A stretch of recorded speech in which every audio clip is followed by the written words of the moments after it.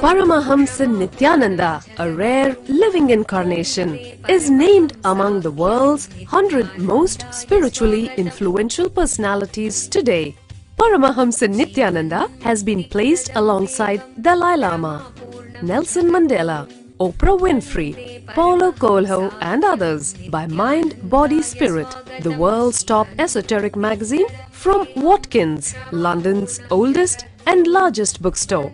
A yogi by birth, he has been expressing his power of enlightenment since birth. He has authored more than 500 books in Tamil and English. Translations of these books are available in 26 languages in Telugu, Kannada, Malayalam, Hindi, Sanskrit, Gujarati, Oriya, Bengali, Marathi, French, Malay, Polish, Portuguese, Italian, German, Danish, Spanish, Russian and Chinese. He is also an exemplary speaker with over 10,000 hours of profound life solutions through his discourses. Social services such as Annadan, free medical care, free educational services with ashrams, schools, temples, hospitals established in more than 140 places around the world, offering exceptional services. A powerful spiritual healer who has healed millions of people of diseases from migraine to cancer. A Kriya Yogi who has formulated Kriyas for physical health and mental well-being, benefiting thousands. A living master who offers practical solutions for our everyday problems. He is the founder and spiritual head of Nithyananda Dhyanapeetham, a spiritual powerhouse who has revived the sacred Vedic tradition by establishing Vedic temples in places like Los Angeles, San Jose, Seattle, Toronto, Ohio, Oklahoma, Phoenix, St. Louis, Malaysia, Brazil, Paris, Guadeloupe, Dallas, New York, New Jersey, Atlanta, Calgary, Vancouver, Singapore, and places in India like Bengaluru, Hyderabad, Tiruvannamalai.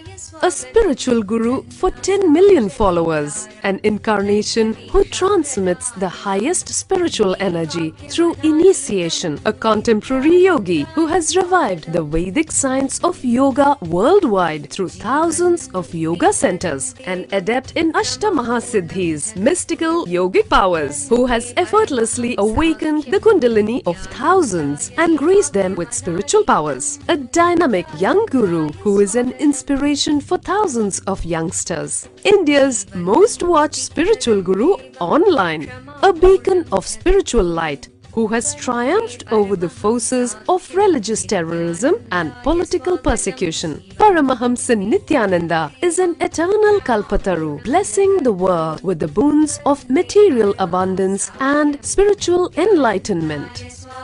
He is the 293rd Pontiff of the world's most ancient Hindu organization, Madurai Adinam. Nithyanandaya swagatam, anandanubhavaswadam, sarvaroga nivarakam, vande papa vinashaktam. Nithyanandaya swagatam, nityamuktam nirvikalpam, dhyanaloka pradipakam, vande shantamayam bandham. Nithyanandaya swagatam, anandagandha sancharam, sarvopathi vinirmuktam.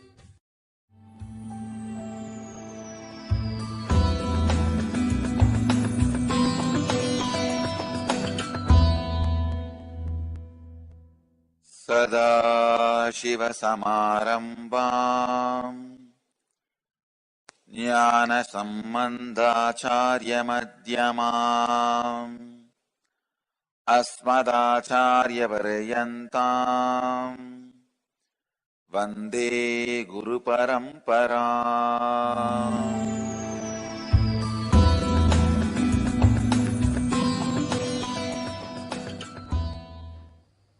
First, today you will understand the concept of birth. You may think, why we need to know about birth to live enlightenment? Because birth is over. It has already happened. What is the use of knowing about birth to live enlightenment. Please understand, knowing about birth will reveal great truths to you about your life. Knowledge about the starting point is very important for your travel. How you started, why you started, where you started, when you started, what for you started, will really help you to tune yourself to that original truth in your life. If your life is in tune with the purpose of your birth, you are living enlightenment. Please understand? If your life is in tune with the purpose of your birth, you are living enlightenment. A person who is in tune with the purpose of his birth is Jivan Mukta. So knowing the secrets of birth is a very important thing we need to do to be a Jivan Mukta, to live enlightenment, to radiate enlightenment.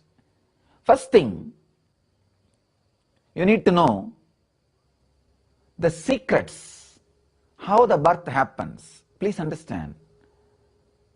Ordinary human beings think the moment they come out of their mother's womb, they are born. Some people say, no, the moment they are conceived, they are born. Or some say, the moment the outer fresh air, the world is felt, they are born. There are so many theories. Please understand, the truth is, you are born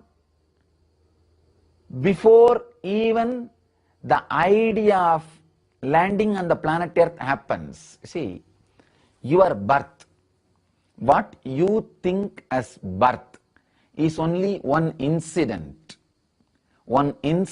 in your whole life.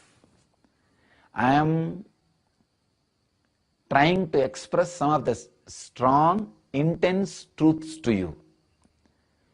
Birth, what you think as birth, is not the beginning. What you think as death is not end. Please understand, in the whole life, it is one part. What you think as birth is only one incident. What you think as death is only one incident. You need to understand with a little clarity about the whole life. Only then you can look into the idea of this birth and this death. Only then you will understand the purpose of this birth. If you think this birth, taking the body which you are having now, is the beginning, then you cannot know the purpose. You cannot know the purpose.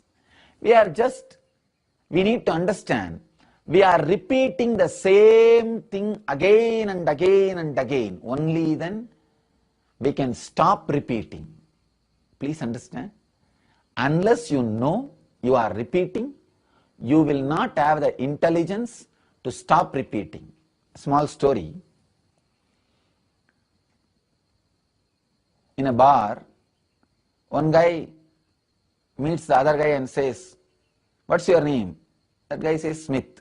This guy says, "Oh, I am also Smith. Where are you living?" This guy says, "Just down the street." This guy says, "Yes, I am also living there." "Which floor?" "Second house, third floor." This guy says, What? Believe me, I am also living. That's same house, same floor." Bartender, looking at this conversation, turns towards the other client, other customer, and says, "Oh God, this is the same thing happening every Saturday. These fellows are father and son. What to do?" Please understand, we are repeating unconsciously same thing again and again and again because we are in unconsciousness.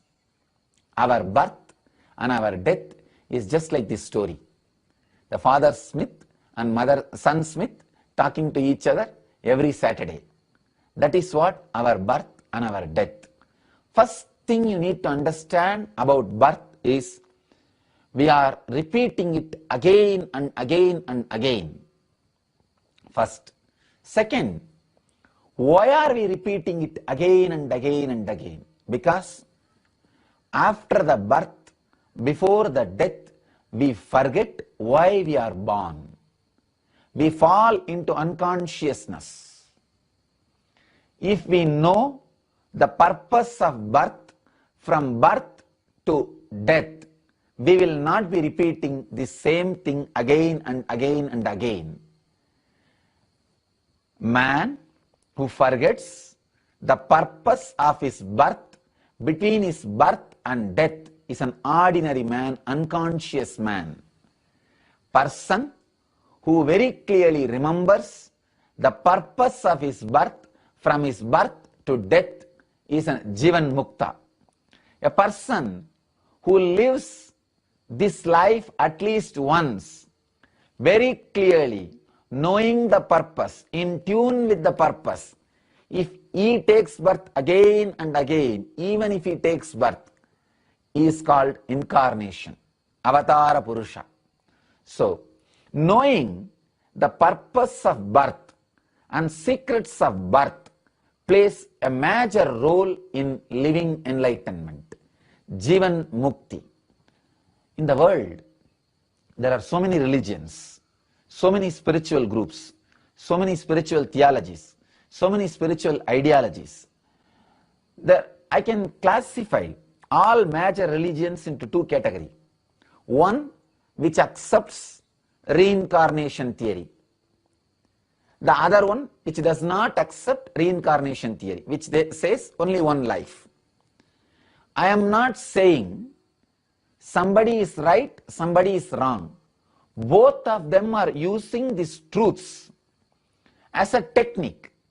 When Buddha says there are so many births and deaths, he is telling you, why do you want to be born again and again and again and die? Don't you feel it is boring? Just get out of this. Get out of this same cycle. Be liberated. And same way, when some other master says, no, only one birth, he means live with consciously, live with awareness, and go beyond this. No other time. Not much time is left. Even that word should be taken as a technique. Whether Buddha says there is so many lives, or some other master says there is only one life, everything should be looked as why it is said. They are using this as a technique to liberate you, to make you enlightened. And please understand, as far as I am concerned, I have experienced a zone, a space where the truths, many cosmic truths are revealed to me as my own experience. So, not because of my Indian conditioning, not because of my Hindu conditioning, from my experience, I can share some of the secrets and truths about the birth to you all. Very beautifully. Very beautifully. The great masters like Ramakrishna, Osho, Vivekananda, Raman Maharshi, all have spoken about the birth and their past lives, or many truths related to the reincarnation theory. Please understand, now whatever I am going to express is from my experience. I have experienced a state where these cosmic truths have become part of me. They are experienced by me. So I am sharing those experiences with you all. That's all. First thing I want to tell you, what you call as birth, what you call as life in you happens within the 3 kshana of your mother delivering you. See, that moment when a baby is being delivered, and that moment your individual soul, individual reflection happens in the body. You may be questioning me. No. Scientists are saying, no, no, no, no, no. Inside the stomach, inside the womb of the mother, the baby has a heartbeat, baby has a life, baby has everything. How can we say life enters only at the moment of delivery? Please understand, whatever life is experienced by the baby inside mother's womb is the extension of mother's life. Physiologically, baby is alive. Baby is alive, heart is beating, and body is functioning. All the organs are alive. Physiologically, that is true. But individual conscious soul enters the body only when the baby is delivered. In one body, two souls cannot stay. Please understand. In one body, mother's body, two souls cannot stay. Two way of thinking cannot happen. Two way of actions cannot happen. So, only when the delivery happens, the soul enters the body. This is the first truth. And second thing, what I call as life does not start when your body is delivered, when you get your body. What I call as life has started long before. It is equivalent to eternity. It is much beyond the time. You are here eternally. Only thing, at some point of time, you think you are here as the body, as you are now. After some time, you think you are here as this body at that way. See, for example, when you are at the age of 7, you thought you exist as a 7-year-old boy going to school. When you are 25, you think you exist as a 25-year-old man doing business. When you are at the age of 50, you think you exist as a 50-year-old man with all the success and society. At the age of 80, you think you exist as a 80-year-old man as a completely relaxed and retired. Please understand, you think at various times, at various moments, you exist in various forms, in various ways. After death, you may start thinking you don't exist, or you do not know how you will exist. That's the fear. Please understand, whether at the age of 7 or 25 or 50 or 80, you think you exist in different ways and different forms. But I am telling you, beyond all these things, eternally you exist. Only one thing, time to time, situation to situation, your identity, the ubadi, that only changes. In Sanskrit, we have a word called, very beautiful word called ubadi. That word means two things. One, added, another, disease. Anything added to you is disease. Anything which is changing is disease. So we need to understand the truth. Please understand, this is a very important secret, very important truth. Eternally you exist. At some point you feel you exist with a success, name and fame. At some time you feel you exist without name and fame, with failure. At some time you feel you exist as an old man. At some time you feel you exist with vigor and life. Please understand, the truth is you exist eternally. When this thread, when this truth is understood, all the ubadis which gets added and deleted from you does not bring suffering to you. And these additions and deletions does not remove you, move you away from the purpose of your birth.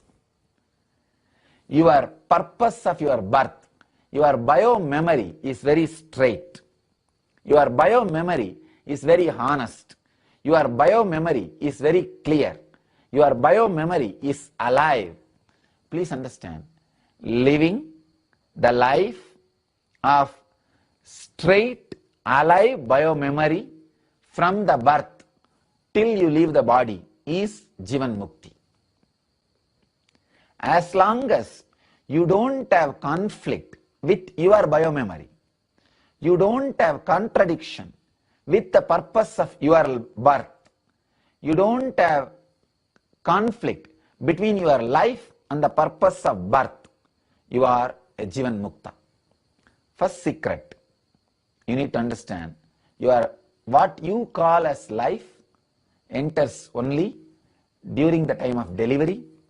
Second thing, what I call as life is eternal, and suddenly at some time it feels it exists as child, at some time it exists as a youth, at some time it exists as big guy, sometime it suddenly feels it exists as an old man, and it suddenly gets into the idea it may not exist. Again it exists as a boy, as a man, old age. This goes on and on and on. First important thing you need to understand, you exist as life. Second thing, when I say you exist as life eternally, when you feel you exist as a person individually, why that life feels as individual? Why this gap? If we look into that, we will understand the purpose of birth. Why existential reality reflects itself in comparative reality. Whatever you experience as reality is comparative reality. Why existential reality reflects itself in comparative reality? If we look into that truth, if we understand that secret, we will understand our purpose of birth. We need to look, each and every person need to spend little time within himself, avoiding the fear and greed to know their biomemory. Please understand, the only thing which stops you knowing your life's purpose is your fear and greed.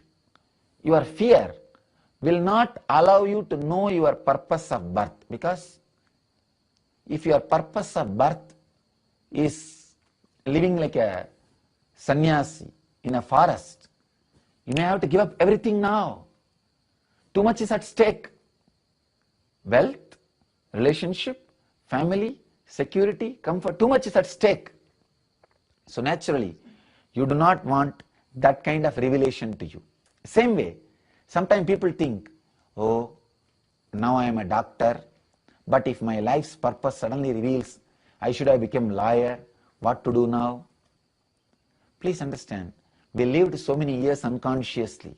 We do not know if our purpose of birth is revealed to us, whether whatever way we lived is going to be accepted by that purpose or rejected by that purpose. We do not know. We need to understand this truth. The fear that we might have done some mistake, or in future we may not be able to fulfill the purpose of our birth, makes you keep the purpose of your birth in unconsciousness. But that is not a solution. Putting the problems under the carpet is not going to solve the problem. Without fear, without greed, sit with yourself every day. What are the thoughts again and again coming in your being, in your mind, making you work, making you function? Contemplate on it. Center yourself on it. Meditate on it. Please understand, knowing the purpose of birth will resolve thousands of wrong decisions you are making, wrong moves you are doing, wrong things happening around you and within you. Every day, sitting with yourself with a deep awareness. See, anything done in the outer world to know the truth is experiment. Anything done in the inner world to know the truth is experience. Every day, sit with yourself Spend little time. What kind of thoughts are again and again giving you power, energy, intelligence to function? What kind of thoughts are again and again putting you in low mood, dull, depression? Look into it, go into it, go through it, live it. Look again and again and again inside. You will see the truth, secret, purpose of your birth will be revealed to you. I cannot give you the purpose like a tablespoon feeding or teaspoon feeding. No, I found my purpose. I can give you the method through which I found my purpose. So you can also find your purpose. You can also look into your purpose. So meditation for this week, for next 1 week, 21 minutes morning, 21 minutes in the noon, 21 minutes in the evening. In Sanskrit we have a word called Trikala Sandhya. 3 times when the different time zones meet, see, when morning and day meets, when the day and the noon, the midday, and in the evening when the day and night meets, these 3 times, all these 3 times, next 1 week, sit with yourself 21 minutes and look into yourself. What kind of thoughts are giving me power, energy? What kind of thoughts awaken my biomemory, interest me? And what kinds of ideas are depressing me, making me dull, relaxed? Look in, and within this 1 week, each day 3 sessions, 21 session, 21 minutes per session. Within these 21 sessions, you will see many truths will be revealed to you. Many clarity about your purpose of birth will be revealed to you. Now let us start exploring the first truth, the first important thing about living enlightenment. Purpose of birth. The truth about the birth. Pratyaksha Pada Puja. Offer your gratitude to the lotus feet of Paramahamsa Nithyananda. Pratyaksha Pada Puja is a rare opportunity in a lifetime to express your surrender and gratitude directly at the feet of the Master, daily at 7 a.m. IST. You can register for e-Pada Puja online. You can receive individual darshan and blessings after the puja. You can send your blessings request to ntv@nithyananda.org or call 91-974-22-03311. Make the best use of this rare opportunity to be in the space of the living enlightened Master.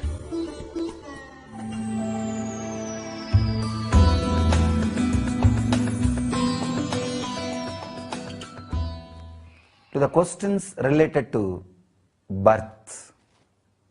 Why do we forget the purpose of life when we are born? Beautiful question.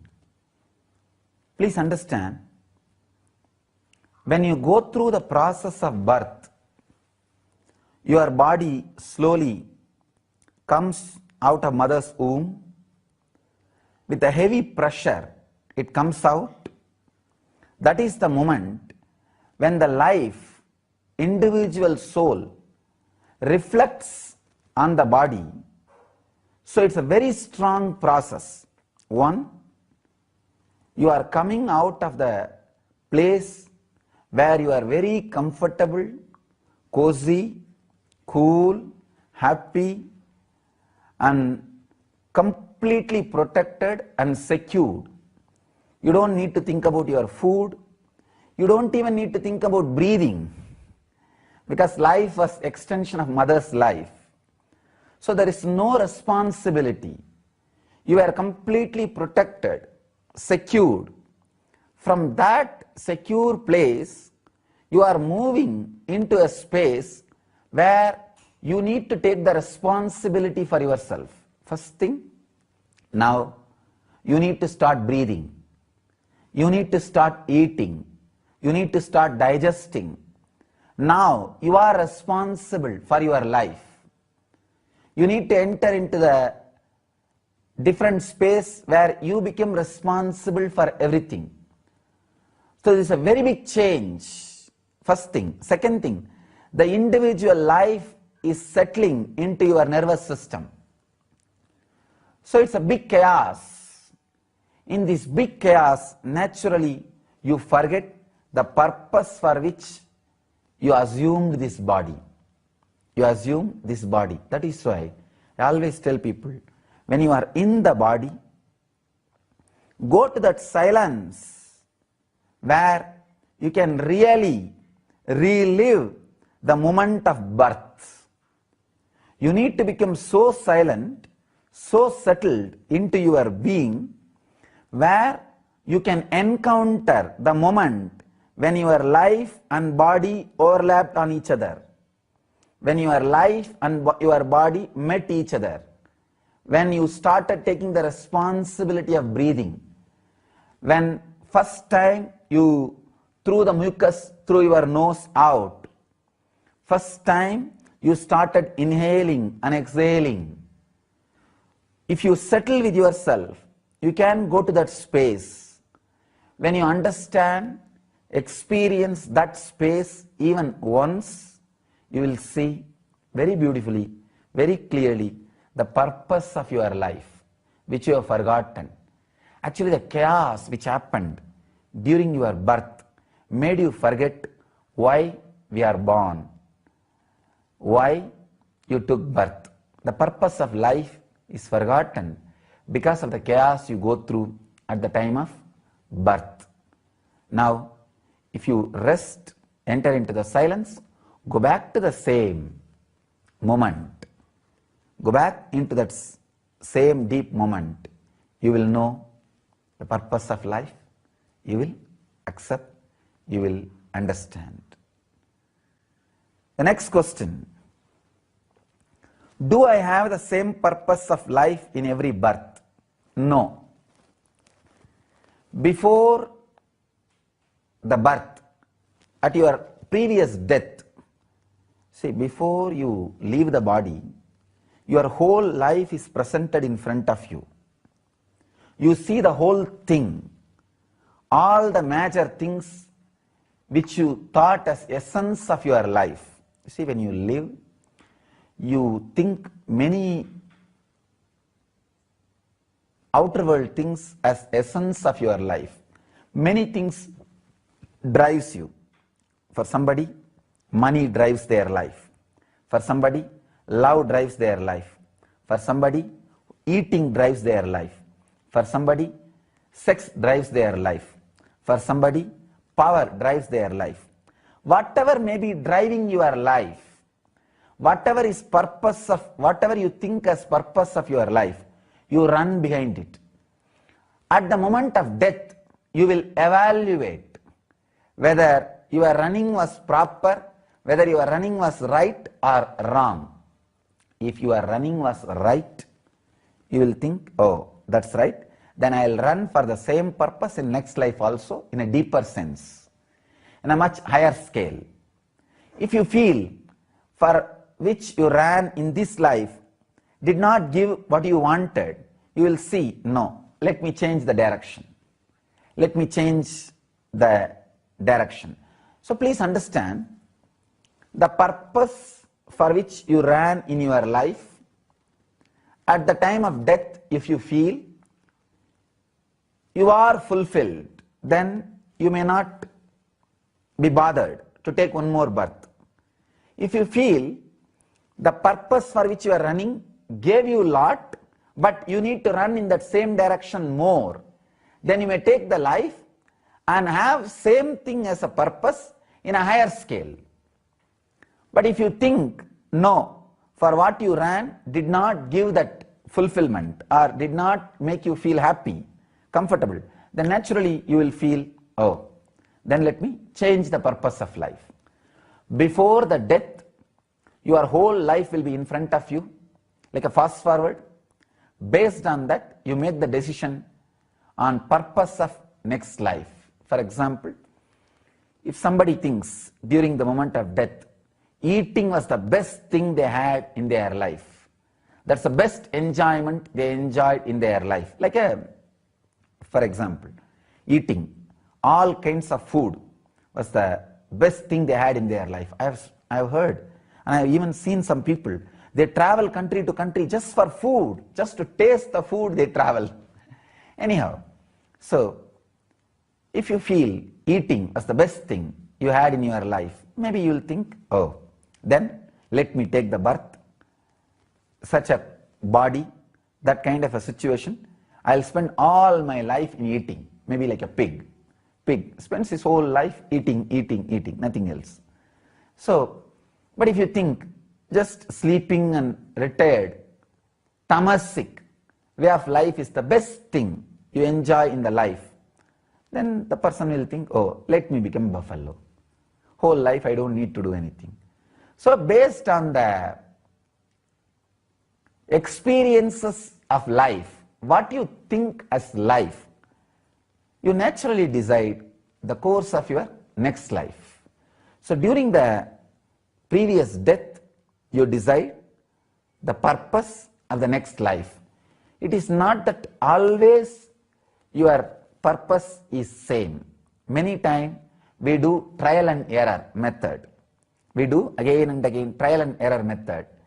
A man who has done this trial and error and perfected his purpose of life and achieved, who can tell everybody the ultimate purpose of life and show that path to human beings, is master. So it is not that the same purpose of life in every birth is carried, or people have the same purpose of life in every birth. Thank you. Dear one and all, the next question. Can I change the purpose of my birth? Can I decide for my next life? Yes. That is the beauty of life. Please understand, what you decided in the last birth, in the previous death, that is the purpose of your present life. Now, whatever change you want to make, you can make, because whenever you are conscious, you are free to choose. Now, you are conscious about the present. You have freedom to choose about the future. Not only about the next life. If you are fully conscious and completely break from the past, choose strongly. You can choose from now for the next moment. Not only you can change the purpose of next life, you can change the purpose of this life if you consciously take decision. Please understand, you are more unconscious, more superficial, more conscious, more deeper. If you are completely unconscious, I can say your birth is birth and death is death. If you are little evolved, every day when you fall asleep it is death, when you wake up it is birth. If you are fully conscious, every inhaling breath is life, every exhaling breath is death. If you are completely unconscious, you can change the purpose only during death and birth. If you are a sadhaka, meditator, little evolved, you can change the purpose of life during the sleeping and waking up. If you are fully aware, conscious, you can change the purpose of life when you inhale and exhale. Because inhaling is life, exhaling is death. Even at that moment, you can change the whole purpose of life. Please understand, you can change the purpose of life, the very life. Nothing is impossible. It is possible. Only thing, how conscious you are. Everything depends on that. Fourth question. Is the purpose of everybody's life the same? To get enlightened. No. I can say ultimately the purpose of everyone's life is to get enlightened. May not be in this life itself. People may not feel the need for enlightenment in this life itself. They may feel money is the greatest thing, or they may feel power is the greatest thing, or if they may feel the physical pleasure is the greatest thing. So whatever they feel is the greatest thing, that will be the purpose of this life. But ultimately, when they are conscious enough to understand that they are going through the same rut again and again and again, like a child's playing, kids playing. Kids play. Okay, let's see, when you see the kids, they just build sand castles. When it's evening, if they are feeling bored, they just jump on the sand castles and destroy and go. Again, next day they start playing, building. Again they destroy and go. If you understand, your life is also just like the play. You build stone castles, leave it and go. Again come back and build the stone castles, leave it and go. If you understand, you are also doing the same drama, same game, same play, then maybe one day you will realize, oh, why to do the same drama, same play, same game? Let us be awakened. Let us be fulfilled. Let us achieve the ultimate. Then your purpose of life is enlightenment. Till you realize that you are doing the same game again and again and again, enlightenment may not be the purpose of your life. So ultimately enlightenment is purpose of all lives, but all lives may not have enlightenment as the purpose of this life. What about people who die young, have accidental deaths, or commit suicide? Have they planned this also as the purpose of their life? No. Please understand, maybe they are prone, their mental setup is prone to attract suicide or to attract accidents. But that does not mean they plan it. If they plan, then how can it be called as accident? Accident is an accident because it is an accident. It is not planned. But their mental setup can be prone. For example, a person who is continuously taking risks, then he can be prone to accident. A person who is considered continuously living in depression, again and again falling back to the suicidal tendency, then he is prone to suicide. That way only we can say, but otherwise they don't plan particular incident as accident or suicide. So I don't want to say they plan for accident or suicide, but if they carry that kind of a mental setup, they attract those things in their life. Books by Paramahamsa Nithyananda.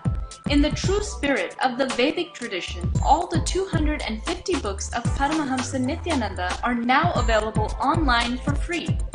Access the free library at lifelessprograms.org/books.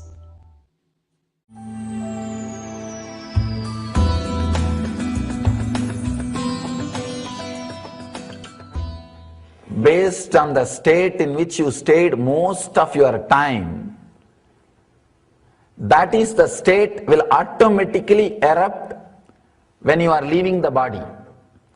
If you stayed most of your time in the waking, clear state, if that was the strongest experience of your life, that was the essence of your life, you will see when you leave the body, only that will come up.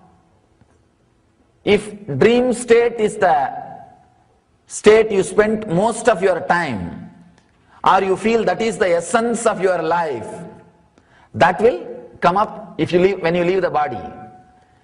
If deep sleep state was the real experience you enjoyed, most of your life you spent only in that state, then naturally when you were about to die, you will fall into coma. Understand? Based on the person's death we can say how he lived. If a person can leave the body consciously, he lived consciously. The majority of his life was conscious, means in the waking state. Understand? All the time you are able to move your body and mind as you want, do not think you are waking state. No. Many times you will be driving, but you do not know in which road you are driving. Only when you reach your office and park the car, suddenly you remember last 30 minutes you drove. At least 200 decisions you would have made to drive. Right, left, stopping in the red signal. 200 decisions you have made without being aware you are driving. You are doing something. So all the moments in which you are able to move your hands or leg as you want does not mean you are in waking state.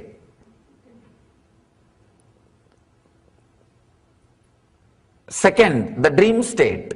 If you lived most of your time in the dream state, means daydreaming and night dreaming. If your body is moving as you want, but your mind is also moving as it wants, the accounts will go only to dream state. That hours cannot be considered as a waking state. The person who spent most of his time in dream state, you will see him talking, blabbering, uttering some illogical words before he dies. Not only that, he will fall into the dream state and leave the body. And the person who lived most of his time in the deep sleep state, potato couch we call, who did not do anything else except eating and seeing the TV. And this kind of people, they naturally land in coma before they leave the body, and leave the body unconsciously.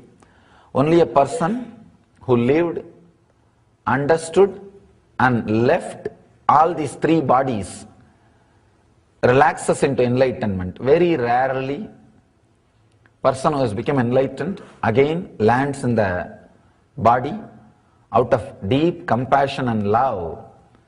That is what we call avatar incarnations. Person who died with the waking body, he enters. Of course, if you are died in waking body or dream body or deep sleep body, naturally you will take birth immediately. The next body, you will start searching and entering into the next body.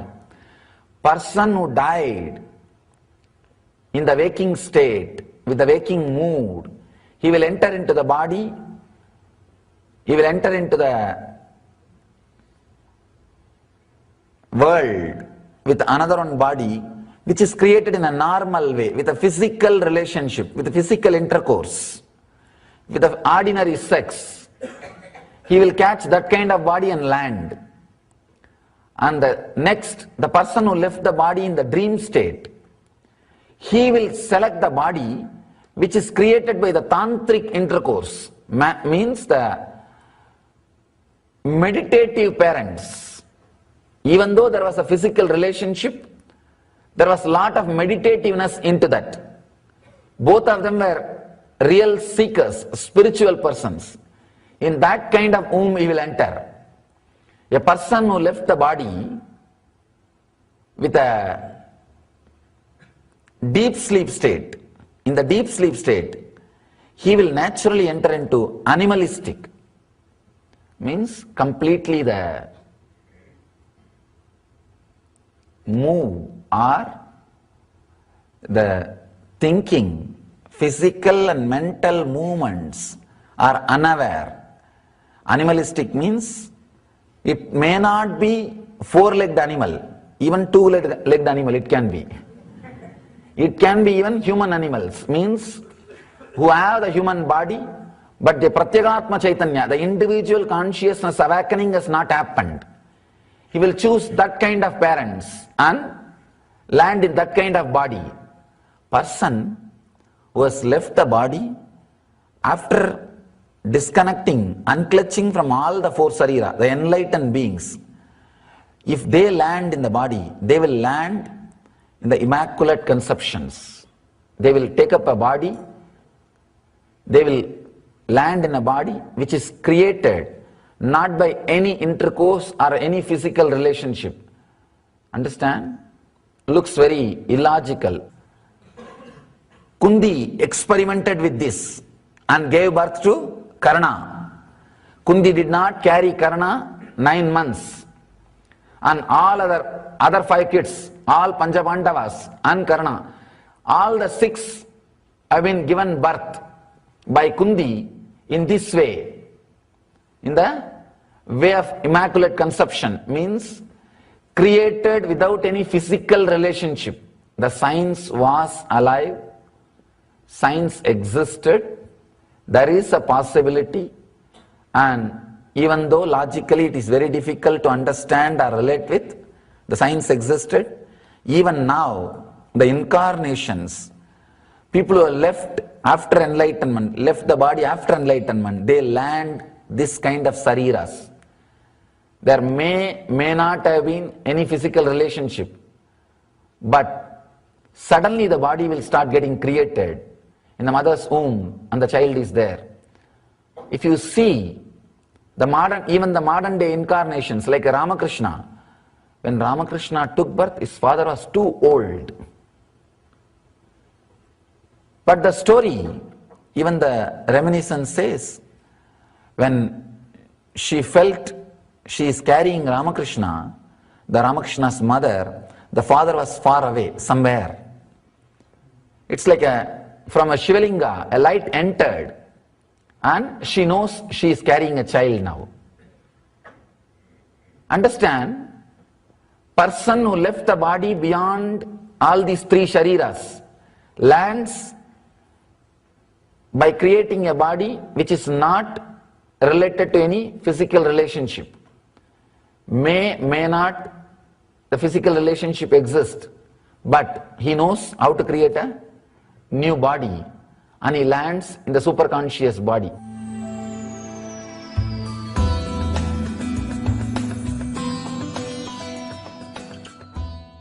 How does the soul choose the body? This is a very important thing to be understood. I think in earlier questions I was describing, before taking the next birth, during the time of previous death, leaving the body, you go through the whole thing in front of you. The whole thing is presented in front of you. Whole thing is available in front of you. You go through like a fast forward. Please understand, like a whole thing appears in front of you. You can see very clearly. Whatever you enjoyed very strongly, deeply, happens in multicolor. Whatever you enjoyed very politely, mildly, did not enjoy much, just so, dull, unconsciously, that goes through in black and white. So you see which was very strong experiences, and you decide, do you want the same thing in your future, in your life, in your next birth? Based on that, you choose the body and the place and the way in which you wanted to live in the next life. Thank you. Next question. Can you please define Kshana? It's a very beautiful concept. Please understand. In Vedic tradition, time is calculated based on the space, on the being, more psychological than chronological. Kshana means the gap between one thought and the other thought. If you are a restless person, too many thoughts going inside you, your Kshana can be microsecond.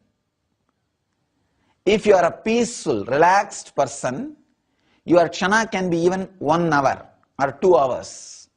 You can see in your own life, sometime, if you are sitting with somebody who is very calm, quiet, relaxed, comfortable, safe, feeling secured, you will not even bother about how time passed. Suddenly you will see the watch and, oh God, already 5-6 hours over. But if you are sitting with somebody with whom you are not comfortable, happy, restless, agitated, every 5 minutes you will look at the watch. Oh, time is not moving. You know how it feels. So please understand, time is more psychological, not chronological. So kshana means the gap between one thought and the other thought. The gap between one thought and the other thought. So within 3 kshana, you assume the body. When your body is being delivered by the mother, within 3 kshana, you assume that body. Means, if you had a peaceful, restful life in the last birth, then you can choose slowly and settle into the body very slowly, because your kshana will be very long. If you had a restless life in the previous birth, then you have to hurry, enter into the body. That will be an unconscious birth. That is why I say, now have a conscious, restful, relaxed life, aware life. So next birth, you will see, you will have conscious birth. Conscious life leads to conscious death. Conscious death leads to conscious birth. So, having conscious life is the technique to prolong the kshana. Next question. Does the moment of birth, space, time define the purpose of birth? If so, can it be changed by planned birth? Yes. The moment of birth, space and time really helps the soul to fulfill the purpose of birth, to achieve the meaning of birth. So I am all for planned birth, like a cesarean delivery, planning the time of the birth and helping the child to assume the body in a very planned way, in a very loving, beautiful atmosphere, especially like a delivery under the water and delivery in a very receptive, prayerful atmosphere, delivery during the beautiful, blissful mantra chanting and in a very spiritual atmosphere. I am all for it, creating a right time, right space for baby to enter into the world in a very receptive, welcoming way by a very meditative doctors, healers who are very blissful people, blissful doctors, meditating doctors who are Jivan Mukta doctors. In their presence, if the baby is received in the planet Earth, it will really help the baby to consciously settle into the body and experience the purpose of birth. I am all for it. Kailash, the abode of Shiva. Explore the peak of mystery with Paramahamsa Nithyananda, a living enlightened master to the most sacred pilgrimage destination on earth. Added bonus, a visit to Madurai is added to the itinerary of the full trip with Swamiji after returning from Kailash. For more information or to register, visit n-yatras.nithyananda.org or write us at n.yatras@nithyananda.org.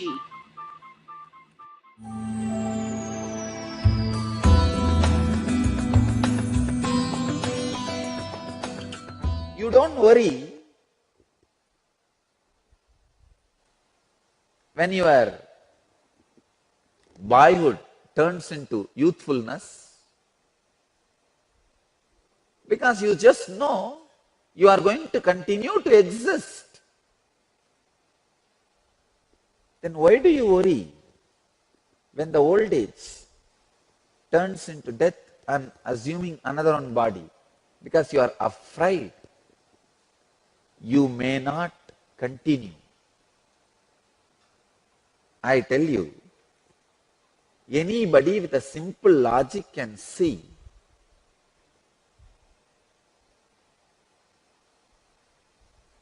how can life end with one body? Just to do this drama of 100 years, I don't think you need so many tools and weapons and instruments like a mind, intelligence, consciousness. No. The fear of discontinuity is only for those short-sighted fools. Please understand, Krishna is not promoting any religious concept or philosophy. He is not teaching any theology. He is talking to his close friend who is in a big crisis. He is counseling his personal friend who is in a big crisis. He is naturally not only honest, too straight. Come on, Arjuna. Just as the consciousness goes through the tenderness of the boyhood and bloom of the youthfulness and infirmity of old age in this body, in the same manner it takes another body.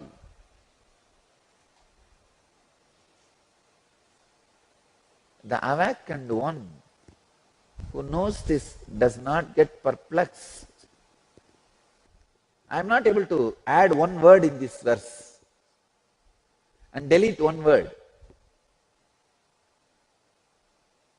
There are many other translations which say very blindly, oh, just like a spirit passes through a childhood, youth and old age. No, the spirit does not pass through childhood, old age and youth. It goes through the tenderness of boyhood, bloom of youthfulness and infirmity of old age.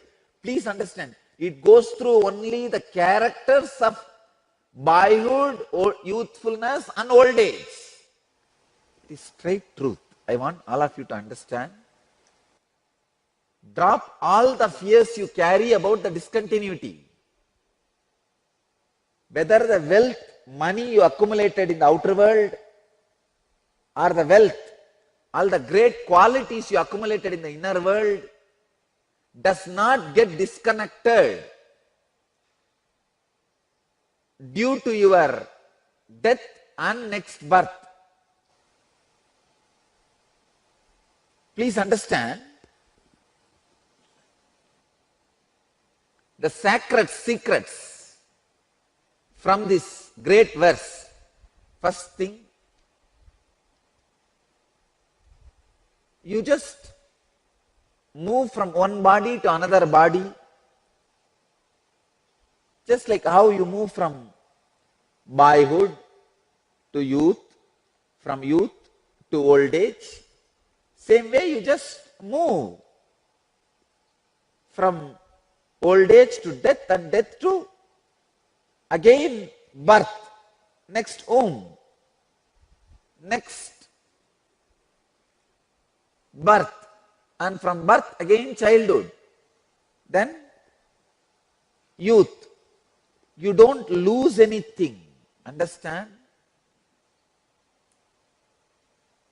This is the first thing. Second thing, maybe you will believe this much. I think I don't lose my inner good qualities. The karma comes, the mental pattern comes with me, I know. But what will happen to all the wealth I created? Don't worry.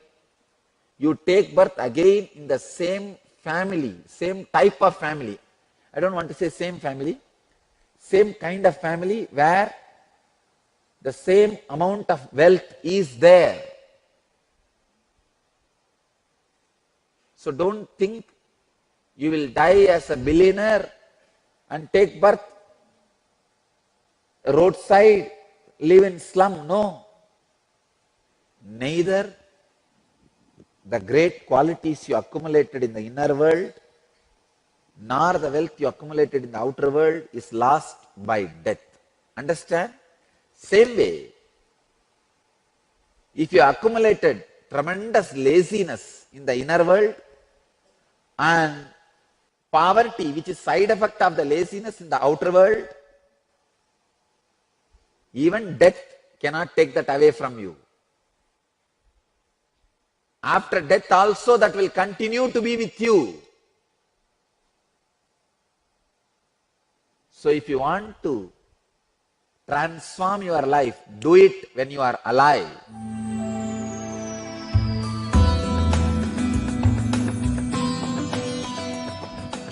In this verse, Bhagavan describes the principle of incarnation, the principle of birth and death.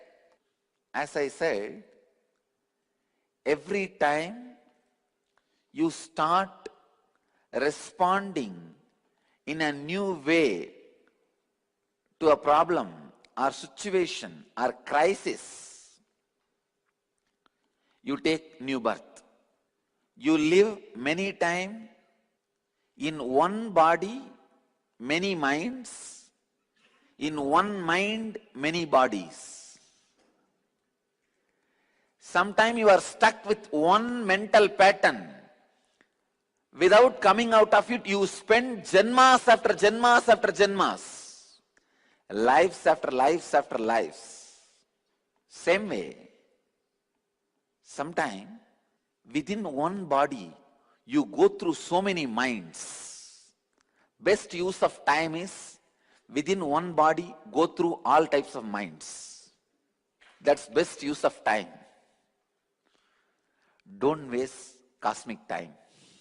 Once in a while when you look back, you feel, God, 6 years before how I was, how I used to respond to every situation, how my mental patterns were, now see how I am.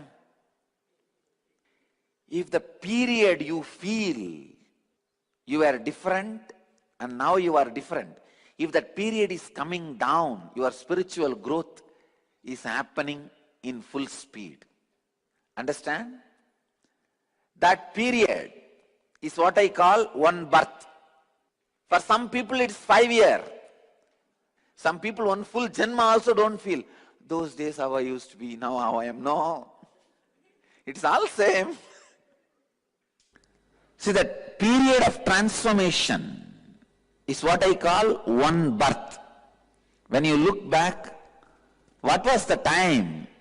You will honestly feel as your old personalities, death, and the new personalities, expression. If you look back, is it 3 year or 4 year or 1 year or 8 months? Look back. See the transformation period.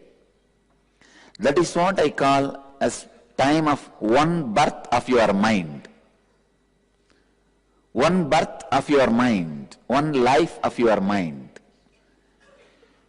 If all your patterns, you are responding in a new way, then the old mind is dead. One life of your mind. Actually, one life of your mind, when it reduces, your spiritual growth is intensely increasing. If you have not yet started responding to all your major patterns of life in new way, then still your mind is not yet dead.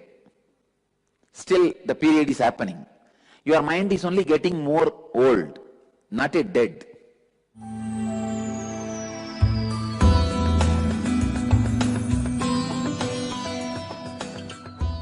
Liberation from birth and death. Somebody asked me the other day, what is the need to get out of birth and death? No problem. Come on, enjoy.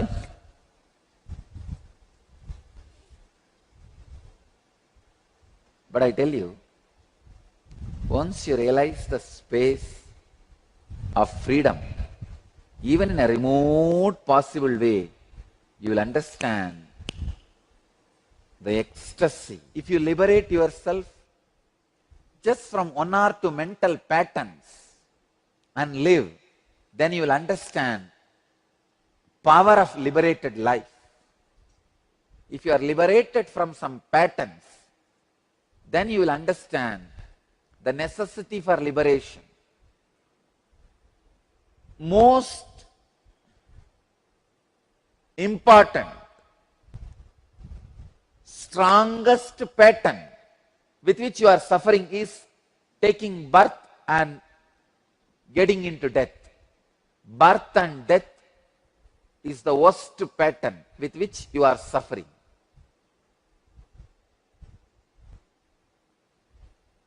Another one person gave me a letter. I have too much of emotional suffering. Give me a way for death. You don't understand. Birth and death is the worst pattern. Then all your depression, ups and downs.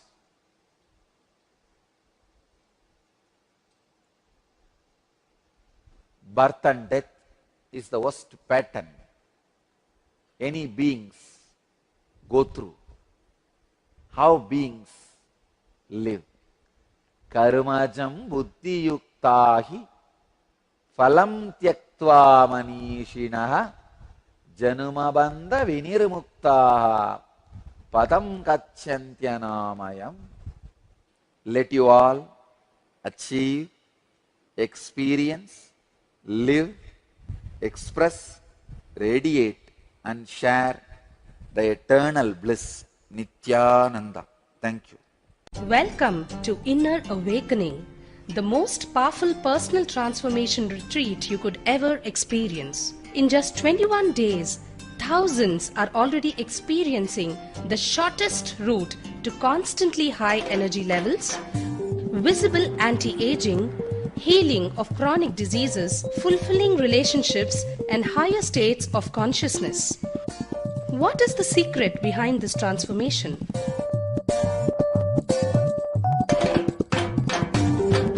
Kundalini means the inner potential energy. Once it is awakened, opens the different doors for the conscious experience in you. I can say which is a master key for all extraordinary spiritual experiences.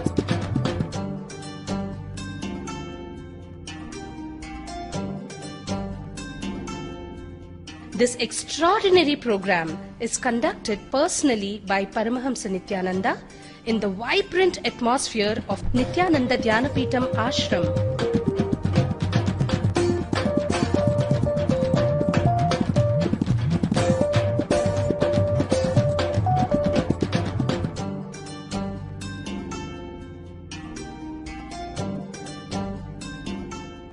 Open yourself to the benefits of Nitya Yoga and practical meditation.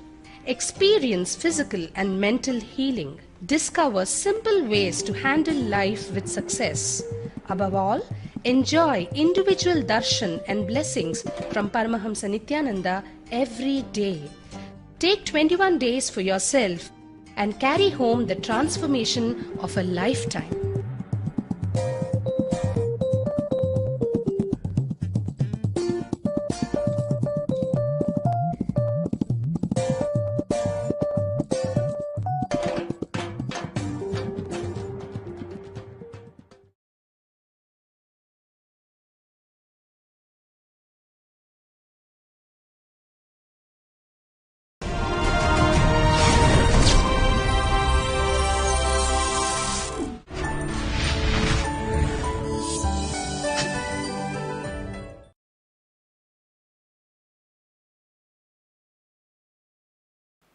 Please understand. Now I am going to lead you to a very powerful completion process. This process is a very strong, powerful process. Mahadeva himself defines completion, 22nd Sutra of Shiva Sutra. Mahadeva has given 60,000 verses to Devi, which as Kularnava Tantra, Vijnana Bhairava Tantra, Shiva Sutras, Spandakarika, Guru Gita, Mahadeva talks about all the major subjects of the world to Devi and teaches her so beautifully. Mahadeva's tremendous clarity, and he teaches with so much of love to beloved. So every time Devi has confusion, problem, incompletion, question, doubt, Mahadeva attends to each one of that so beautifully. 60,000 verses. And the whole Shaiva tradition, Saiva Siddhanta of Tamil Nadu, Basavanna's Veerashaivism, Lakulisha's Gujarat Saurashtra Saivism, and the West Bengal Tantric Shaivism, and Kamakhya's Kameshwara Shaivism, and Kashmiri Shaivism, the Central India Mahanatha Shaivism,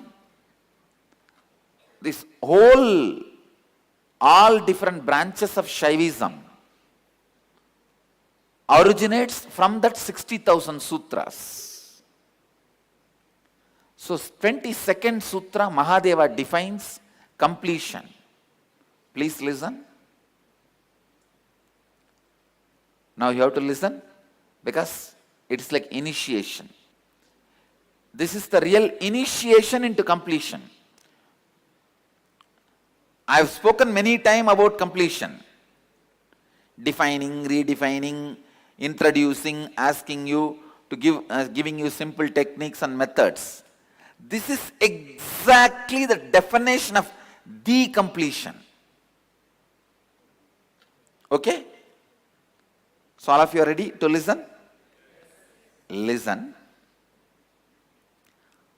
Have your attention in your inner space where your past is being relived but unconnected to your form which is appearing as you in that reliving. For example, you are going to relive your incident happened in your life at the age of 6. Relive without connecting to that 6-year-old of you. Understand? When you are reliving, be very clear, okay. Why that happened? That is the way that happened. So that 6th year is not me now. Now I am different. I became different. I don't need to carry the same inadequate cognition suffering. For example, at the age of 6, you are playing with the toys. Your mom snatched your toy. You developed suffering, pain in you. Now if you remember that back, your cognition has grown where you don't need a toy. Is it not? Then why should you suffer still for the toy which was snatched when you needed? Now you don't need, you already grown out of the need. Now still why should you suffer? Associating yourself to that 6-year-old boy. Am I right? So, reliving the whole past, unidentifying means unclutching from that form of that past of you. Then what happens, That form melts down. When that form melts down, the incompletion built on that form melts down. Clear? How many of you are clear? If you have not understood, please raise your hand. I'll repeat once more. Listen. keep your attention on the inner space. Look at your past being relived by unclutching from that past form of you.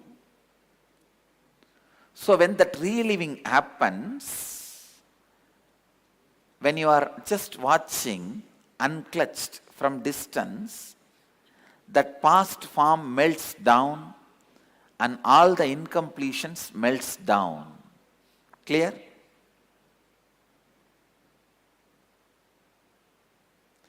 Unclutching means distance, unidentified. All of you understand the word unidentified? Without identifying yourself with that 6-year-old, 7-year-old, 8-year-old, or even yesterday's form. You may really, something happened yesterday. So, be unidentified with that. That form will melt down when you are unidentified with it. All the incompletions connected to that form will melt down. Clear? Question from Vancouver. She asks, what happens when you don't have identity with an image of the past image of me, but instead identify with the feeling or sensation of the incompleted past? So even that relive by completely disidentifying, unidentifying, unclutching with that feeling and sensation, it will melt down. So now understand, please listen. I have initiated all of you into the process of completion with a clear definition. Now all you need to do, sit, relive everything you know about you from the everything, every incident you remember from your past, the earliest memory to till this moment.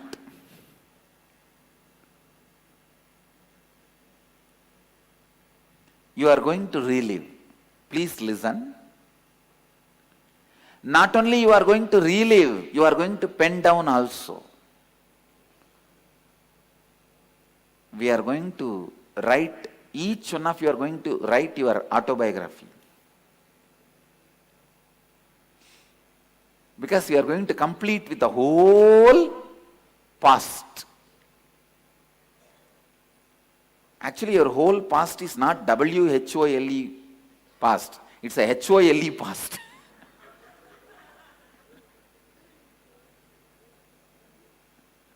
Singapore is asking, Swamiji, are incompletions carried from previous birth? Yes, we do carry some incompletions from previous birth. That we will work later on. There is going to be one session specially working on the incompletions which you bring from past birth. Now we will complete with all the incompletions of this birth. Please distribute the assignment sheet now. Please understand, listen 1 minute. You may think you have done this process already in the NSP.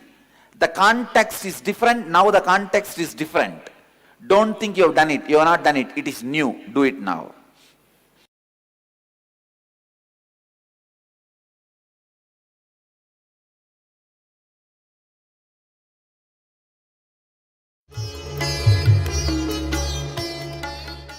Nithyanandeshwara Sadashivasamarambam Nithyanandeshwari Adishakti Madhyamam Asmadacharya Paryantam Vande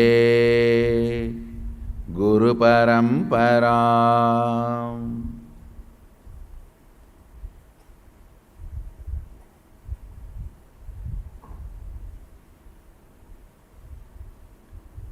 I welcome all of you with my love and respects. I welcome all the devotees, disciples, samajis, satsangis, Shri Mahants, Mahants, Tanedar, Kotari, visitors, viewers, everyone sitting with us all over the world through Nithyananda TV, YouTube Live, Twitter Live, Facebook Live, and two-way video conferencing having Nayana Diksha. I'll continue to expand on Sadashiva Rahasya. The first Sadashiva Rahasya, the sacred secret I've revealed from the state of Sadashivatva, oneness with Sadashiva.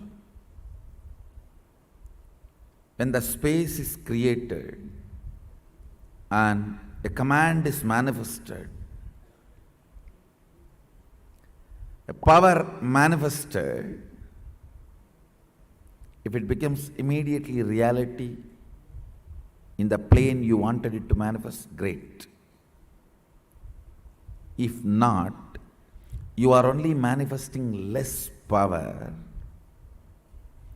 So the solution is manifesting more power, not questioning the legitimacy of the science or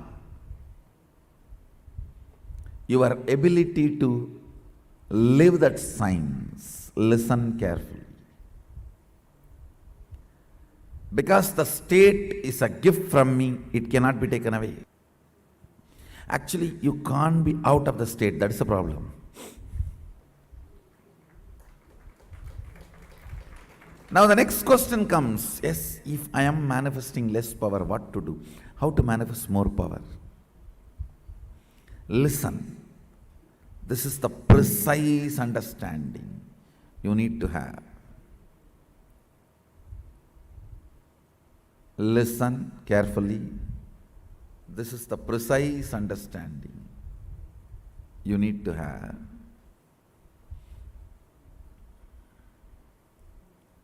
State is the bow, the space is the thread, and arrow is the sankalpa with which you pull.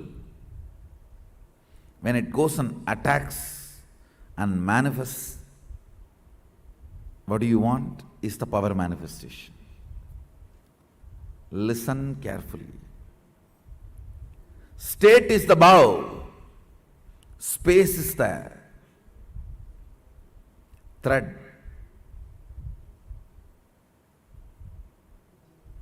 The action of putting the arrow is the sankalpa, putting the arrow and pulling it, that is creating the space and manifesting the sankalpa as the reality. Listen carefully. The way to manifest more power is create better space.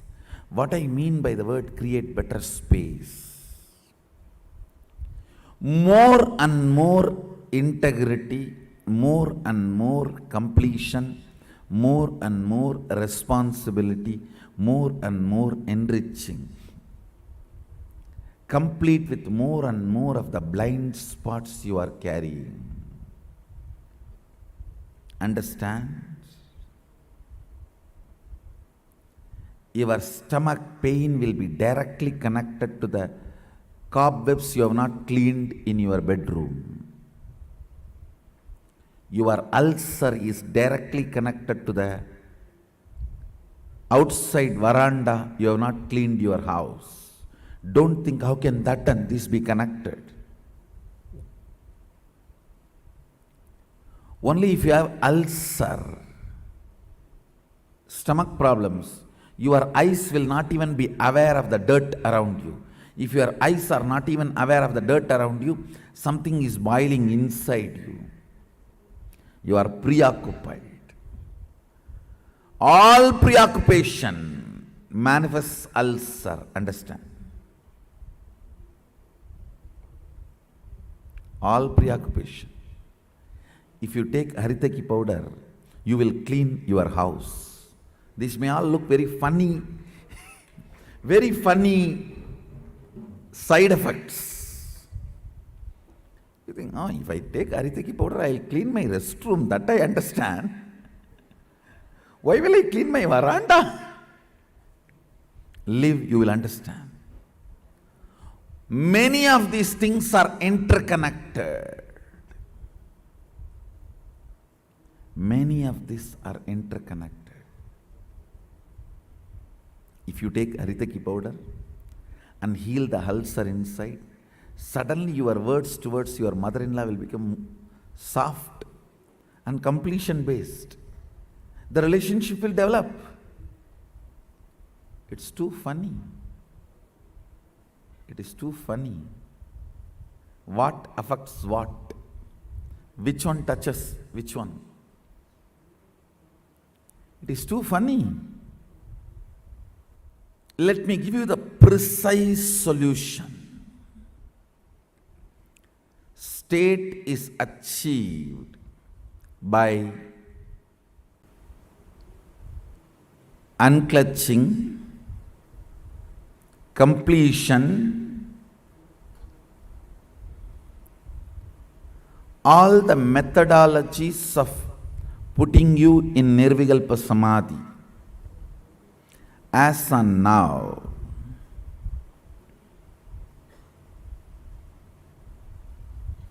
Understand, I don't see any of my disciples at least manifesting any power without touching the Nirvikalpa Samadhi. And I also make sure you don't manifest powers before you touch the Nirvikalpa Samadhi, because if you start manifesting before you touch Nirvikalpa Samadhi, it will be Siddhi, not Shakti.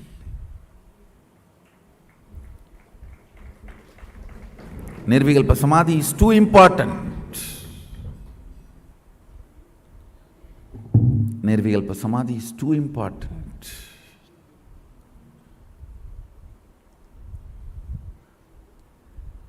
State is achieved by unclutching, completion. Of course, ultimately by initiation. The Shaktipada puts you into the state of Nirvikalpa Samadhi, state of Sadashivatva, oneness with Sadashiva. The space is created by more and more completion with others. When I say completion with others, whatever you perceive or cognize as others, making them part of your oneness is completion with others. Understand, whatever you cognize as others, persons, river,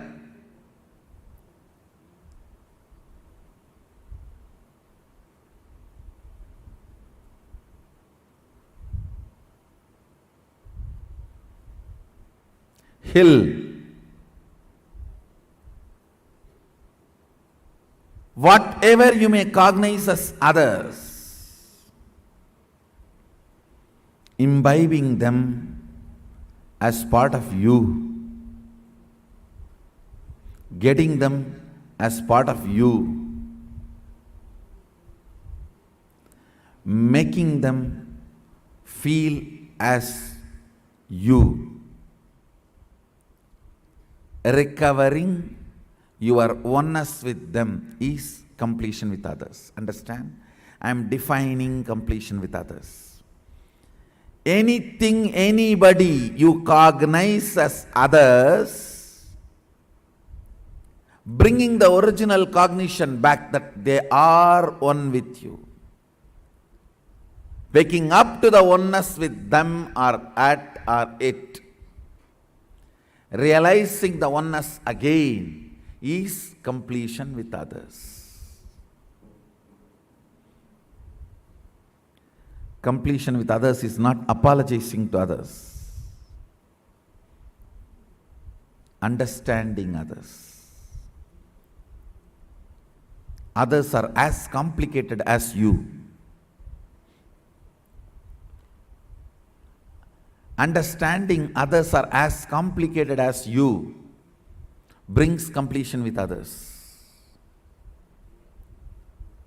You are not a bad person, you are a complicated person. All your dimensions are very strong.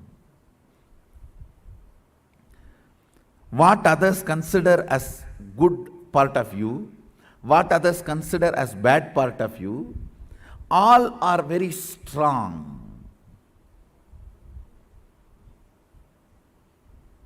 I tell you, just like you are complicated, everyone is complicated. Understanding everyone is complicated brings completion with others, and you start feeling oneness with them. You start feeling oneness with them. Identifying yourself with others, putting yourself not in their shoes but in their crown. Why should always that word, putting yourself in their shoes? No. We Hindus, we put ourselves in their crown.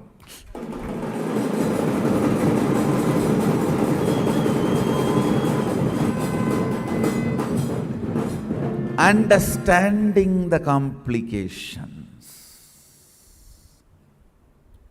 and realizing the oneness is completion with others.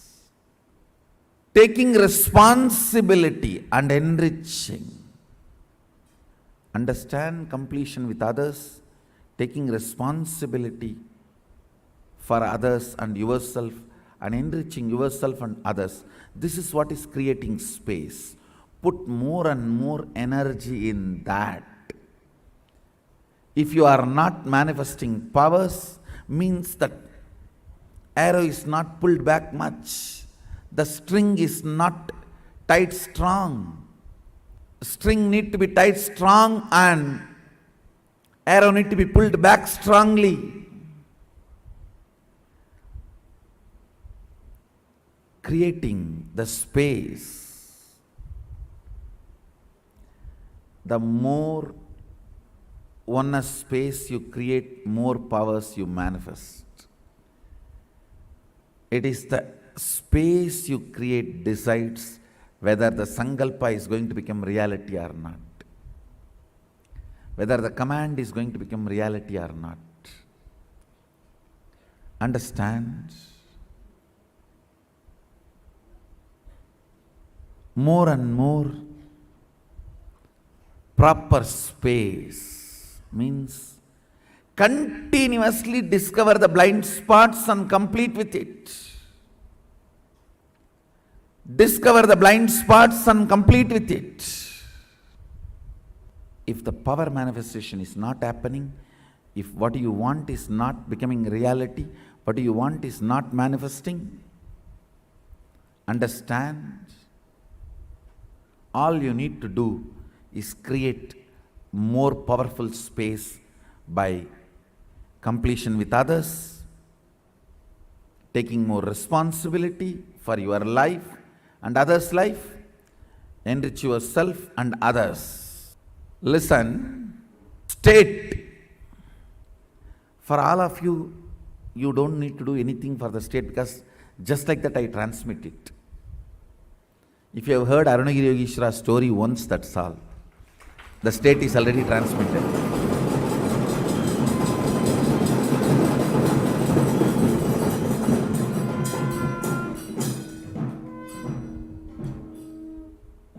Even if you felt connected to that story and felt, wow, I should be enjoying Swamiji like this.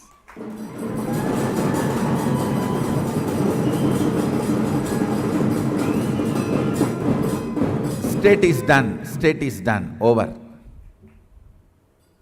If you do something to enjoy like that, then the space gets created. The amount of responsibility to enrich myself and others I have shown I have demonstrated in my life. That was the reason Arunagiri Yogeshwara started manifesting himself completely through this body. Understand? I'll repeat the whole thing in few lines. Listen. Creating the space by bringing unclutching, complete completion or oneness with Guru or Sadashiva, and creating a space through responsibility, enriching completion with others, and manifesting your sankalpa is power manifestation. This is the first principle for Shaktipada. From today, the program which we are starting, power manifestation, Shaktipada. This is the first principle. So start with this first principle. I'll continue to expand on making this first principle into reality. So with this, I bless you all. Let's all radiate with integrity, authenticity, responsibility, enriching, causing, living Shuddhadvaita Shaivam, Sada Shivoham, the eternal bliss, Nithyananda. Thank you. Be blissful.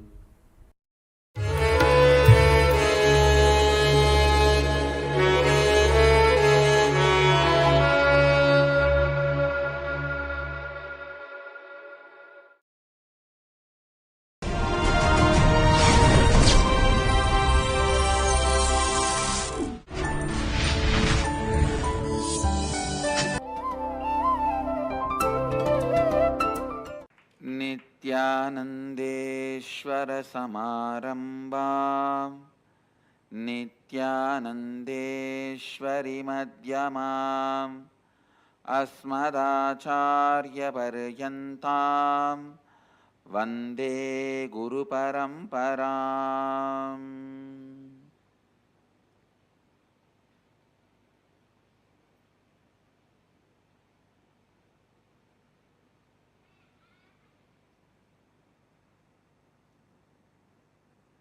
I welcome all the devotees, disciples, Samajis, Satsangis, Srimahans, Mahans, Kotaris, Tanedars, sitting with us all over the world through Nithyananda TV, Sadhana TV, two-way video conferencing, having Nayana Diksha. Cities sitting with us in two-way video conferencing, having Nayana Diksha. Singapore, Singapuram, Malaysia, Kuala Lumpur, Parani, Indrani, New Jersey, San Jose, Madurai, St. Louis, Festus, Oklahoma, Somanatham, Nithyananda Nagar, Abididi, Houston, Kalahasti, Seattle, Chidambaram, Anaheim, California, Toronto, Kailasam, Vancouver, Bhubaneswar, Ohio, Prayag, Madurai, Dhyanapitham, Phoenix, Kanchipuram, Mumbai, Dharavi, New York, Varanasi, Guadalupe, Rameshwaram, Seramban, Shivakasi, Hebal, Bangalore, Erode, Adinityananda Dhyanapitham, Hyderabad, Guptakashi, Colombo, Sri Lanka, Jorpati, Nepal, New York, Varanasi, Hong Kong, Sirgari, Abu Dhabi, High Pine, North Carolina, Sherman Oaks, California, Port Washington, New York, Dhyanapitham, Huzur. I welcome all of you with my love and respects.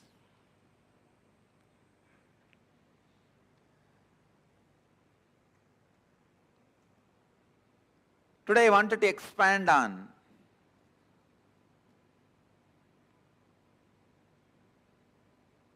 the oneness, Advaita, the non-dual space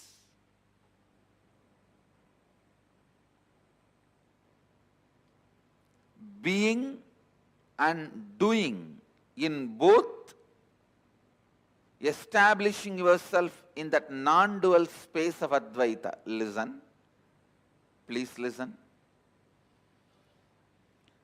The non-dual space, the Advaita, need to be lived in being and doing. It's one of the most unfortunate thing. Some of the traditions, the spiritual traditions, have given so much of importance to being in Advaita, they forgot as long as human body is alive, there will be doing also. When the process, methodology, technique for doing without disturbing being in Advaita is not established, people lose Advaitic space. Understand? Today morning, when she was describing, one of our IA participants, she described that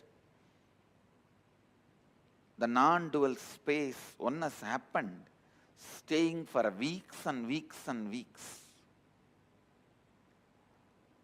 Not for any brand promotion or pride.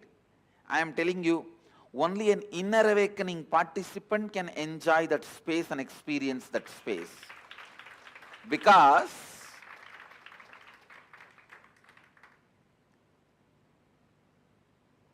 she was telling that I went to all types of techniques, methods, gurus, places, meditated. It never happened. Even if it happens, it will only give you the glimpse of being in Advaita. When your whole body is arrested, mind is arrested, you can have a glimpse of that light. That's all. But not just being in Advaita, being even while you are doing in Advaita only becomes Samadhi. Being even while you are doing in the space of Advaita only becomes Samadhi.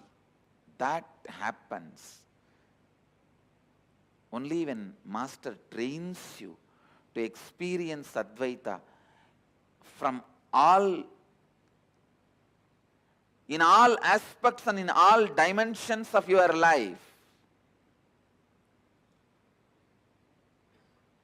Various dimensions of your life. You are not just the body. Body is one dimension of you. You are not just the mind. Mind is one dimension of you. Whatever you call as life, mostly your lifestyle only you call it as life. The way you eat, the way you dress, the way you house yourself, the way you act and react, your lifestyle. Your lifestyle is one of the dimensions of you. And all the relationships you have, how you relate with people, how people relate with you. Infusing Advaita even in your relationships, in your lifestyle. The way you react and respond to wealth, the way you react and respond to relationships, the way you react and respond to crisis in your life, the way you react and respond to the survival threats, the way you react and respond to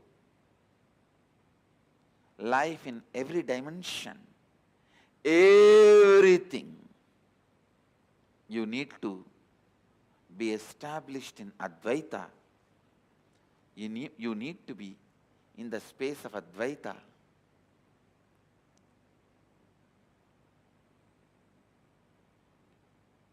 Be in the space of Advaita.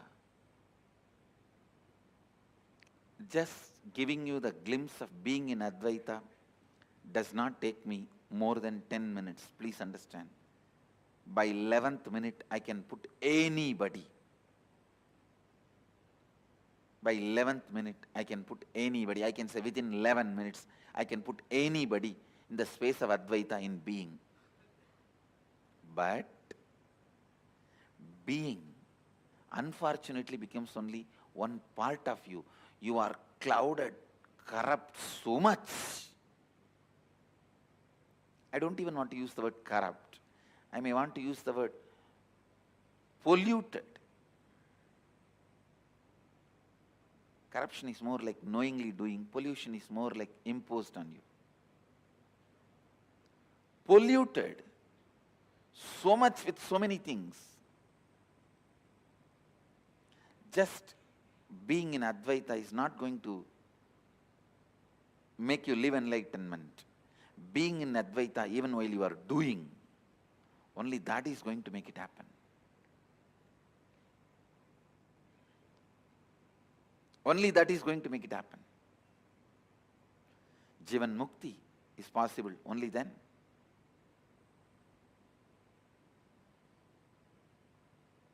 And I am so happy. She has walked out of her self-doubts and self-hatred, self-denial so much. She has come out so much. She is able to hold herself up and say, I am living Jivan Mukti. I am proud of her. I am really proud of her. And I wanted you to know she is not lying. She is telling the truth. I was only afraid that slowly that SDHD may eat it away, but she's reached the completion level enough that not to allow SDHD to eat away. It is like how the Rahu and Ketu eat the sun and the moon. You need to know this modern day so-called space researchers and astronomers are saying, see, in the Indian astrology it is said that Rahu and Ketu eat sun and the moon. And these modern day astronomers go on abusing us, saying, no. There is no Rahu, no Ketu. Eats sun and the moon. It is there as it is. Only the shadow of the earth falls on moon, or the shadow of the moon falls on earth. That is what is eclipse. Please understand, these modern day astronomers, they may know the mass planets. Even that they are not very clear. What's the number, how many and all that. But in our Vedic tradition, we never considered the mass planets as grahas. The influence of those planets only we called as grahas. The energy they radiate, the energy they exert, the energy they radiate into the cosmos, into the universe, that only we called as graha. Please understand, during every eclipse, the Rahu's energy completely nullifies the energy radiated by moon or the sun. The Ketu's energy nullifies completely the energy radiated by the sun or the moon. No energy, no effect, whether good or bad, of the moon reaches the planet Earth during the eclipse. It's an energy phenomena our masters are talking about. Anyhow, just like how Rahu and Ketu eat sun and the moon, your SDHD, self-doubt, hatred, denial, eats away your experience of Advaita.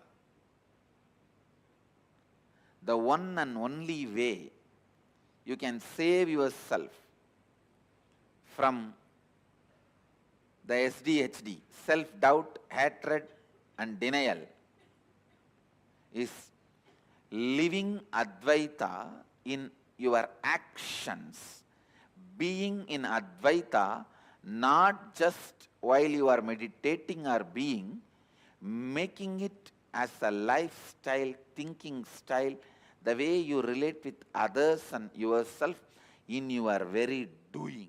Understand? In your very doing. In every doing, the oneness, non-dual consciousness, the non-dual space, the Advaitic space of you is not something supposed to be experienced in your meditation alone.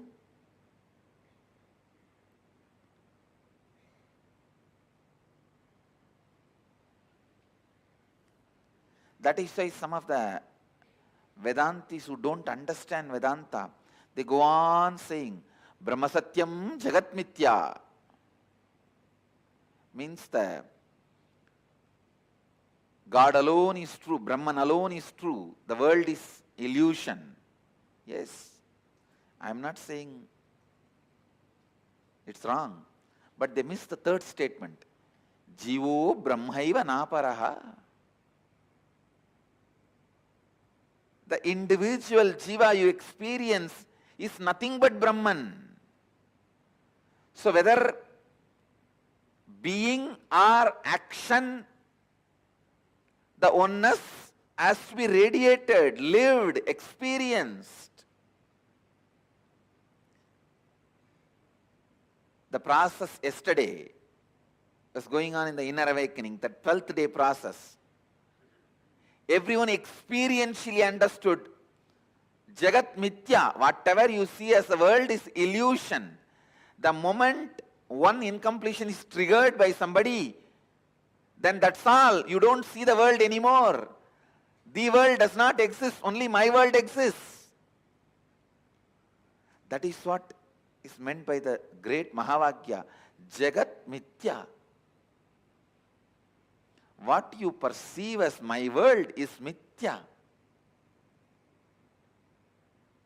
Because a small incompletion, the moment it got triggered, it gets triggered.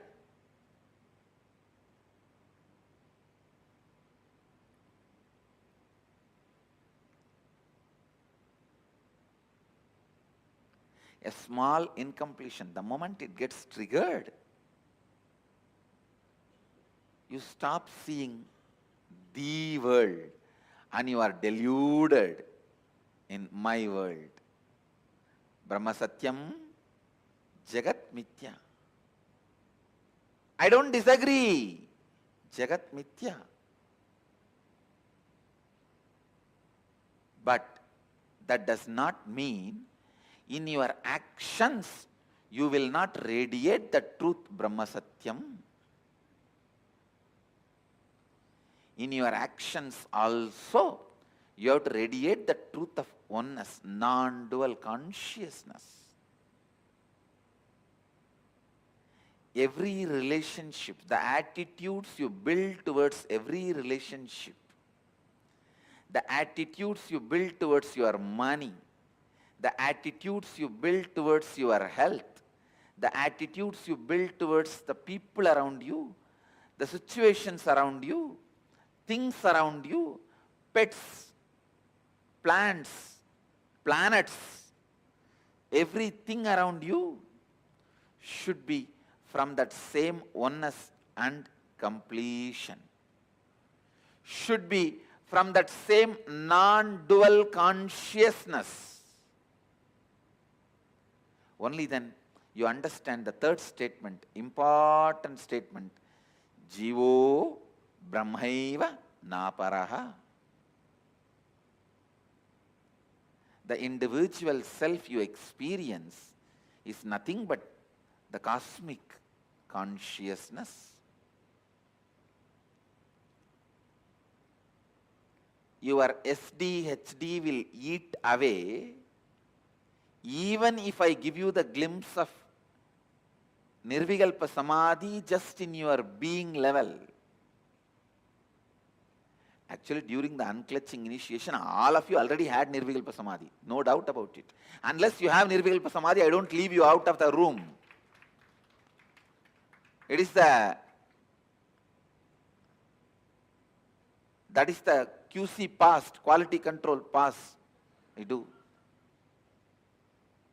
The drilling in your Ananda Gandha has to happen with that pure consciousness. Naturally, it becomes Nirvikalpa Samadhi. But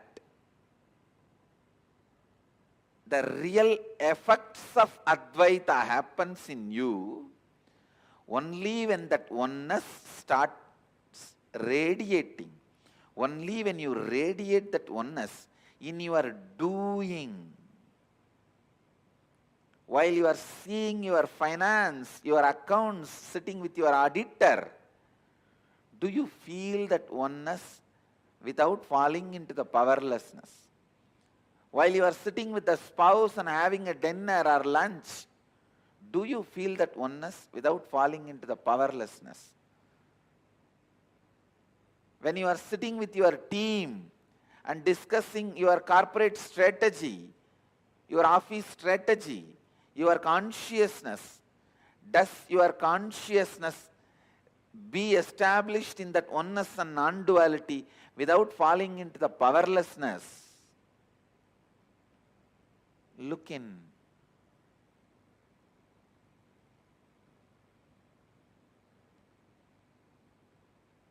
Just your back pain disappearing is not the result of Advaita. All the pain which you have hidden in your back should disappear. Not just back pain disappearing. All the pains which you have put it in back has to disappear.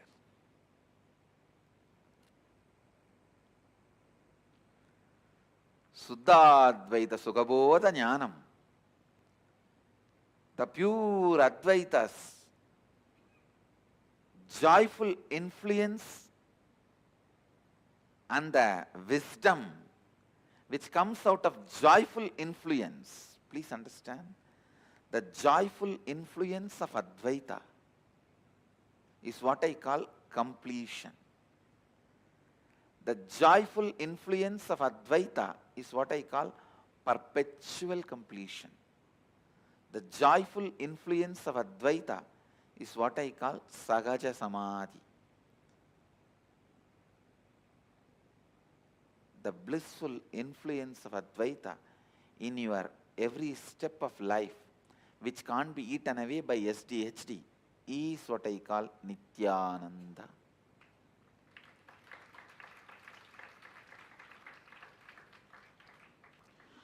So, biggest enemy for living Advaita, biggest enemy for Advaita in your doing, in your actions, is your SDHD. Self-doubt, self-hatred, self-denial. Your SDHD is the biggest enemy, biggest Rahu and Ketu who swallows sun and the moon.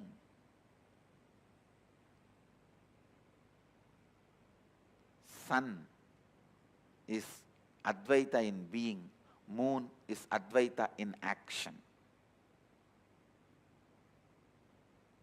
Rahu is your SDHD, Ketu is self-blackmailing pattern. Rahu is SDHD, Ketu is SB. Self-blackmailing pattern. Please understand, when these two eats your being in Advaita and living in Advaita, you forget that you are Jivan Mukta. You live Advaita.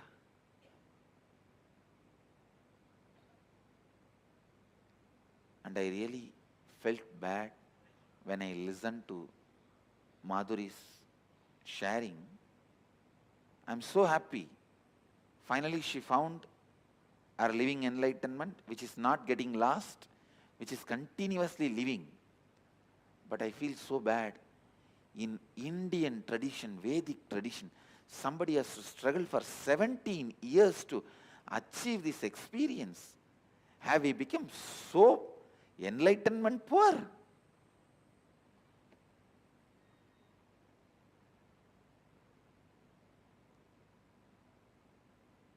No poverty takes away our pride. We Sanatana Hindu Dharmis are pride about our poverty. Understand, go to any village, the amount of pride people carry about their poverty. We are proud of our poverty, but not of this poverty where 17 years somebody has to search for living Advaita. I tell you, the Rahu and Ketu for the Vedic tradition is all the lifestyle patterns which strengthened our SDHD.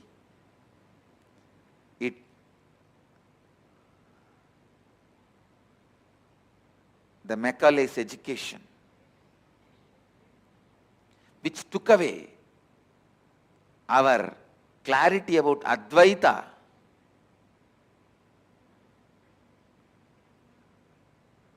The colonial mental setup,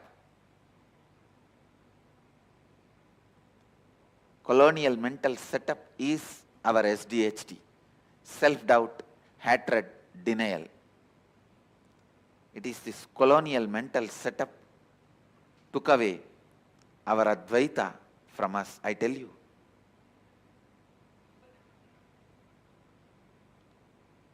First of all, we never had poverty till we have been swindled by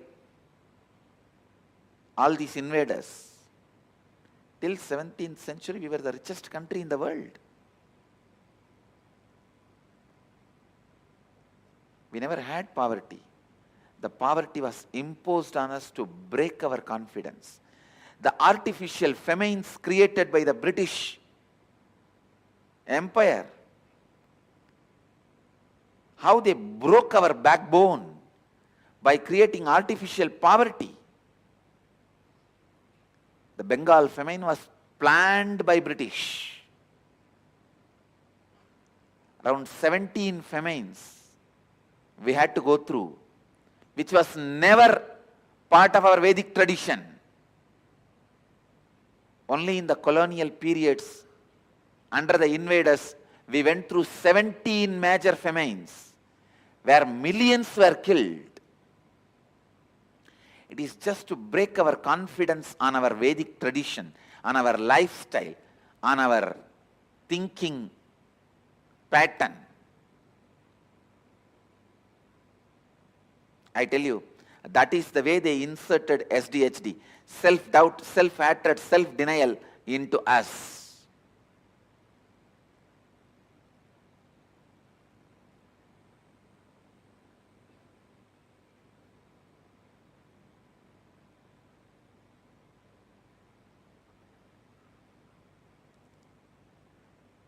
They swindled the country. Ships and ships of gold from this country has been shipped out. And then they start the missionaries and charity, giving few pennies back to us in the name of missionary and charity, to take away our confidence from this great Sanatana Dharma, Sanatana Hindu Dharma.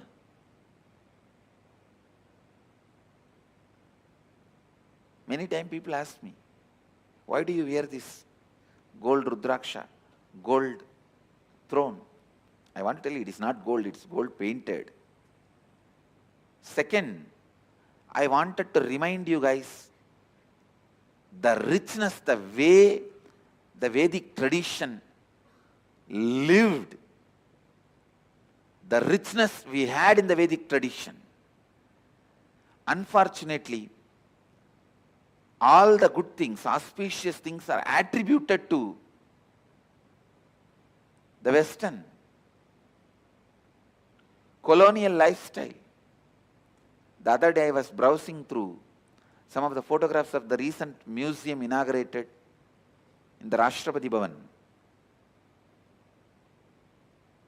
in India. I was feeling so sad. All the best things we are showcasing is from the colonial era. Only the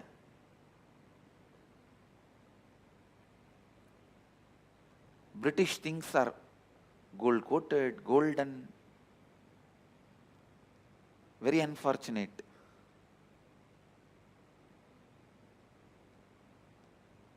The idea of best life is somehow associated with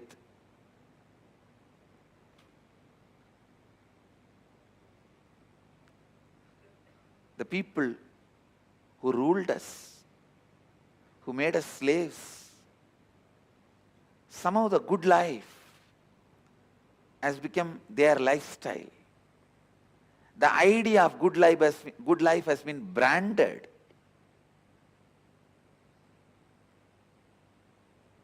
as the British lifestyle. We forgot the good life of the Vedic tradition. Last 300 years, 17 famines. What will happen to a civilization? When we look back, you can only remember the 300 years. And you remember only poverty, poverty, poverty as the lifestyle of Vedic tradition. That is why the stupid word Hindu rate of growth has been developed. Please understand, our self-doubt, self-hatred, self-denial has been created, injected, encouraged by the British by putting us into poverty, showing their lifestyle as a good lifestyle. And still we stupid fellows are practicing and believing the same. Practicing and believing the same.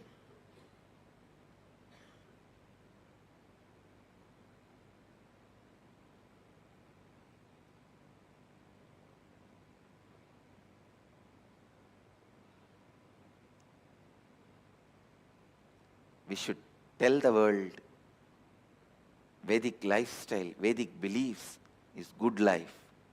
And that brand of good life, royal life, luxury life, best life should be again connected back to living Advaita, the non-dual consciousness.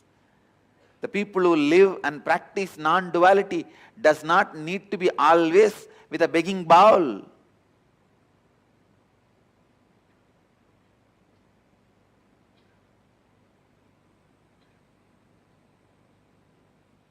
We picked up the begging bowl voluntarily because that is the only way we can relate with you. We will have the opportunity to come to your doors, not to receive but to give. Buddha picked up the begging bowl.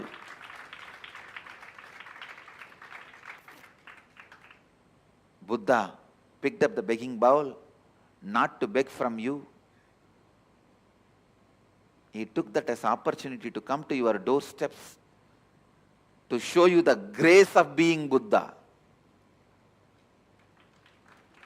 Mahadeva picked up the begging bowl not to beg from you.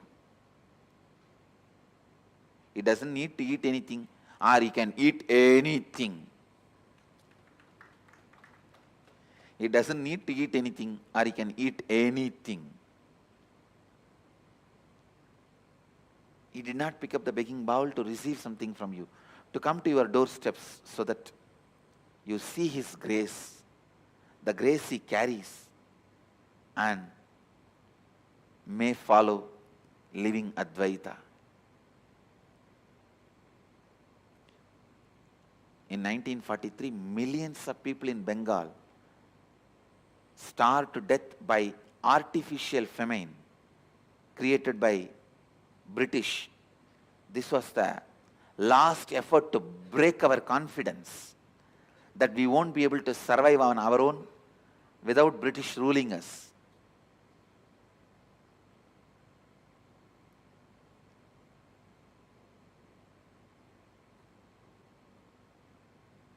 British government ordered the destruction of all boats and rice stocks in coastal Bengal.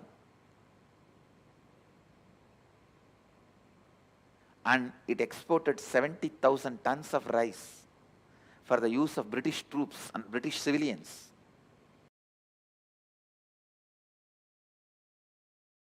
More than 4 million people were made to die to break our confidence in the Vedic lifestyle. But the news was never left out because British authorities took the advantage of wartime censorship. See, wartime you have the power to stop the news. They took the advantage of the wartime censorship to keep this news quiet.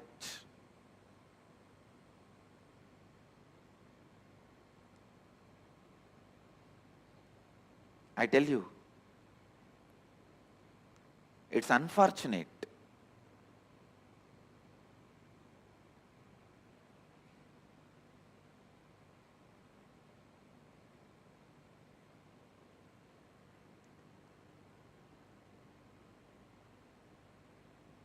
Even we started believing the reason for our poverty, our suffering, all the bad things is our lifestyle and our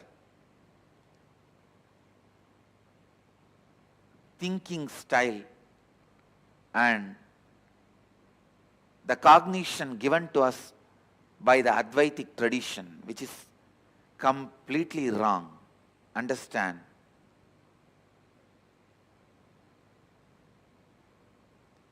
My only hope is NRIs.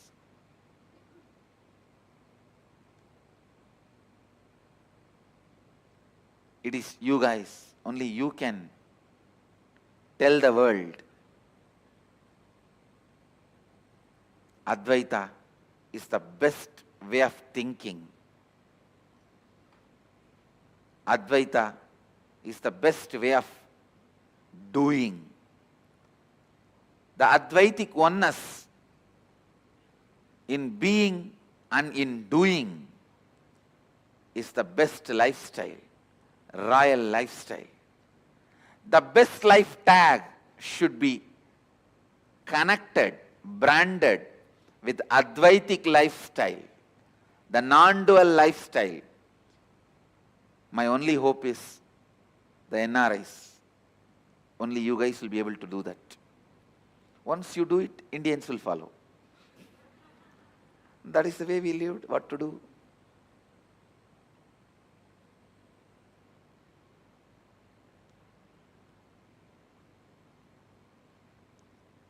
Bring Advaita,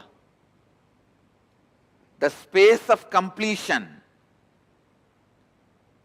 the space of powerfulness, which comes when you experience Nirvikalpa Samadhi in meditation, in unclutching. Bring that in your doing, in your business deals, in your corporate strategies, in your profession, in your career. Whether you are a housewife, homemaker, or a lawyer, engineer, doctor, social leader, spiritual leader, political leader, whatever you are doing, bring the being of non-dual consciousness, Advaita, into your doing. Always be in the space of completion and powerfulness and go on handling your life. you will radiate the grace of Advaita, and that best life tag should be added to Advaitic lifestyle. All this is nothing but trying to add the best life tag to Advaitic lifestyle. That's all. Nothing else.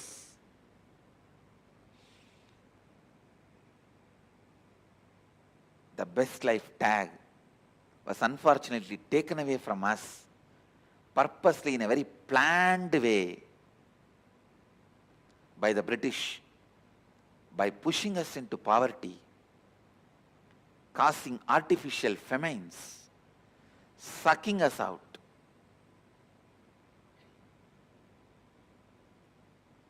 You need to know, we don't need to build this country, we need to rebuild this country, because we had everything.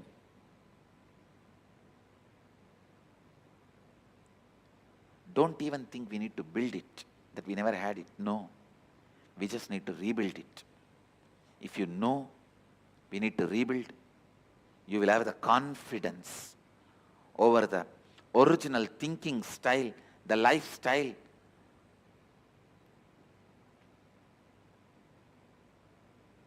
of the Vedic tradition.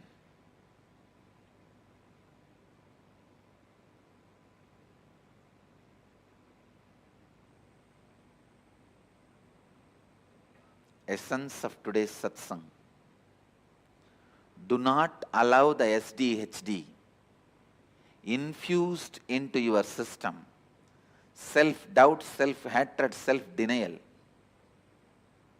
and bring Advaita not just in your being, in your every doing.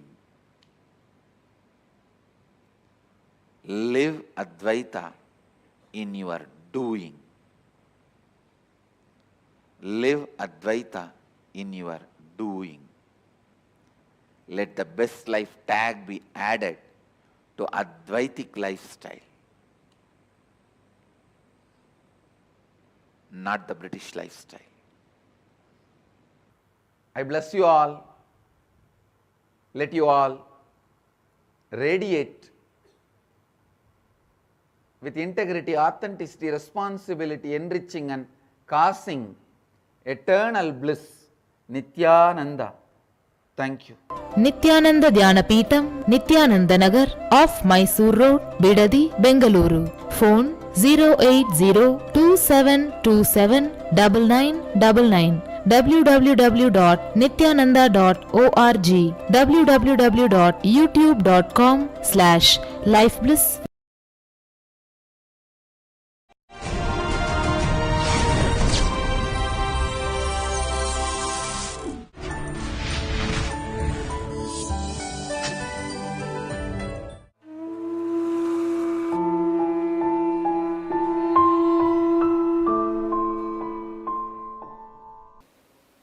மனம்தான் வாழ்க்கையின் எல்லா நன்மைக்கும் தீமைக்கும் காரணம்.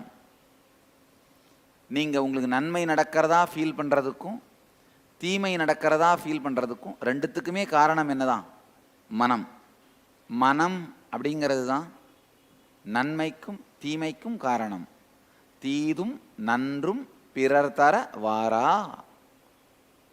பிறர் தர வாரா.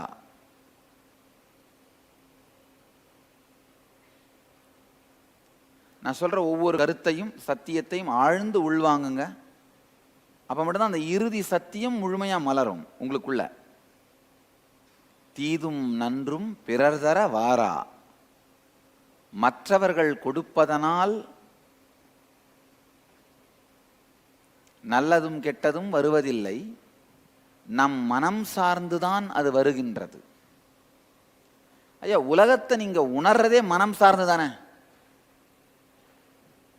எப்படி நாக்கை சார்ந்துதான் ருசி அனுபவிக்கப்படுகிறதோ, மனத்தை சார்ந்துதான் உலகமே வாழப்படுகிறது. உண்மையில உங்கள் மனம்தான் உங்கள் உலகமே, வேற ஒன்றும் கிடையாது. உங்கள் மனம்தான் உங்கள் உலகம்.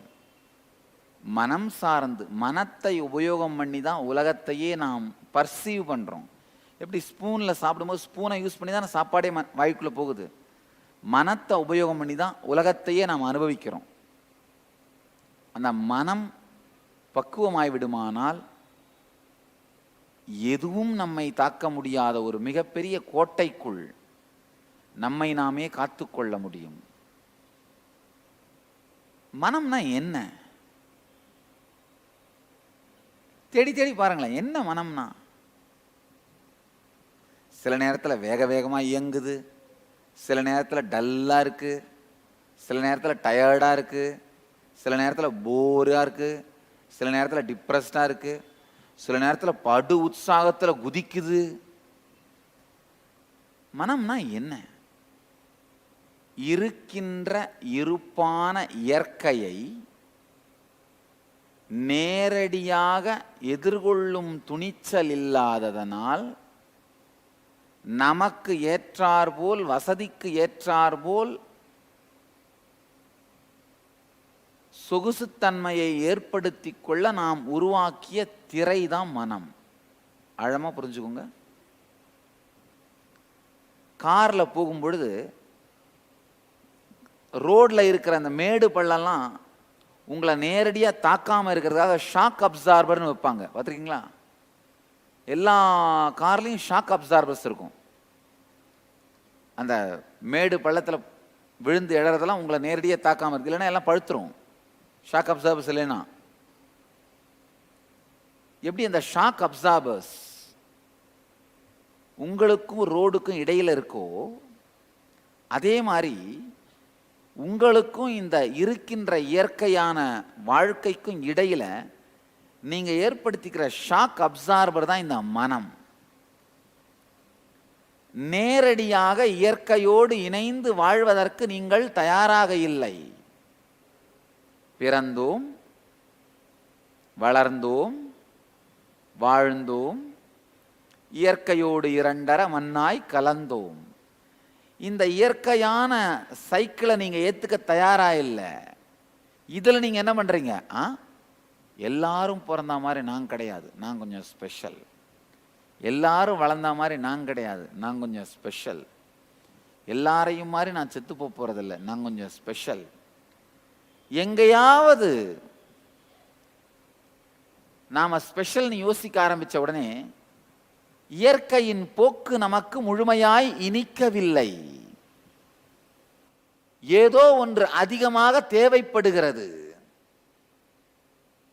அப்போ நமக்கு எது தேவையோ அது கிடைச்சா மாதிரி நம்மளை நாமளே திருப்தி பண்ணிக்கிட்டாகணும். கிடைக்காதுன்னு தெரிகிற இடத்துல கற்பனை பண்ணிக்கிட்டு அதை வச்சே வாழ்ந்தாகணும். ஒருவேளை கிடைச்சிருமோன்ற ஏக்கம் இருந்தால் அதற்காக அதை நோக்கி ஓடியாகணும். இந்த மாதிரி பல்வேறு இருக்கின்ற இயற்கையை அப்படியே ஏற்றுக்கொள்ளாமல் இயங்க வேண்டிய தேவை நமக்கு வந்ததனால் நாம உருவாக்கிக்கிற மெக்கானிசம் தான் மனம். ஒன்று இருக்கிறத ஜாஸ்தியாக்கி பார்க்கறதுக்கு, இல்லை இருக்கிறத குறைச்சி பார்க்கறதுக்கு. நான் சொல்லுவேன், உங்களுடைய மனம் ரெண்டு விதமான வேலையை தான் மெயினாக செய்யும். நீங்க யாரோ அதை விட ஜாஸ்தியா மற்றவங்களுக்கு காமிக்கிறது, அதான் அகங்காரம். எப்பவுமே என்ன பண்ணுவோம்? கிராஜுவேஷன் இருந்தால் போஸ்ட் கிராஜுவேட் தான் சொல்லுவோம். கேட்டால் அது மேலே ஒரு அண்டர்லைன் போட்டிருப்போம் பாரு. ஒரு லைன் போட்டால் என்ன அர்த்தம்? முடிக்கலை. அப்போ நான் கூட தான் எம்பிபிஎஸ் பிஹெச்டி என்னென்னவோ போட்டு லைன் போட்டுக்கலாம் மேலே, முடிக்கலை. இருக்கிறத விட ஜாஸ்தியாகவே காட்டுற அகங்காரம். அதே மாதிரி உங்கள் மனசில் பார்த்தீங்கன்னா உங்களை பற்றி நீங்கள் வச்சிருக்கிற கருத்து உங்களுடைய நிஜமான தகுதியை விட கம்மியாகவே உங்களை நினச்சிருப்பீங்க. அதுதான் மமகாரம். உங்கள் தகுதியை விட அதிகமாக வெளியிலே காட்டும் அகங்காரம், உங்கள் தகுதியை விட குறைவாகவே உங்களை மதிப்பிட்டு கொள்ளும், உள்ளுக்குள்ளேயே மதிப்பிட்டு கொள்ளும் மமகாரம். வாழ்க்கையே இவ்வளோதாங்கய்யா. இந்த அகங்காரத்துக்கும் மமகாரத்துக்கும் நடுவில் நடக்கிற சண்டை தான் வாழ்க்கை. இருக்கிறத அதிகமாவோ கம்மியாவோ மேனிப்புலேட் பண்ணி விளையாடிக்கிட்டே இருக்கிறதுக்கு நீங்க வச்சிருக்கிற மெக்கானிசம் தான் மனம்.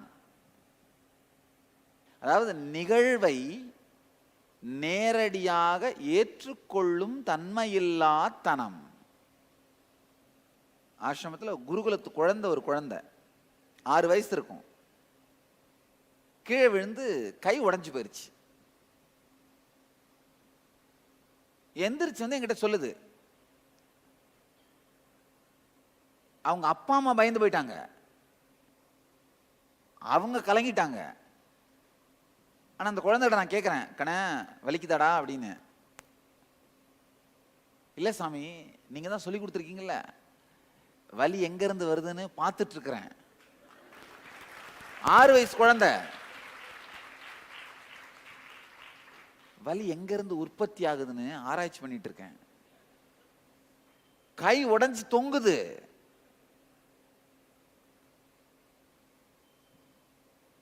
ஹாஸ்பிட்டலுக்கு தூக்கிட்டு போனா அவங்க சர்ஜரி பண்ணி எல்லாம் பண்ணி முடிச்சுட்டாங்க. ரிலாக்ஸ்டா படுத்துட்டு சிரிச்சிட்டு இருக்கிறான். என்னடா வலிக்குதாடான்னு கேட்டா, டாக்டர் வலிக்கும் வலிக்குன்னு சொன்னாரு, நான் நம்பல.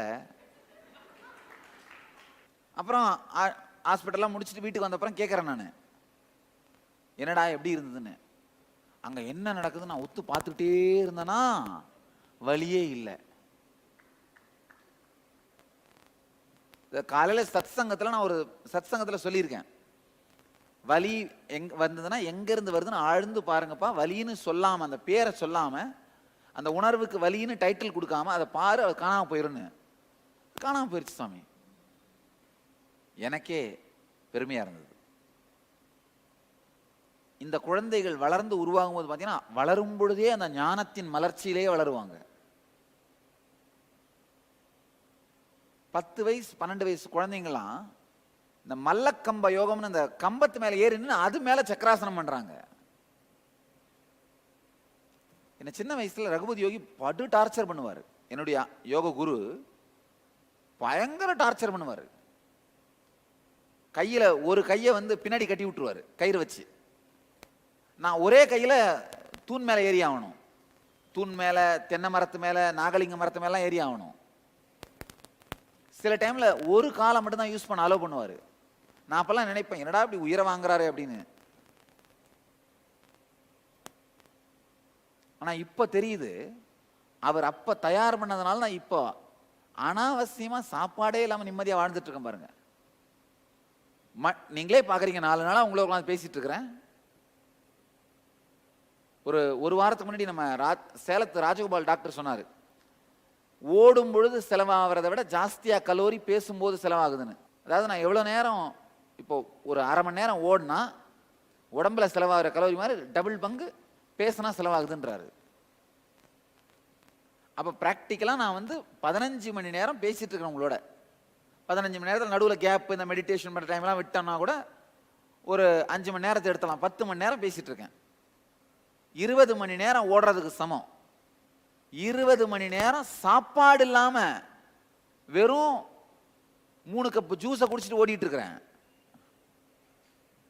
புரியுதா என்ன சொல்றேன்னு? சாப்பாடு இல்லாம 20 மணி நேரம்.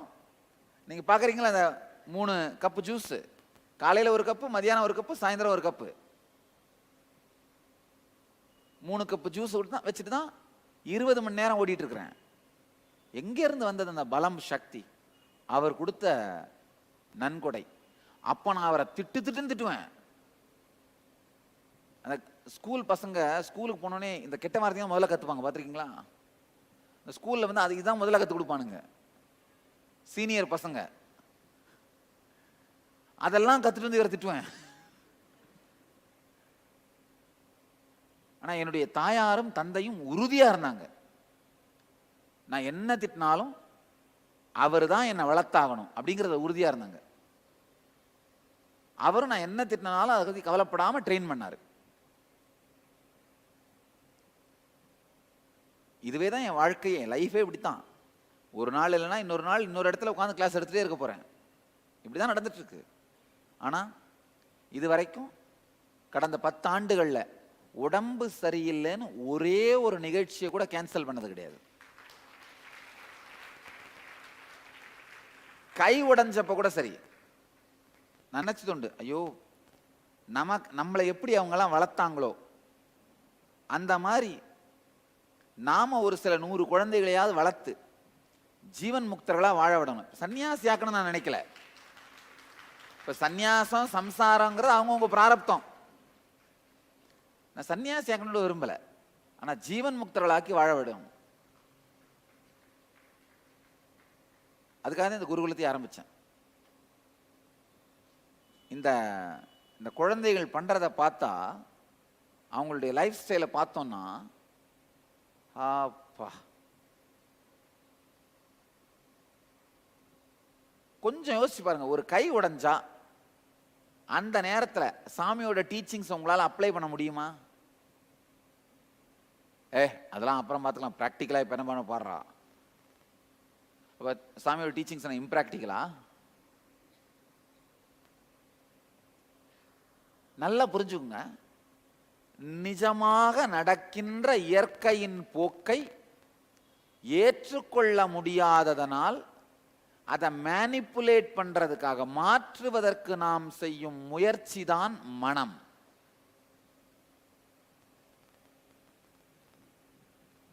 உண்மையில மனம் என்னன்னா, தொடர்ந்து நமக்குள்ளே இடைவிடாமல் ஓடிக்கொண்டே இருக்கின்ற எண்ண ஓட்டங்கள் தான் மனம். இப்ப நீங்க நடந்துகிட்டே இருக்கீங்க, நடக்க வேணாம்னு நினைச்சீங்கன்னா என்ன பண்ணுவீங்க? உட்காந்துருவீங்க. பேசிட்டே இருக்கீங்க, பேச வேண்டாம்னு நினைச்சா என்ன பண்ணுவீங்க? மௌனமாயிடுவீங்க. அதே மாதிரி தான் மனசு சிந்தனை பண்ணிக்கிட்டே இருக்கீங்க, வேணான்னு நினைச்சா நிறுத்திட முடியணும்ல? நிறுத்த முடியலையா? ஏன் நிறுத்த முடியல? அப்ப உங்க மனசுக்குள்ள வேற யாராவது புந்து யோசிச்சுட்டு இருக்காங்களா? சொல்லுங்க, எப்படி நிறுத்த முடியாம போவோம்? உங்க மனசு தானே. வேற யாராவது யோசிக்கிறாங்களா? அப்பா இன்னொரு ஆள் உள்ள போது யோசிக்கிறாங்கன்னா டேஞ்சர். அப்போ ஒரு ஆளையே சமாளிக்க முடியல. சொல்லுங்க, ஏன் நிறுத்த முடியல? நிறுத்த முடியாத காரணம் வேற ஒன்றும் இல்லை, சரியான டெக்னிக்கோட ட்ரை பண்ணாதது, அவ்வளவுதான். நிறுத்த முடியாதுன்னு கிடையாது. எப்படி உட்கார்றதுன்னு உங்களுக்கு தெரியும், சின்ன வயசுல இருந்து கத்துக்கிட்டீங்க. நடந்துகிட்டே இருக்கீங்க, கால் வலிக்குது அப்படின்னா என்ன?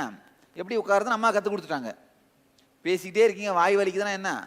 ஆனால் சில பேருக்கு வாய் வலிக்காம பேசிட்டே இருப்பாங்க. வாய் வலிக்காம பேசிட்டே இருக்கிறது தப்பு இல்லை, மற்றவங்களுக்கு உபயோகம் ஆகிற மாதிரி விஷயமா இருந்தால் குருவாக்கிடலாம் அட்லீஸ்ட். இதுங்க அப்படி இல்லையா, லபலபா மாமிங்க. அது ஒரு டெக்னிக்கல் டேர்ம். சின்ன வயசுல நாம் திருவண்ணாமலையில் பிறந்து வளர்ந்த அந்த தெருவில் ஒரு அம்மா இருந்தது. அந்த அம்மாவுக்கு லபலபா மாமின்னு பேரு.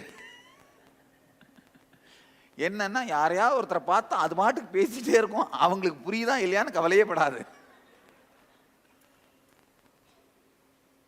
அதனால ஊரெல்லாம் சேர்ந்து அந்த அம்மாவுக்கு லபலபா மாமின்னு பேர். லபலபலபலபலபலபலபலபலன்னு அடிச்சுக்கும். நம்மள பெரும்பாலானவர்கள் பார்த்தீங்கன்னா லபலபா மாமி மாதிரி தான் இருக்கும். நல்லா ஆழ்ந்து பாருங்க. நீங்க பேசும்போது அவருக்கு உண்மையிலேயே முழுசா புரிஞ்சுதான்னு யோசிக்கிறோமா?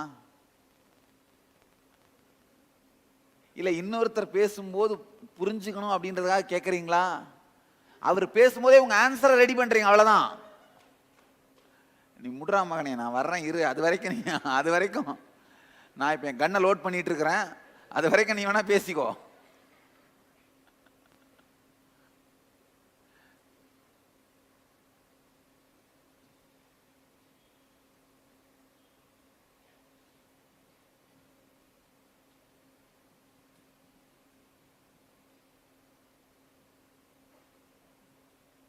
தொடர்ந்து பேசிக்கிட்டே இருந்த, வாய் வலிச்சா வாயை எப்படி மூடுறதுன்னு சின்ன வயசுல கத்துக்கிட்டோம். தொடர்ந்து யோசிச்சு மனசு வலிச்சா அதை எப்படி நிறுத்துறதுன்னு சின்ன வயசுல கத்துக்கல, அவ்வளவுதான். நடந்து கால் வலிச்சா உட்கார கத்துக்கிட்டோம், பேசி வாய் வலிச்சா வாய் மூட கத்துக்கிட்டோம், சிந்திச்சு சிந்திச்சு மனசு வலிச்சா. டிப்ரெஷன் அப்படிங்கிறதே வேற ஒன்றும் இல்லைங்க, மனசோட வலி தான். எதையோ போட்டு குழப்பிக்கிட்டு, எதையோ பேசிக்கிட்டு, எதையோ சிந்தனை பண்ணிக்கிட்டு, வாழ்க்கை எதிர்காலத்தை பற்றி இல்லாத கற்பனை பயங்களெல்லாம் சேர்ந்துக்கிட்டு, இப்போ சும்மா இருந்தால் என்ன பண்ணலாம்? பணம் சம்பாதிக்கிறதான வழி யோசிக்கலாம், இல்லை ஒரு வீடு கட்டலான்னு யோசிக்கலாம், கார் வாங்கலான்னு யோசிக்கலாம். இதெல்லாம் பரவாயில்ல. ஆனால் சும்மா தானே இருக்கிறோம், கட்டின வீட்டை இடிக்கலாமே அப்படின்னா இல்லை, நீங்கள் அப்படி தான் பண்ணிட்டு இருக்கீங்க. நல்லா யோசிங்க. நல்லா பார்த்தீங்கன்னா சும்மா இருந்தால் உடனே என்ன பண்ணுறீங்க? எதிர்காலத்தை பற்றிய பயத்தை உருவாக்குற யோசனைகளை பண்ணுறது. அதுக்கு என்ன அர்த்தம்? கட்டின வீட்டை இடிக்கிறது தானே. சும்மா தான் இருக்கேன், கை கால் நல்லா தான் இருக்கு, இந்த வீடு சும்மா தான் இருக்கு, இடிச்சுக்கலாமே. சும்மா இருக்கிறேன்னு வீடு கட்டினீங்கன்னா நல்லது. சும்மா தானே இருக்கிறேன் அப்படின்னு ஒரு வீட்டை இடிச்சிங்கன்னா அதே மாதிரி தான் பண்ணுறீங்க பாருங்க. இப்போ சும்மா இருக்கீங்க, எதிர்காலத்தை கிரியேட்டிவாக வாழறதுக்கு யோசிச்சிங்கன்னா நல்லது. ஆனால் இப்படி ஆயிருமோ, என் வீட்டுக்காரன் விட்டு போயிடுவானோ, இல்லை இந்த ஆள் சாவாமலே இருந்துருவானோ,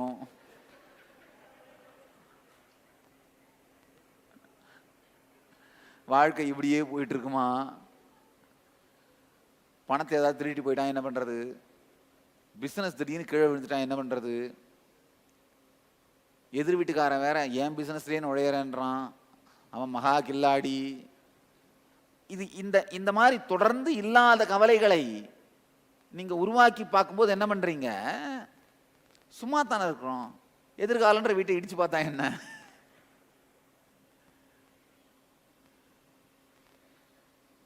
அதை தான் உண்மையில் செய்கிறீங்க. நல்லா தெரிஞ்சுக்கோங்க. சிந்தையை வலிக்கும் சிந்தனைகள் செய்து வலிவந்த பிறகும் சிந்திப்பதை நிறுத்த தெரியாமல் தடுமாறுவது தான் டிப்ரெஷன். ரொம்ப வேலை செஞ்சா கை வலிக்குது, வேலையை நிறுத்திட்டு கையை சும்மா இருக்க வைக்க கத்துக்கிறீங்க. அப்ப ரொம்ப சிந்திச்சு மனசு வலிக்கும் போது அதை நிறுத்த கத்துக்கவே இல்லைன்னா என்ன பண்ண போறீங்க லைஃப்ல? ஒரு உதாரணம் புரிஞ்சுக்கோங்க. உங்க கையில ஒரு 100 கிலோ வெயிட்டை கொடுத்துட்டு இப்படியே பண்ணிக்கிட்டே இருக்கிறீங்க. வலி வந்தாலும் அதை எப்படி நிறுத்துறதுன்னு தெரியல. என்ன ஆகும் உங்க கதி?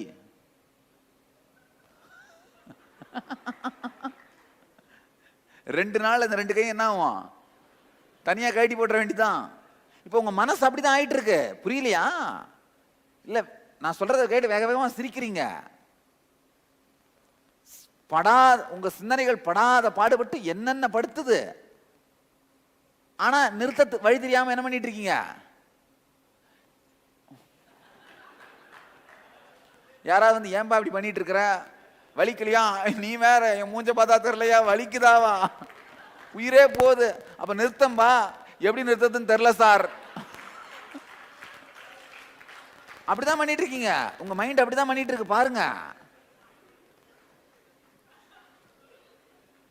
ஏன்பா இவ்வளவு டிப்ரெஷனா இருக்கிற, என்னென்னவோ கவலை, குற்ற உணர்ச்சி, பயம், துக்கம், வேதனை, வெறுப்பு. சாமி, ஏன்டா அதையே பண்ணிட்டு இருக்கீங்க? அதை பண்ணாம பொறுமையா இறம்பா, நிறுத்த தரல சாமி. அதானே நீங்களும் சொல்றீங்க. அதே தானே நீங்களும் சொல்றீங்க. கையில வெயிட்டை கொடுத்து வேக வேகமா பண்ணிட்டு இருக்கவன் நிறுத்த முடியலன்னு சொல்ற மாதிரிதான். இல்ல, அதுதான் உங்களுக்கும்.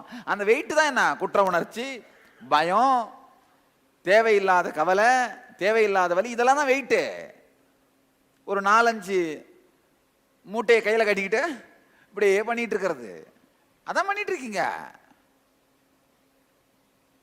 ஏன் பண்றீங்க யாருக்கும் தெரியாது. வலி டிப்ரெஷனா தான் இருக்குதுல்லப்பா. நரம்பு தளர்ச்சி ஆயிருது இல்ல. சில நேரத்தில் யோசிச்சு யோசிச்சு யோசிச்சு உங்க நரம்பே தளர்ந்து போதில்ல. சும்மா அடிச்சு புழிஞ்சு காய வச்ச மாதிரி ஆயிடுறீங்கல்ல. ஆனா அப்புறமா என்ன பண்றீங்க? நாளைக்கு என் வீட்டுக்காரர் 2 வீலர்ல வரும்போது ஆக்சிடென்ட் ஆயிடுச்சுன்னா என்ன பண்றது? அவர் 2 வீலர் வித்து 4 வீலர் வாங்கி 4 மாசம் ஆச்சு. அந்த 4 வீலரும் வெளியிலேயே போறதில்ல, வீட்டுக்குள்ளே தான் உட்காந்துருக்காரு. நல்லா யோசிச்சு பார்த்தீங்கன்னா, இல்லை ஒரு சின்ன ஒரு எக்ஸசைஸ் பண்ணி பாருங்க. ஒரு நாள் காலையில் எந்திரிச்சு உட்காந்துக்கோங்க. ஒரு ரிலாக்ஸ்டாக ஒரு ஈஸி சேரில் உட்காந்துட்டு ஒரு சின்ன டேப் ரெக்கார்டர் பக்கத்தில் வச்சுட்டு யாரும் இல்லாமல் தனி ரூமில் உட்காந்துக்கோங்க. யாராவது இருந்தாங்கன்னா பார்த்தாங்கன்னா உங்களை பார்த்து பைத்தியம் நினச்சிப்பாங்க. ஏற்கனவே நினச்சிருக்கேன், கன்ஃபார்ம் ஆயிரும். வேண்டாம், தனி ரூமில் உட்காந்துக்கோங்க. இது நீங்களே உங்களுக்கு பண்ணி பார்க்க வேண்டிய ஒரு எக்ஸ்பெரிமெண்ட்டு. என்னெல்லாம் தோணுதோ அப்படியே பேசிக்கிட்டே இருங்க, எடிட் பண்ணாதீங்க. அது உங்கள் ப்ரைவேட் அனலைசிஸ், தனிப்பட்ட விதத்தில் உங்களை நீங்கள் வந்து அனலைஸ் பண்ணிக்கிறீங்க. பிளட் டெஸ்ட் பண்ணுற மாதிரிங்கயா, இது மைண்ட் டெஸ்ட். இப்போ 6 மாதத்துக்கு ஒரு தடவை இல்லை 1 வருஷத்துக்கு ஒரு தடவை பிளட் டெஸ்ட்லாம் பண்ணி பார்த்துக்கிறீங்களா, அந்த மாதிரி மைண்ட் டெஸ்ட் பண்ணி பாருங்க. என்னெல்லாம் தோணுதோ பேசிகிட்டே இருங்க நீங்கள் பாட்டுக்கு. ஒரு 1 மணி நேரம் ரெக்கார்ட் பண்ணிக்கோங்க, எடிட் பண்ணாதீங்க. நல்ல எண்ணம் கெட்ட எண்ணம் நினைக்காதீங்க, என்ன தோணாலும் பேசுங்க, ரெக்கார்ட் பண்ணிக்கிடுங்க. அதுக்கப்புறமா நீங்களே உட்காந்து அந்த 1 மணி நேரம் அந்த பேசுனதை உட்காந்து அப்படியே கேளுங்க. கேட்டு எத்தனை எண்ணம் பயம் சார்ந்தது வந்திருக்கு அந்த 1 மணி நேரத்தில், எத்தனை எண்ணம் குற்ற உணர்ச்சி சார்ந்து வந்திருக்கு அந்த 1 மணி நேரத்தில், எத்தனை எண்ணம் உங்களை டிப்ரெஸ் பண்ணுற மாதிரி எண்ணம் வந்திருக்கு அந்த 1 மணி நேரத்தில். அது வந்தவுடனே சப்ரஸ் பண்ணிருப்பேன். இதே ஏண்டா நினைக்கணும், எவ்வளோ நல்ல விஷயம் இருக்குது அதை நினைக்கிறத விட்டு இதே ஏண்டா நினச்சிட்டு இருப்பானே அப்படின்னு நினைப்பீங்க. அப்படின்னா என்ன, இந்த டிப்ரெசிவான எண்ணம். எத்தனை எண்ணங்கள் இந்த மாதிரி வந்திருக்கு அப்படின்னு ஒன்னொன்னா அனலைஸ் பண்ணுங்க. இதை அனலைஸ் பண்ணுறது ஒரு 2 மணி நேரம் ஆகும். அப்படியே ஒரு அனலைஸ் பண்ணுங்க. பார்த்தீங்கன்னா அட்லீஸ்ட் இந்த கையில் ஒரு 500 கிலோ, இந்த கையில் ஒரு 500 கிலோ வச்சு நீங்கள் இப்படி பண்ணிக்கிட்டே இருக்கிறீங்க. இவ்வளோ ஓடிக்கிட்டே இருக்கு. அப்ப நிறுத்தலாம் இல்ல? புரியுதுங்களா சொல்றேன்னு? நிறுத்தலாம் இல்ல? இல்லை இந்த மாதிரி யாருக்காவது ஓடிக்கிட்டே இல்லைன்னு இருக்கீங்களா சொல்லுங்களேன் யாராவது. இல்லை எனக்கு உள்ள எதுவும் எண்ணமே ஓடுறதில்ல சாமி, அப்படியே நான் நிதர்சனமா நிம்மதியா நிர்விகல்பமா இருக்கிறேன். வாங்க பக்கத்தில் உட்காந்துக்கோங்க, உங்களுக்கு தான் சீட்டு. கிடையாது. அப்ப தேவையில்லாத குற்ற உணர்ச்சிகள் உள்ள ஓடிட்டே இருக்கு இல்லையா, தேவையில்லாத பயங்கள் ஓடிட்டே இருக்கு. நீங்க உட்காந்து எழுதி பார்த்தீங்கன்னா தான் உங்களுக்கு தெரியுங்கய்யா, 1 மணி நேரத்தில் அட்லீஸ்ட் ஒரு 50 குற்ற உணர்ச்சி வந்து போகும், என்ன ஒரு 100 பயம் வந்து போகும், ஒரு 200 கவலை வந்து போகும். நிம்மதியா நல்ல விஷயமா கிரியேட்டிவா உருவாக்குற எண்ணமா 2 இல்லை 3 வந்தாலே அதிகம். அப்போ உங்க லைஃபை என்ன பண்ணிட்டு இருக்கீங்க? உங்க அப்பா வந்து உங்களுக்கு 100 வீடு கட்டி வச்சுட்டு போறாரு. அவர் செத்த பிறகு அப்பா சும்மா இருக்கக்கூடாதுன்னு சொல்லியிருக்காரு, நான் சும்மா தான் இருக்கிறேனே, இந்த வீட்டை நீங்க இடிச்சா என்ன அப்படின்னு ஒரு வீட்டை முதல் நாள் இடிக்கிறது. 2வது நாள் என்ன பண்றது, இன்னைக்கு சும்மா தானே இருக்கிறேன், இந்த கம்பெனி இடிக்கலாம் அப்படின்னு கம்பெனி இடிக்கிறது. 3வது நாள் என்ன பண்றது, இந்த பங்களா நல்லா தானே இருக்கு, இந்த பங்களாவை கட்டி வச்சுட்டு போயிருக்காரு, நம்ம சும்மா தான் இருக்கோம், நம்ம சும்மா இருக்கக்கூடாது அப்பா சொல்லியிருக்காருல, இந்த பங்களாவை இடிக்காம பங்களாவை இடிக்கிறது. அவர் சும்மா இருக்கக்கூடாதுன்னு எதுக்கு சொன்னாரு, கிரியேட்டிவா உருவாக்குங்கன்னு. ஆனா நீங்க என்ன பண்றீங்க, சும்மா இருக்கக்கூடாதுன்னு இடிச்சிட்டு இருக்கீங்க. சிந்தனை பண்ணாம சும்மா இருக்கக்கூடாது அப்படிங்கிறதுக்காக எதிர்மறையாகவும் பயமாகவும் குற்ற உணர்ச்சியாகவும் ஆசை அச்சமாகவும் யோசிச்சுட்டே இருந்தீங்கன்னா அப்ப நீங்க என்ன பண்றீங்க, சும்மா இருக்கிறது பதிலாக உங்க எதிர்காலத்தை இடிச்சு தள்ளிட்டு இருக்கீங்க. கேட்டா என்னால மிஷின் நிறுத்த முடியலன்றீங்க. ஜேசிபி ஆன் பண்ணிட்டு உக்காண்டேன், நிறுத்துறது தெரியல, அது அப்படியே போகுது, கண்ணு முன்னாடி வரதெல்லாம் இடிச்சுக்கிட்டே இருக்கிறேன்.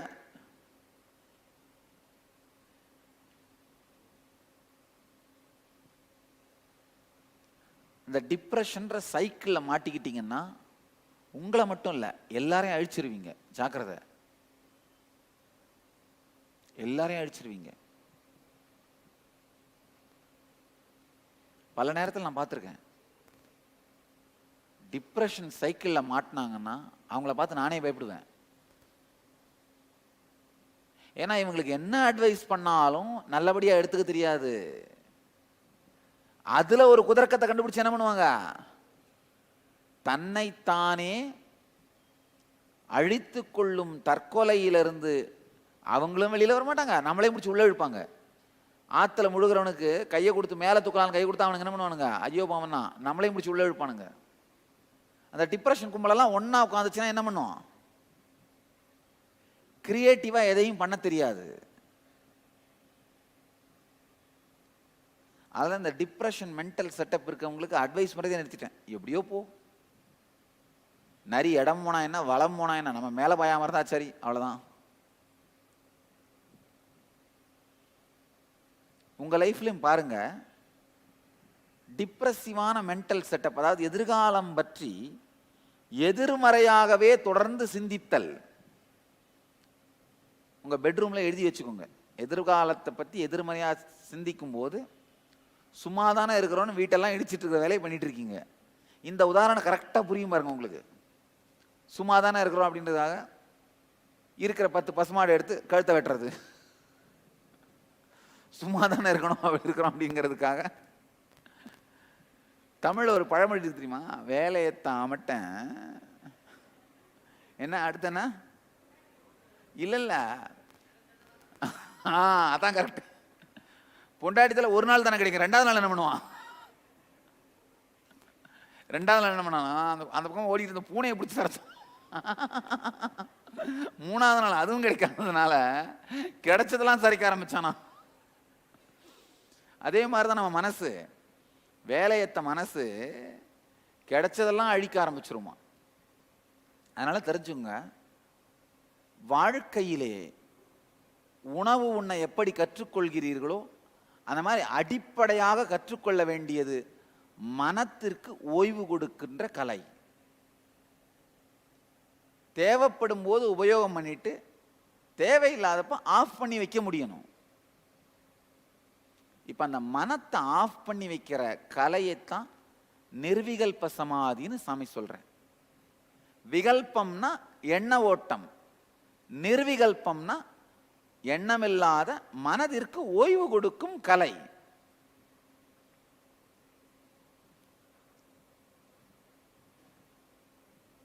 மனதிற்கு ஓய்வு கொடுக்கின்ற கலை, அதுதான் தீட்சை. நிர்விகல்ப சமாதின்னு சொல்றேன். அந்த நிர்விகல்ப சமாதிக்குள்ள நீங்க போறதுக்கான கலை தான் தீட்சைன்னு சொல்றேன். நல்லா புரிஞ்சுக்கோங்க. மனம் என்பது தொடர்ந்து உங்களால் கட்டுப்படுத்த முடியாமல் இயங்குமானால் எதிர்காலத்தை சீரழிக்கும். எத்துணை வலி வேதனைகள் வந்த பிறகும் கட்டுப்படுத்த முடியவில்லை என்றால் தன்னைத்தானே அழித்துக் கொள்ளும் தற்கொலையாக மாறும். இல்லை, இப்போ இந்த 2 கையில வெயிட்டை கொடுத்துட்டு பண்ணிக்கிட்டே இருக்கிறீங்க, இதை மட்டும் தான் கற்றுக்கிட்டீங்க, ஆனால் இதை நிறுத்த கற்றுக்கல. அப்போ என்ன ஆவீங்க நீங்கள் கடைசியில்? இதனால தற்கொலையில் தான் போய் முடியும். இப்படியே பண்ணிட்டு இருந்தீங்கன்னா 10 நாள் ஆச்சுன்னா அதுக்கப்புறம் என்ன ஆகும்? மயக்கம் வந்து கீழே அதான வழி. அதே மாதிரி தான் உங்க மனமும். பல நேரத்தில் நீங்க பார்க்கலாம், ஓவரா ஓடி ஓடி ஓடி ஓடி சிந்திச்சு சிந்திச்சு சிந்திச்சு சிந்திச்சு அந்த கவலை சம்ஸ்காரங்களை அடுக்கி அடுக்கி அடிக்கிங்கயா. அதாவது வியாபாரம் மொத்தமும் காணாம போயிருமோன்னு தொடர்ந்து கவலைப்பட்டுக்கிட்டே இருந்தீங்கன்னா வியாபாரம் நல்லா வளர்ந்துட்டு வரும், ஆனா உங்க கவலைப்படுற பழக்கம் போகாது. திடீர்னு ஒரு நாள் 10 லட்சம் ரூபா வருமானம் வர்றதுக்கு பதிலாக 8 லட்சம் ரூபா வந்துச்சுன்னா போதும், போச்சு. என்ன ஆவீங்க? ஐயோ இது இப்படியே போச்சுன்னா இன்னைக்கு 8 லட்சம், நாளைக்கு 6 லட்சம், நாளான்னைக்கு 4 லட்சம், அதுக்கு மறுநாள் 2 லட்சம், அப்புறம் 0, அப்புறம் இருக்கிறதெல்லாம் போய் 1 வருஷத்துக்கு அப்புறம் நான் ஓட்டாண்டி ஆயிடுவேனா?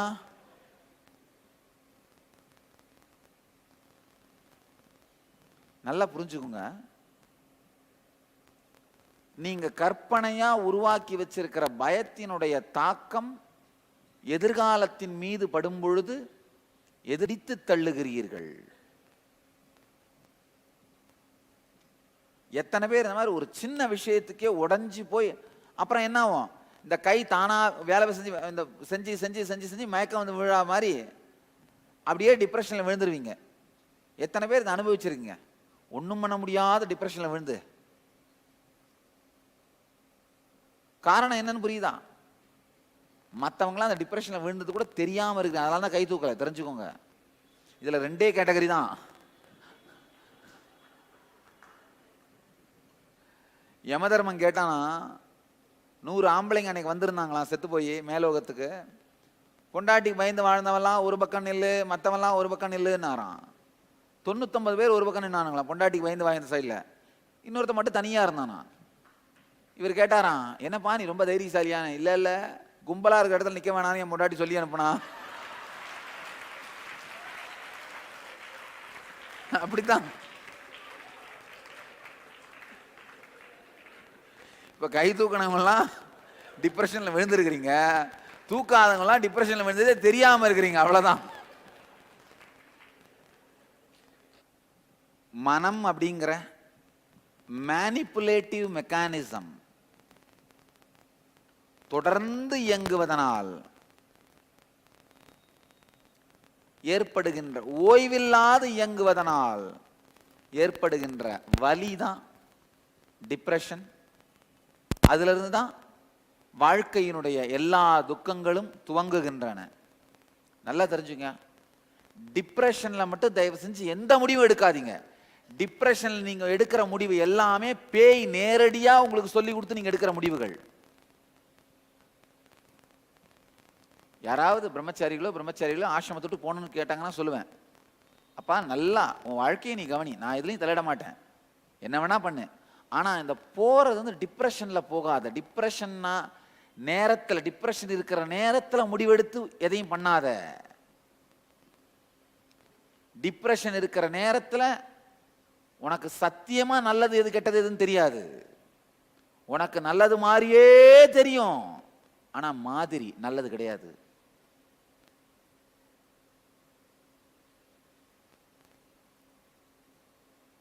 எவ்வளோ பெரிய நல்ல முடிவுன்னு நீங்க நினைச்சீங்கன்னாலும் தயவு செஞ்சு டிப்ரெஷன் இருக்கும்போது எடுக்காதீங்க. டிப்ரெஷன் நேரத்தில் நீங்க எடுக்கிற எந்த முடிவாக இருந்தாலும் மேலும் மேலும் மாளாத பெருந்துக்கத்திற்குள் எடுத்து சென்று உங்களை சாய்க்குமே தவிர அதிலிருந்து நீங்க மீண்டு வரவே முடியாது. பெரிய முடிவுகளையும் வாழ்க்கையில் எடுக்கிற எந்த பெரிய முடிவு, பல பெரிய முடிவுகள் நீங்க எடுத்துட்டு இருப்பீங்க. கல்யாணம் பண்ணிக்கலாமா வேணாமா, இல்லை யாரை கல்யாணம் பண்ணிக்கலாம், எங்க வீடு கட்டலாம், எந்த வேலைக்கு போகலாம், எந்த ஊர்ல செட்டில் ஆகலாம், இந்த மாதிரி குழந்தை பெற்றுக்கலாமா வேண்டாமா, குழந்தைய எந்த ஸ்கூல்ல சேர்க்கலாம், எப்படி வளர்க்கலாம், பல பெரிய முடிவுகளை எடுத்துக்கிட்டே இருப்பீங்க. எந்த முடிவையும் எக்காரணம் கொண்டும் டிப்ரெஷன்ல எடுக்காதீங்க. அதே மாதிரி டிப்ரெஷன்ல யாரை பற்றியும் எந்த கருத்தையும் முடிவாக்காதீர்கள். டிப்ரெஷன்ல இருக்கும் பொழுது அப்பாவையோ அண்ணனையோ தம்பியையோ மனைவியையோ கணவனையோ யாரையாவது வில்லனாக்கி பார்க்கணும்னே மனசுக்கு தோணும். எல்லாத்துக்கும் இந்த தருதரம் பிடிச்சவன் தான் காரணம், எல்லாத்துக்கும் இவளை கல்யாணம் பண்ணது தான் காரணம் நமக்கு தோணும். சில நேரத்தில் இவ வீட்டுக்குள்ள காலடி எடுத்து வச்சா வந்துதுரா சனிய,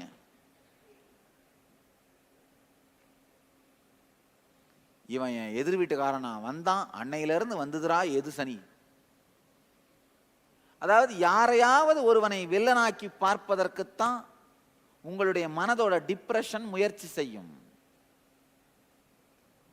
தன்மையை திரும்பி தேடும் தன்மை வரும்போது மன உளைச்சல் காணாது போகும். இது வந்து லா, இது சட்டம்.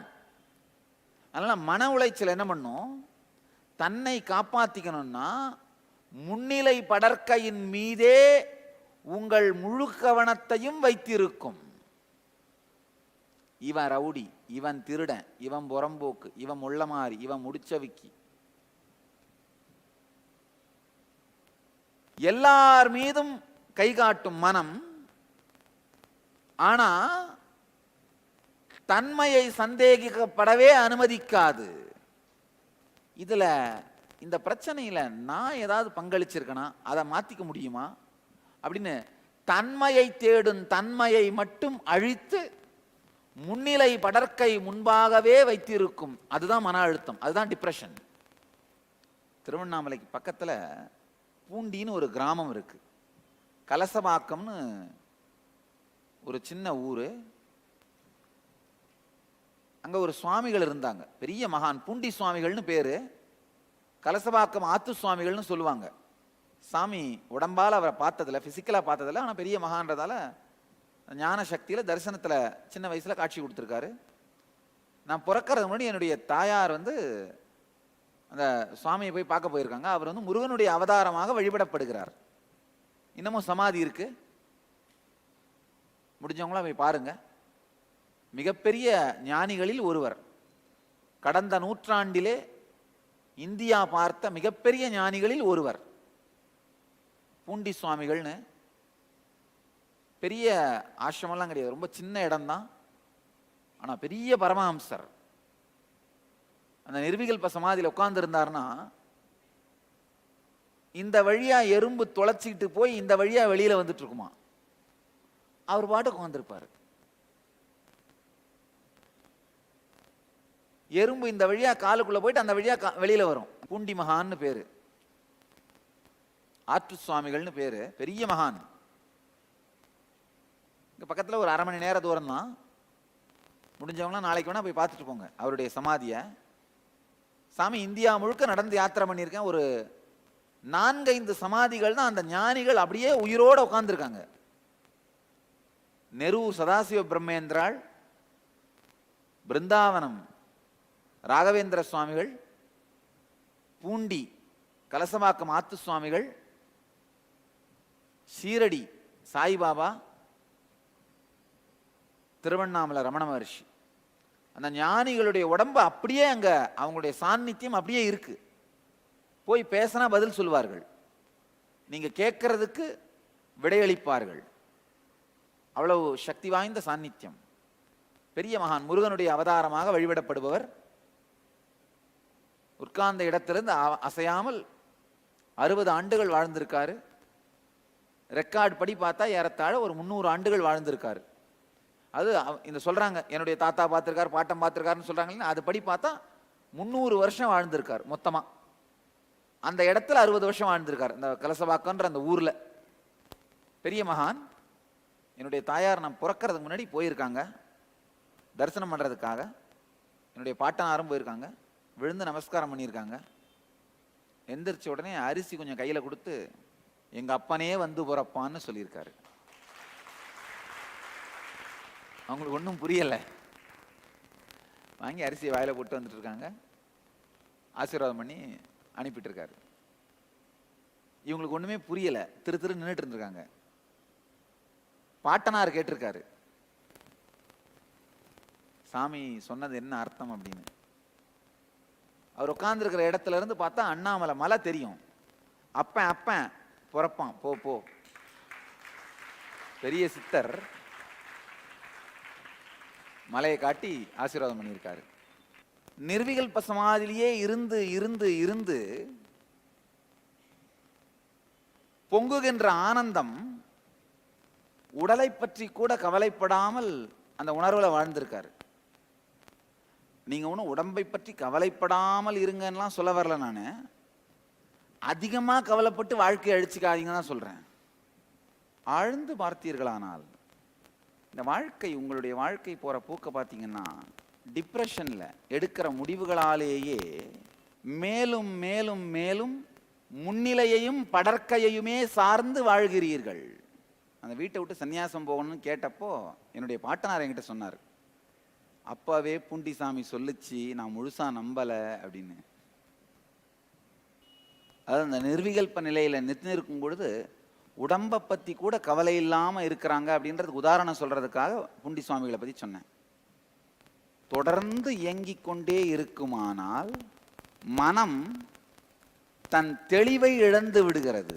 நீங்களே யோசிச்சு பாருங்க, தொடர்ந்து ஓடிக்கிட்டே இருந்தீங்கன்னா உடல் என்ன ஆகுது, தன் ஸ்திரத்தன்மை இழந்து நடுங்க ஆரம்பிச்சிடும். பார்த்துருக்கீங்களா? தொடர்ந்து யாராவது இந்த ஓட்டப்பந்தயத்துக்காக ஓடுறவங்க, எக்ஸசைஸ் பண்றவங்க யாராவது இருக்கீங்களா? 1 மணி நேரம் 2 மணி நேரம் ஓடனா அப்புறம் என்ன ஆகும், கால்லாம் நடுங்க ஆரம்பிச்சிடும். அதே மாதிரி தான் தொடர்ந்து ஓடிட்டே இருந்ததுன்னா மனம் என்ன பண்ணும், தெளிவை இழந்து நடுங்க ஆரம்பிச்சிரும்.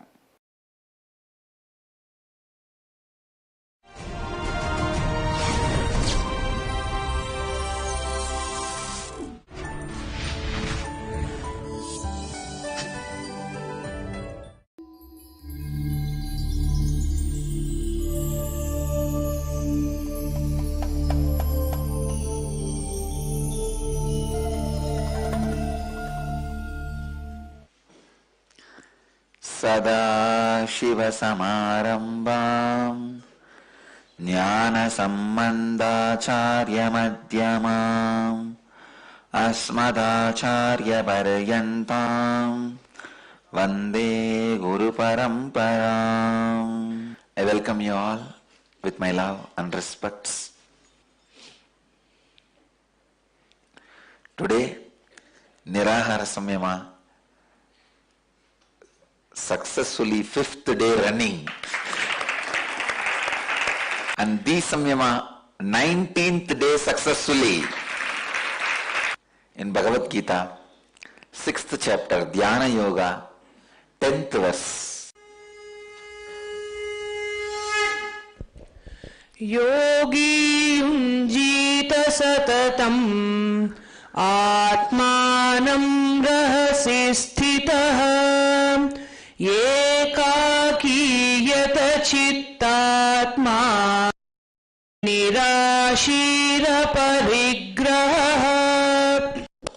योगी युञ्जीत सततम् आत्मानं रहसि स्थितः एकाकी यदचित्तात्मा निराशीः अपरिग्रहः. The one who feels the same towards an affectionate person, a friend, an enemy, the indifferent, the neutral, the hateful one, the unfriendly, the noble one, or a sinner. Yogi yunyita sadatam atmanam rahasi stitaha ekaki yatachittatma nirashir aparigraha. The translation: the contemplative sage, saint, having subdued his thoughts and character, his identity being free from desires, with an attitude of renunciation seated within oneself in aloneness, should continuously connect with higher consciousness by unclutching. The Jivan Mukta, having subdued his thoughts and character, identity being free from desires, with an attitude of renunciation, seated within oneself in aloneness, should continuously connect with higher consciousness by unclutching. Now Bhagavan actually enters into the straight technique of unclutching. Yogi yunyita satatam atmanam rahasi stitaha. Having subdued his thoughts and identity, being free from desires. I tell you, subduing identity, subduing thoughts anybody can do. It's not a big thing, I tell you. Thoughts can be reduced very easily with any simple technique. I know one sadhu. I have seen him day in and day out in Rishikesh. Whole day, the only work he will do is wash his kamandalu, the water pot. It will be just shining.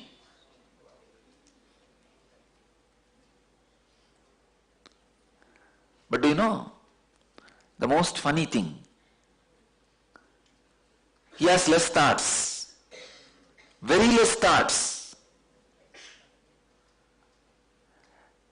His only focus is that his kamandalu should not become dirty.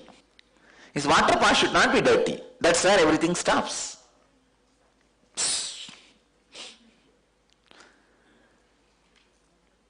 Any simple technique, even technique like washing your water pot, can bring your thoughts down. That is not a big thing. Subduing the identity means Thoughts are food, identity is person who eats. Who eats should be subdued, not just the food. The identity grows, expands with thought. Reducing thought is not a big thing. Actually, without touching the identity, reducing the thoughts is very easy. I have seen a yogi standing on his one leg for more than 12 years in Kumbh Mela during my Parivrajaka time. He really had a very reduced thought state. But unfortunately, the attention people give because of his tapas has made his identity swollen like his leg, one leg on which he was standing. One leg on which he was standing was swollen. Same way, because the attention he enjoys from people, his identity was swollen. It is very easy to have less number of thoughts if your identity is getting more and more boosting. If the identity is not touched, it is very easy to have less number of thoughts. When the identity is touched, almost like a honeycomb, how if the honeycomb is touched, the bees comes out, like the thoughts comes out. I have seen many of my ashramites, they will really be having very less thoughts, calm, composed. Just poke at their identity once. People whom they don't like or there is a hatred, just one word from that person, like a honeycomb, whoosh, all the thoughts will come up. The whole pus will come out.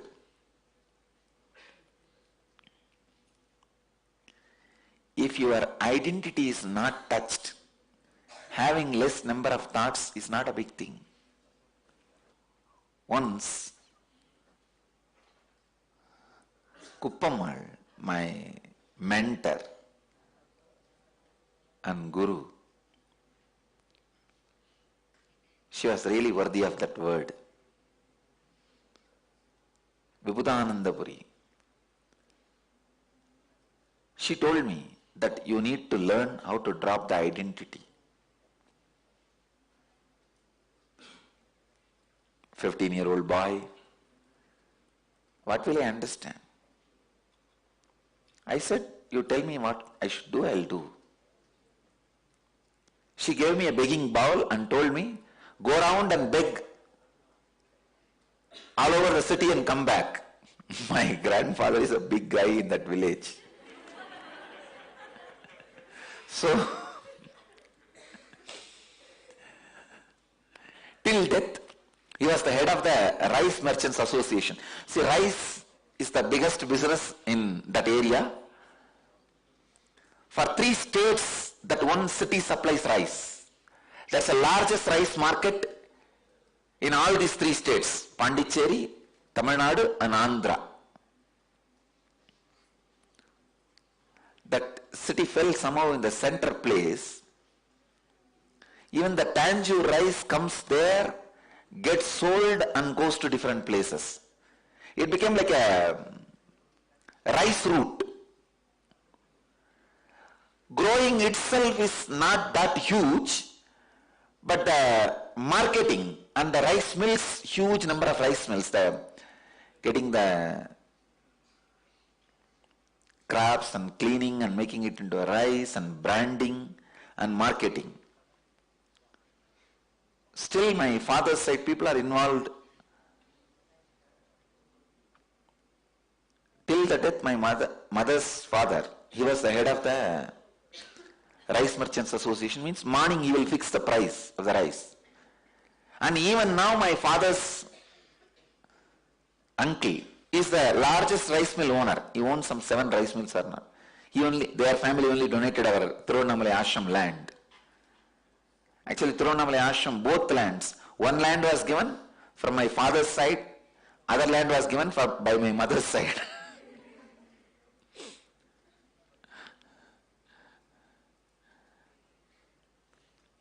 pre-monastic relatives, they gave the land. They donated both the properties. Anyhow, rich guys, rich family background.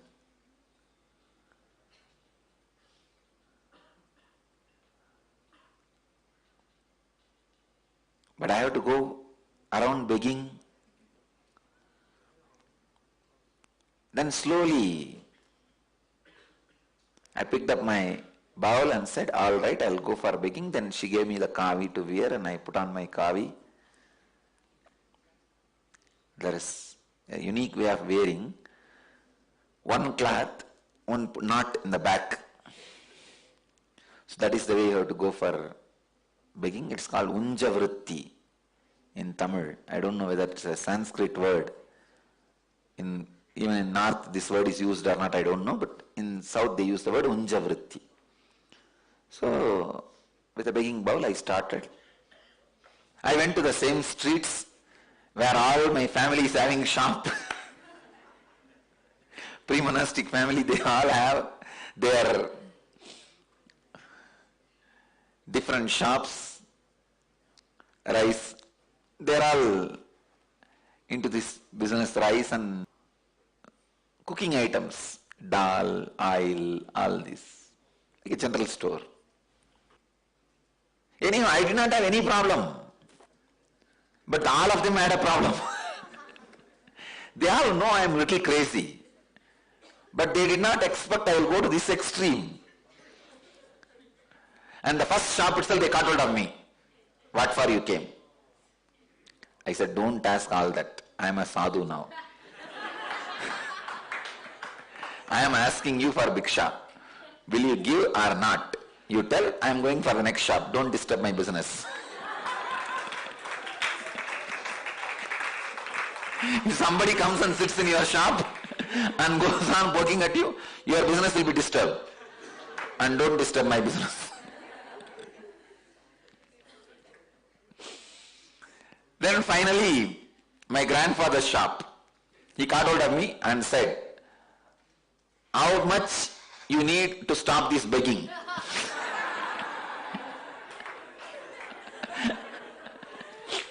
What is your amount? Target, tell me that. I'll give the whole, keep quiet and go back.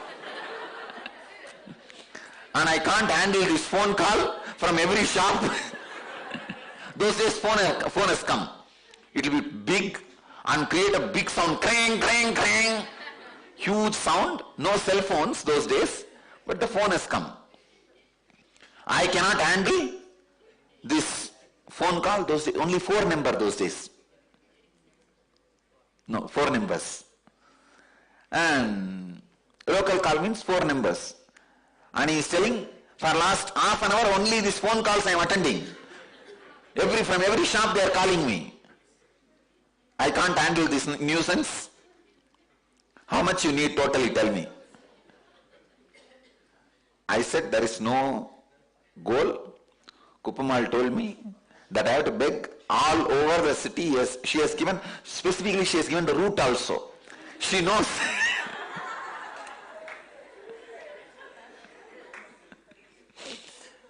And I did not have any problem.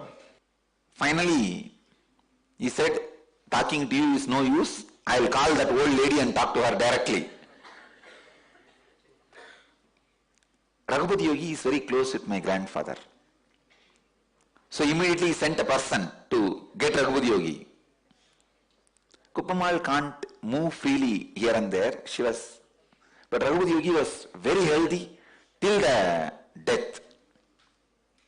So he sent a person to bring Raghupati Yogi, so that I can be advised, I will stop this. But before he could come, I left. And I went round. There was a shop. My classmate, it is her father's shop, a girl, my classmate.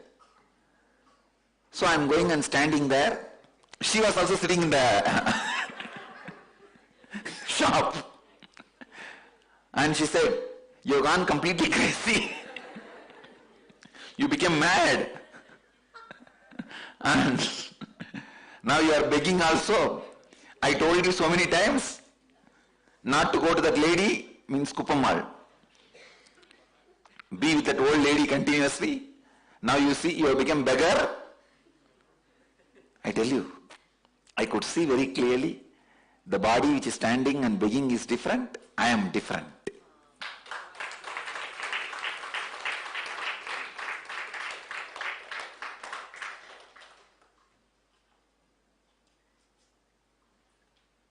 Ultimate ability is ability to renounce the desire to be a hero.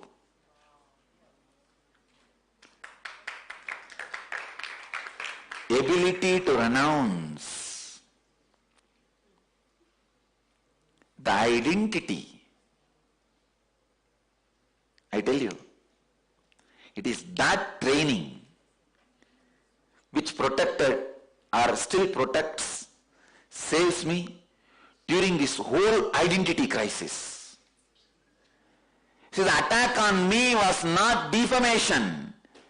It was literally creating identity crisis. Please understand.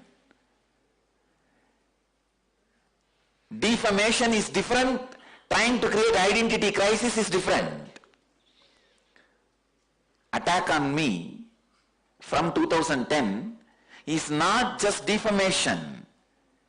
Trying to create identity crisis. Trying to completely confuse people about who am I, who I am. And they tried their best even to confuse me. See, if constantly 3 years somebody tells you you are a cheat, you are cheat, you are cheat, you may start thinking, am I really cheating? You may start thinking when you sit in the morning Pada Puja, people are worshipping me, am I really cheat? Not once I doubted me. How can I doubt me? It seems somebody who left the ashram, one ex-brahmacharini, was telling another one devotee, if people put complete faith on me or you, even we can heal. I was laughing. Even you don't put your whole faith on you. Who will put their whole faith on you?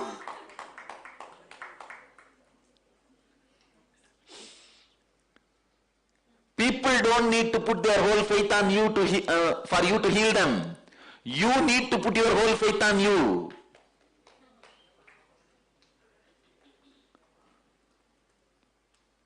Not a moment I had a doubt. Understand? It is very easy to live even if the whole world doubts you. It is impossible to live even if you doubt yourself for a moment. You can't live if you doubt yourself. After all this, I have not doubted myself for a moment because I have experienced myself. I have seen the beautiful side of me, the graceful side of me. When I saw the graceful side of me, I just fell in love with myself.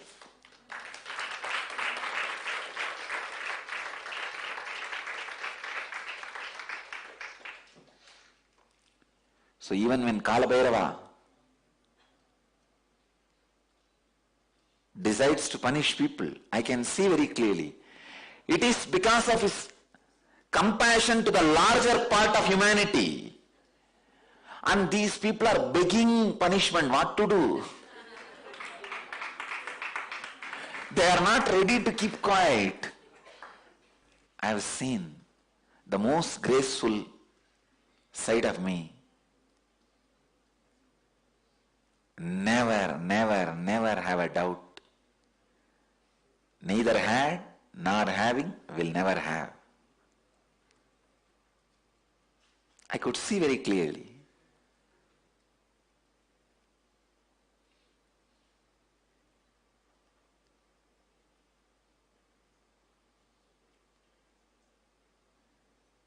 Even though I will not go to the school regularly, I had a very good friendship and respect from all my classmates, batchmates, with everybody. Whether it is boys or girls, I can look back, and even people who lived around me those days as my classmates, many of them are devotees and some of them are even in the ashram doing volunteering and all that. My roommate who was there in my room for more than 3 to 4 years is in the ashram as a volunteer. Sometimes I talk to them. The people who studied with me in the school are there in the ashram as volunteer.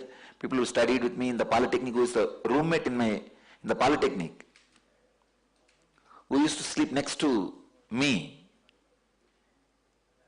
Those days in the polytechnic there was no cots, it was only mat, and the place will be allotted by painting on the floor. So my next block, they call it, for each mat they will put a paint on the floor.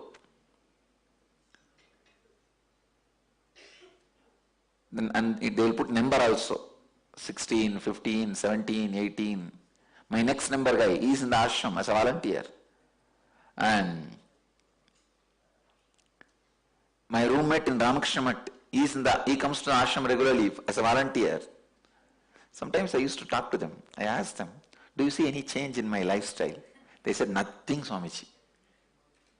So the moment this girl, my classmate, she started screaming, you became mad, you are begging,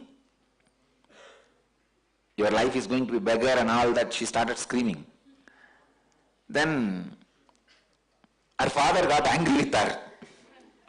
He said, either give something or keep quiet. Why are you abusing him? The father started telling, maybe he's doing it for some spiritual reason, because in South India it is very well known. You go to beg for 3 Saturday and whatever comes, take it to the Tirupati, go by walk to Tirupati and offer it in the undi. It's a tradition. So he was telling, maybe he's begging for the Venkateshwara. How do you know? It's a tradition. Even now they do. That, especially this month only it starts. This is the month. 3 Saturday they will go to house and beg. Whatever comes, with that they will carry the whole thing. Maybe rice or money, silver, gold, whatever people give, they will carry the whole thing. They will go by walk to Tirumala and offer it in the hundi.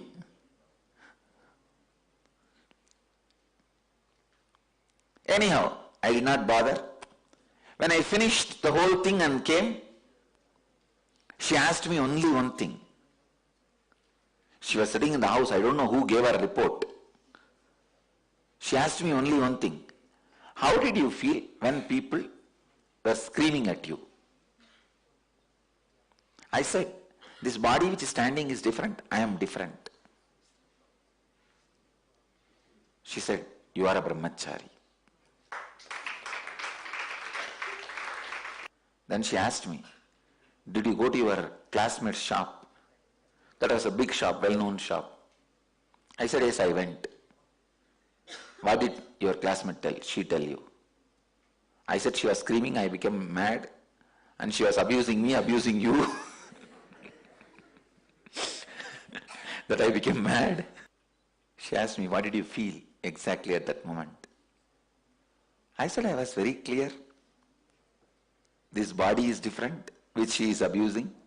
I am different. I never felt attacked or disturbed.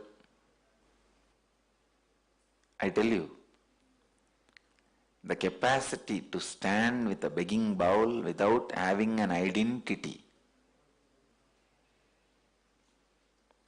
is the most difficult thing. That helps me still now to stand with the begging bowl in front of my disciples. Never ever think I'm head of my disciples. No.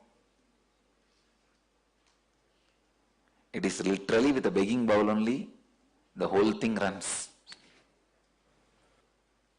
Only one difference is, nowadays I beg to drop their identity into my pot,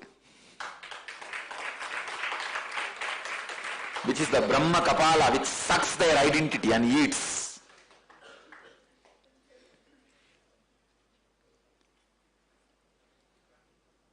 Few days before, I was telling you one important thing. The ability to give up anything. And today I tell you, you are a sadhu only if you are able to touch anybody's feet, whoever you feel is your enemy. I have seen sadhus giving up multi-crore properties in their hometown, leaving everything and going to Himalayas. And there they will fight a small place where they sit and beg or eat their food in the ashram or bandara or in the temple. Now I know one fellow is from Coimbatore counter community. He left a property, big property near a place called Sulur. He is a sadhu now in Rishikesh. There is a Kartikeya ashram there, which is in the name of Subramanya. He left crores of property here and went away there to become sadhu. There I saw him fighting for the place in the bandara. I laughed. I tell you, when I made a statement, all my sadhus, all my ashramites should practice this habit of non-possessiveness. Anything is around me belongs to whole world. Anybody wants, they can take it. Same way, a sadhu, all my ashramites, please understand, this is the instruction to all the devotees, viewers, visitors. But this is the Guruvak for all the ashramites and sadhus and sannyasis and jivan muktas. Understand, I am spelling it out very clearly. Ability to drop your identity in front of anyone is the quality of sadhu, and I wanted this to be a Guruvak to all my ashramites. What is there? You think all the abuse I am going through, I am worthy of it?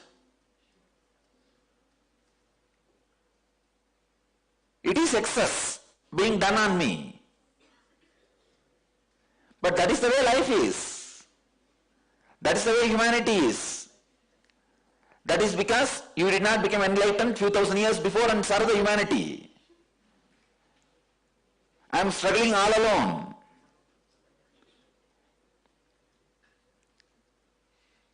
See, lakhs of people died in Hiroshima and Nagasaki. All the people who are dead, are they worthy of the death? Now hundreds, I don't know, hundreds, maybe 50, 60 people, I think, died in Sivarasi. Do you know the funny thing? It's of course not funny thing, terrible thing. In that whole group of people who are dead, I think 56 or 58, I don't know the exact number. Only one person was working in that firecracker industry. All the fellows who are working in the industry were saved. The fellows who came to watch and rescue, 57 people who came to watch and rescue were dead. When they saw the name list, only one person who was actually working was dead. If they listened to the police and everybody is flooded, see, all the workers are flooded. They all have saved themselves.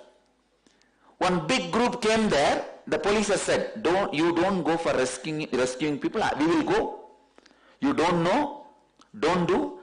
But curiosity, India, it's a religion. If few people are standing and seeing, you have to put your nose to find out what is going on inside. Now people are telling me, we are not able to reach out to people, teach meditation, nothing. Go to any big park on the main street, 4 or 5 of you stand round and watch inside. Let one fellow be doing inside one kriya or meditation, Nitya Dhyan. In 5 minutes there will be traffic jam in that road. The whole crowd will be standing around you and watching inside, what is he doing? Now I tell you, see, make one person to sit and do Guru Puja, and 5-6 of you just stand around. You should stand around such a way from distance they should not be able to see what is going on inside. Only when they come near and put their head, they should be able to see what is going on inside. Stand like that. It's a powerful technique. You try. All you need is 5 people. 1 to do Guru Puja, 4 to hide and stand. In 10 minutes you will see the whole street traffic jam, the whole crowd will be standing and watching what is he doing. Till the end of Guru Puja, he should not open his mouth to answer any question. And I tell you, not a single fellow will leave.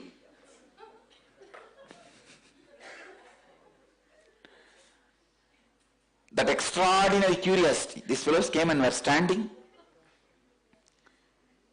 and lost a life. They are not worthy of what has been done to them, but that is life.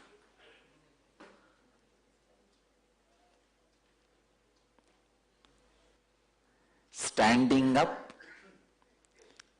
even when the life and humanity does not behave dharmically to you is Jivan Mukti. Standing up with your clear dharma, even when the humanity and society does not treat you with dharma, is Jivan Mukti. I tell you, even if the society behaves with you dharmically, you behaving adharmically is a demon. When society behaves you dharmically, you behave dharmically, is a good person. When society behaves you adharmically, you behave dharmically, is Jivan Mukta.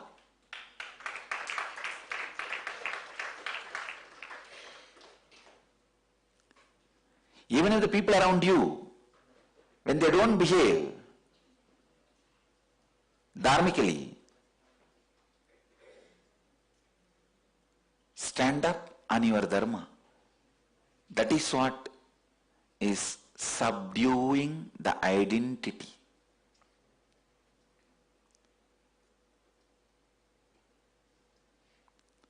This is the second Guru Vak I am giving you guys. Ability to drop the identity. I tell you, when you are able to drop the identity, all the problems you have will not have a chilli, the anger.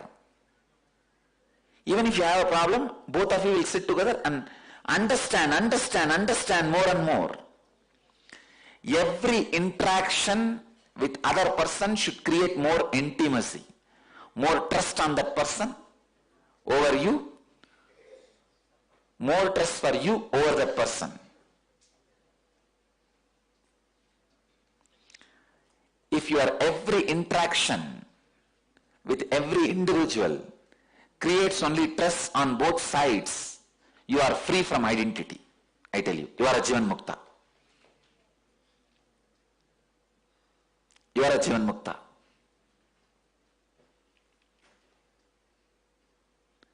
The ability to drop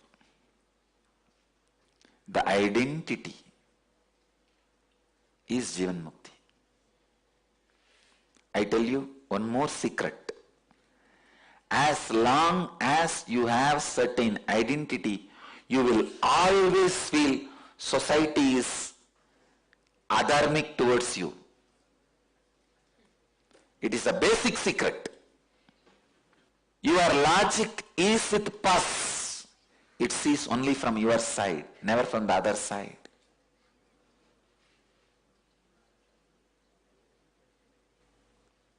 If I judge whatever is done to me by the society is adharmic, my logic becomes logic with pus. Fortunately, I never judged.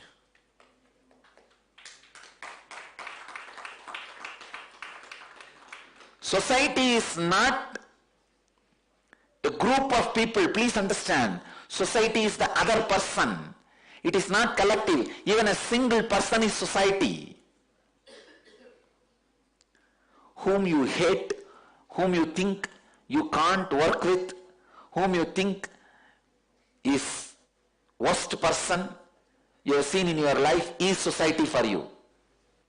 I tell you, if you have somebody as your enemy and feel this fellow's patterns, he cannot come out and he will suffer, he has to be given suffering, when you feel, understand, now God is sending you the diagnosis. Exactly, you have the same problem.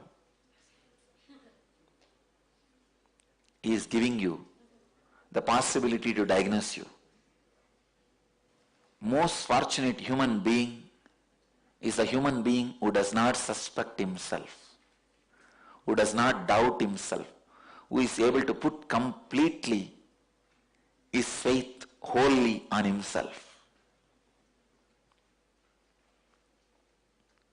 You putting your whole faith on you does not happen by you convincing you, but it happens only by you dropping your identity by you. Go round.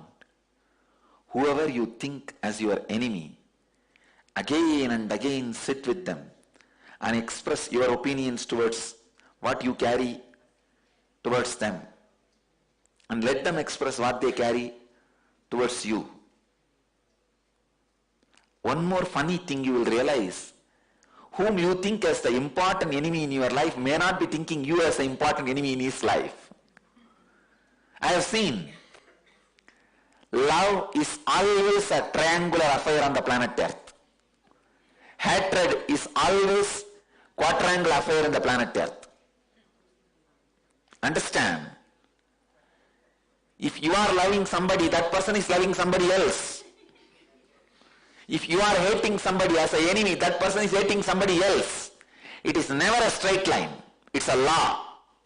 One point is loving the other point means, be very clear, the other point is loving the other point, not this point. The other point which he is in love, see, A is in love with B, B will never be in love with A, it will be only in love with C, C may be in love with A.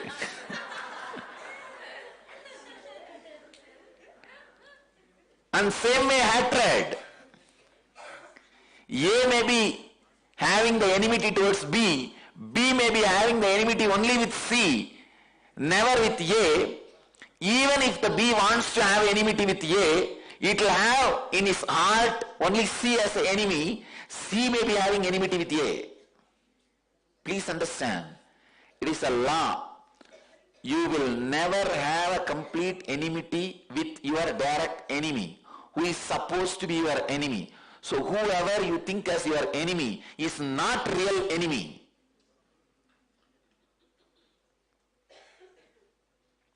It's a law. These are all sarvabhaumya, universal laws.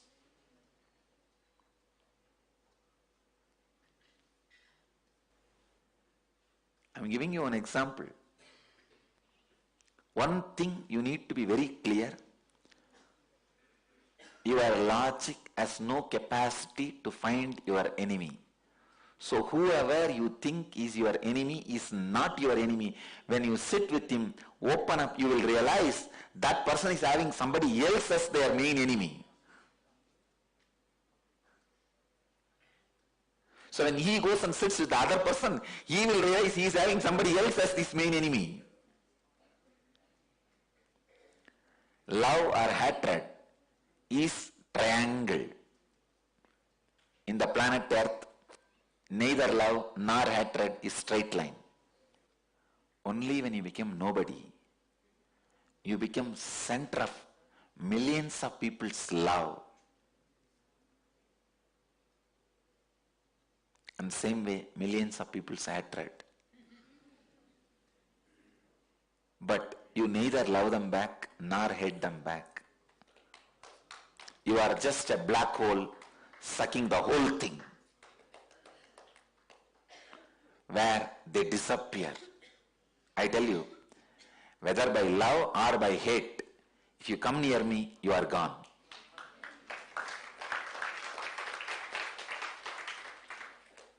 When you disappear into me, by love, it is called enlightenment. When you disappear into me due to hatred, it is called pralaya. That's all. But you dissolve into me. That is what Bhagavan shows when he was giving the Vishwarupa Darshana. Vishwarupa is beautifully described. There are many rishis, sadhus, sages, saints in the parts of Krishna's Vishwarupa, and millions of demons, devils, Gauravas, Rakshasas being chewed by the Krishna's mouth, disappearing into the fire which is coming out of Krishna's mouth. It means what? Both are disappearing into him. Ability to give up the identity, subduing the identity, even in the worldly life. Even if you say, practically I have to see, I am talking to you, understanding all the practicalities. Please understand, whoever is listening to me, to all of you I am telling you very clearly, I know all the situations you would have gone through, going through, will go through. With that authority I am telling you, this truth which I am uttering is the truth for all of you at all times to be practiced, to be lived, not to be compromised at any time, what you call as practical situations. What Swamiji said is right, but in this situation, even if he was here, he wouldn't have behaved like that. He wouldn't have given his identity. I know. Go to hell.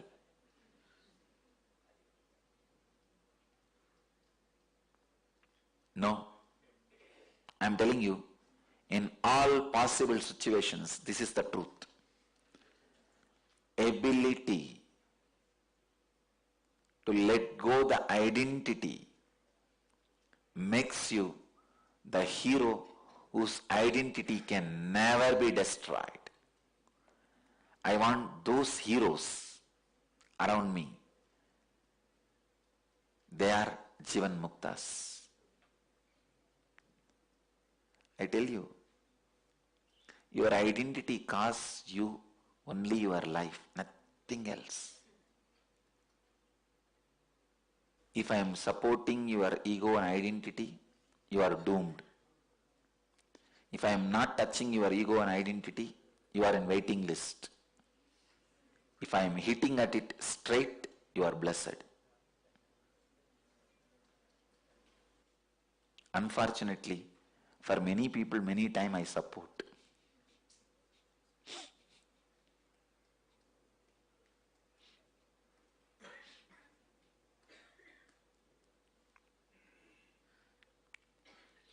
It is the identity with which your heart associates yourself. That should become sadhu, chilliless, angerless, violentless. Then you will become the center of creativity. You will express so much of the leadership quality, ability to inspire. Ability to inspire is nothing but ability to inspire yourself. Early morning, 6 o'clock, if you are able to inspire yourself to get you out of your bed and go to Akada and do the yoga, you will have the ability to inspire others. That's all. The ability to inspire can never be a cunning technical game. No. If you are able to inspire yourself to come and sit for the satsang every day and listen to these great truths and live this, you will be simply able to inspire your subordinates, your assistants, and make them do the job as you want, and you will be able to lead them with an inspiration. Morning when you wake up, see your mood. Are you getting out of your bed and going to Akkada because Swamiji will fire you? I tell you, all your subordinates are going to be working around you just because you fire them. Never inspired way.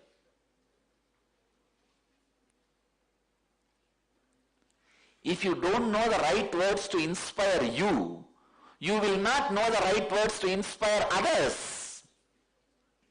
There are many, I don't get their darshan at all in the morning. Understand, if you are able to inspire yourself to drop the identity, you will be able to inspire everyone to drop the identity. I tell you, in the love, you are hitting the wrong wall. In the hatred, you are hitting the wrong wall. In the love, you are in love with somebody and you constantly go towards that person. And suddenly you will realize that person is going towards somebody else.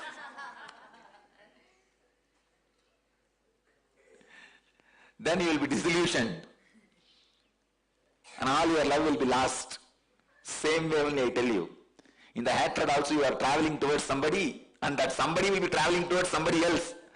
And suddenly you will be disillusioned.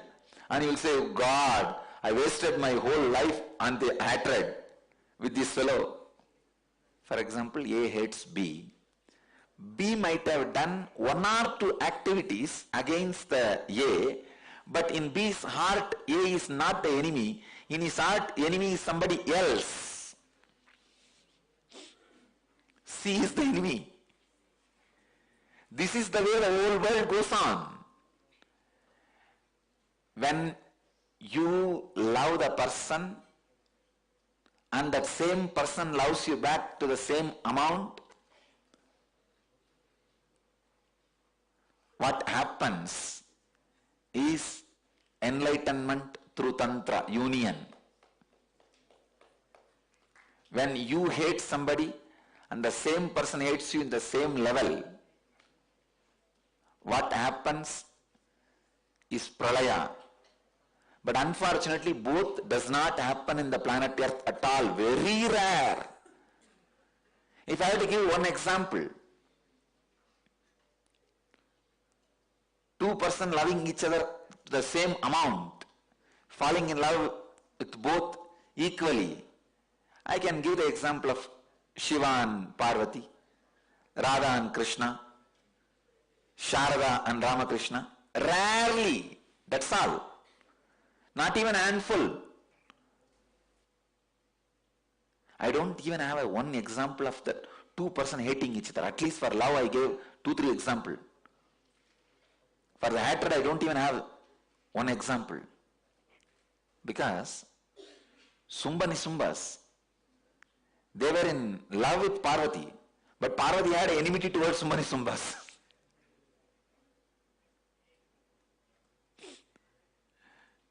In turn, Tarakasura had enmity with Parvati. Parvati did not have enmity with Tarakasura. I tell you, whoever you think as your worst enemy are not your enemies. Who thinks you as the worst enemy will never be felt by you as the worst enemy. Because the enemy or the friend is based on your perception, which is itself is unstable. You are constantly building multi-story towers on the earth, which is going through earthquakes. It's a technical term. Tectonic plates. You are building skyscrapers on tectonic plates.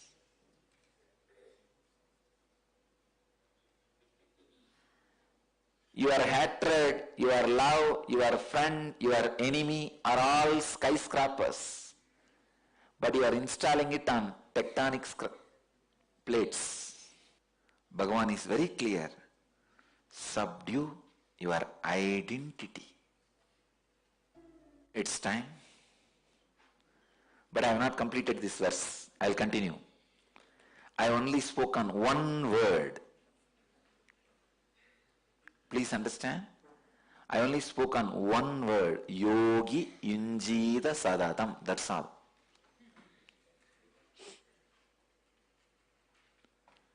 Because this one understanding is the biggest problem.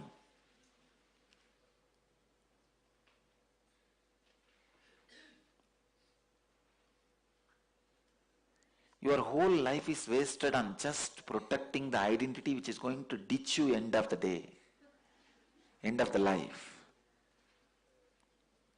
When you are about to leave the body, you will see so much of pus, bio-memories all around you, and you will ask your identity, what is this?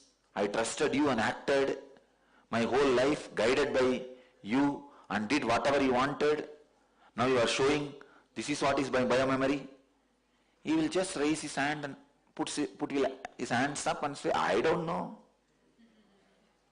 Hey, what do you mean you don't know? Answer me.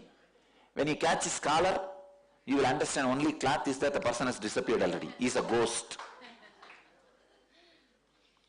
He might be feasting with your enemy and saying, see, secretly I have done the job you wanted to do. People who realize the conspiracies done against them by their identity are Jivan Muktas. But you go around and dig out and find out, even if it is not there, you imagine that so many fellows are doing conspiracy against you. But you never suspect the conspiracy is getting done by your own identity against you. Blessed are those who understand the conspiracies done against them by their identity. Cursed are those who never doubt the conspiracies done to them, done against them by their own identity. If you are able to beg food and your needs from the people, you grow as a sadhu.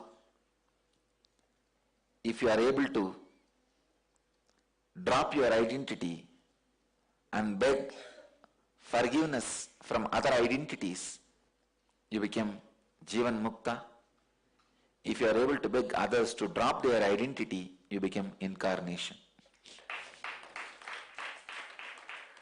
Understand? I am not asking you guys to go around and beg for food.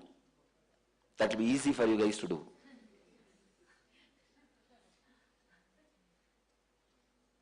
That will not have much impact. But if you can go around and beg for the forgiveness what other identities think as the hurt by you.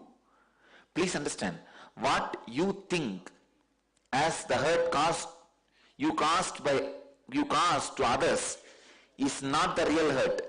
What they think, because many times what you think as the hurt you caused may not be hurt for them.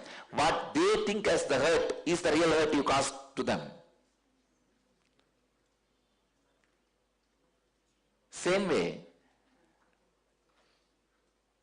what you think as the hurt others have caused you, they may not even as caused it consciously. Understand? What you think as the hurt others have caused you, they may not even caused consciously. So know how to forgive them. Same way, what others think as the hurt caused by you, you may not even be aware. So ask them to forgive you. This is the science of forgiving. Science of gracefully moving ahead. I tell you, in the life, anybody who thrives will be with renunciation. Person who thrives naturally comes with new situation, lifestyle, thinking trend, atmosphere, furniture, everything. Person with renunciation thrives. Person who is thriving will always be endowed with renunciation. The moment money comes, your whole mental setup is new. If your mental setup is not becoming new, the money which came will not stand with you. So thriving happens on renunciation. Renunciation is the ground on which the thriving seed thrives. Thriving thrives on you only when you are made out of renunciation. The ability to renounce the identities constantly is thriving. Person who thrives with the ability to renounce identities is Jivan Mukta. I am giving you one more definition of enlightenment.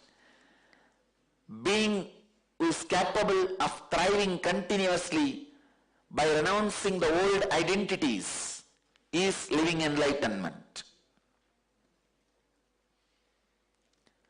Do not wait for the wounds in you to be healed by others.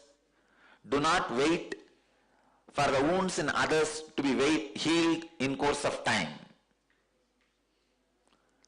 Do not wait for others to come and heal the pain you are carrying inside you. Do not wait for the other person's wounds to be healed in course of time. Means you be proactive, healing the wound and pain in others' heart. Same way, you be proactive in healing the wounds and pains inside you by dropping it. Your enemy is not your enemy. Your friend is not your friend. Whom you are hating for ages and years might be doing good to you. Whom you are loving and having friendship for ages may be in love with somebody else. I'll continue on this same verse again in tomorrow's satsang. Today I give this as a teaching to all the disciples, visitors, viewers. This as a Guru Vak to all the disciples, sannyasis, sadhus and ashramites. So all the ashramites, sannyasis, sadhus, before you come tomorrow to the morning satsang, take at least 10 effort to heal whom you think as your top 10 enemies and discover the truth. Your top 10 are having somebody else as their top 10. Your top number 1 may not be having you as the number 1 in his hit list. He may be having you only as a number 8 or 9 in his hit list. And who is in his hit list as a number 1 may not even appear in your hit list. Identity is a confused reality. When the love and hatred falls into the confusion of triangle, what you call that whole as is identity. When I said as, I meant 2s.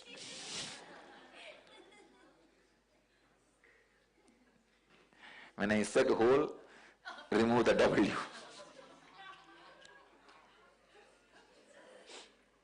That is what we call identity.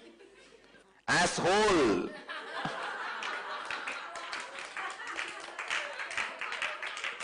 I want you to understand without S and W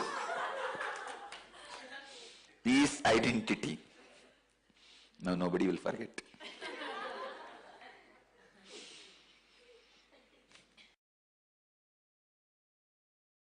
The first question today is from Nidhi from Vizag, who's asking, Dear Swamiji, is there such a thing as objective reality, or is the world nothing but a reflection of my perceptions? Can you also give me some signs to distinguish between reality and fantasy? Nidhi, first thing you need to know, whatever you understand as reality, the dimensions like a size, shape, quality, your association of good and bad with it, all that, even one quality does not exist in objective reality. Please understand. If you think this is wall, this is not wall. Whatever you understand, why this wall, what this wall does, how it looks, what it is, who built, is it good for me, bad for me, all concepts you have about the wall is not there actually on the wall. So in a way I can say there is no such thing as objective reality and there is something called objective reality.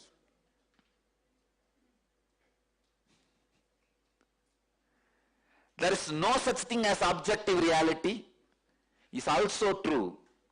There is objective reality is also true. Understand? I tell you there is no such thing as objective reality because anything you see, you perceive, does not exist as you perceive. And I tell you there is objective reality. Why you know? Because you may be liberated from this wall, but the other person who is not liberated will continue to see this wall as objective reality. Because of that, I tell objective reality exists. But I tell you, for you, objective reality does not exist. So, the right truth, objective reality does not exist for you, but the objective reality exists for the objects you see in objective reality. But as the objective reality does not exist for you itself, how can the objects you see in the objective reality can be objective reality for you? As the objective reality perceived by you itself is not reality, how can the objective reality perceived by the objects which you perceive in the objective reality can be objective reality for you?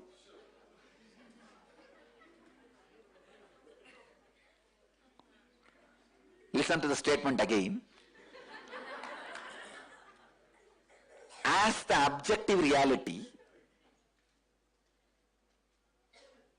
which you perceive itself is not an objective reality for you, then how can the objects you perceive in the objective reality can have the objective reality which you perceive as the objective reality, which is not an objective reality?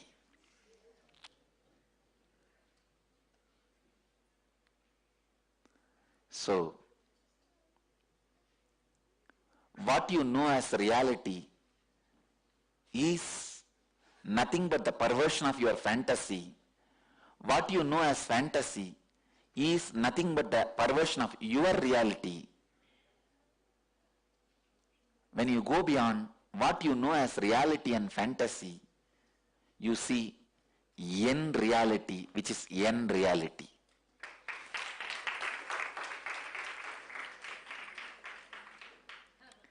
In enlightened reality, there is no space for fantasy, reality, reality-based fantasy, fantasy-based reality. Fantasy-based reality is deities, reality-based fantasy is theme parks. Reality-based reality is enlightened reality, fantasy-based fantasy is your dreams. The reality-based reality awakens in you when you understand neither reality-based fantasies and fantasy-based realities and reality does not lead you to reality. The reality.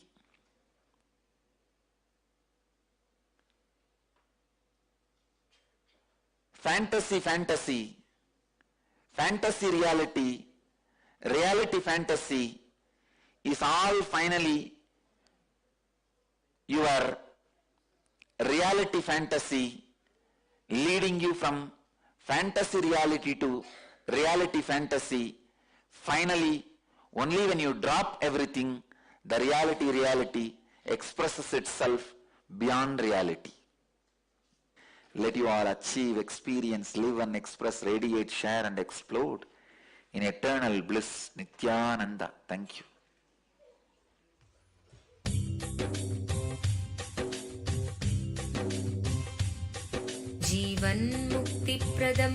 Paramahamsa Nithyananda, a rare living incarnation, is named among the world's 100 most spiritually influential personalities today.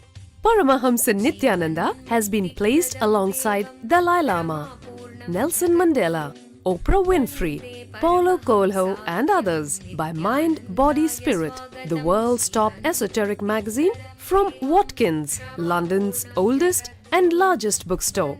A yogi by birth, he has been expressing his power of enlightenment since birth. He has authored more than 500 books in Tamil and English. Translations of these books are available in 26 languages in Telugu, Kannada, Malayalam, Hindi, Sanskrit, Gujarati, Oriya, Bengali, Marathi, French, Malay, Polish, Portuguese, Italian, German, Danish, Spanish, Russian and Chinese. He is also an exemplary speaker with over 10,000 hours of profound life solutions through his discourses. Social services such as Annadan, free medical care, free educational services with ashrams, schools, temples, hospitals established in more than 140 places around the world, offering exceptional services. A powerful spiritual healer who has healed millions of people of diseases from migraine to cancer.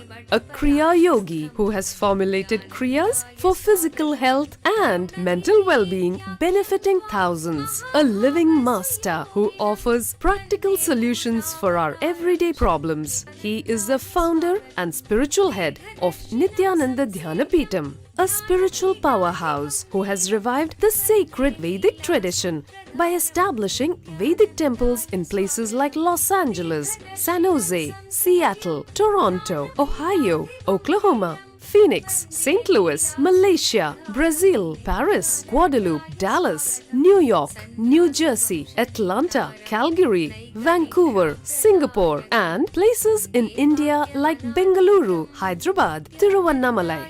A spiritual guru for 10 million followers, an incarnation who transmits the highest spiritual energy through initiation, a contemporary yogi who has revived the Vedic science of yoga worldwide through thousands of yoga centers, an adept in Ashtamahasiddhis, mystical yogic powers, who has effortlessly awakened the Kundalini of thousands and graced them with spiritual powers, a dynamic young guru who is an inspiration for thousands of youngsters, India's most watched spiritual guru online, a beacon of spiritual light who has triumphed over the forces of religious terrorism and political persecution. Paramahamsa Nithyananda is an eternal Kalpataru, blessing the world with the boons of material abundance and spiritual enlightenment.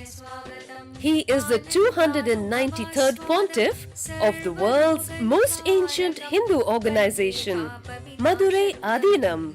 Nithyanandaya swagatam Anandanubhavaswadam Sarvaroganivarakam Vande Papa Vinashaktam Nithyanandaya swagatam Nityamuktam Nirvikalpam Dhyanaloka Pradipakam Vande Shantamayam Bandham Nithyanandaya swagatam Anandagandha Sancharam Sarvopadhi Vinirmuktam Vande Jnanalayam Natham Nithyanandaya swagatam. स्वभावचिन्मयानन्दम् कृपापूर्णं जगत्पतिम् हरिषड्वर्गजेतारम् नित्यानन्दगुरुं भजे. Today we will enter into few sutras.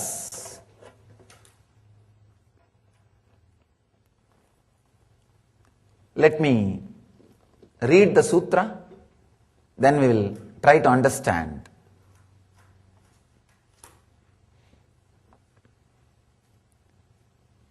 I am giving you only the English translation.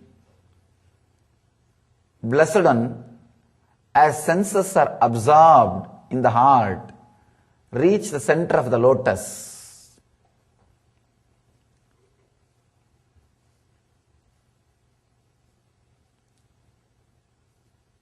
Such a simple one-liner, but can straight away lead you to the enlightenment experience. Let me describe what is exactly I mean by the word enlightenment.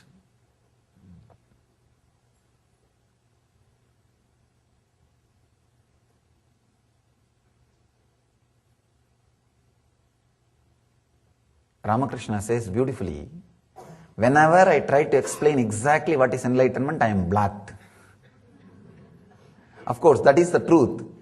Maybe I can try to give one point of understanding.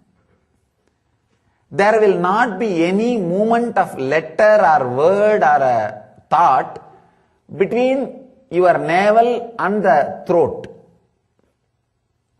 The words will come only from the throat. I can say this is one of the precise description of enlightenment. There will not be any word or thought or syllable or sound movement between the navel and the throat. Means only when you are talking the words will be coming. When you are not talking, there will not be any words inside. Only the energy movements. Only the energy movements. Means there is no thought. There is no verbalization. There will not be any continuous inner chattering. Your inner chattering is the only thing which disturbs your whole life. Very difficult for a normal person to understand. They will always think, no, unless I have inner chattering, how will I plan my everyday life? How will I be able to run my business? How will I be able to live? Understand, when you don't have inner chattering, I don't say it is a dead silence. It is an intense energy. Whatever needs to be done comes out as a full, complete visualization. For example, what you need to do tomorrow, if you have the inner chattering, it will come line by line. Morning I will have to get up. Then I will have to go to my office. Then I will be doing this work. Then evening I will come back. Then I may have this program, that program. Like a linear way, one by one it comes out. When you don't have inner chattering, just you are with yourself, the whole visualization comes out as a one statement or one information. That is what we call intuition. When you go through the logical process, it is called inner chattering. It is intellect. But when you don't have that inner chattering, things starts expressing in you intuitively. Straight away you know. If you have the tomorrow routine, if it gets downloaded into your system, you know clearly. First, next, third, fourth, fifth, sixth, everything will be presented to you straight away. I don't know whether I conveyed it completely. I am trying. You can try to understand how without verbalization enlightened beings are working. If you had the fortune of living around some enlightened being, of course, very difficult. It is very difficult because one visualization which comes to me has to be translated into action means at least 200 verbalization, verbal instruction has to be delivered. It is very difficult for the disciples to grasp. That is why there is constant fight between me and my disciples. From morning I come out of my room till I go back to my room. No, sorry, till I sleep, because I'll be in the chat also. It is a constant struggle between me and my disciples. Impossible, because constantly it comes out as a full visualization.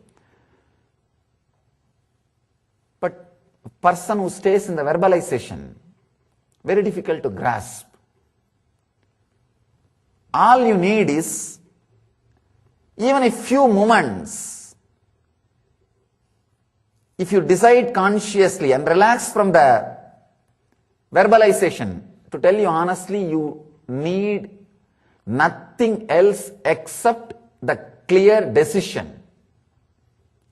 It is time. Surely there is something more than whatever verbalization gave to my life. See, your property, your name and fame, your position, everything was gift to you by your verbalization. The thinking which you had, that only gifted everything to you.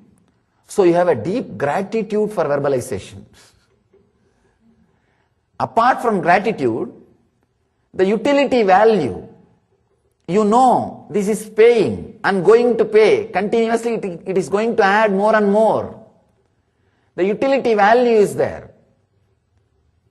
All you need is a clarity.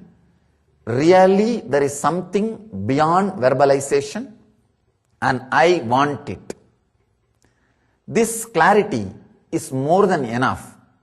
This conscious decision is more than enough. One more thing. I am not asking you to drop the verbalization whole day. The moment I say that, you will be frightened. Then I have to add Kshatriya part. Kshatriya part to the scriptures. No.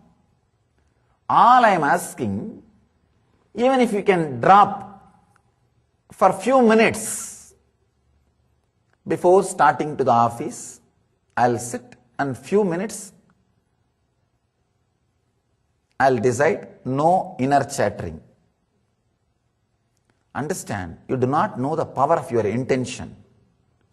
Somebody asked me, Swamiji, I also decide no inner chattering, but that word itself is one more inner chattering. How can I remove the inner chatterings? Understand, mind can kill the mind. Mind can kill the mind. You can commit suicide. Not physically, I am saying mentally. If somebody asks, no, I am having life, any idea, thought which I am having in the life, how can it lead to death? It can. Your mind may be having life now. Don't think it can't lead you to the mindlessness. It can lead you to mindlessness. The conscious decision not to have inner chattering, at least for a few moments, will add so much energy into your being. It's as on now your mind is like a hall filled with furnitures. Can you say, oh, whole hall is filled with furnitures? How can this hall become empty? No. It can become empty if you start removing one by one. The conscious decision to have the mindless state is like removing the furniture one by one. Just a few moments per day. If you can decide consciously and sit, maybe for 1 month decide it as a routine. After that you don't need to do it as a routine. After that you will see the very taste calls you back. The very taste calls you back. After 1 month drinking, you don't need to decide, you need to drink. The very taste will call you back. Just few moments, decide very consciously, no words between navel and throat. That is the area the words will be moving when you are not talking. From Manipuraka chakra to Vishuddhi chakra, that is the area the words will be constantly moving, even when it is not needed. Things which you are doing when it is not needed tires you, and you will not have energy to do things which is needed to do, which you need to do, which is needed. The constant inner chattering will tire you. Do not ever think or believe because of your inner chattering only you are able to do your business, run life, live your life with the luxury and comfort. No. In spite of your inner chattering, you are living comfortably. Not because of your inner chattering. Sometime rarely, those inner chattering would have given you little way out of compassion. You would have had 1 or 2 strong visualizations, intuition. Only those decisions which you made out of intuitions will be responsible now for your wealth, for your comfort, for your luxury, for your happiness in the life. You can just look back and see the major successful decisions. When those things happened in you, you might have been in a high mood, or the mood in which there was no thoughts. Only those decisions bring joy, peace and bliss. Understand, enlightenment means not having any letter, word, sound, vibration between navel and Vishuddhi. That's all.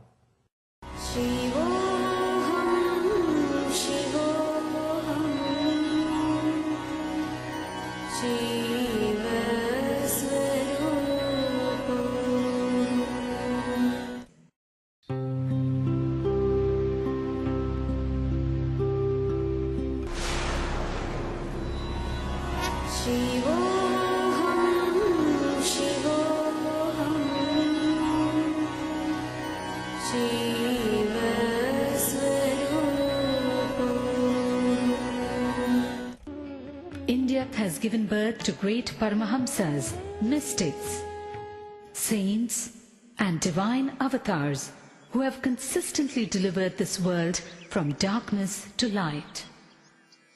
One such enlightened master, exuding divine grace, overwhelming compassion and unfathomable spiritual knowledge, all at a very young age, is Paramahamsa Nithyananda. कोटि सूर्य स्वरूपिणं आनन्दगन्ध ईश्वरं भक्त हृदय निवासिनं नित्यानन्दं नमोस्तुते कोटि सूर्य स्वरूपिणं आनन्दगन्ध ईश्वरं भक्त हृदय निवासिनं नित्यानन्दं नमोस्तुते. Nithyananda was born as Rajashekharan, the second son of his parents Arunachalam and Lokanayaki, in the temple town of Tiruvannamalai, South India. 10 days after he was born, the family astrologer predicted that Rajashekharan would grow up to become a Raja Sannyasi and guide the world, something his parents were not happy to hear. At the age of 10, Rajashekharan was initiated by Raghupati Yogi. In his moment of initiation, Rajashekharan was blessed with a vision of Parashakti. He went home and carved the vision he had in soapstone.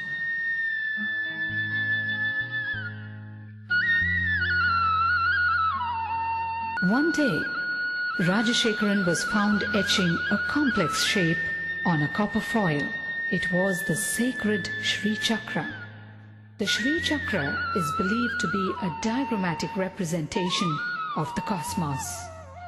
Shri Ramana Maharishi, Shri Ramakrishna Paramahamsa and Sharada Devi were sources of inspiration for young Rajashekharan. At the age of 12, on the sacred day of Buddha Purnima, Rajashekharan had an intense encounter with the divine, an out-of-body experience that was to change the course of his life.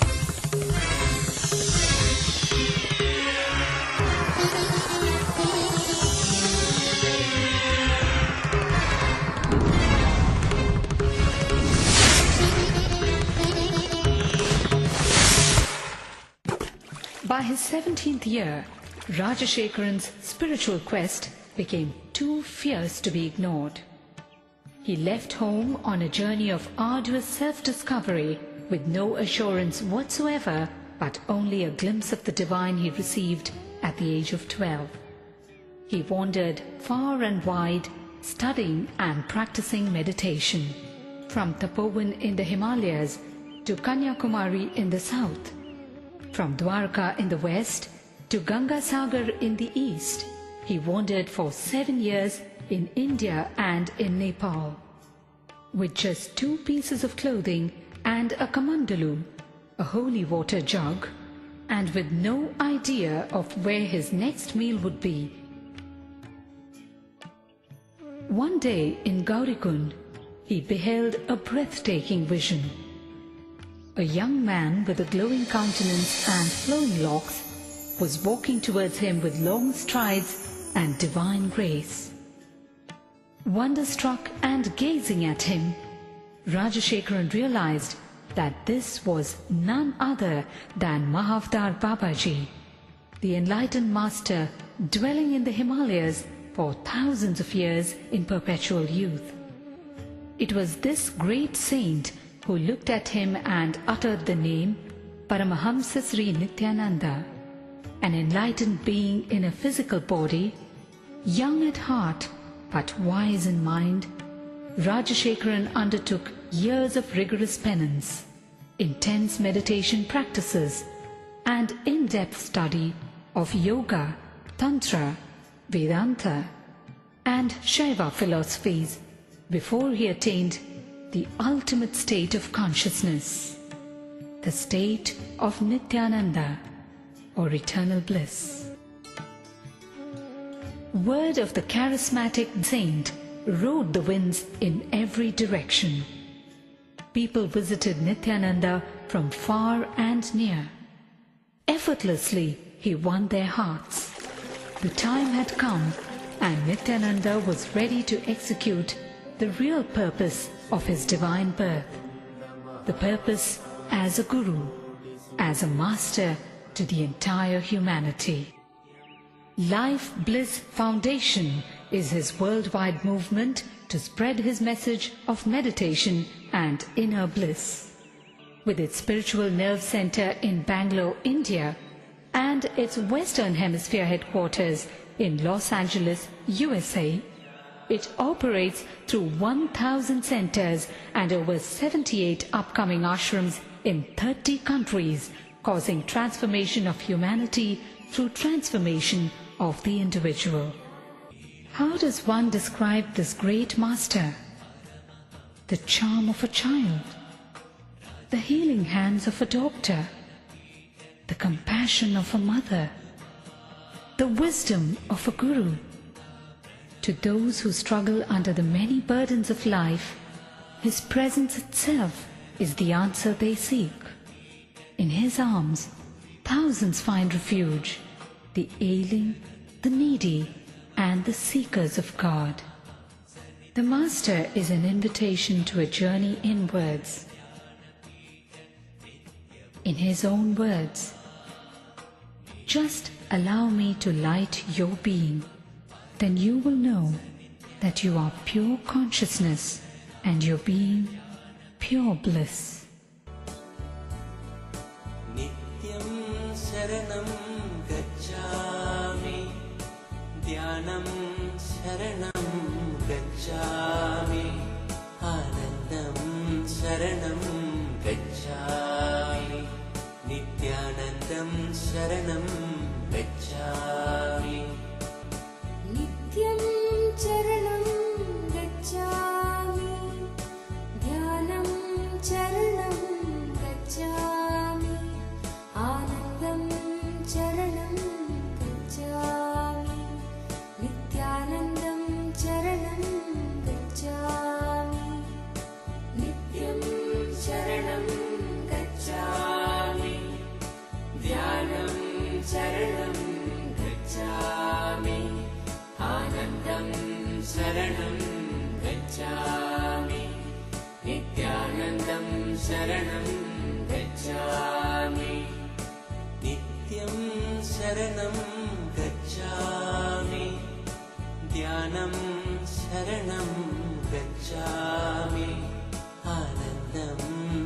शरणं गच्छामि नित्यानन्दं शरणं गच्छामि नित्यं शरणं गच्छामि ध्यानं शरणं गच्छामि आनन्दं शरणं गच्छामि नित्यानन्दं शरणं गच्छामि नित्यं चरणं गच्छामि.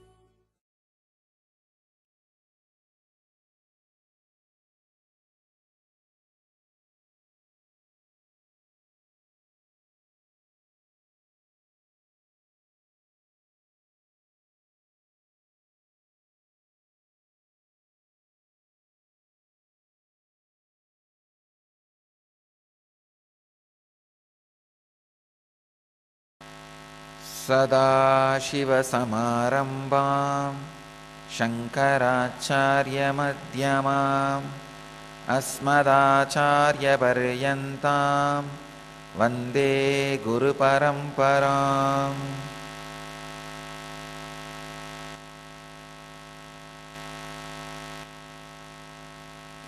I welcome you all with my love and respect.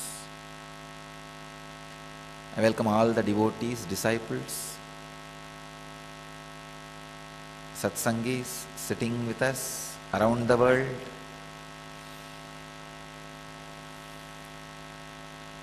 At this moment, in 495 places, in 209 cities, in 22 countries.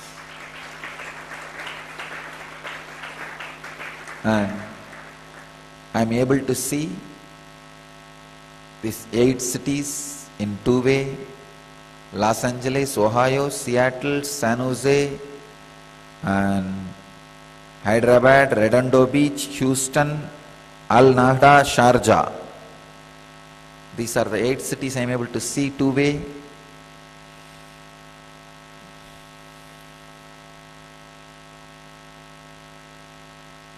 Before entering into today's satsang,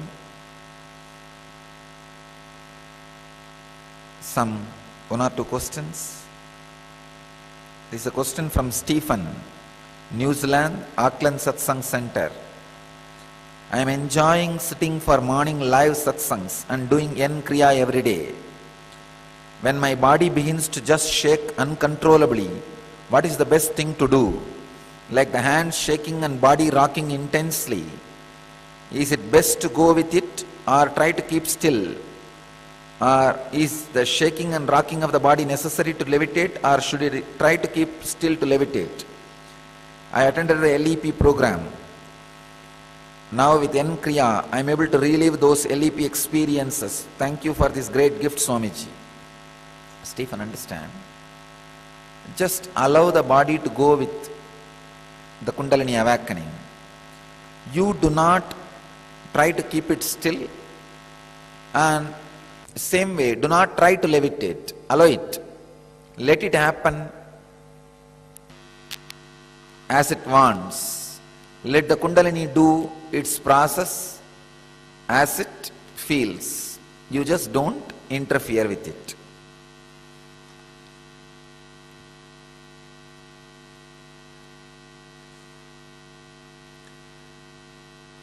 Today's subject, I am continuing on no mind state. Patanjali's Yoga Sutras, 115th Sutra, in 3rd chapter, 9th verse. Title is Experience.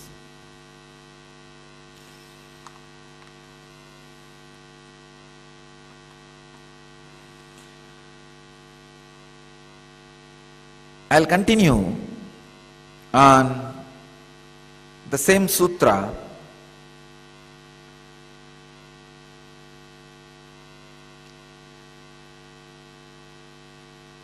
No mind state.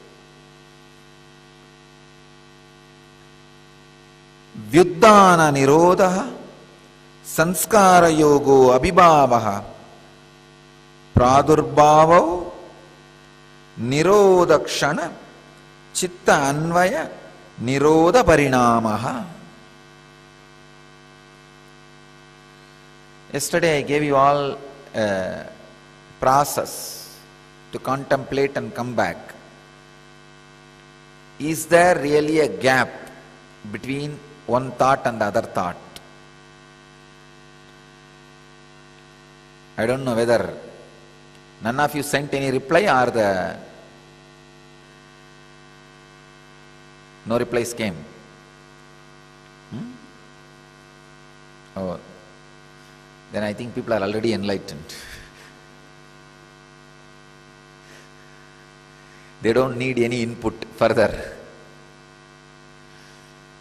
Actually, if you would have contemplated on this one subject, you would have had at least some questions or some answers.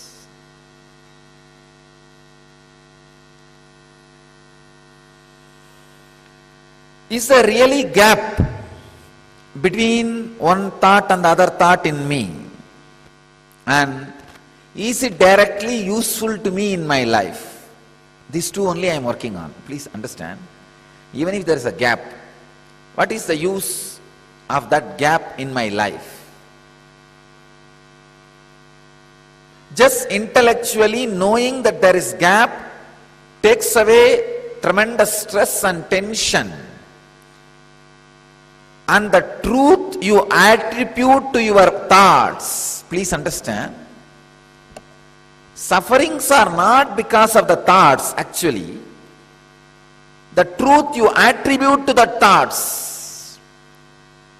You try to attribute too much of truth, too much of strength to the thoughts. That is where the problem starts.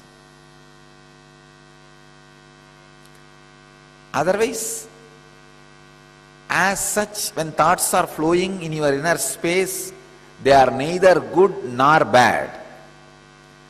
The world is neither truth nor false. Your opinions and views and ideas about the world can be truth or false. So your opinions, ideas or views about the world need to be changed, need to be aligned, need to be understood. The world is neither true nor false. Please understand.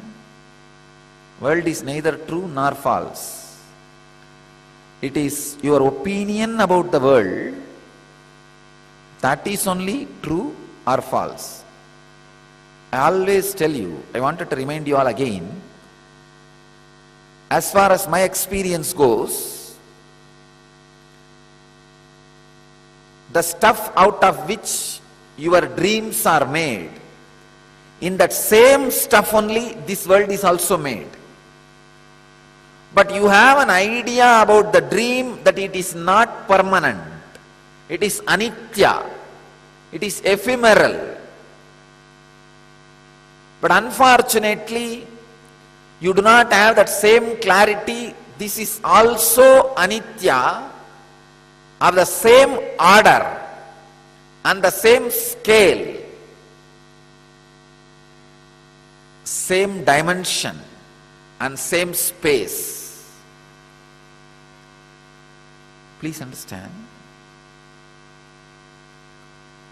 Just because you are able to wake up from dream and see a kind of a consistent world, you think dream is less permanent. Same way, if you raise your awareness and able to see from every birth and death, you wake up and there is a consistency much more than this world which you are experiencing. Suddenly it clicks, wow, this world is illusion. Greatest joy in the life is playing in this world knowing that it is illusion. A man who knows this world is an illusion and lives is an enlightened master. Man who knows this world is illusion and plays with it is incarnation. Yesterday I had a question. from somebody. Who is incarnation? Being who understands this whole thing is impermanent illusion and plays with it beautifully as he wants or as he feels, is incarnation. Knowing that there is a gap between thoughts suddenly takes away the fear and greed and power you attribute to the thoughts. The amount of power you attribute to thoughts, the amount of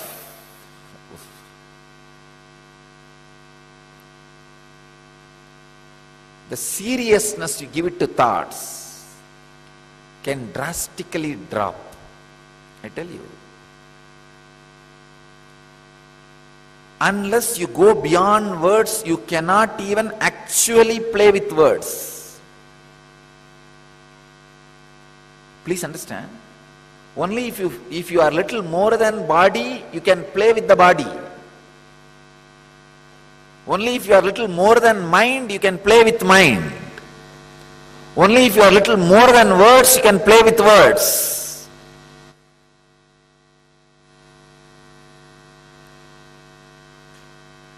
If you think everything is just word,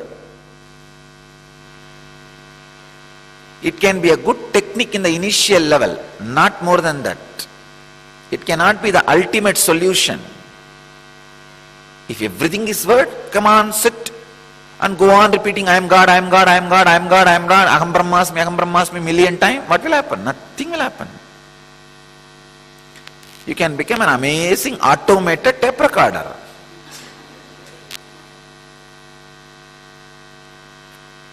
Very beautifully, Ramana Maharshi says,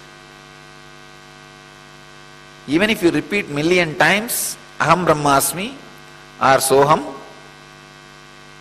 maybe it is a good technique to replace the negative words.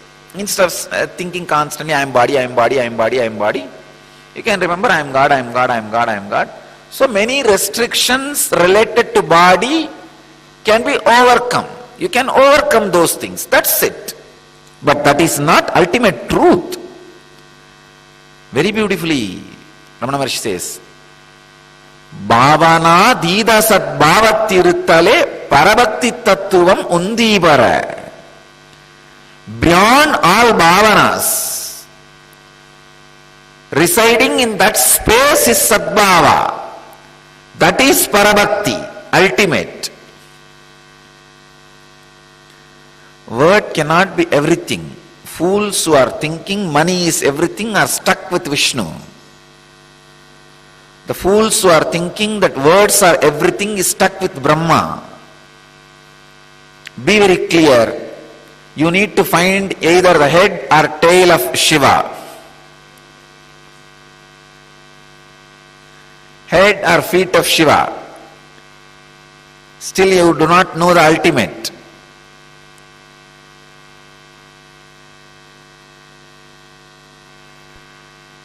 Words cannot be ultimate. Just like money cannot be ultimate. Words cannot be ultimate. If you think there is no gap between one thought and the other, you are caught. And you will attribute too much of seriousness to words. Attributing too much of seriousness to words is the most dangerous thing can happen.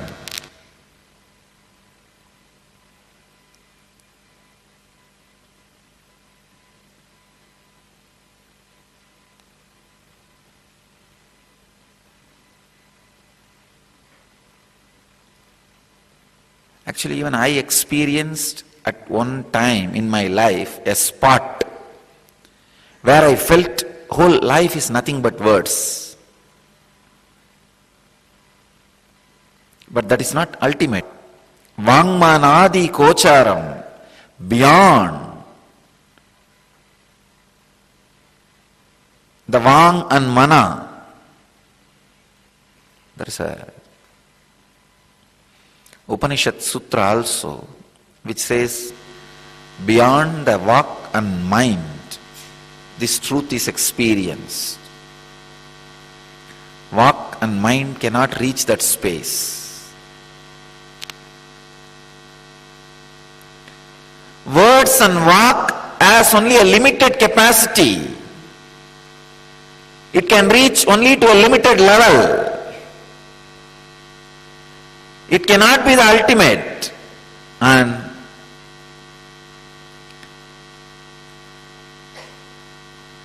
if you are believing that it is ultimate,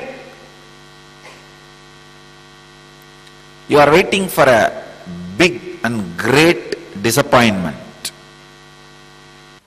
If you are thinking mind is everything, you are waiting for a deep depression and disappointment and unfulfillment. No.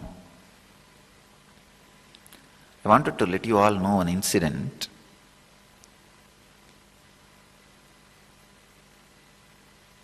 Once I was sitting with Yogi Ram Surakumar in Arunachaleshwara temple.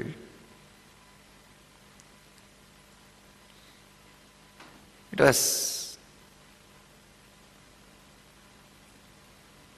night, maybe 10 o'clock. I was alone sitting with him and he was enjoying his bidi as usual. And he has a habit of continuously chanting Ram Nam. He was initiated into the Ram Nam. Continuously he will chant that Ram Nam. And whoever comes, he will tell them, Ram Nam is the ultimate. Chant the Nam. Chant the Nam. Nothing else exists except the name.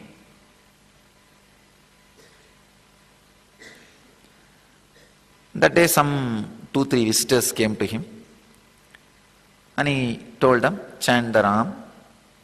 And he insisted and elaborately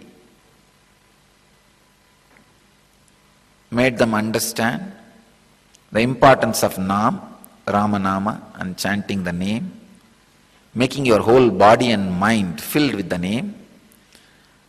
Elaborately means if he uses 3 sentences, that is the elaborate description. He is that kind of a person. Anyhow, he tried his best to do the elaborate thing.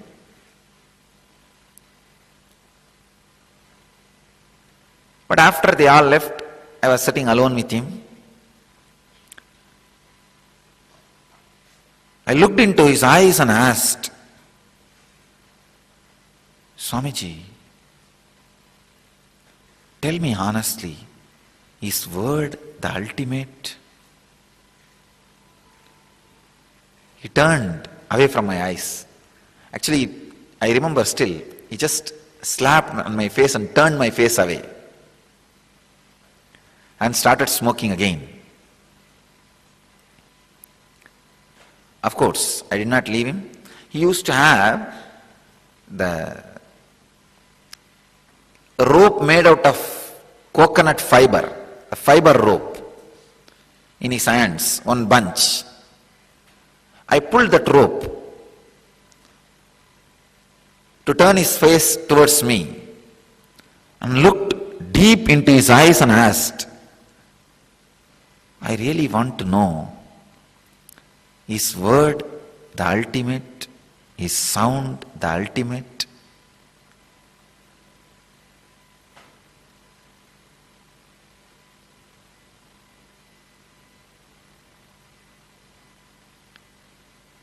He just looked into my eyes, shook the head horizontally and said, no. There is something beyond word. I just could not control myself because this happened just a few months after my enlightenment experience. Because in my enlightenment experience there was no word. I could not control myself. The joy and ecstasy that I found the truth, I know the truth.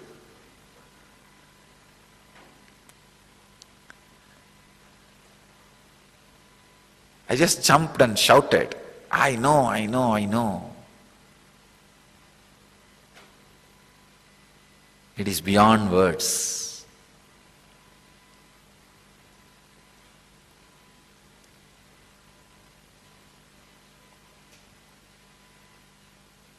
I tell you,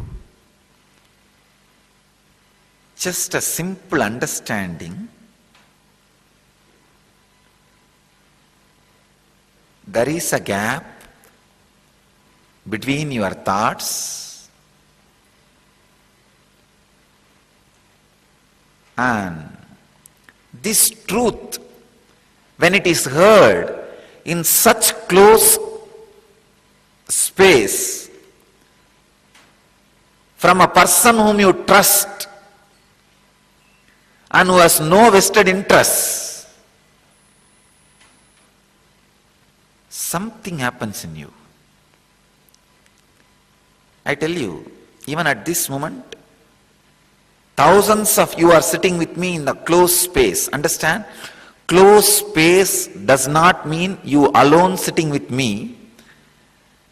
You sitting with me intimately. There is some space between you and me which nobody is allowed, where nobody else is allowed. Those few moments only you cherish with me. That space nobody else has with me. If you are sitting with that feeling, please understand, you are sitting with me alone. Sitting with me alone does not mean there should not be any other person next to you. It means the deepest possible intimacy, the deepest possible feeling connection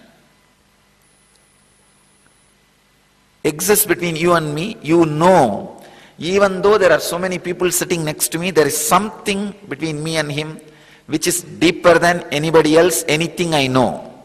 Understand?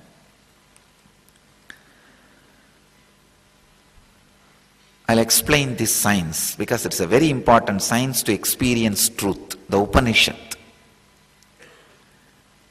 If you feel the connection with the Master is the deepest connection you experience than any other relationship you experience in your life, you will experience that what I am saying, sitting with the Master all by yourself. You may be sitting with thousands, but you are sitting with me alone, the banks of Manasarovar, or in Kailash. There is no other person. If you have experienced a space, the relationship and the connection with the Master is the deepest than any other relationship you have or had in your life. Understand? You know what I am saying. Now you may be sitting with any number of people, but you know you are sitting with me alone. Because all other relationships become immaterial. They do not hold any more power over you. They do not hold any more space over you. In that mood, any truth transmitted not only will be the honest truth, that will straight away give you the experience.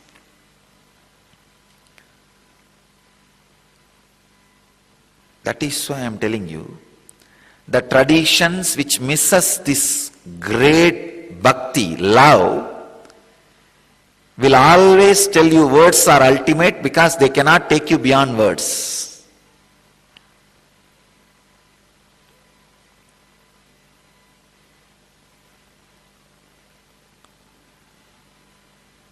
The traditions which understands this guru-disciple relationship not only will accept, will be able to take you beyond words. Because to take you beyond words, you need to relax in certain space. You need to know, by me teaching this great truth to you, I have nothing to gain and you have nothing to lose. See, when I was sitting with Ram Surat Kumar, if he is going to say word is ultimate or there is something much more than words, whatever his response will be, I know he has no vested interest. He is going to tell the truth just for my sake. He has nothing to gain, I have nothing to lose.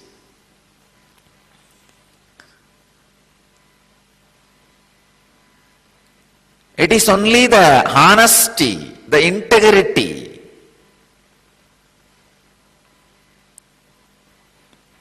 I tell you, if I teach words are everything, I can make more money. I will have bigger business.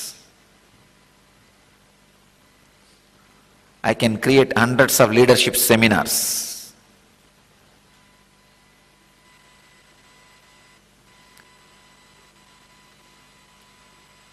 All the sick fellows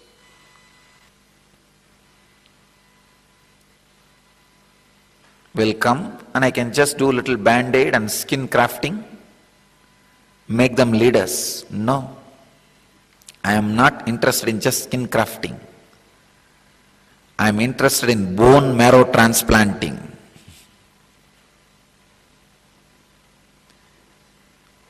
The very being should change, transform.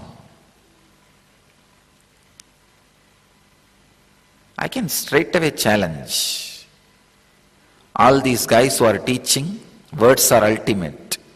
Come on. By what I am teaching and what I am transmitting, the space between the words exists, and that is consciousness. With this teaching, I can awaken the very strands of DNA, very mitochondria energy. Let these guys who are teaching words are everything also come and try their experiment. Let us do a scientific research. I will show you how shallow those teachings are.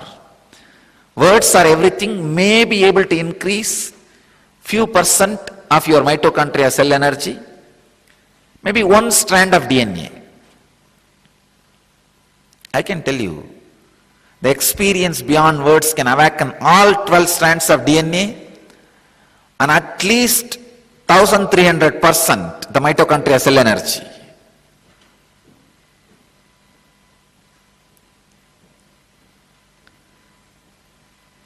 People who teach words are everything cannot express extraordinary powers and experiences. But people who understand, experience and transmit the experience of consciousness to others can express extraordinary experiences and powers.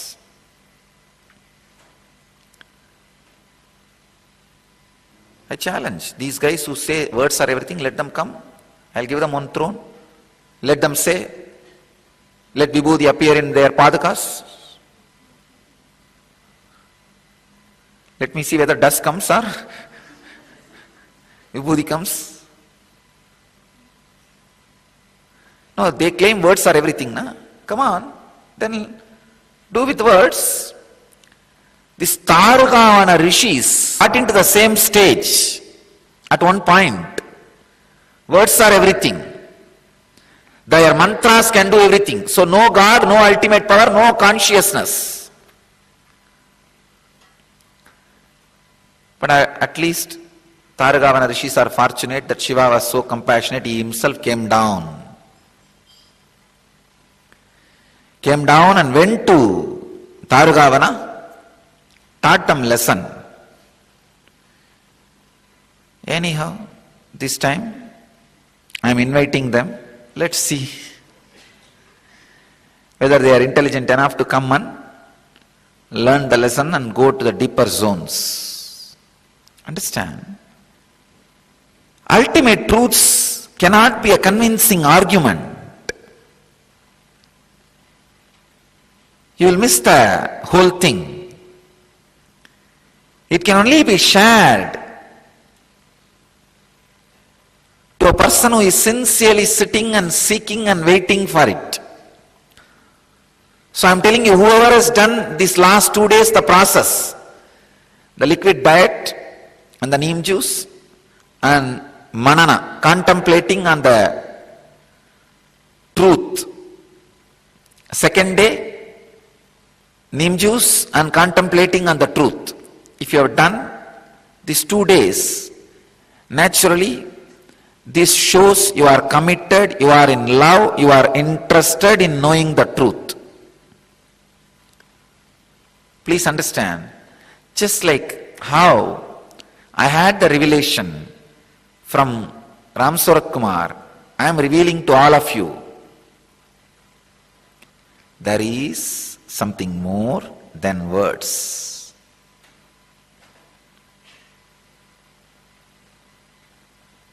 And that pure space can be experienced just by simple trusting and relaxing.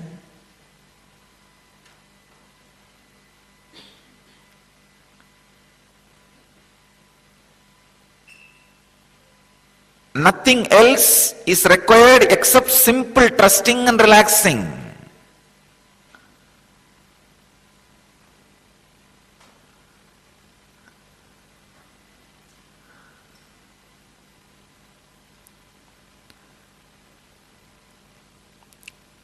Not trusting, there is gap between words, or there is something beyond words. Everything is word. If you think everything is words, you will be under constant stress, depression. Only when you understand there is something beyond words, there is gap between words, you rest in a space, you relax in a space. The possibility of conscious experience happens in you. For this to happen in you, as I said,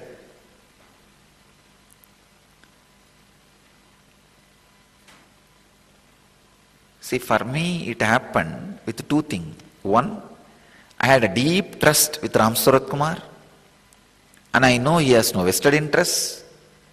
He is just going to tell the truth as it is. And my intense thirst and quest and my tremendous love and intimacy, respect, commitment for Ram Surat Kumar. Understand? Just sit with a deep, tremendous, receptive mood and listen to these truths. This will straight away take you to that space.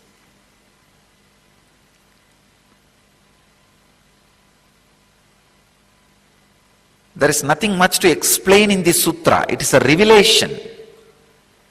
Patanjali says, when a thought is suppressed or raised or disconnected or modified, anything happens, between a thought and other thought, there is a gap.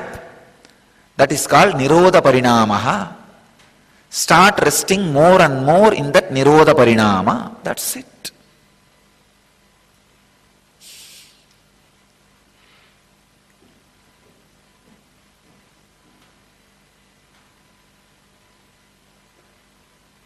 That's it.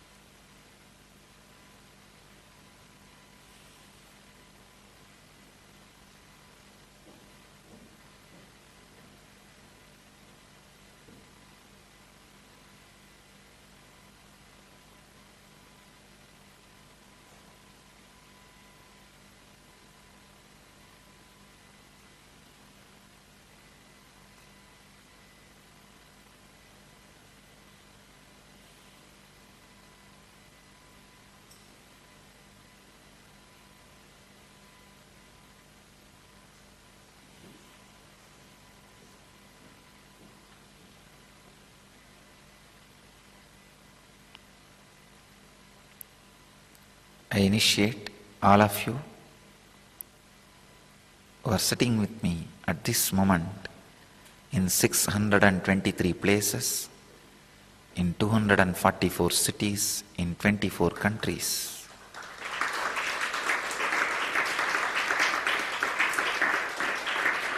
Just sit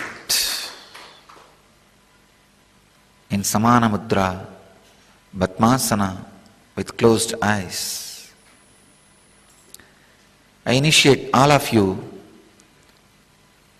into Nirodha Parinamaha, the gap between your thoughts, the space beyond your thoughts, pure inner space.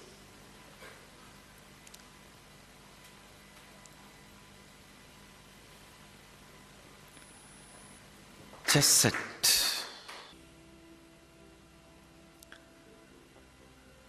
Let the Kundalini Shakti in you all be intensely awakened. Let you all experience the space beyond the thoughts. Let you all experience, achieve, live, express, radiate and share the eternal bliss, Nithyananda. Thank you.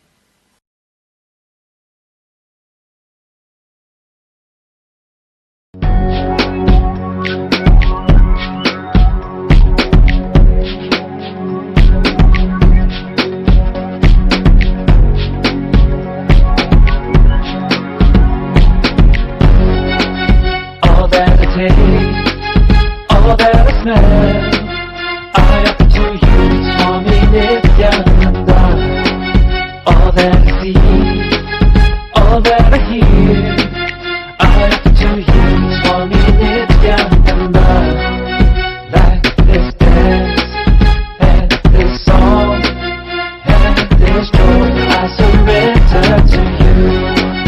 All that I feel, all that I am, I offer to you, Swami Nithyananda. Puragaram, Karunavataram, Samsara Saram, Bhujagendagaram, Sada Vasantam, Hridayanavinde, Bhavam Bhavani, Sahitam Namami.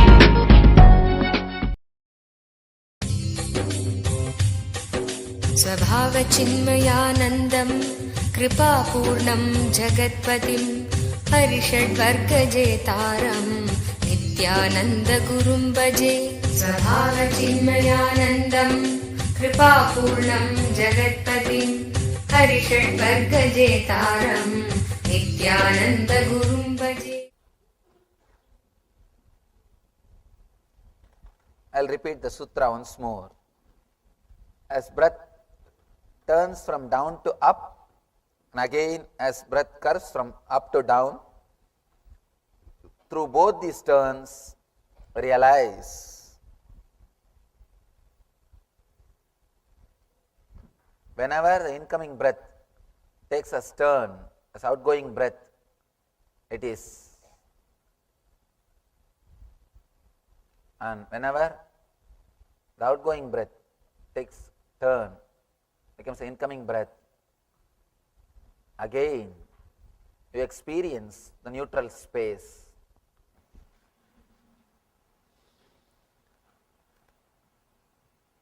Your breath moves in only a circular way. It is not parallel line as you think. Because it goes in a straight way, you think it's a parallel line. It's not parallel. It takes a turn. Parallel lines never meet. Your breathing and mind, both are very closely associated. As I was telling you yesterday, the prana and mana, prana sarira and mana sarira are very closely connected to each other.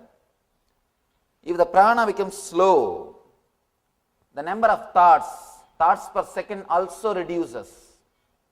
Along with the length, breadth, depth of the prana, thoughts per second also reduces. Please understand. The length, breadth, depth of the prana or the breathing is directly related to the number of thoughts which you are having.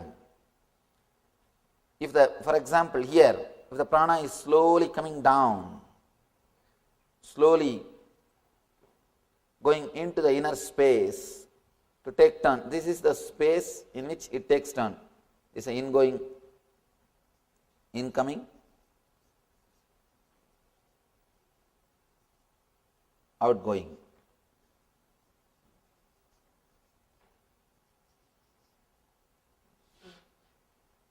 This is the prana. Along with that, mind also slowly slows down. Very slowly slows down. But the difficulty, you are afraid of losing your mind. You are afraid of losing your mind. That is why you never keep your awareness in this zone. This is like a neutral zone. If you know driving, you can understand.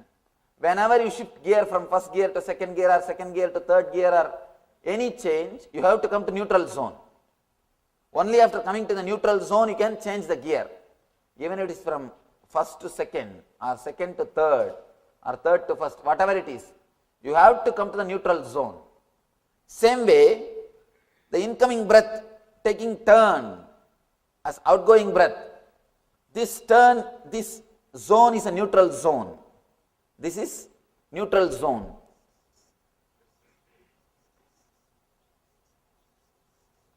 You are afraid of this neutral zone because in this neutral zone you are empty. You don't have any identity. The biggest fear human beings have is fear of losing identity. Fear of losing the identity. I tell you, even fear of losing death is not great fear, like fear of losing identity. Fear of losing death itself is nothing but you don't know how you will be after death. If you are very clear, you will be in some way, you don't have the fear. Here, you are not very clear about how you will be after death, how you will be after you leave the body. It is the identity, the fear of losing identity that is much worse than fear of death. Here, when you pass through this neutral zone, when your breath stops, your mind also stops. You do not want this space. That is why you just jump this space. You never keep your awareness. You are never aware of this space because you do not want to lose your identity. If your mind stops, you will not have identity for a few moments. You will lose your identity and you always think you are only identity. You exist just only on identity. When you feel your identity is lost, you feel you are no more. That's the reason whenever you come to this zone, you just take a jump. You are never aware of this zone. Every moment this zone is happening in you again and again. Whenever your incoming breath takes outgoing as outgoing, or outgoing takes as incoming, this is also neutral zone. But you are afraid of these two neutral zones. You just take a jump. You do not want to be aware of this space.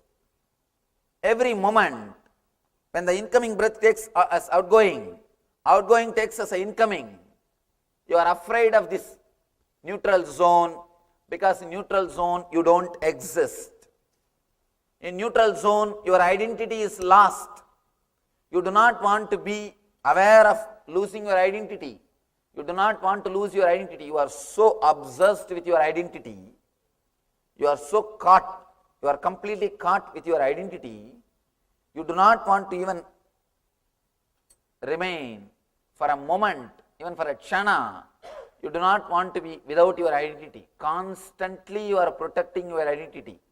But the big problem is your identity is completely social. It is not existential. It is just comparative reality. It is not existential reality. Whatever you think as your identity, your money, relationship, your age, your sex, whatever you call as your identity, it is just societal and suicidal. Societal and suicidal. It is not the existential reality, it is just comparative reality. But the big thing is, you are afraid of existential reality and trying to protect your comparative reality, but you think you are protecting something which is. It's a real fun actually.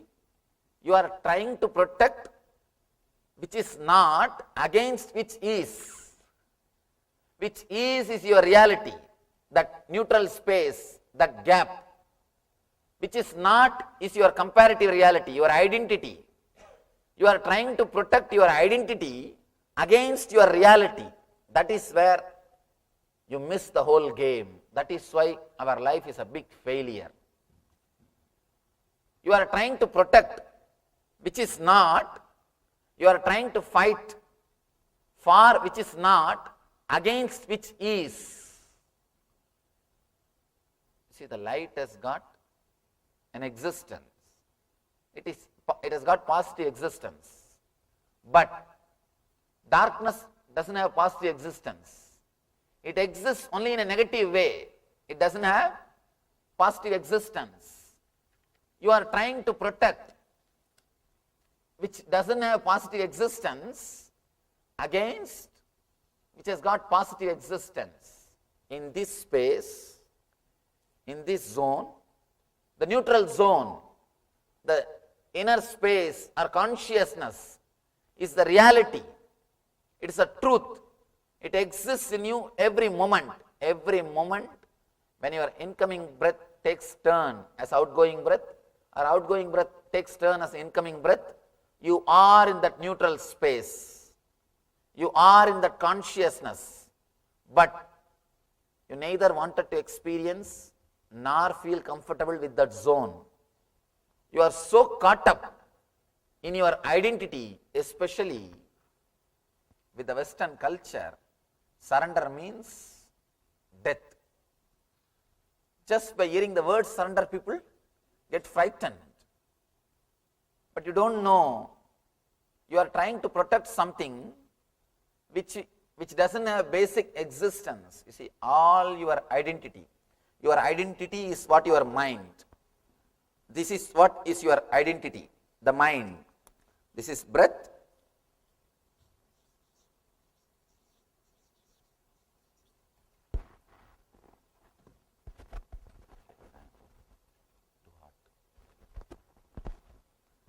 It's a breath and it's mind.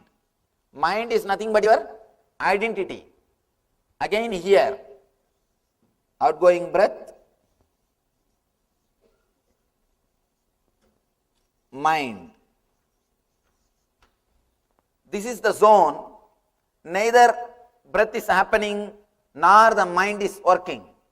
This is the zone where both stop.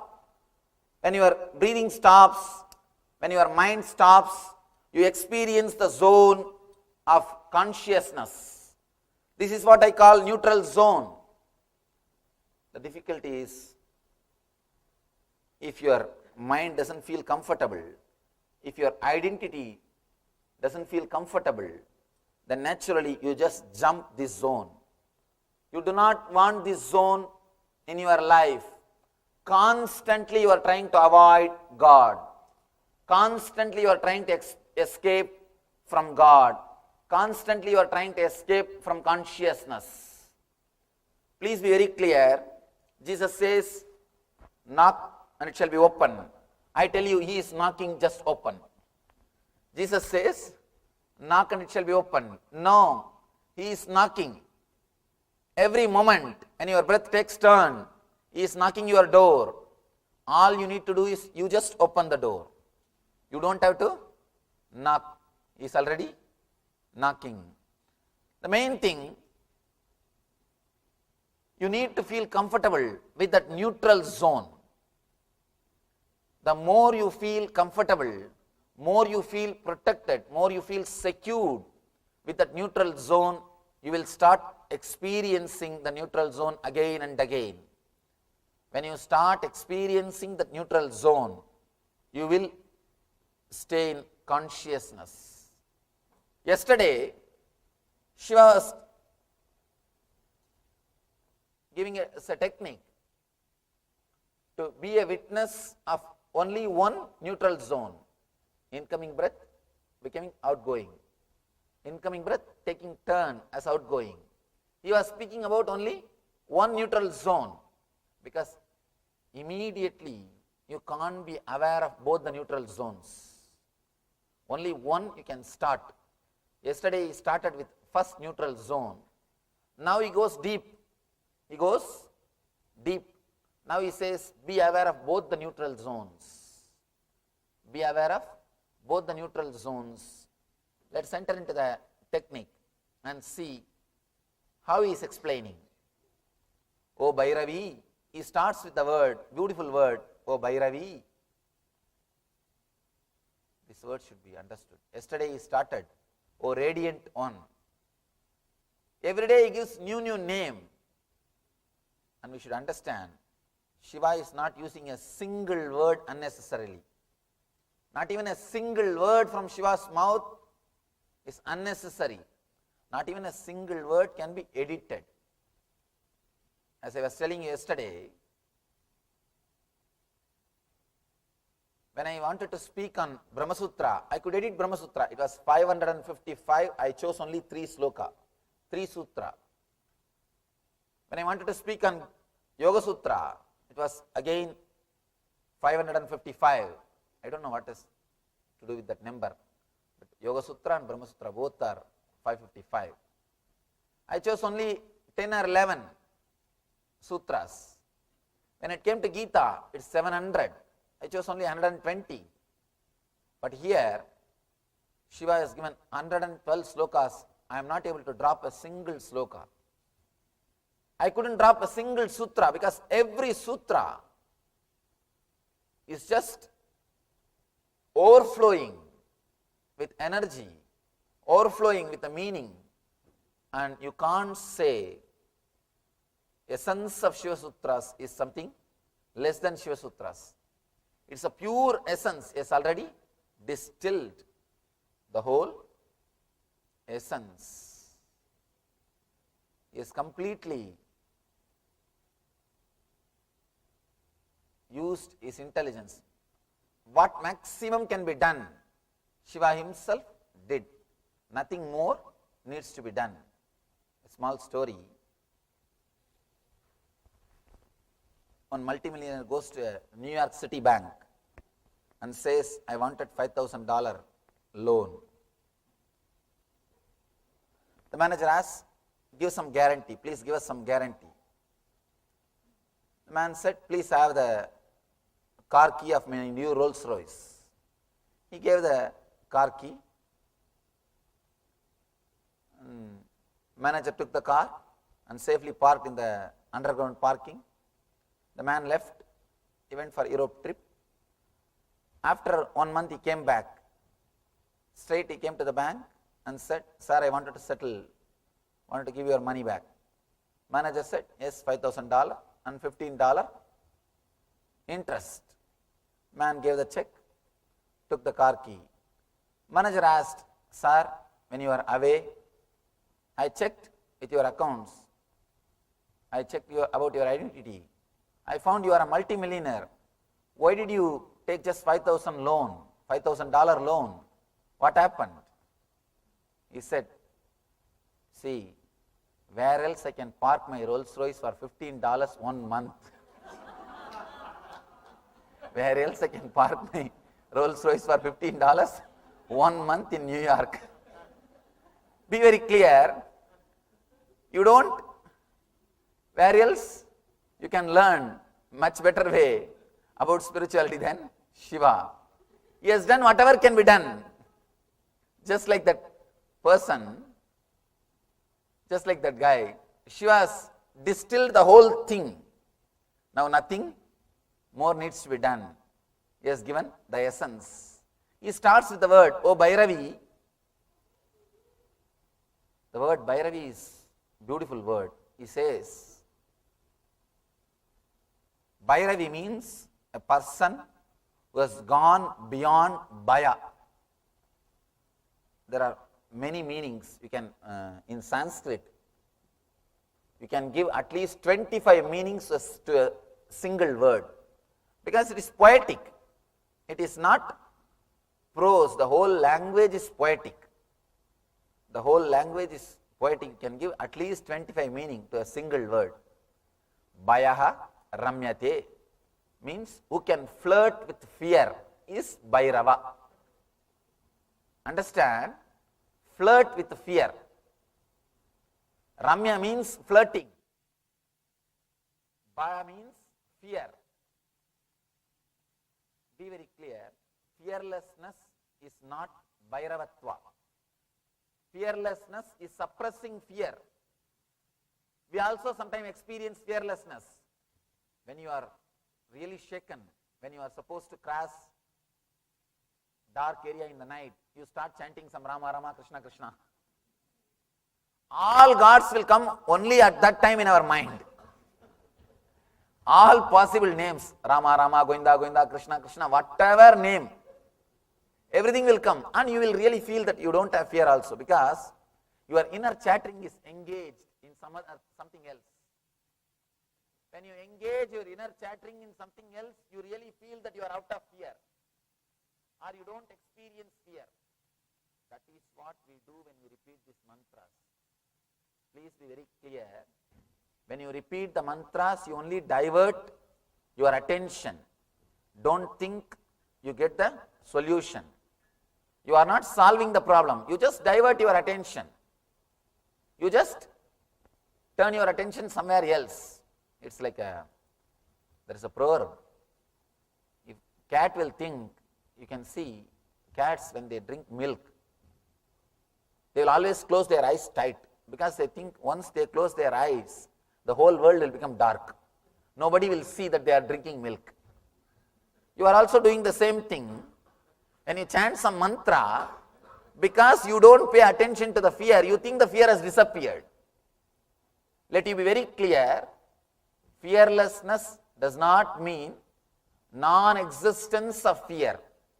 It means the fear will be there, and you will have tremendous energy or courage to live with it. Who can flirt with the fear, the maximum fear, and the energy or the courage to live with it is what? Is the quality of Bhairava. Bhairava means it is not that he doesn't have fear, he can flirt with fear. He is not affected by fear. One more thing, the very quality of life is fear. People come and ask me, Swamiji, I am always having the fear of unknown, what to do? I tell them, please be very clear, you are alive. There is a possibility of losing something, that is why you are afraid. If you don't have any possibility, you will never be afraid. You will never be afraid. That is why these barbarians, barbaric societies, they are never afraid. You can see constantly these fellows going out and killing people. War, all wars. You can see people who are barbaric only win in the war. The big problem is people who are sensitive, respectful to the life, they don't feel like fighting. They don't feel like fighting because they don't feel that there is need for protecting anything. But these barbaric people, they go on killing everybody. Let it be very clear, fear is the basic quality of life. You can be fearless if you are in graveyard. If you are already in graveyard, there is no need to be afraid of anything. Nothing to lose. If you have something to lose, you will have fear. Nothing can be done. Nothing can be done. That is the quality of life itself. Here, Shiva says, Bhairavi, O Bhairavi, means, O energy, you can flirt with fear. Who can have or go beyond. You are neither attached with fear or detached from fear. One more thing, if you are afraid of fears, if you are frightened about fears, again, don't think you are detached from fear. It's one more kind of attachment. All detachment is one more kind of attachment. The negative way of attachment is detachment. If you are afraid of fear, if you are frightened about fear, again, you are in fear. Your consciousness will be moving around the fear. One thing, sometime if you are energetic, if the hormonal pressure in your body is high, you do things without intelligence, without thinking about the result. That is what you call as courage. Let it be very clear, whatever you think as courage is not courage. You do not think about consequences. In hurry, just when you run, you don't know what you are doing and you just do it. And you do not know what you have done, or you do not know what you want to do, and you just run and finish it off. Small story. 3 friends ran to the railway station. Last moment at 10:21, 10:20 is the train time, 10:21, somehow 2 of them they got into the train. The third one missed. Station master came and petted, tried to console him. Don't worry, at least your friends have made it. Said, no, they came to see me off. They came to see me off. Be very clear, sometime in the hurry, you don't know what you are doing. And that is what you claim as courage. When the hormonal pressure is little more than your intelligence or logic, you do something which you claim as courage. That's all. Otherwise, except a man who has experienced this neutral zone, nobody can talk about courage. The real courage is to let go your identity, which you think as you, to relax from the identity which you again and again associate as you, whether your money or your relationship, whatever you think as your power, whatever gives you the power. As on now, the source for inspiration or the source for power is only the matter. Your bank balance, your house, your relationships, your car, or whatever you think as yours. Your education, the I and mine, you derive inspiration from the I and mine, fear and greed. Your wealth and relationships, let it be very clear, if you are deriving inspiration, if your fear and greed or your properties, your identity is the source of inspiration for you, means, let it be very clear, you are not too far away from depression. Because how long greed will be alive? How long fear will be alive? The greed will disappear the moment you have that product. Or if you understand that you can't have it. If you achieve or understand you can't have, both the time the greed will disappear. Then you don't have any source of inspiration. You don't have anything which makes you run. You don't have anything which brings you to life. Same way with fear. If your identity is based on society, be very clear, you are nothing more than a puppet. Big problem is, at least in puppet show, puppets are handled by one man. In your show, you are handled by thousands of people. Any single man can put you into depression. One word is enough. You are already in depression. If somebody asks, are you mad? You shout and prove you are mad. Somebody asks, are you mad? You shout and prove that yes, I am. I always tell people, if you don't open your mouth, people may suspect you are a fool. If you open, you will confirm it. And if your identity is based on the outer world, you will not feel comfortable in that neutral zone. Person who feels comfortable in the neutral zone will be constantly rejuvenated. That is what I call eternal bliss. Constantly you will be energized. Understand? It's like every moment you are sent to a high plane. Every moment you are high. I just wanted to name this lecture. Get high on air. Get high on prana. Every moment, if you start feeling comfortable with the neutral zone, every moment you get high on prana. Prana means the life source, the life force, the energy or the consciousness which is the base for your existence. Let it be very clear, the word prana does not mean air. In Sanskrit, the prana has got deeper meaning. It is not simply air, it's like air. Air is a product delivered from the outer world. Prana is the energy which you receive from the product. Prana is the energy. It's like a lorry is coming into your house and delivering some parcel and going away. The lorry is air and the parcel is prana.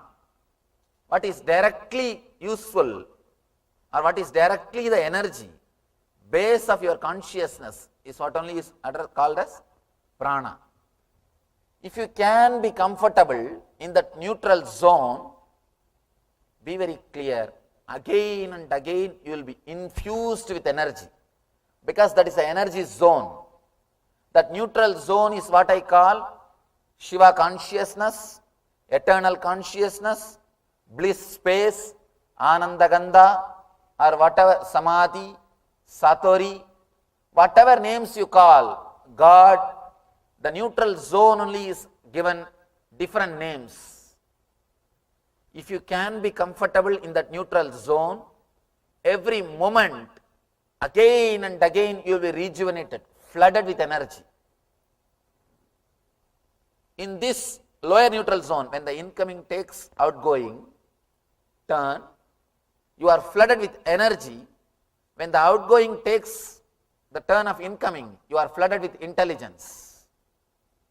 Please understand, as I was saying yesterday, incoming is life, outgoing is death. Incoming breath is life, outgoing breath is death.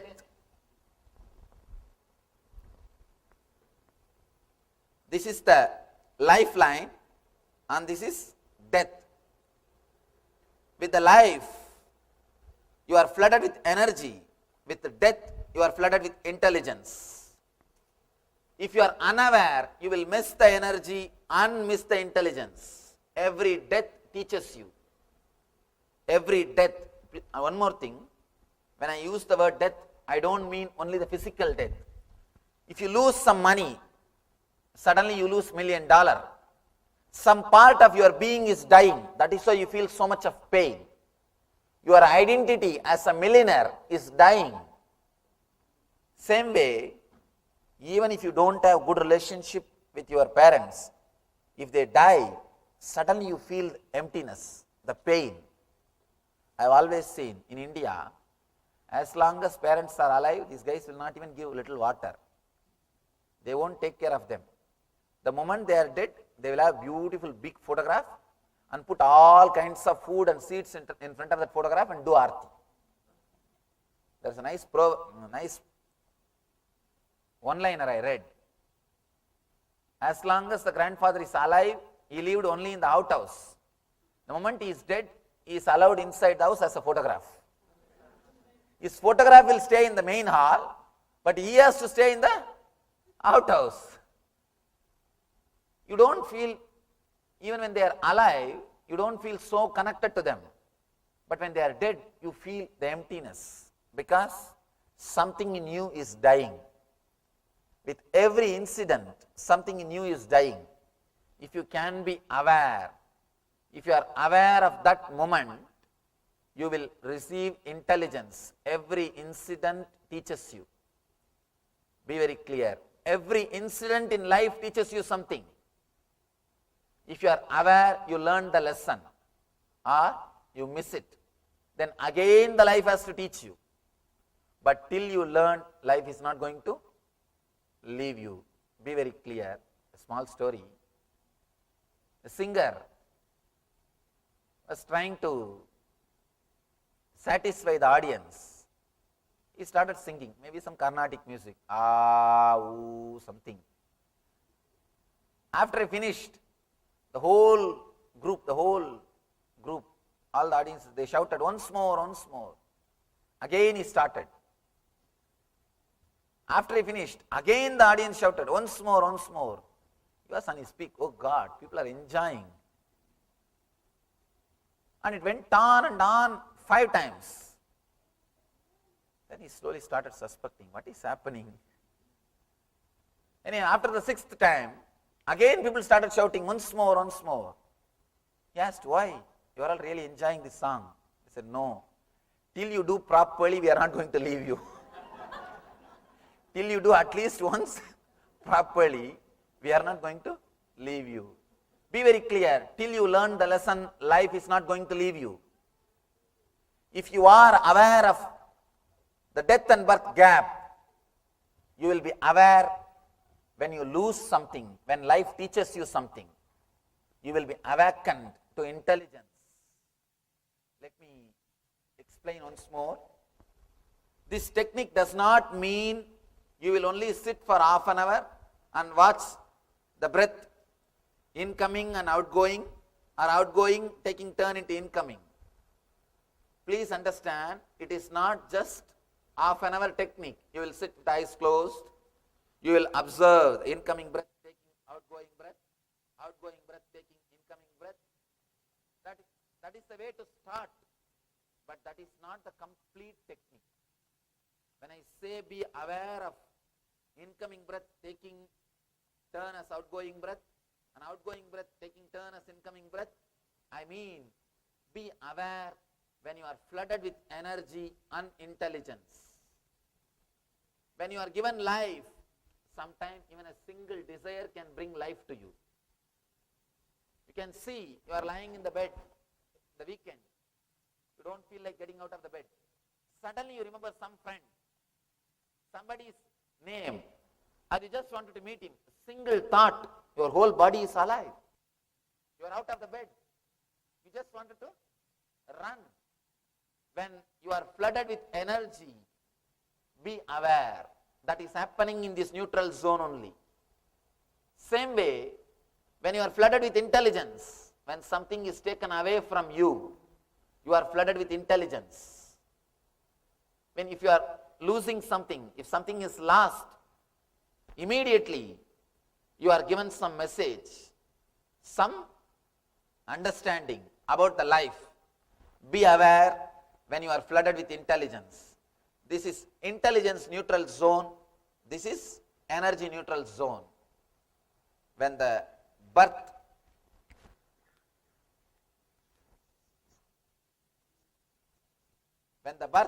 is disappearing into death, when the death disappearing into birth, be very clear, you are flooded with intelligence, with energy and intelligence. If you can bring your awareness to these 2 zones, whole day you will be constantly flooded with energy. Yesterday Shiva was teaching us to be aware of energy. That is why yesterday I warned all of you, please do not create any strong thought or emotional attachment after that meditation, because you will be flooded with energy. Any thought which you create will become alive. and you do not have intelligence to use your viveka to analyze whether it is right or wrong for you. Now with this meditation, you don't have to control yourself. You will awaken the intelligence also when you watch both the gaps. When you are aware of both the gaps, you will be constantly flooded with energy and intelligence. If you go a little deep, you will understand one more important thing. Every moment you have thought and energy, 0 and 1. The whole binary system is based on this only. The whole binary system of 0 and 1, the thought and energy, energy and thought and energy, the energy and thought both are directly related. Actually, for a moment you will be flooded with Ichcha Shakti, the next moment you will be flooded with Kriya Shakti. One moment you are flooded with energy, next moment you are flooded with intelligence. Constantly, these two are playing the game. This is the game of Shiva and Shakti. This is the whole cosmos, matter and energy. Constantly in your inner space, Shiva and Shakti are dancing. The matter and energy are dancing. If you can be aware of the gap, you will experience the eternal consciousness, the Shiva consciousness. Ichcha and Kriya both are dancing in your inner space. If you can be aware of the gap, you will achieve the Jnana Shakti. The Ichcha Shakti and Kriya Shakti, both of them are just dancing. The energy is enjoying itself. Energy is expressing itself in your inner space. If you can be little aware, if you can feel comfortable with the gap, suddenly you will see that Jnana Shakti is awakened in you. You need to understand two things from this technique.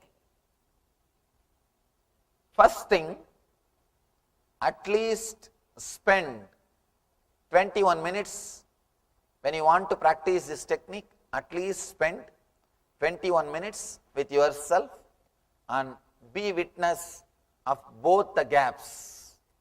As breath turns from down to up, and again as breath curves from up to down. Through both these turns, realize you are in neutral space. Through both these turns, realize the gap. Be aware of your inner consciousness. Through both this gap, just be witness of these two gaps and experience Shiva consciousness. This is the first thing. Next thing, people ask me, Swamiji, whole day how can we do this breath watch? How can we practice this whole day? We won't be able to do whole day. If you are whole day sitting and watching the breath, who will give food? And really, especially in this country, the paying bills. Actually, in the immigration, I always go through this problem. In the immigration, they asked me, what for you are coming to this country? I said, to take meditation classes. And what you are doing? I said, I am running a non-profit organization. Who pays for your bills? I was shocked with that question. Who pays for my bills? Because we never think about all these things in India. And I said, I have a trust that takes care of me. And then immediately they said, oh, that's a nice life. Somebody else is paying for your food and stay.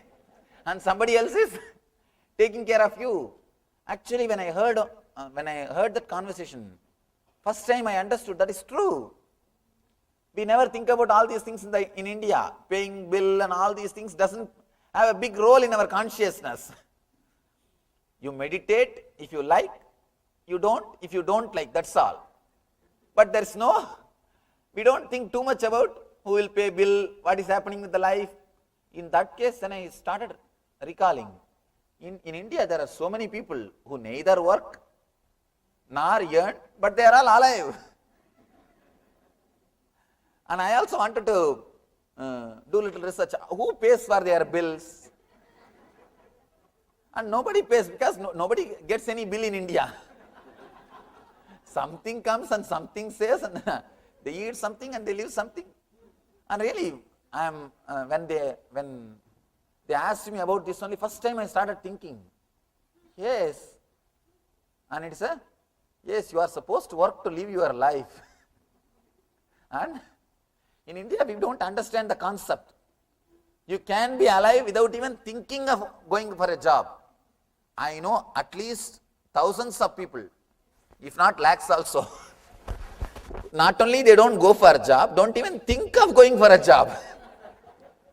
Who neither think of job, nor think of making money, but they are all alive. And one more thing, I had real shock. When I came to this country first time, they told me, Swamiji, you have to do meditation workshop only in weekends. I said, weekend, why? They said, only then people will be free. I was surprised because in India, no question of weekend or weekday. We don't know except this. Now the cities which are getting westernized like Bangalore or Bombay, where the IT is becoming popular, except those one or two cities, we don't know the concept of weekend. We don't have the concept of weekend. In India, 3 months means at least hardly I will be free only for 3-4 days. In America, it's a big vacation for me because the whole day nothing to do. In weekdays, nothing to do, only evening lecture.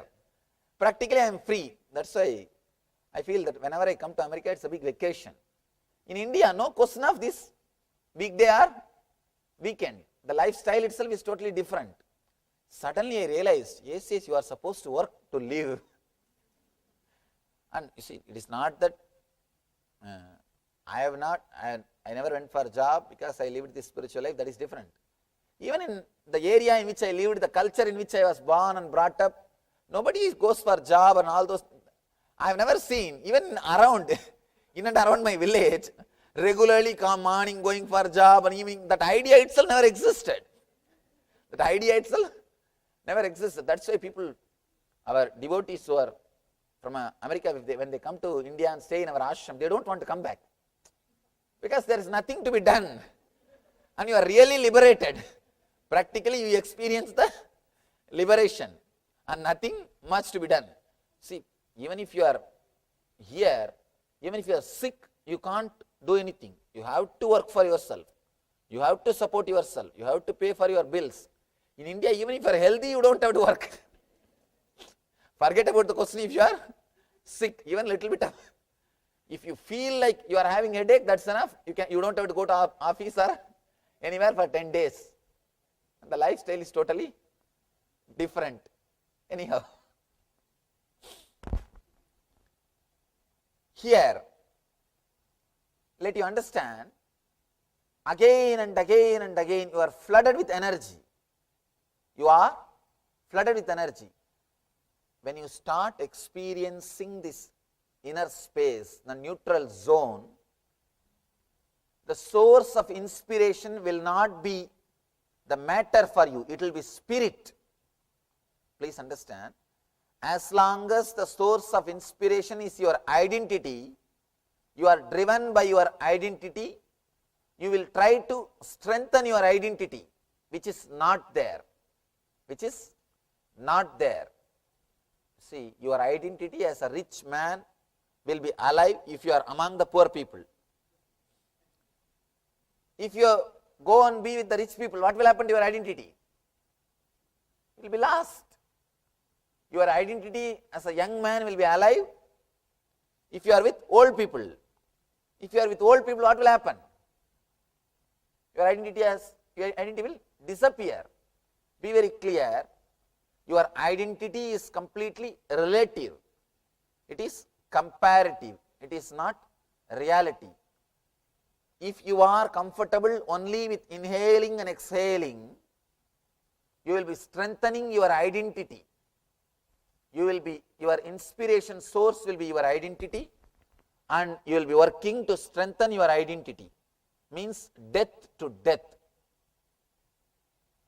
if you shift your comfort zone, if you start feeling comfortable with the neutral zone, if you start witnessing, if you start observing these two neutral zones, and if you are relaxed in that neutral zone, you will start creating a new source of inspiration for you, which is not your identity, which is not matter.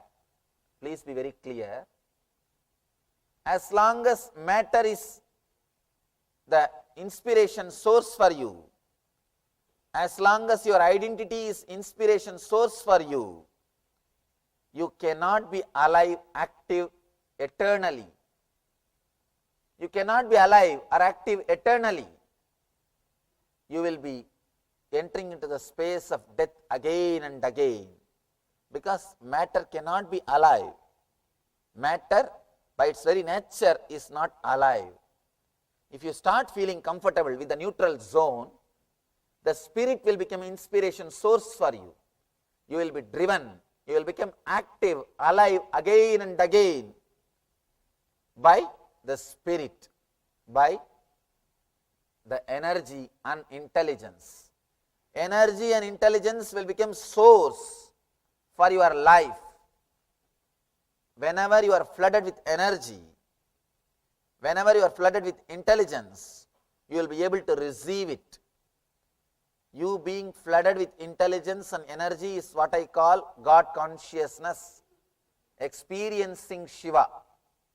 Do not think experiencing Shiva means somewhere you will see a big God with that forehand and a snake and with a trident. That is not experiencing Shiva. Experiencing Shiva means you being flooded with energy and intelligence. Whenever you are flooded with energy and intelligence, be very clear, you are experiencing Shiva consciousness.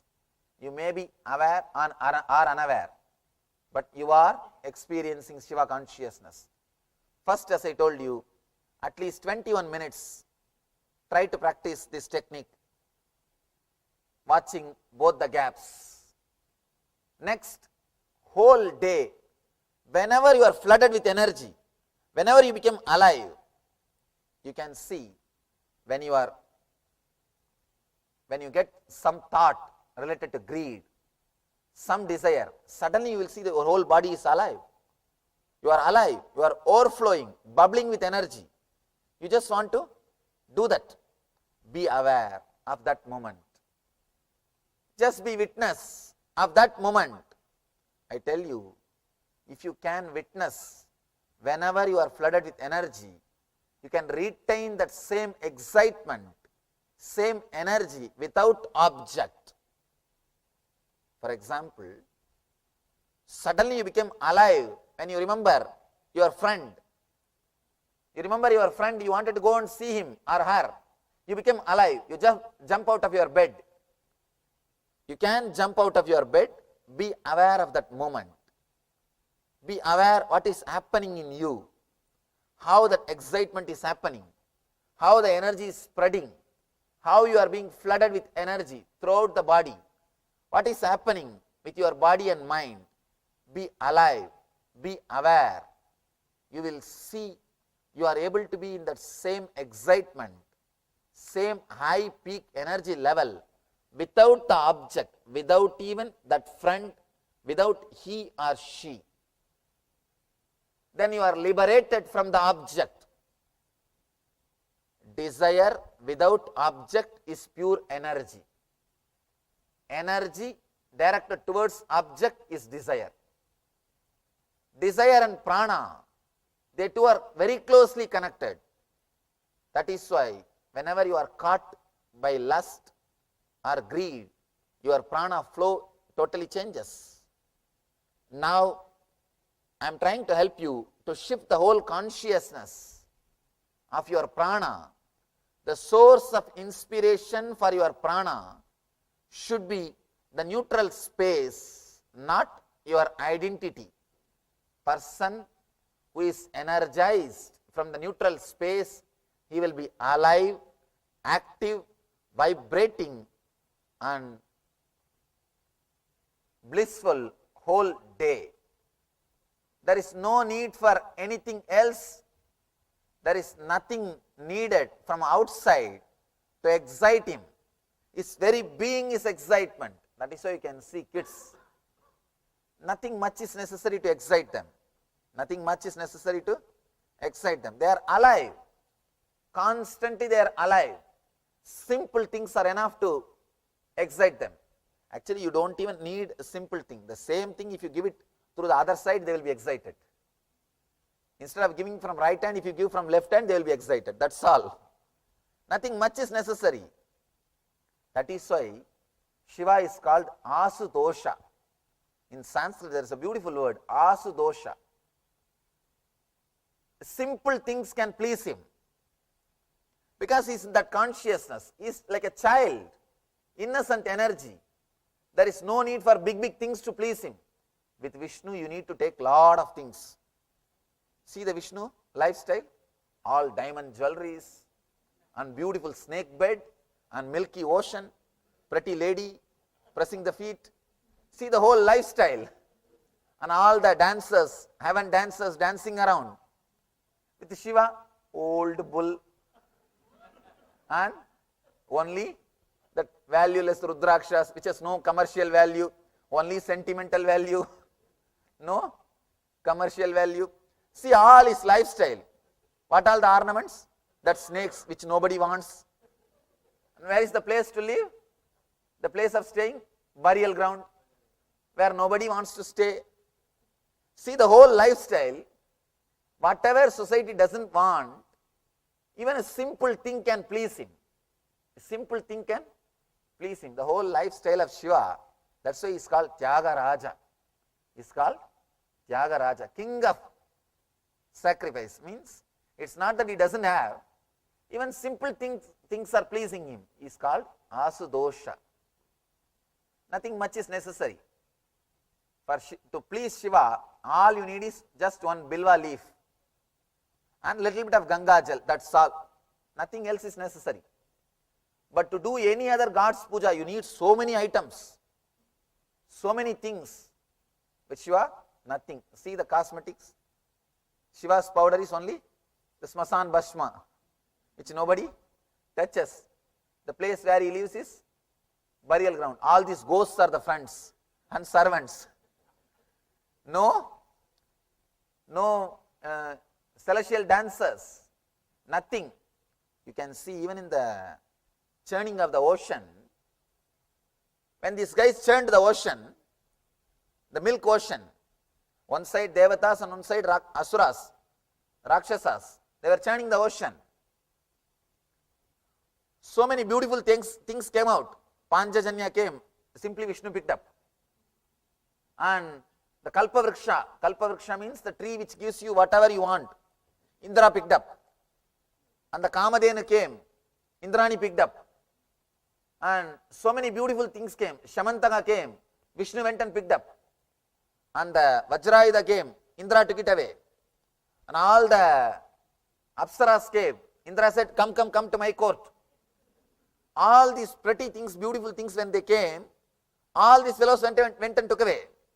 When the poison came, all of them escaped. Nobody was there. Not even a single guy. Then Shiva has to come and rescue. Whatever is not necessary, whatever is not used by the society, Shiva accepts. He can be pleased even with a simple thing. Pure energy without object. Pure energy without object. Desire without object is energy. Energy with directed towards some object is desire. When I wandered all over India, I always used to stay in burial grounds. Smashan is the place I'll stay. People ask me, why do you choose always Smashan to stay, Swamiji? I tell them two reasons. One, I don't have to reserve. I don't have to book. There is no need for reservation. Second thing, every village will have burial ground. Every village will have Smashan. Third important thing, it will be really peaceful. According to my experience, only living people disturb others. Dead people never disturb anybody. According to my experience, only living people disturb others. Dead people never disturb others. These are the basic three reasons. I don't have to reserve. All village will have one smashan. An important reason, it will be peaceful and silent. There will be no disturbance. I think that's why Shiva also chose. Shiva is called Asudosha. Simple thing can please him. Nothing much is necessary. See the Vishnu's lifestyle, all Garuda, flight. And all best things. See Shiva's lifestyle, old bull, sometimes it moves and sometimes it will not move. If you go to Varanasi, you will see. They will not move, simply nothing can be done. No traffic rule, nothing. Simply they are the traffic police. And one more thing, you can't beat them, another one problem. In Varanasi, you can't beat the bulls because they are Shiva's vehicle. It is Shiva's city. And nothing can be done. And straight away they will come and eat what you have in your hand. Nothing can be done. Varanasi is a real funny city to look, not to enter. Anyhow, Shiva is called Asudosha, easily pleased.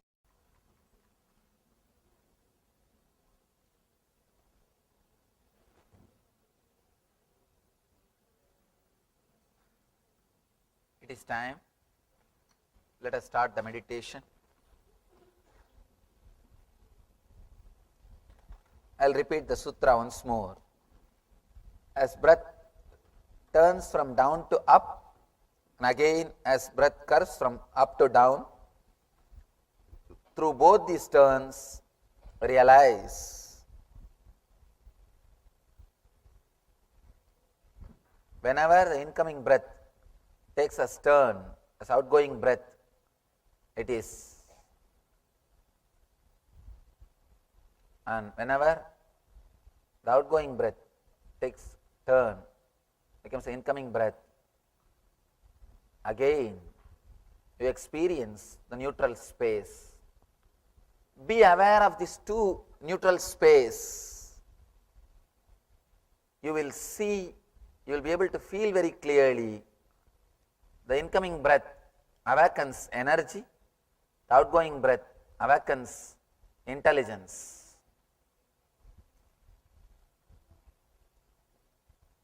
Of course, in a way, energy and intelligence are one and the same.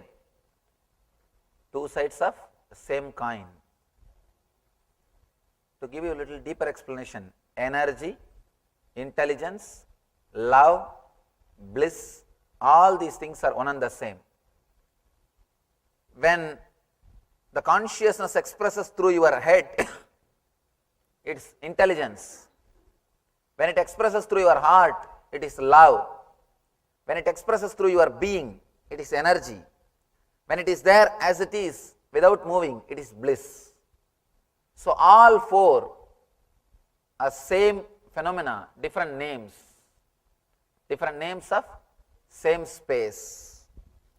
Now it is time, we will work on the meditation technique. If you have intelligence without energy, it is curse, dangerous. Be very clear, it is curse. A small story. In a party, one guy goes near a lady and asks, "Please pardon me, but I am not able to resist noticing beautiful diamond in your finger. What is it?" She said, "Oh yes, you must have heard about this Culbertson diamond. It's very popular. But it comes with a curse." He asked, what curse? "Oh, that curse name is Mr. Culbertson." So, sometime, if you just get only intelligence or just get only energy, no intelligence, it is a curse. It's not a blessing. Anyhow, now let's enter into the meditation technique. Please be aware, yesterday your conscious are witnessing only one gap, one neutral space. Now you are going to be aware. Now you are going to be witnessing both the neutral spaces. When breath turns from down to up and curves from up to down. I'll guide you step by step. First, I'll guide you to be aware of only incoming breath. Next, you will be aware of only outgoing breath. Third, you will be aware of only one turn. Then fourth, you will be aware of both the turns. Let's go step by step so that you will be able to completely touch the neutral space. You will feel completely comfortable with the neutral space. Decide very clearly, for next 10 minutes, I am dropping my identity. I will feel comfortable without my identity. Be very clear, your identity is the main reason why you take jump. Whenever you come near that neutral space, you do not relax into the neutral space, you just jump and go to the next step. You do not want the neutral space to last long. You do not want to be aware of that neutral space because you are afraid of losing your identity. It's a beautiful chance. God is knocking at your door. Please relax from your identity and experience the Shiva consciousness. And one more thing, tomorrow I am going to start the discourse at 7:30 itself. Tomorrow is the beautiful technique. Shiva is taking us step by step, deeper and deeper layers. Tomorrow is taking us to a different dimension, totally altogether different dimension. Tomorrow is the third sutra. My main message for this whole trip, be unclutched. Tomorrow I will be speaking on that main theme for this whole spring tour. The main theme is be unclutched. So, tomorrow is the sutra of being unclutched. So, tomorrow I may start at 7:30 and it may end, it may take some 3-4 hours. It is a beautiful sutra. I can say that is the essence of Shiva Sutra. Tomorrow what I am going to speak, tomorrow what the Shiva Sutra, what Shiva expressing is the essence. Of course, as I was telling, I can't edit a single sutra. In that, if I have to say essence, this message, be unclutched. Tomorrow, Shiva is delivering that message in the third sutra. So, we'll start at 7:30 itself. Yes, please get ready, sit straight, please tie your eyes. If you don't have any cloth, at least close your eyes tightly so that this light doesn't disturb your meditation.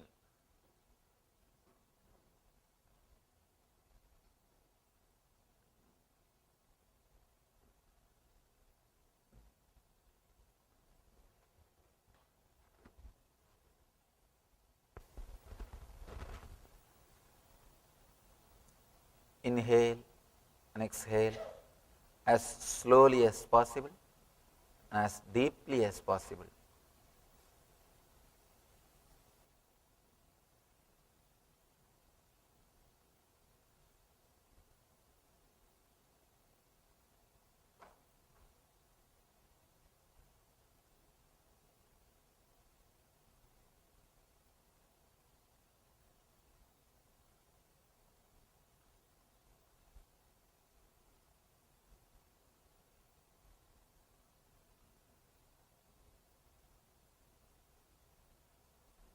Decide consciously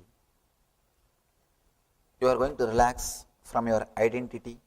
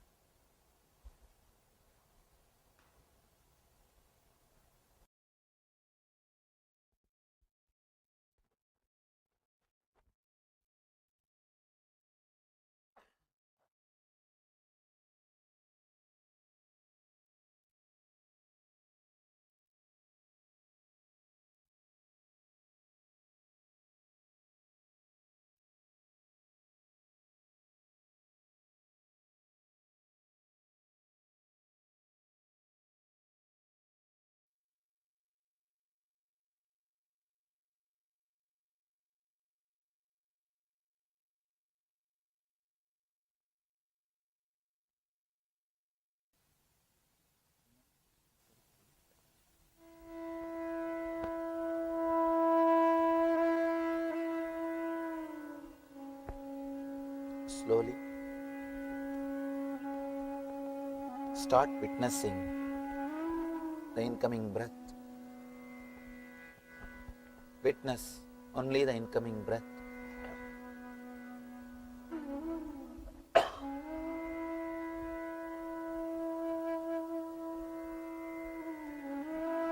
Witness the incoming breath. Feel the incoming breath flooding energy, life throughout your body.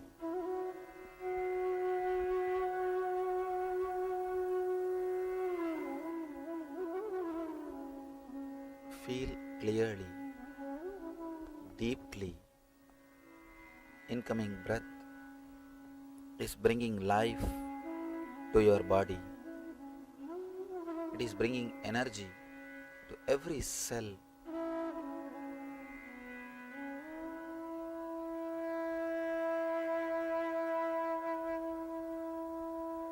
Every cell of your body is becoming alive when incoming breath happens. When you are breathing in,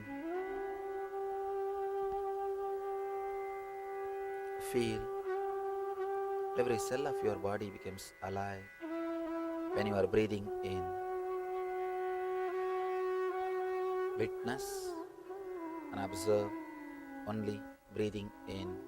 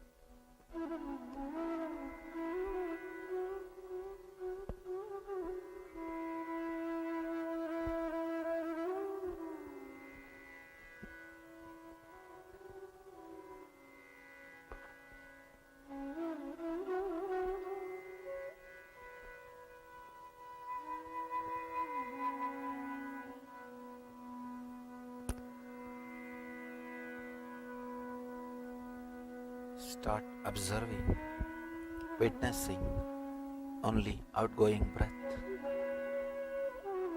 Forget about the incoming breath.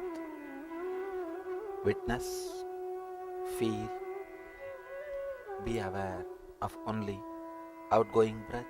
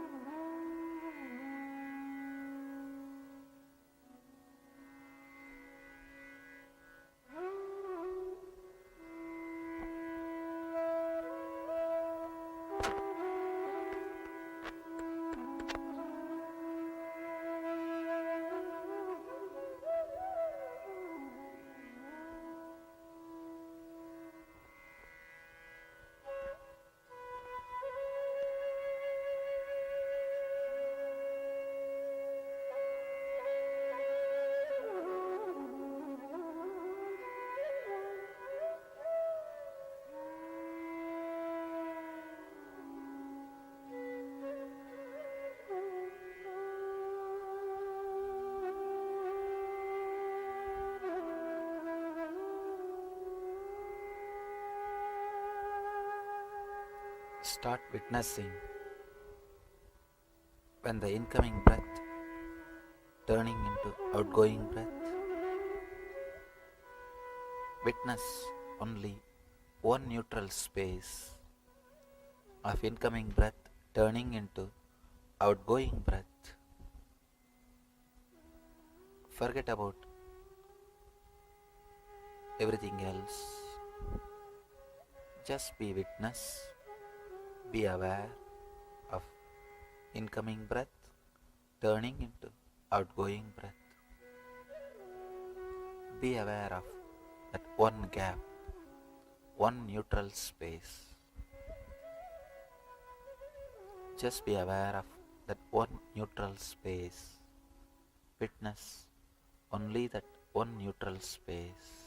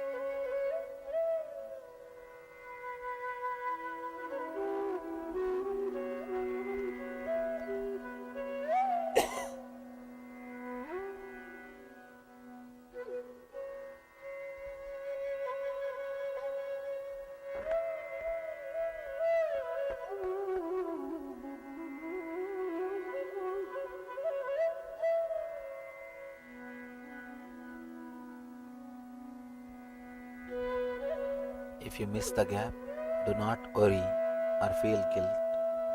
Just be aware of the next gap. Be aware of only one gap, incoming breath turning into outgoing breath. Just be aware, be witness of that one neutral space.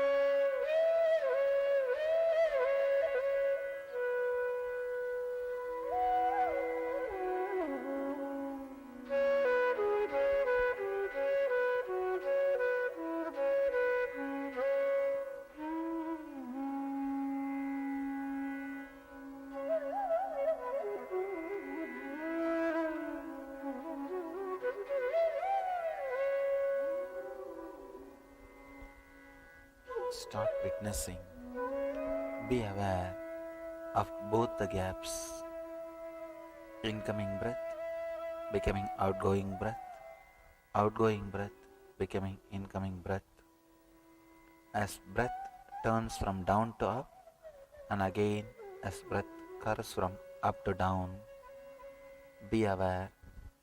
Start witnessing both the neutral space, both gaps.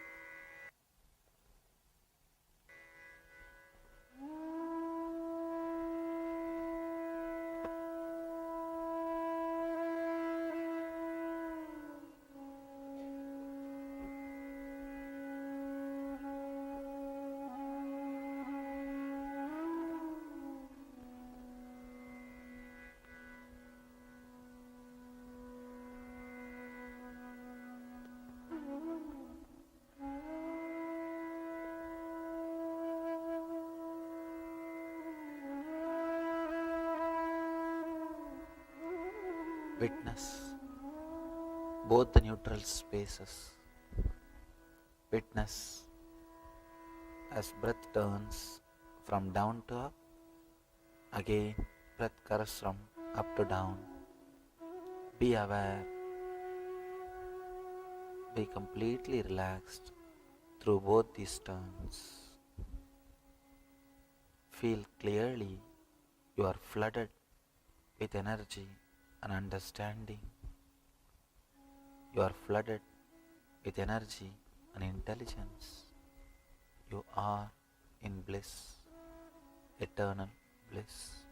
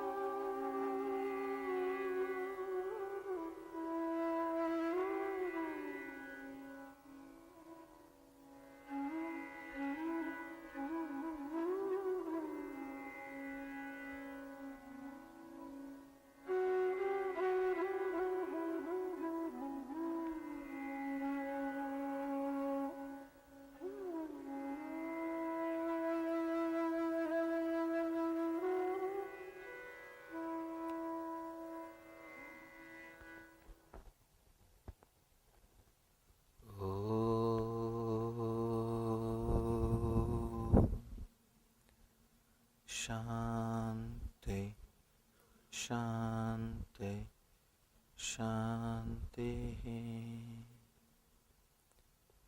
Namah Shivaya. Slowly, very slowly, you can open your eyes.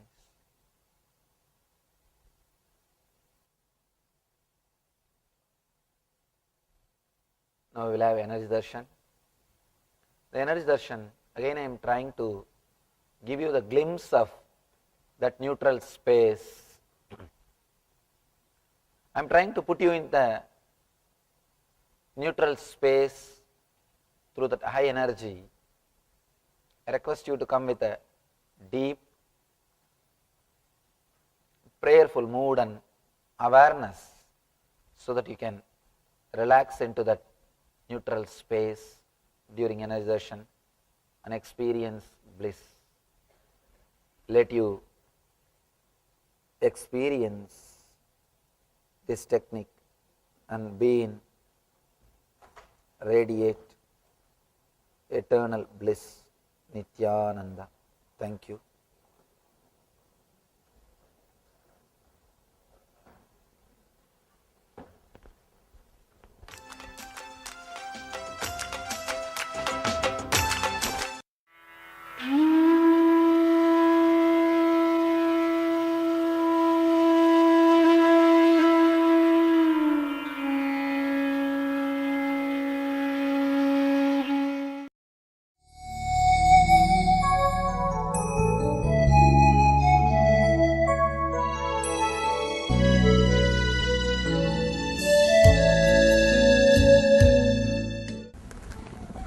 I'll just give a simple understanding about how the mind works and how exactly the Upanishad is going to help us. Let me once more explain the word Upanishad. Just sitting. Maybe if I have to give the commentary for that word, sitting with the enlightened being. That's all is the Upanishad. Let's first understand how our mind works with a simple drawing.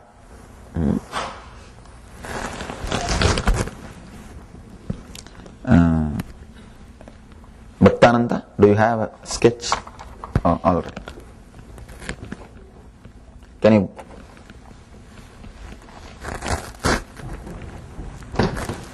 This cloth is created for renunciation. You can't hold anything. That's the problem. No packet or anything. You can't tie or hold anything in this cloth.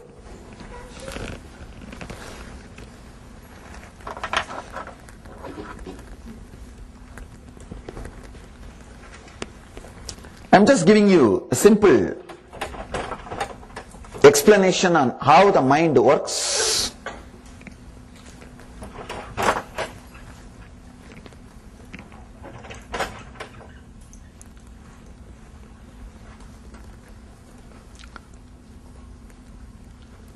Your mind is nothing but making your future into past.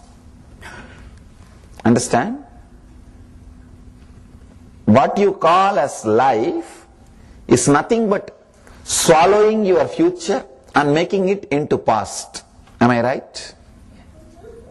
It is just every moment constantly you swallow the future and make it into past. The future becoming past is what you call your mind or whatever you know as life. Nothing else. Just a time shaft. The past.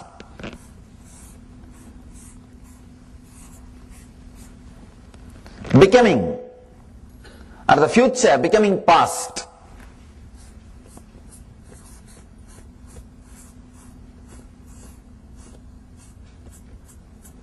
Future is entering into past. The space where this future and past meets, that is what we call present moment. Future is constantly entering into past, becoming past is what we call your mind. Where the past and the future meets is the present moment, this moment. Past, for explanation's sake, I am just redrawing once more time.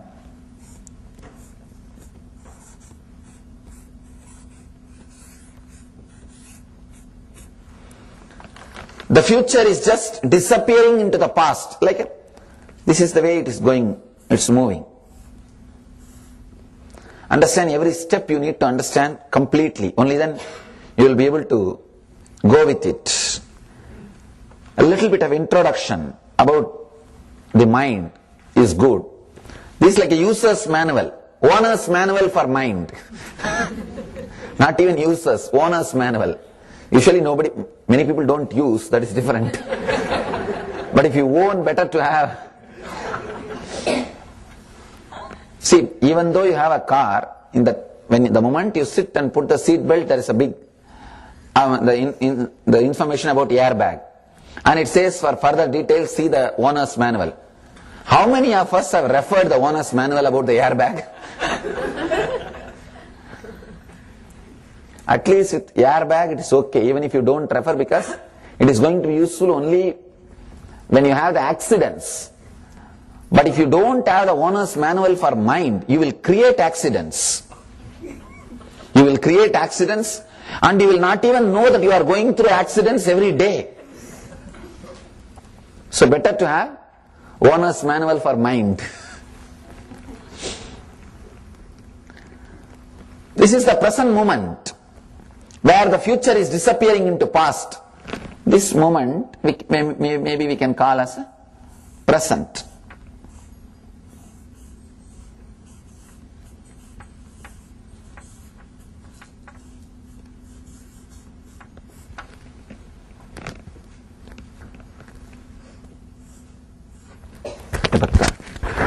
Spelling is okay? Spelling is right? Okay. Because in the law firms, the best kept secret is that senior lawyers have forgotten how to argue. Because they have just started managing, only juniors go and regularly argue. Just like that, I forgot how to write because I am not writing. I am only speaking. Sometime I have to refer the spelling. Anyway, in the laptop, no problem, the spell check is there. Now that creates all problem. When I type Devi and type for spell check, it gives the option of devil.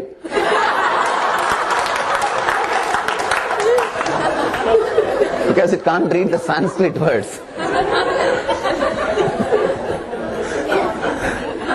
That's another one problem. Anyhow.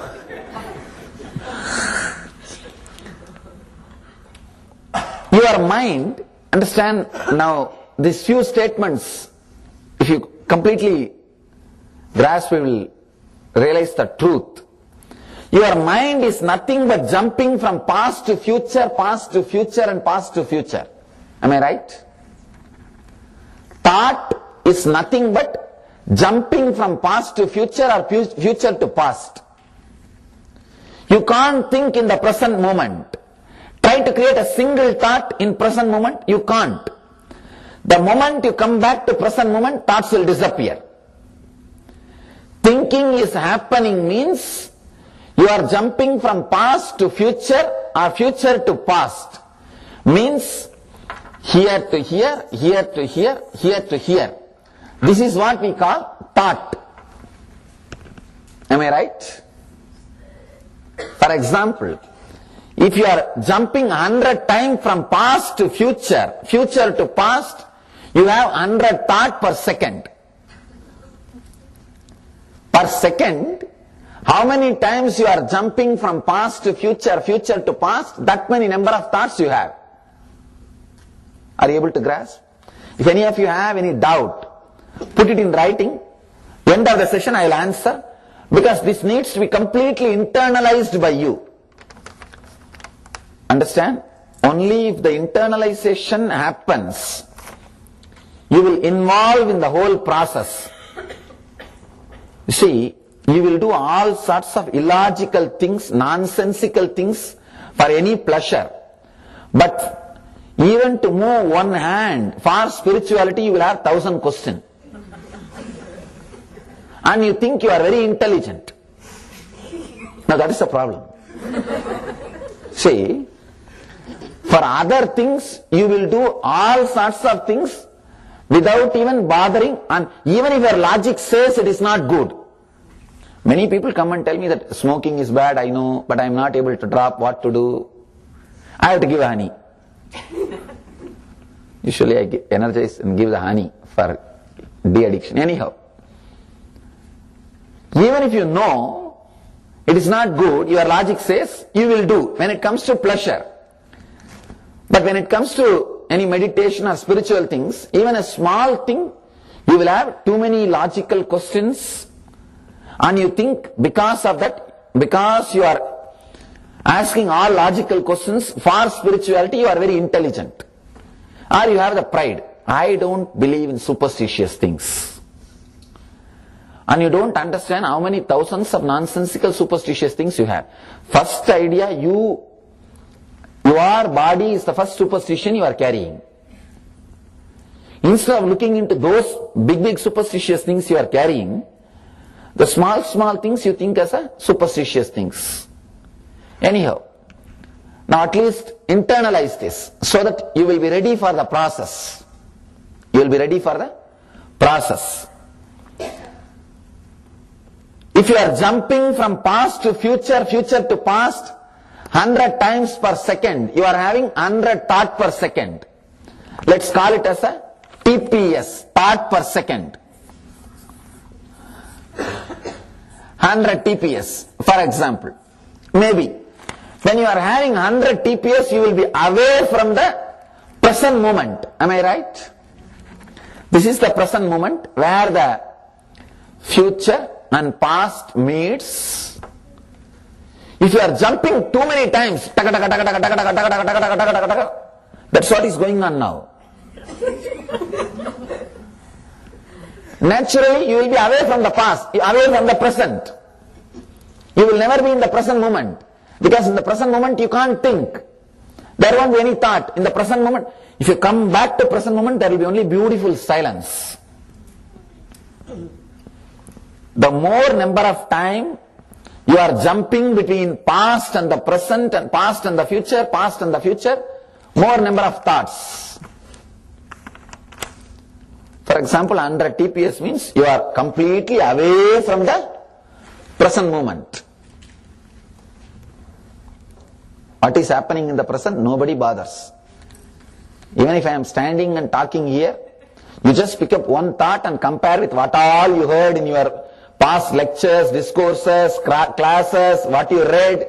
You will be now sitting and having a big comparison notes and you miss all other statements. And that is the problem. See, I am not saying whatever you heard is wrong or something, but now sitting and analyzing is wrong. Because you are going to miss my next statement. If you are sitting here, and the problem with the so-called spiritual seekers is well read, and completely confused. Thoroughly confused, well read, and you can't do anything to help them, because any statement I make, now this fellow will be sitting and having 10 dictionary and 10 references. In that book it says like that, in that book it says like that. This guy will be doing two things, either referring all these things, and if all those books also says the same thing, or if he finds some relationship, he will say, oh, what he is saying is right. Or if he does not find right quotation or matching, this is not right, I think he doesn't know completely, he is too young. After all, he is young, leave it. That's the problem. See, whether you say yes or no, by comparing notes, you are not going to grasp. Even if you say yes, you are going to miss the other statements which I am making. By the time you finish your analysis and come back, I have already gone 10 steps ahead. Now, just keep all the things which you read, studied, heard, one corner for 2 days. When you go back, you pick it up. I am not saying completely to throw away, just for 2 days. Go into it completely and understand, internalize. If you are jumping between this and that, you will be away from the past, away from the present. Maybe, fortunately, sometime, you do some meditation or some pranayama or some kind of a technique, then maybe if you bring your TPS down, means the jumping between future and past to 80 TPS, 80 thoughts per second, 80, instead of jumping 100 times, you jump 80 times. You come down a little bit towards the present moment. Am I right? If you do something else and jump and reduce the jumping to 60, you come down a little more to the present moment. And if you reduce it to 40,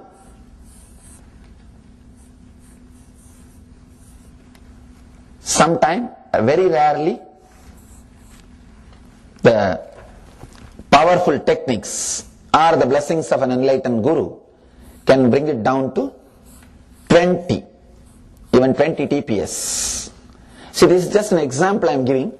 It's not that you are now in 100 TPS, you are maybe in 1000 or 2000. I don't think you will be in 100. Maybe it may be even million, I don't know. One person is zero TPS. Aha.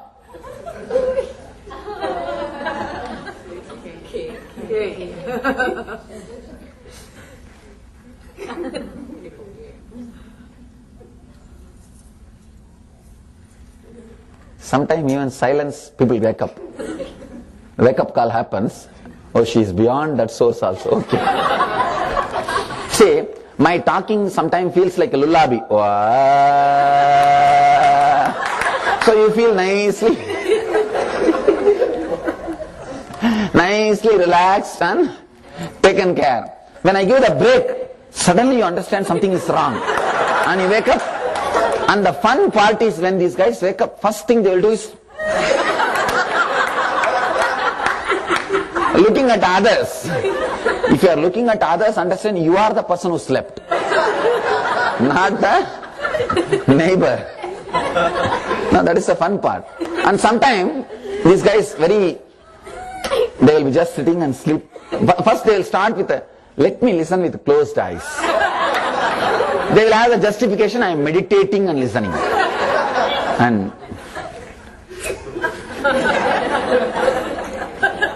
the next person pokes. I am listening. They won't even open the mouth to tell I am listening, because the sleep will be disturbed if you talk. They'll say, you attend, you listen, I am okay. I am listening. These guys, what to do? Huh? I always tell people that meditative listeners are the people who are thinking something else, are lost somewhere. Rarely by the presence of the master you come down to, some initiation or some process can bring it down even to 20 TPS. When you come to the present moment, step by step, when you come, suddenly you will have the intelligence of seeing the future and the past clearly. Understand?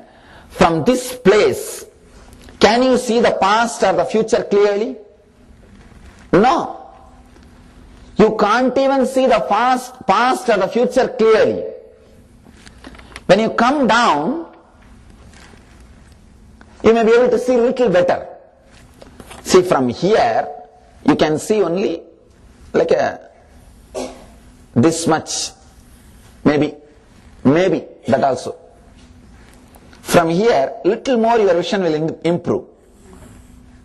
From here, 60 TPS, you may improve little more. From 40, little more. You may be able to see.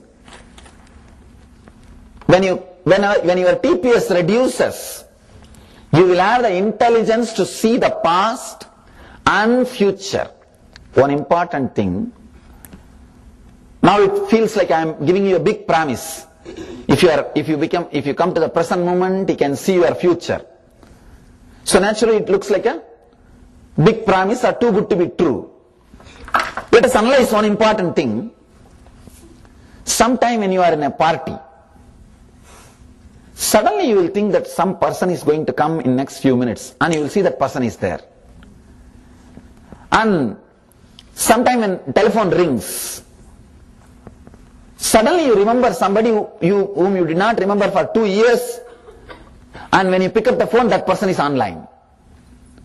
When a doorbell rings, suddenly you remember a relative who has not come to your home for 5 years, or whom you have not remembered, forgotten for 5 years. When you open the door, that guy is standing there.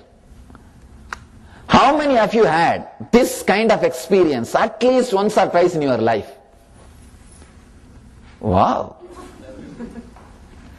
Understand? If it happens, but when it happens, what do you do usually in the mind? A coincidence. Am I right? If it happens in one person's life once, it can be called as coincidence. Am I right? Practically now 98% of you say that you had this experience. When 98% of you had the experience, how can this be called as coincidence? You can't brush this aside in the name of coincidence. Am I right? If 98% of the people are experiencing, how can that be called by the word coincidence? No. Then you need to change the meaning of the word coincidence. Coincidence means what? Rarely, in some 1 or 2 person's life, which happens, may not. But now, the evidence says 98% of the people. In 98%'s life, 98% of the people, in 98% of the people are experiencing means, how can that be called as coincidence? There is something more than coincidence in this thing. We can't brush this aside just in the name of coincidence. This is what we call intuition. Means, when that doorbell was ringing, or when that cell phone was ringing, maybe sudden jerk or some reason, your TPS dropped. When the TPS drops, it can drop even by force sometime. When TPS dropped, you are able to see the future, next 5 minutes of the future, clearly. You had the glimpse of time shaft. This is the time shaft. The future disappearing into the past. When the TPS dropped, it can drop at any moment by sudden. When something suddenly happens, when your mind is not capable enough of processing that information, suddenly the TPS drops. When the TPS drops, you saw the future. Just you had the glimpse of the future. Next 5 minutes, what is going to happen? I think you are able to connect with what I am saying. That is the reason you are able to see or think who is going to come or what is going to happen. See, suddenly a doorbell ringing, or the cell phone ringing, or even if you are really relaxed and happy, sometime in some parties, when you don't have your direct relatives, your in-laws, you may be completely relaxed. Maybe suddenly the TPS has come down. That is the reason you had the glimpse of next 5 minutes of your future. If your TPS falls accidentally itself, you have the glimpse of your future. If it can be brought down consciously, then understand the value, understand the experiences, understand the clarity which can be added into yourself. If it drops even accidentally, you will have the glimpse of the future. All of you are able to see, because I am hiding. Now, seeing this face won't help, ma. This has to, later on that will help. First now, only understanding this will help. This side okay? This whole program is all about, oh, you are not able to. Then I think, okay? Oh, then I have to repeat the whole thing once more. Okay. You understood? Alright, otherwise you will be doing something else. Better to understand all these things, because even if you miss a single statement, you may miss the whole thing. It's a very step-by-step understanding which you need to go through, but it's worthy of understanding. Now the next few statements which I am going to make are very mystical. Understand? Now whatever I spoke looks very logical, and they are logical. The next few statements are going to be very mystical. Enlightened person is a person who is established in the present moment, whose energy is in 0 TPS. He is neither lost in the future nor lost in the past. Understand? The first statement which I am making, enlightened person is a person who is established in the present. If you can bring down your TPS and establish yourself in the present, you are enlightened. One more thing, future, past, present, all these three put together only is called as eternal. Am I right? Eternal means Nithya.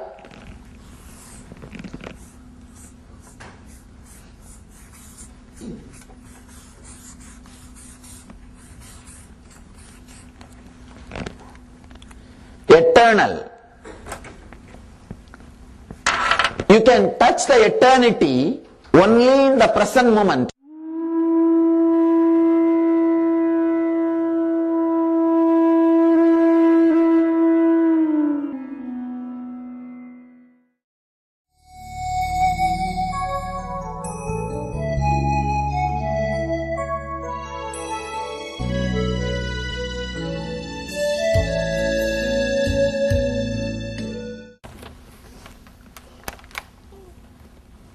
Now the next few statements which I am going to make are very mystical.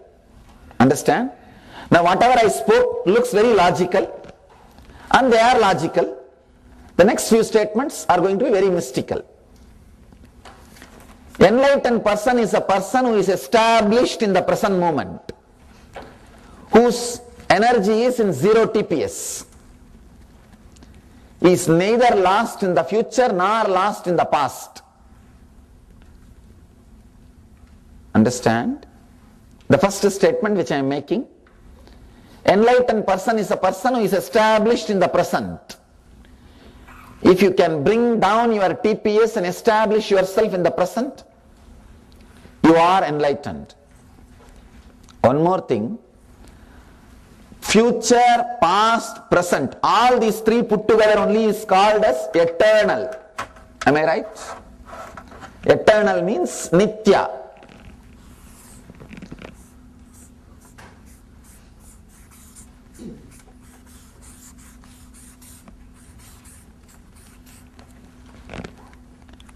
Eternal.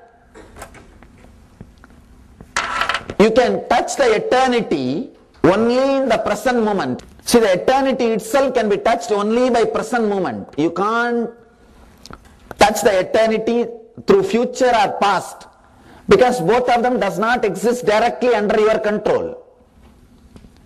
Past, you can't catch the past. It's not there. You can't catch the future. It's not there. You can touch only the present moment. If you want to enter into that eternal bliss or the present moment, enlightenment, the only way is to bring down your TPS to the present moment. To the present moment. One thing, enlightened person is a person who is established in the present moment.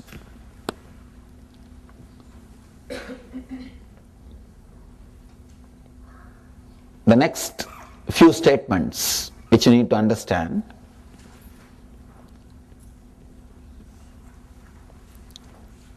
If If you are in 100 TPS, you are in the presence of a being who is in 0 TPS, means the present moment. Something happens in you. Your time shaft also starts slowing down. This is what I was saying, very mystical. Understand? Very mystical. The person who is in 100 TPS, if he comes and sits with a being who is in 0 TPS, suddenly the TPS drops drastically. Fortunately, enlightened person's TPS can't be raised by you.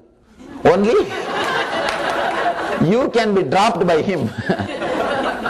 Fortunately, he can't be raised by you.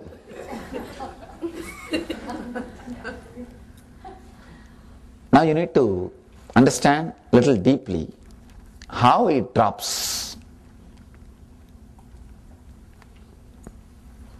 As you think, we are all not disconnected, separate islands. Even though civilization constantly teaches you, we are not disconnected, individual islands. Maybe in the physical layer, you are all individual islands. If the food is poisoned, only the person who eats will suffer. But if the air is poisoned, the poisoned gas is inside, whoever is breathing will suffer. Means in pranic layer, second layer, the distance between all of us is reduced. Am I right? If the mind is polluted, a bigger group will suffer, the whole state will suffer. If one polluted brain sits as a leader, you know. Now I am not saying anything. I am not saying anything. I am telling you, I am not saying anything. Why are you thinking something and laughing?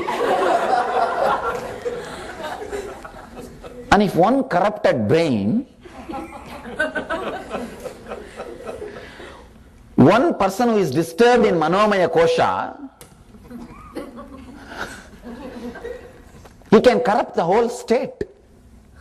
On the next level, one corrupted visualization,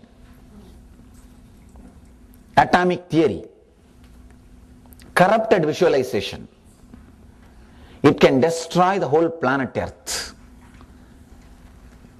Understand? Now let us analyze these koshas.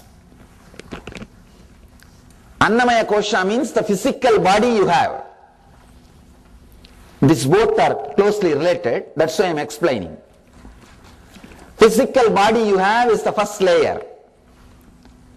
Second is all the pranic movements. Prana means air flow, air circulation happening in you is the second layer. Air circulation is not just inhaling and exhaling.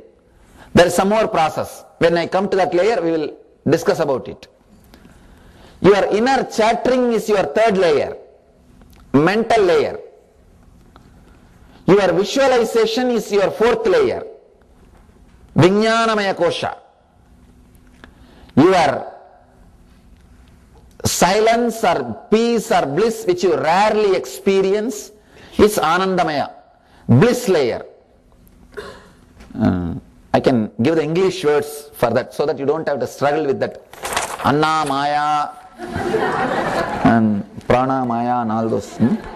This becomes a Maya, it's instead of Maya. Physical layer, first. Second, air. Is this a rough translation? Prana is not actually air, air energy. Please put up with my spelling and writing. Whatever I say, I mean, not what I write. Yes, I think I am okay. I am still, only this capital letter, small letter problem, that you can manage. After this enlightenment, that verbalization has completely disappeared. That's why so much of struggle this. Air energy. Then third is mental layer, inner chattering. Inner chattering is your mental layer. Oh, it's supposed to be small e. Okay. I managed it.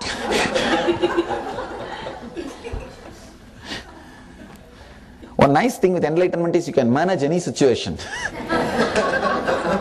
Somehow that spontaneous intelligence will come, you can manage any situation. And the fourth is visualization.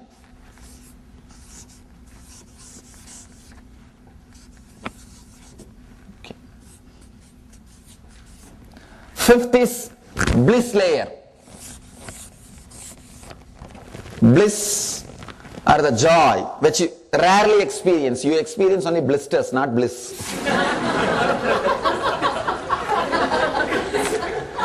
Bliss is very rare thing.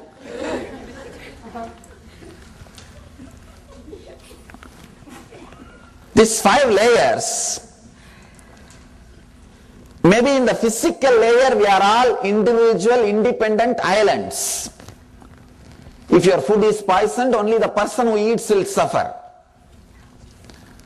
In air energy, the distance is little less. If the air is polluted, maybe a group of people will suffer. Mental energy, if the inner chattering is polluted, maybe the whole country under whom that person, and see, the country which is under that person or under his influence will suffer. Wrong visualization means wrong inventing. See, the inventing, discovering and all these things happens only in the visualization plan, not in mental plane. Only in this plane. Einstein says, I am successful because I did whatever I did through my visualization. I am successful because I can imagine. He has not discovered atomic theory or E equal to mc square through his logic. He says, after the truth only I developed the steps. Means it was through imagination, visualization. Corrupted visualization can disturb the whole planet Earth. We are all now threatened just by that one theory, one philosophy. Today the planet Earth has got planet Earth has got atomic weapons. All countries, atomic weapons put together. You can burn planet Earth for 700 times. Once burning is enough, but you have enough weapon to burn the planet Earth for 700 times. One wrong visualization, whole planet Earth can suffer. Fortunately, the bliss layer cannot be corrupted because still it is under the control of enlightened beings. Otherwise, long before the planet Earth would have disappeared, the cosmos would have perished. Fortunately, still this layer key is kept with us. It's not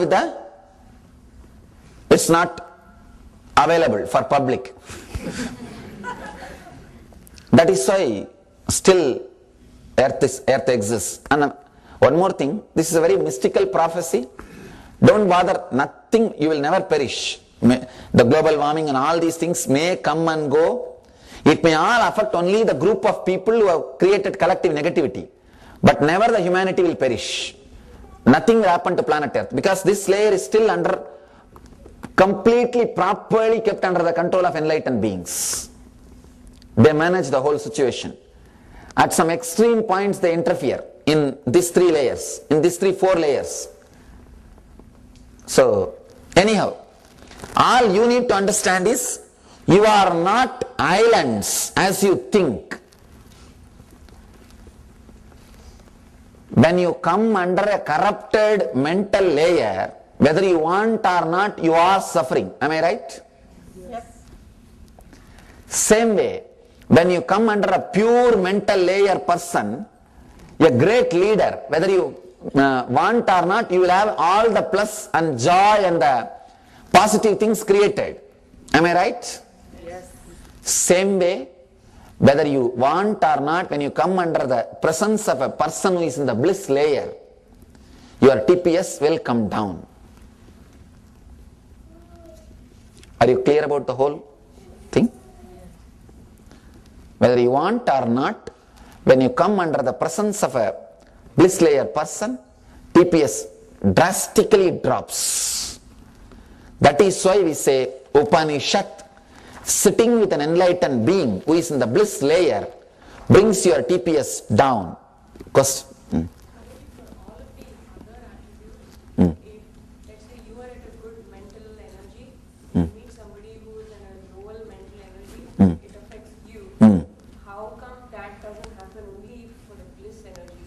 Because the person has gone beyond the mind. He has entered into non-written zone. Fortunately. You understand? As long as you have mind, you will be disturbed. With the bliss energy, enlightened being, there is no mind to get disturbed. There is no mind to get disturbed. Rivers can dry up. Ocean cannot dry. He has become ocean. The river has entered into the ocean. That is why, instead of somebody else affecting him, he affects everybody. Person who can't be affected by others, but who affects everybody, is enlightened being. Whoever comes in his presence, they are all affected, but he never gets affected. Apuyamana machala pratishtam. How the Gita says, established in the self. Anyhow, you are clear about that? The TPS coming down happens when you sit with the master. Then you may ask, then let us sit for half an hour and go away. Why 2 days unnecessarily? The problem is because you forgot how to sit. I have to teach 2 days just to make you sit. That is the problem. If I ask you to sit, you will be either sleeping or restless, or you may start doing some japa or some mantra or something. No mantra, no technique, nothing. Just sitting. You forgot the art of just sitting. In Zen they call it Zen. Just sitting. You forgot that. Just sitting is no more part of your being. To teach that just sitting, it takes 2 days for me. Because you know everything except sitting. Except just being. That is why I had to work 2 days to bring the TPS as down as possible. You can call, when you are in this 100 TPS, you are in Annamaya Kosha, physical layer. When you are in 80, you are in pranic layer, air energy. When you are in 60, you are in mental layer. Means when the TPS comes down, step by step, you go to the inner, deeper and deeper layers. When the TPS comes to 0, you are in bliss layer. You are in Anandamaya Kosha. Now, we will sit with Master in every layer. We will open up every layer and try to sit with him, so that too many ways we are trying to reduce the TPS, to bring the frequency down, to reduce the thoughts per second. The whole process which we are going to do for next 2 days is sitting with a 0 TPS being, so that it can drop drastically. And there is one more step. You can also balance yourself to come down, to reduce the TPS and to sit with him, because you forgot how to just sit. You learnt everything except sitting. Now we are going to do something just to stop you doing anything else. We will be doing something. Why? Otherwise you will be doing something else. Just to stop you do something, just to stop you do other things, we will be doing something. We will be doing something. So that doing only I call it as process. That doing only I call it as process. I think all of you are clear about the basic things. Maybe we will have small break, 1, 2, 3 break. And you can write your questions related to this subject. Understand? Ask only about this. I don't want your questions about whether it is. There are so many, especially these guys, the moment I tell them to ask questions, first question, Vastu is true or astrology is true, or will this stone work for me or that stone work for me? If just a stone can change your life, you are nothing more than a stone. Anyhow. And no other questions, please put only on this science or whatever I spoke now. Maybe all other questions I will answer evening or tomorrow. All your FAQs. There is a set of FAQs. If Indians are there, I know the set of questions. If Westerners are there, I know the set of questions. And if NRIs are there, there is a different kind of questions. So, all those questions I will answer maybe by today evening or tomorrow morning. Now, we will analyze only this subject so that we can enter into the process. We can enter into the process. 100 TPS is physical layer, 80 is air energy layer, the 60 is, this is just an understanding. Don't think exactly, no, I am in between 61 and 60, which layer I am caught. Don't ask all those doubts. This all will be from the professional seekers. Now in the West there is a group of people, their profession is seeking. Nothing else. Their whole day profession is just going here, going there, doing this, doing that. They will find some stone, some pendulum, something, this, that, some crystal. They will say, oh, this is radiating energy. I could feel the energy. I could feel the energy. Somehow I didn't feel anything. No, sometimes these guys, then I just, not to hurt them, oh yes, there is full of energy, take it and go quickly. Please go quickly. What to do? The energy is the experience which happens inside, not some stone or pendulum or some these, that things. So much of nonsensical theories and books are being sold in this country. I understood one thing, anything you write which should be impractical sells here. You need just, I can give you 3 tips to become a great philosopher. Write which you yourself can't practice.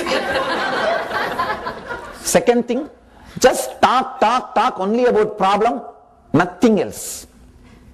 And third thing, important thing, never give solution. You can become a great philosopher in 30 days. I don't know why so much. The problem is that you don't need enlightenment to teach in the Western developed civilizations. That is the problem. In India, somehow it is engraved in your heart, unless you walk the path, don't talk. It is engraved in the inner space. Unless you yourself know it completely, side effect and after effect and everything, do not talk. That has gone into the system unless the person is enlightened. It's considered as a worst conspiracy against the humanity. Teaching before enlightenment is the worst conspiracy against against the humanity. If you are still seeker, and one funny thing, one beautiful thing, not even one beautiful thing with the Indian tradition is, if you are a seeker, you are taken care. You are not forced to do a business for your survival.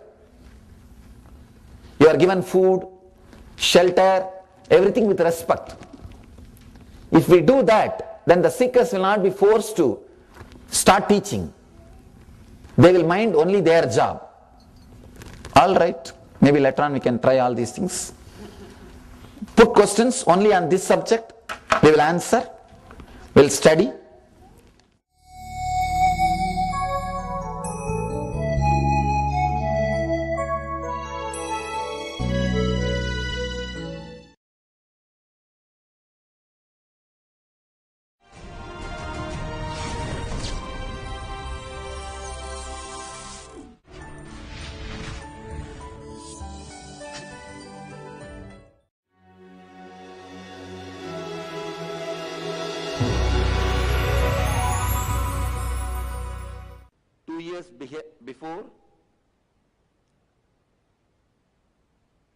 was talking about this 2012,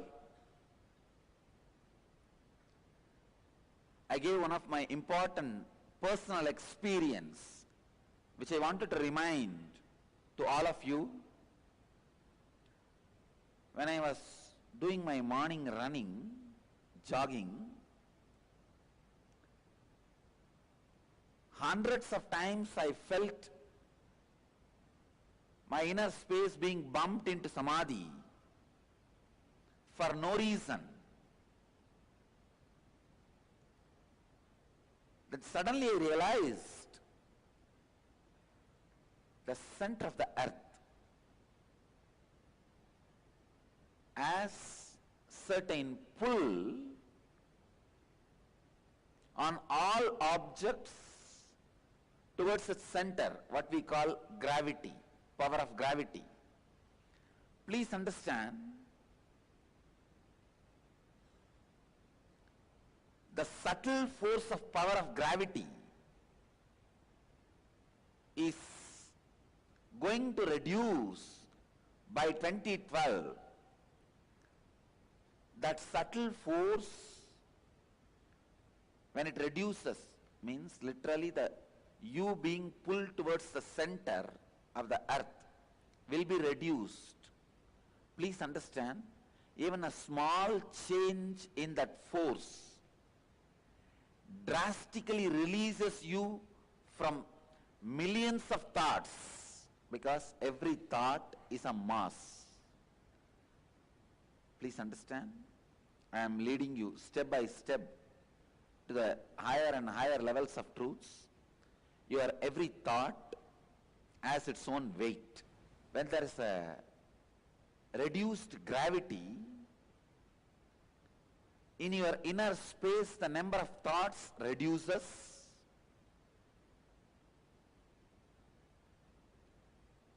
With less thought itself, you will be able to perform more actions. Less thought, less action is inertness. More thought, more action is restlessness.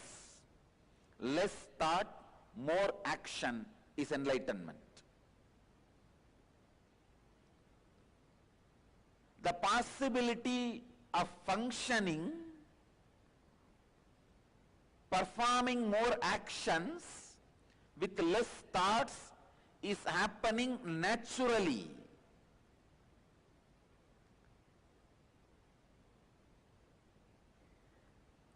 Many of the mental patterns you have, engraved memories you have, samskaras you have. Engraved memories are what I call samskaras. Many of the mental patterns you have, thought patterns you have, are not required to run your life. You will be able to live, perform, achieve, create, do everything with less number of thoughts.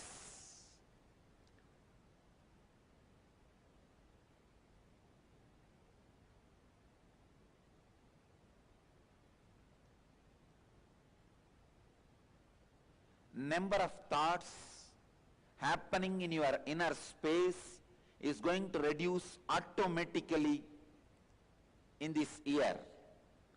For example, for you to get up, go and have your dinner, come back and lie down in your bed. If it was taking 25 thoughts till last year, now the same actions can be performed just by 2 thoughts.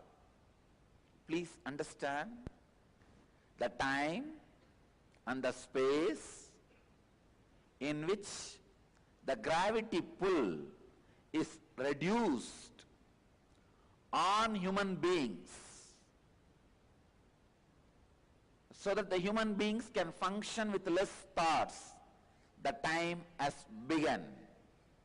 2 years before I started talking, in 2012, the space where human beings are going to weigh less, I tell you, maybe at least 1 or 2 migrants, you all have reduced your weights. you can say 0.0001 gram. If we can measure the weight of the thoughts, we can find out every individual how much of weight you have lost.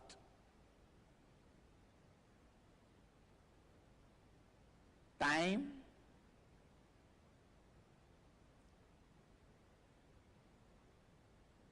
when the gravity of planet Earth on you reducing has started. Please understand, 2012 has started. If you are interested in transformation, this year is celebration for you. If not, calamity for you. Because whether you want or not, the number of thoughts in your inner space is going to reduce this year.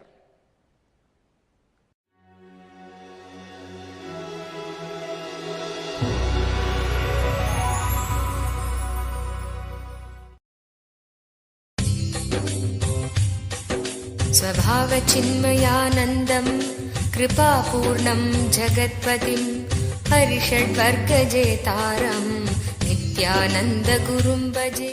Let us understand about this third eye. As on now, we have only vision of 120 degree.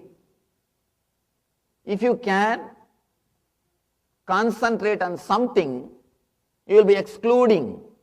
So the degree will be coming down. The more you concentrate, less the degree of vision. Instead of concentrating on something else, if you put your attention on the third eye, instead of concentrating on the object, if you turn the awareness on the subject, the degree will start expanding. It will not reduce, it will start expanding. You will start seeing things much more clearly, in a detailed way and an expanded way. Here, Shiva is saying, attention between eyebrows, let mind be before thought. Second line. Attention between eyebrows, now we understood. Concentrating on the third eye will awaken your awareness. You will be able to see more and more in a detailed way with much more awareness. He says one more thing, let mind be before thought. You will be aware even before the thought is raising. As on now, once the thought comes up, you may try to suppress or follow. Once the thought comes up, you will try to suppress it or follow it. You will not be aware before the thought comes. Here Shiva says, let mind be before thought. Let you be aware before the thought is coming. There is a beautiful commentary of Abhinava Gupta. Abhinava Gupta is a great Kashmiri Saivite master, enlightened master. He comments on the sutra. He says, creating, maintaining and destroying, these three are the responsibilities of Trinity. Brahma creates, Vishnu maintains, Shiva destroys, Rudra destroys.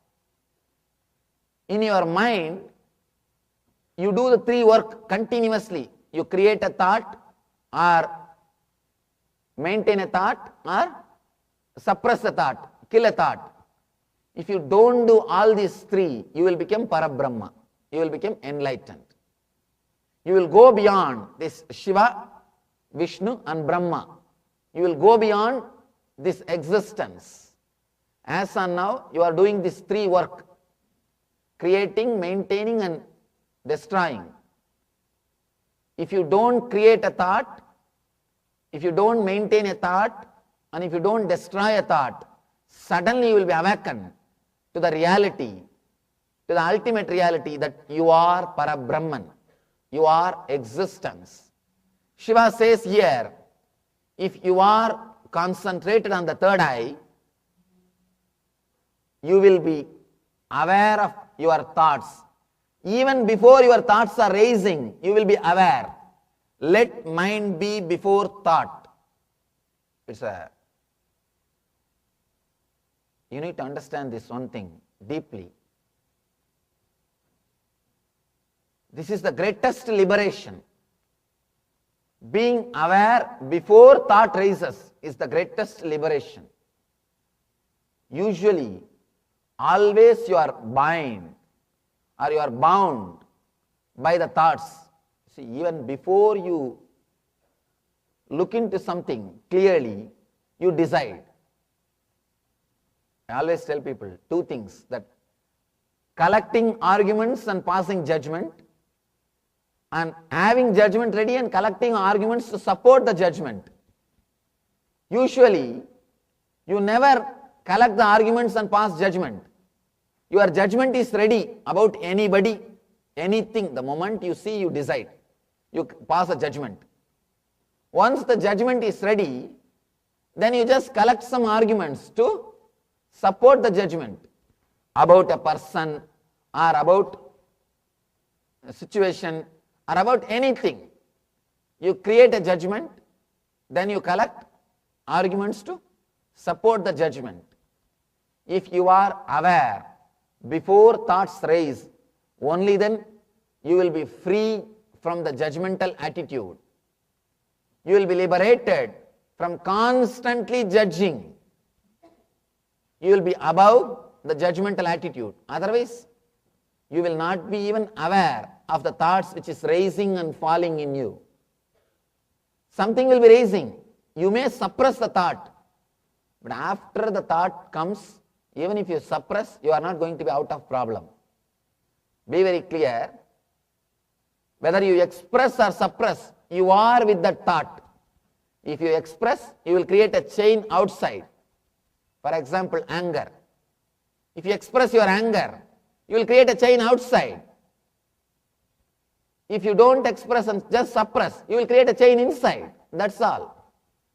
Either you will create a chain inside or you will create a chain outside.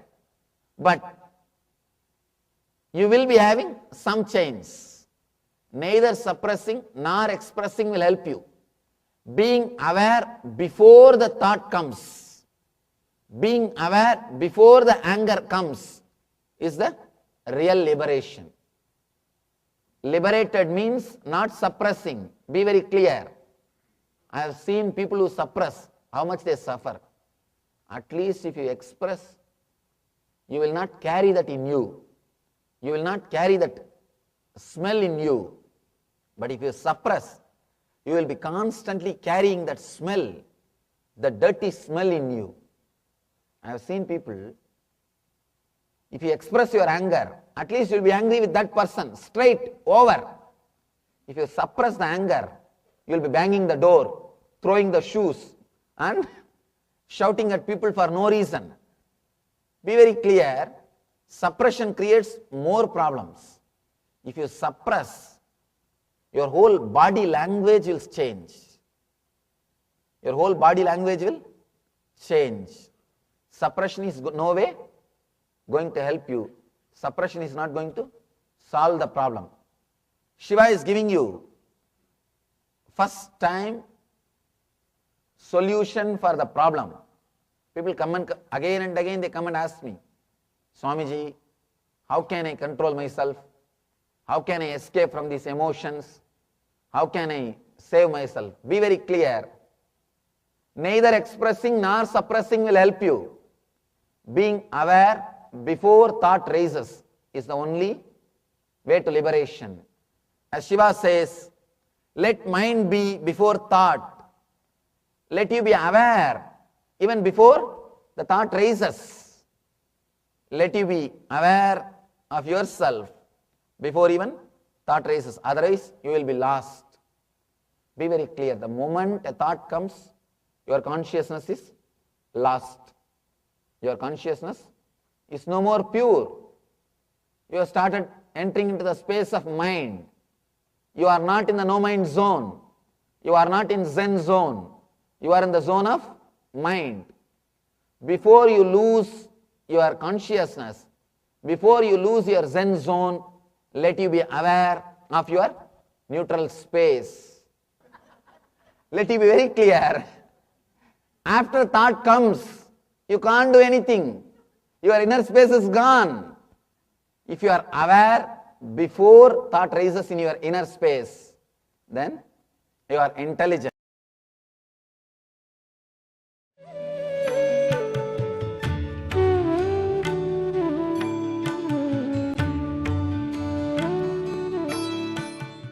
And gives you the clarity, you are not what you think.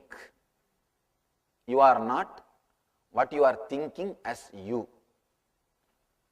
Be very clear, Kshana means the gap between one thought and the other thought. It is not second. So, now you need to understand the circle. This is the NS, neutral space. Nithyananda Swami. This is the NS, neutral space. This is the incoming breath. This is the outgoing breath. For you to understand, I expressed this as more space and this as less space. But Shiva says, this is equivalent to this. Because the gap between one thought and the other thought is Kshana. Gap between this thought and this thought is what he calls as Kshana. And he says further,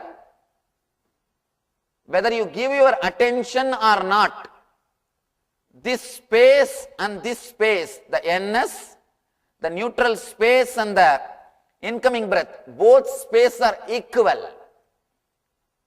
But we think this is more because we give too much of attention to it. Even if you give too much of attention to it, this is not more. Let me give you one small example. If you are sitting with somebody with whom you feel completely comfortable, in tune, you are just relaxed. Even if 2-3 hours passed, you will not know how time flies. Suddenly you realize, oh God, it is already 8 o'clock. I have to run. I have so much of work. Otherwise, if you are sitting with somebody with whom you don't feel comfortable or with whom you don't feel relaxed, every 5 minutes what you will do? You will see the watch and you will say, what is happening, whether my watch stopped or not? Don't you have any other work? If the number of thoughts are more, it is hell. If number of thoughts are less, you are in heaven. Be very clear, if number of thoughts are more, chronologically same time, but psychologically you feel time is more. Because you give more attention here, you think you have more thoughts here, you think this space is more than neutral space. The breathing space, breathing time is more than the neutral space. Please understand. Because you think you are having more thoughts, because you think you are interested in thinking, because you believe you are interested in thinking, because you give more emphasis on your identity, you may think the incoming breath time and the outgoing breath time is more than the neutral space, but in reality it is not. It is just psychological game. The Kshana of this and Kshana of this is one and the same. Kshana of this time, the way in which your mind moves. Because you are having too many number of thoughts, you think this space is more. But in reality, this space is not more. One more thing, how you miss the depth of this space. Here also you have identity, means incoming breath space.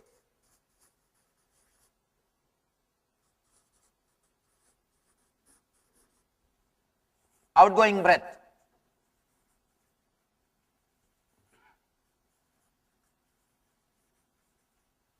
Here also you have identity.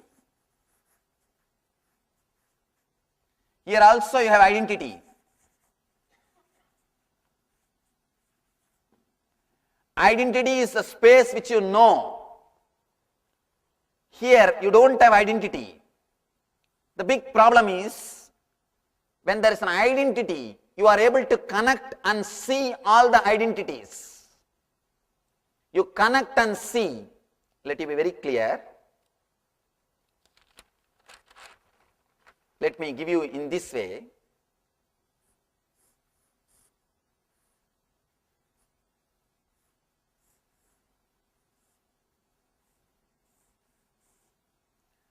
This is the incoming breath. This is the outgoing. This is again incoming. This is NS, neutral space. This is neutral space. Because here your identity exists. It's again outgoing. It's again outgoing. NS, neutral space, neutral space. Here your identity exists. Here also your identity exists. Your identity exists in this space. Constantly you can connect and see you are connected. But in this gap, because your identity doesn't exist, you don't connect the gaps and see. For example, the thought which came to you 10 minutes ago, the thought which came to you 10 years ago, thought which came to you 20 years ago, they are independent, unclutched, separate thoughts. But thoughts have got identity. Because they have identity, you connect them and see the thought which happened 10 minutes ago is number one. Thought which happened 1 year ago, number two. Thought which happened 10 years ago is number three. You can connect all of them because they have identity. But the gap which happened 10 minutes ago, the gap which happened 1 year ago, the gap which happened 10 years ago, you don't connect them and see that you are constantly experiencing gaps. The suffering, the depression which you had 10 years ago, the depression which you suffered 7 years ago, the depression which you suffered 3 years ago, the depression which you had yesterday, all of them are independent, individual, unconnected thoughts.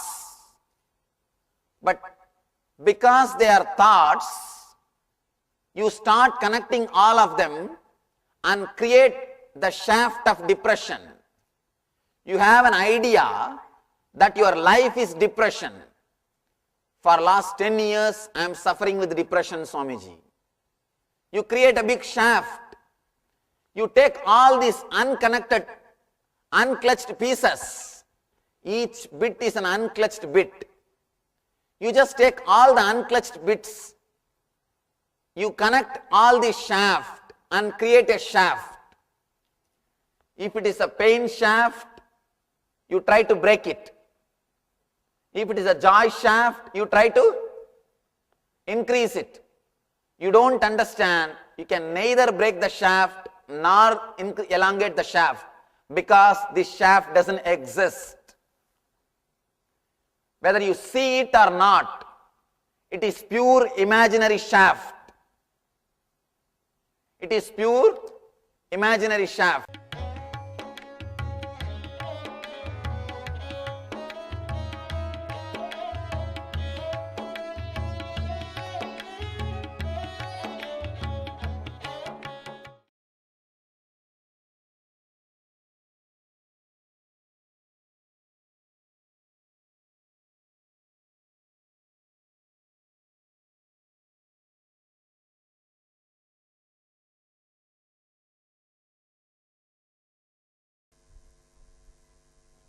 Two-step, understand clearly. First, to see boundarylessness the outside, you need to see the boundarylessness inside. The nameless, formless, boundaryless experience had to be experienced inside. Only then it can penetrate your eye and appear outside. Understand the science of the meditation? Understand the science of the whole process? So first, see it inside. Close your eyes. Just be boundaryless inside. See, all your thought starts with a basic idea of your boundary. Unless you have an idea about you, you can't have thoughts. You understand? For example, if a thought comes, for example, let me go and eat. It means what? You have an idea of me, boundary. So, unless there is a base, you can't have a thought. So, any thought happening means you are feeling you have some boundary. Relax from that. Understand? No. Just relax. Constantly relax. Suddenly you will see inside itself you will have the idea of boundarylessness. Then open your eyes. Whatever you are seeing, maybe different color, different shade, different light, different thing. Do not name them. Do not name. For example, this shade, this size is computer. This size, this shade, table. This size, this shape, tablecloth. This size, this shade, throne. This size, this shape, Swamiji. Don't name. Just do not name. Gaze just with that boundarylessness inside. All of you are able to catch what I am saying? A little subtle thing. When I do the process, you will understand. I'll make it happen. When I do the process, I'll make it happen. I can say these are all the breaking the ice. Breaking the ice. First, inside be boundaryless. Then, when you open the eyes, do not label anything. Whatever you are seeing in front, you don't have to concentrate on me. Please understand, you don't have to center yourself on me. You can look at anything. Just look around. Just do not name. Look at everything. Do not name, that's all.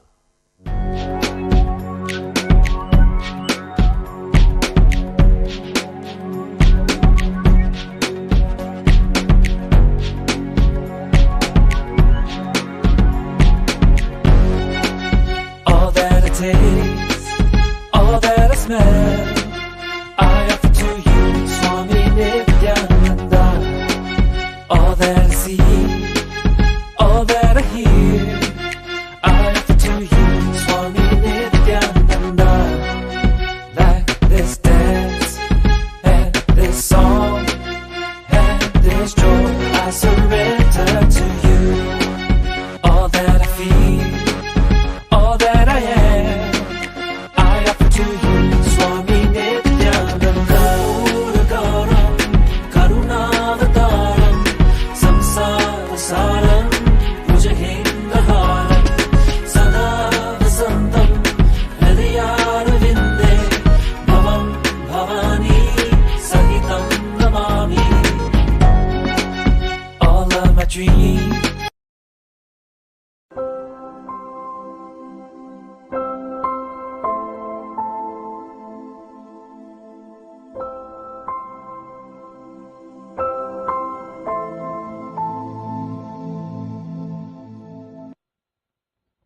we are constantly suffering with 120-degree vision, not only in the outer world, even in your inner space. You are not clear about things because before you see them, thoughts are there. The moment thoughts rise, vision is distorted, completely distorted. You don't see things as they are. You don't experience things as they are. Let you be very clear, your mind is so powerful, your thoughts are so powerful, anything can be distorted into anything. You can see in your own life, the moment you lose faith on somebody, the moment the trust is lost, anything will be twisted to anything. Even simple things can be twisted into different way. As long as you have trust, you have faith, even bad things you will start justifying. You will judge as something right. When you don't have that trust, when you don't have that faith, even good things you will start judging in a bad way. Your inner space will not be able to experience anything straight. You will not be able to relate with anything directly.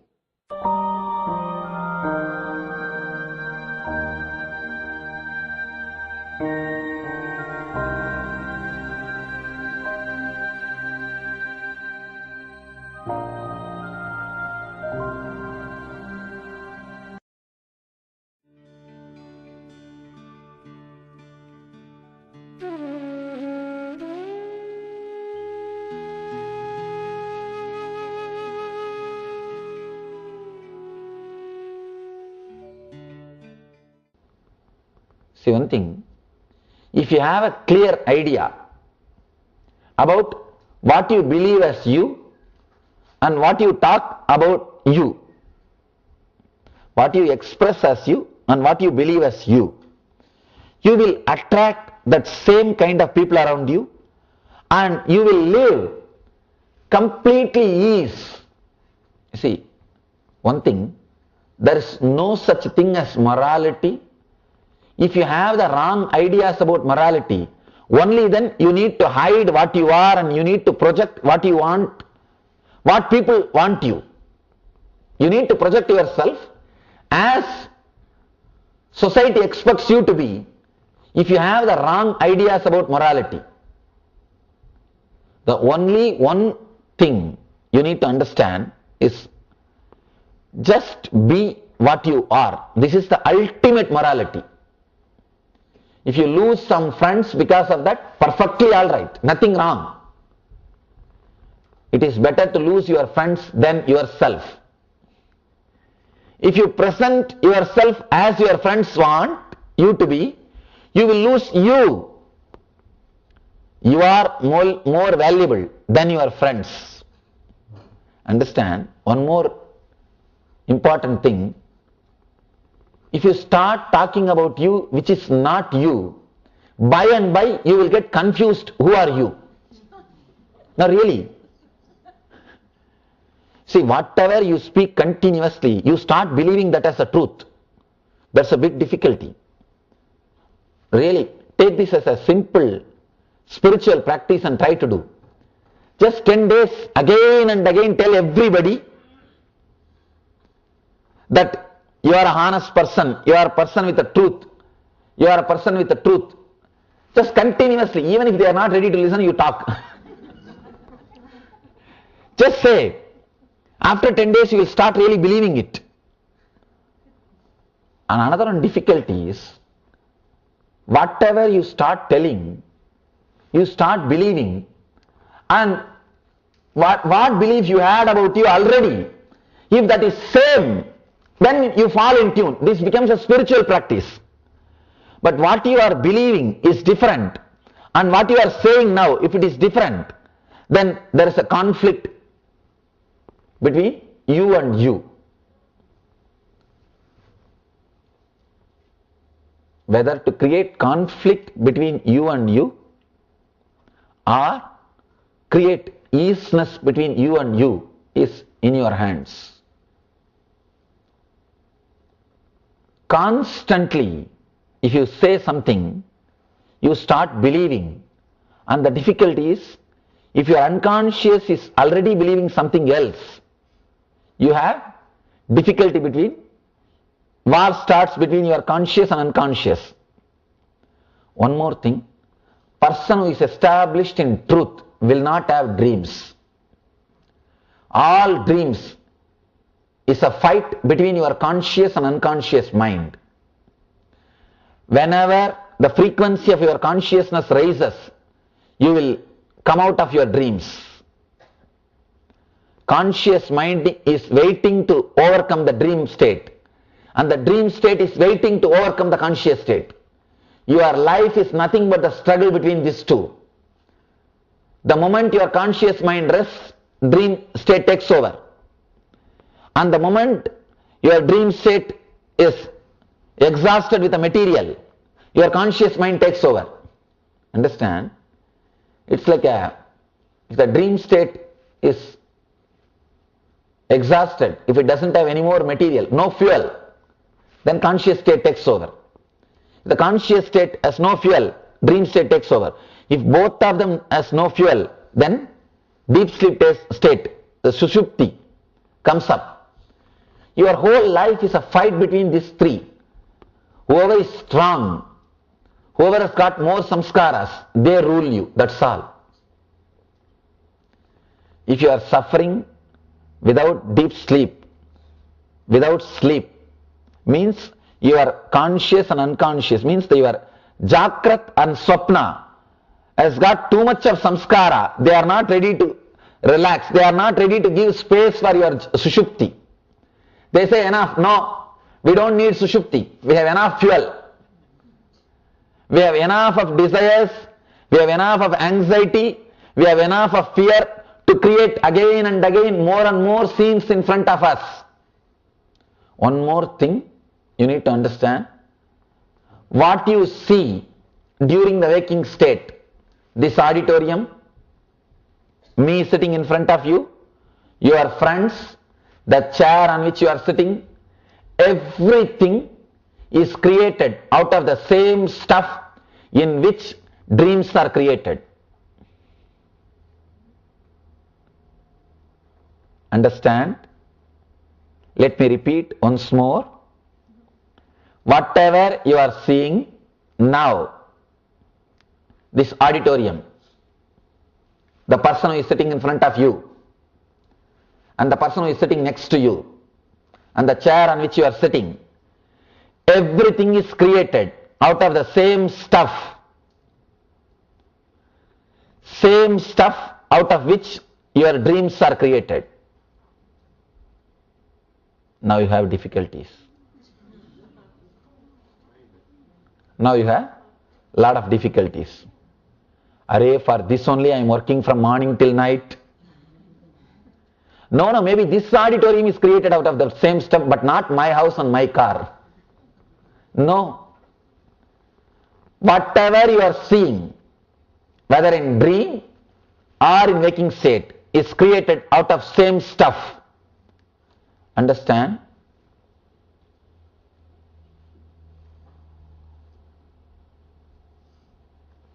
I am just thinking what words to use to tell you the authenticity of this truth.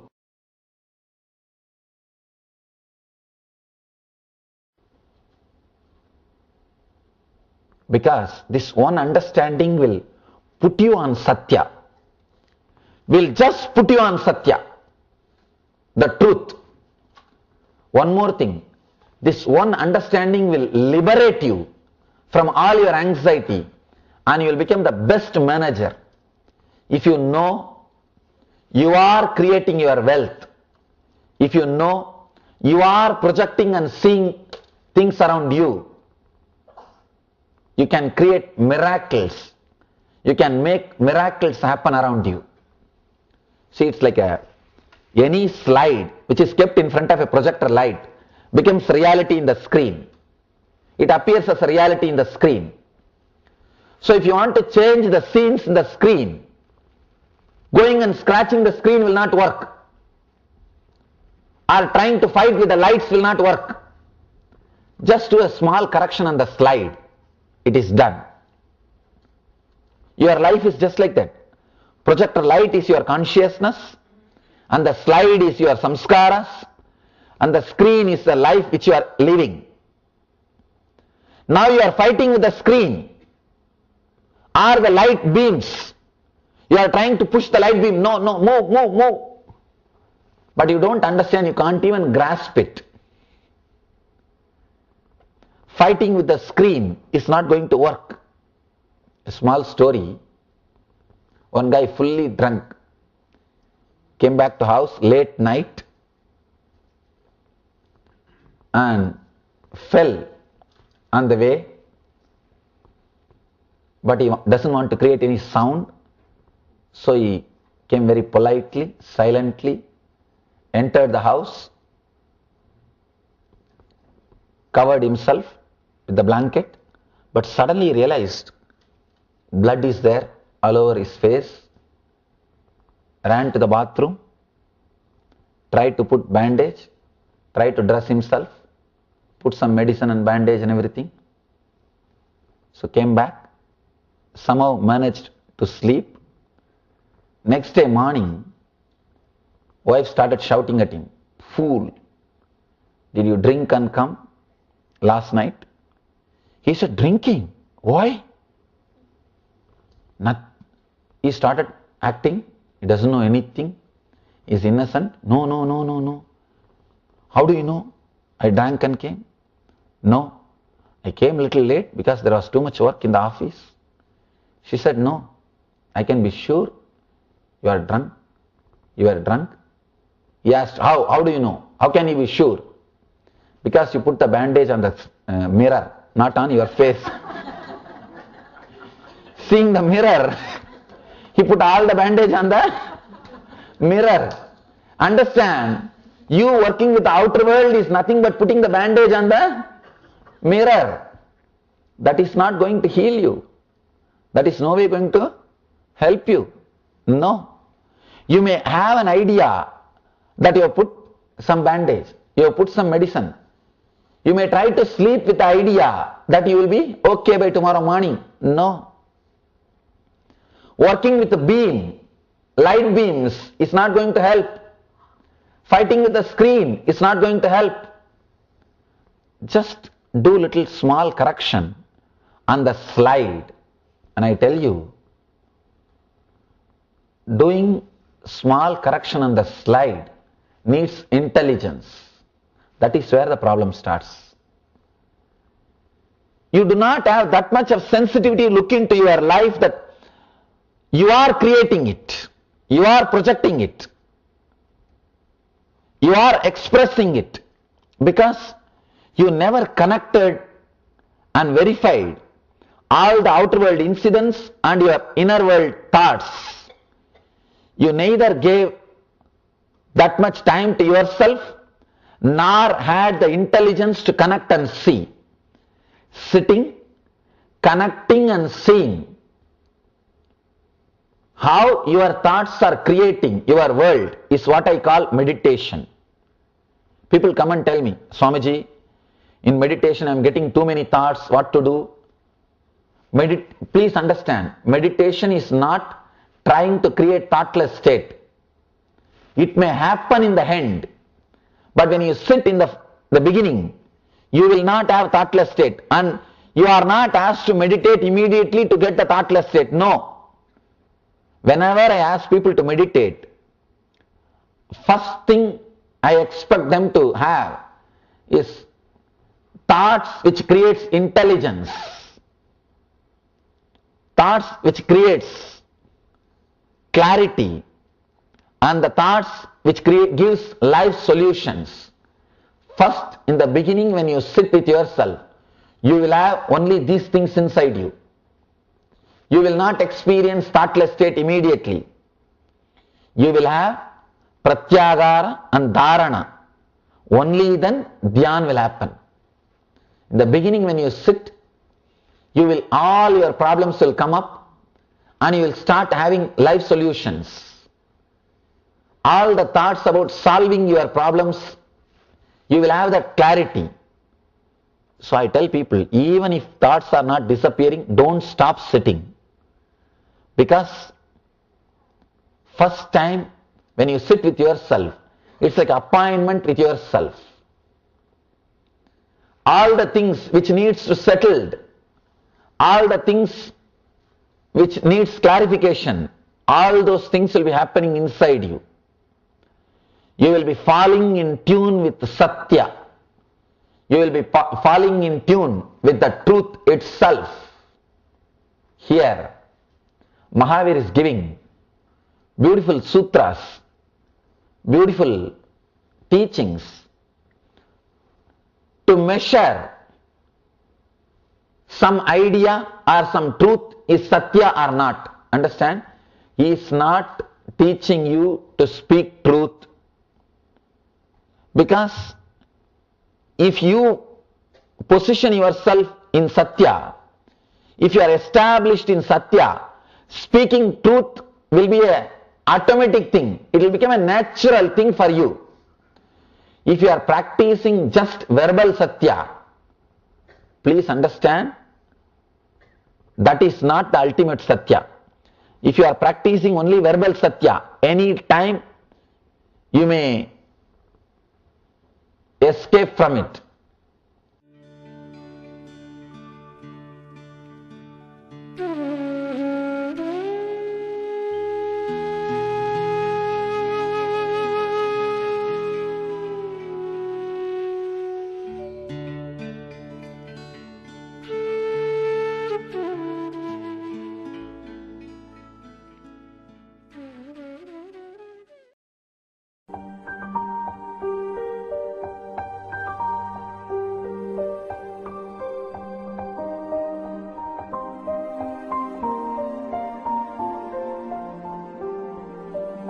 Try this simple experiment. Look at the flower without creating word, without creating any words about that product in your inner space. Do not create a thought, it is a red color, or it is a rose, it is beautiful. Do not create any thoughts. Just look at it. Just relate, try to relate with it without any words. Suddenly you will see you are in a different space. You are able to connect with that flower much more deeply than you ever imagined. Let you be very clear. You do not relate with the world. Constantly you are playing with words. Between you and the world, constantly words are coming. If you are looking with two eyes, it is equivalent to a complete blindness. You are not seeing what is. You are just playing with your words. The moment you create a word, you are no more connected to the world itself or the product itself. That is why, if you see the kids, whenever something is brought in front of them, you can see their whole body flowering. They enjoy with the whole body. But once you grow, hardly your eyes will open. Little bit, that also. Not more than that. Your eyes will open little bit. And once you create the word, enough. All the excitement is lost.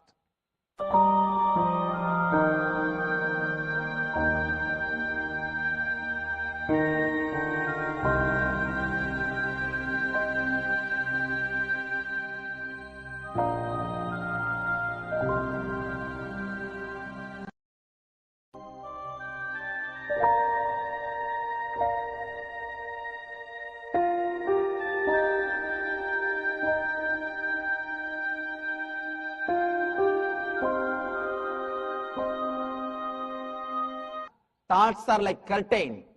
They will not let you see the reality as it is. They will not let you understand the reality as it is. You will start giving your own meaning to things. According to me, in the whole universe, only there are two kinds of people. One, whose mind is there before their awareness. Second, whose awareness is there before their mind. If your mind is there before your awareness, mind your mind, you need treatment. You need meditation. No medication will help you. Let you be very clear, no medication will help. You can see the same thing in a different way. If you are already ready, if you are prepared with your judgment, you will not be able to see the truth. If you are ready with your judgment, nothing can be done. If your third eye is not awakened, if you are not aware enough of the life, your mind will be before your awareness.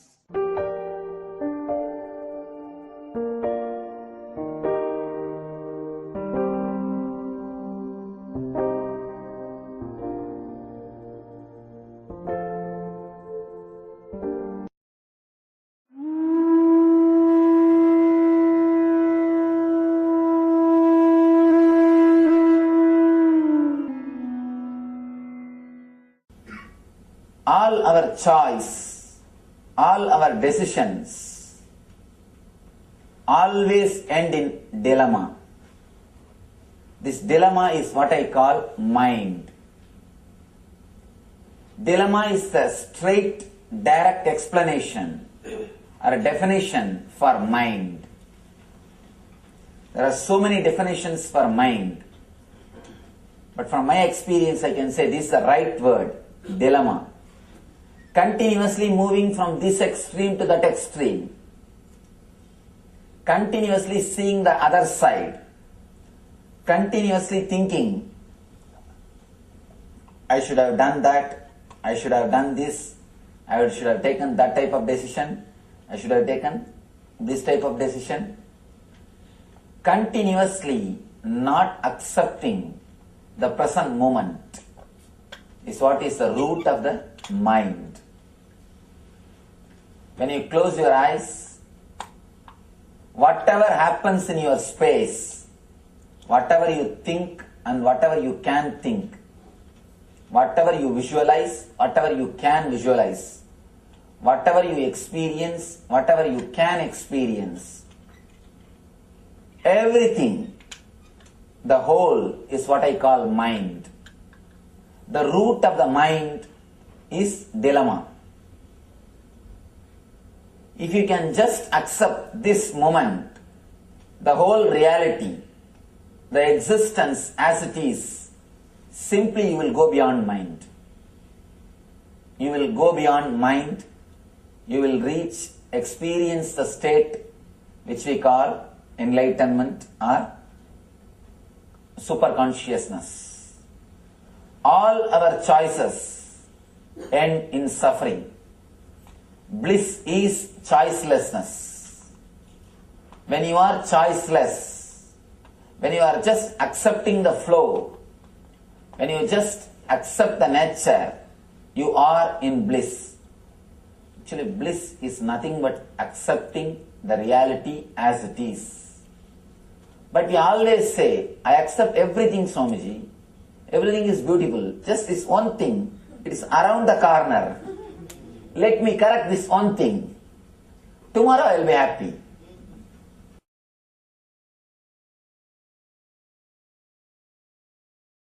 Postponing the bliss, postponing the ecstasy, postponing the joy, which is continuously happening in you, which is your nature, is the root of the mind. Understand? In bliss, you can't have mind.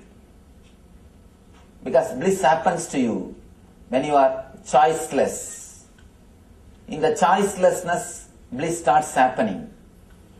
Whenever you choose, you always choose misery.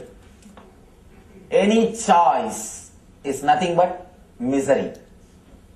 People ask me, Swamiji, should I continue my spiritual life or my material life, for which I should give more importance? It's a very big question. $1,000,000 question. Every so-called spiritual seeker asks this question. Please understand, only so-called spiritual seeker, never the real seeker.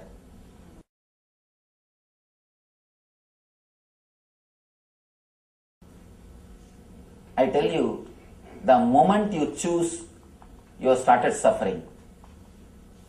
The moment you choose, you have started suffering. Whether you choose spiritual life or material life. If you choose the material life, you will always feel, oh, I am missing the spiritual life.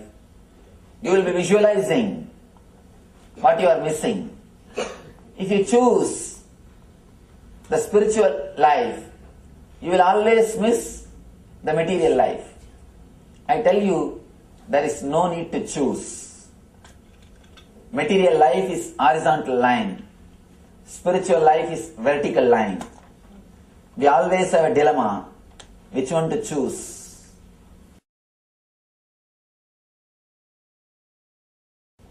If you meditate little bit, you will understand, experience. You don't have to choose horizontal line or vertical line. You have the capacity to grow in both directions at a time. That is what I call quantum spirituality. You can explode in the horizontal direction and in the vertical direction at a time, in same space. Real spirituality, a real meditation is living in this moment. When you start living in this moment, naturally you will explode. You will just express yourself in your so-called material life and spiritual life. The life is only one thing. Whether you live with awareness or without awareness, that is the only choice you have.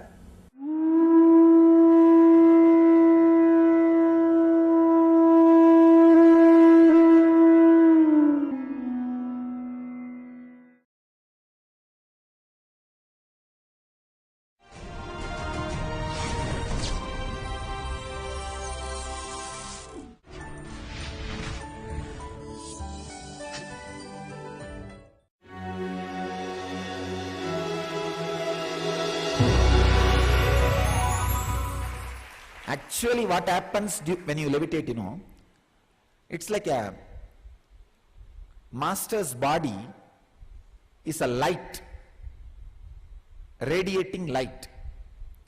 All your body and mind, when it just sits unclutched way, it's like a 10,000 mirrors reflecting the master's consciousness.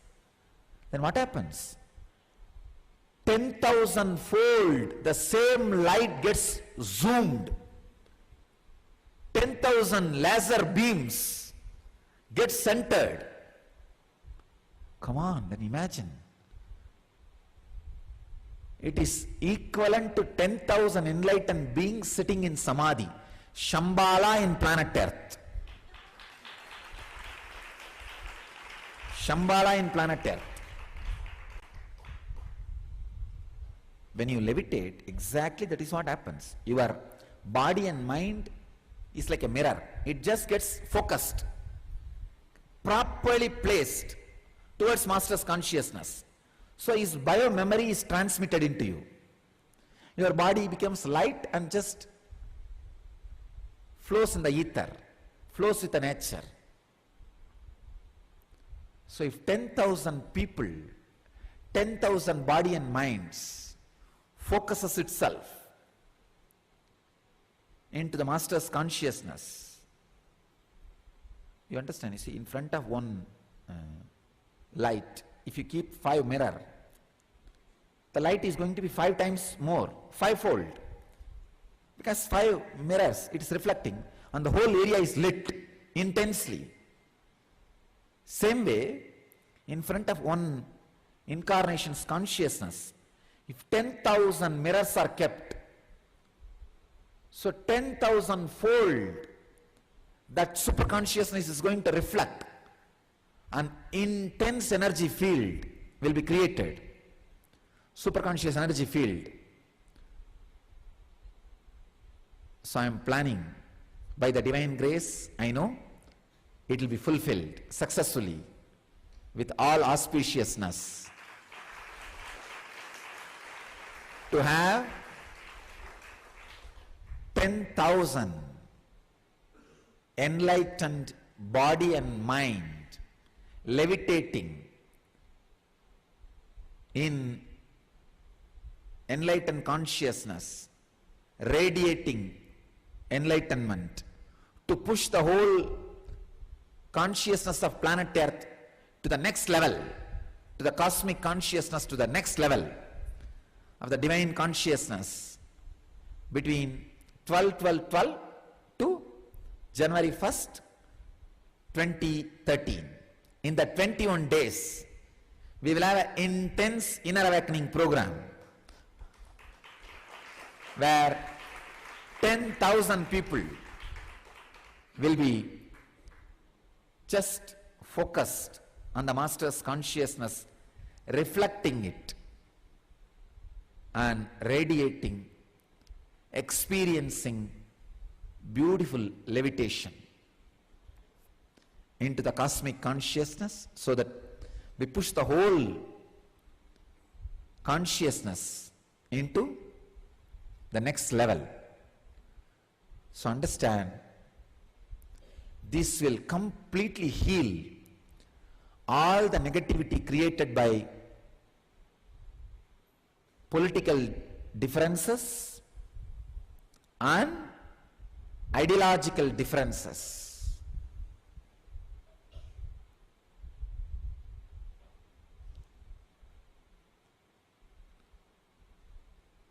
This is my humble gift to the planet Earth and human consciousness.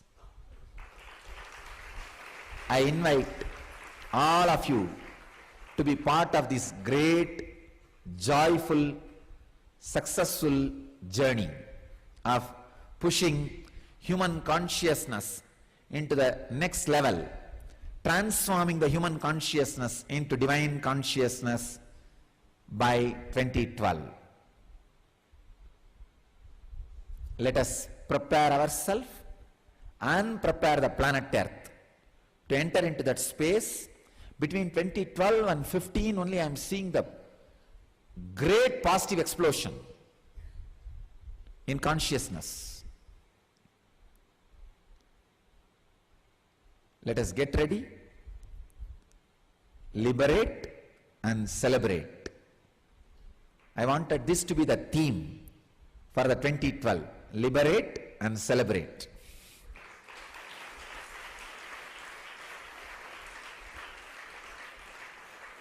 I invite all of you for this great journey of transforming our individual consciousness and the global consciousness, entering into the great Satya Yuga 2012. Let's experience the enlightenment which 2012 is waiting to share with us, which 2012 is offering to us. So let us march towards 2012. Thank you.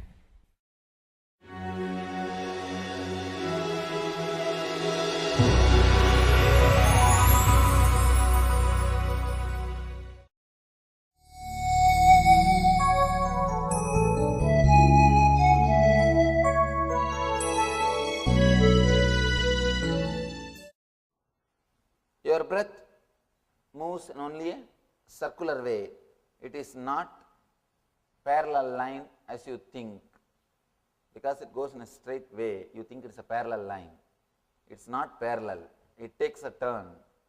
Parallel lines never meet. Your breathing and mind both are very closely associated. As I was telling you yesterday, the prana and mana, prana sarira and mana sarira are very closely connected to each other. If the prana becomes slow, the number of thoughts per second also reduces. along with the length, breadth, depth of the prana, thoughts per second also reduces. Please understand. The length, breadth, depth of the prana or the breathing is directly related to the number of thoughts which you are having. If for example here, if the prana is slowly coming down, slowly going into the inner space to take turn, this is the space in which it takes turn. It's an ingoing, incoming, outgoing.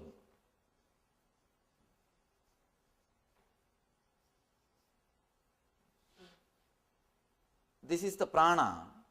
Along with that, mind also slowly slows down. Very slowly slows down. But the difficulty, you are afraid of losing your mind. You are afraid of losing your mind. That is why you never keep your awareness in this zone. This is like a neutral zone. If you know driving, you can understand. Whenever you shift gear from first gear to second gear or second gear to third gear or any change, you have to come to neutral zone. Only after coming to the neutral zone, you can change the gear. Even if it is from first to second, or second to third, or third to first, whatever it is, you have to come to the neutral zone. Same way, the incoming breath taking turn as outgoing breath. This zone is a neutral zone. This is neutral zone.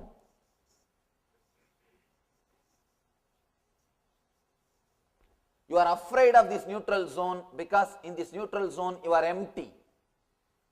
You don't have any identity. The biggest fear human beings have is fear of losing identity. Fear of losing the identity. I tell you, even fear of losing death is not great fear, like fear of losing identity. Fear of losing death itself is nothing but you don't know how you will be after death. If you are very clear, you will be in some way, you don't have the fear. Here, you are not very clear about how you will be after death, how you will be after you leave the body. It is the identity, the fear of losing identity that is much worse than fear of death. Here, when you pass through this neutral zone, when your breath stops, your mind also stops. You do not want this space. That is why you just jump this space. You never keep your awareness. You are never aware of this space because you do not want to lose your identity. If your mind stops, you will not have identity for a few moments. You will lose your identity and you always think you are only identity. You exist just only on identity. When you feel your identity is lost, you feel you are no more. That's the reason whenever you come to this zone, you just take a jump. You are never aware of this zone. Every moment this zone is happening in you again and again. Whenever your incoming breath takes outgoing as outgoing or outgoing takes as incoming, this is also neutral zone. But you are afraid of these two neutral zones. You just take a jump.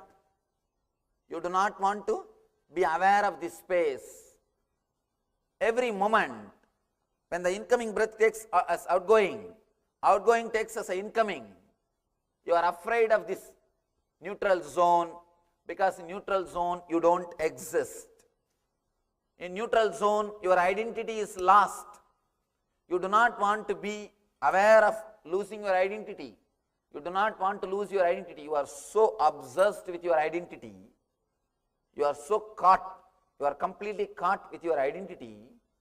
You do not want to even remain for a moment, even for a kshana.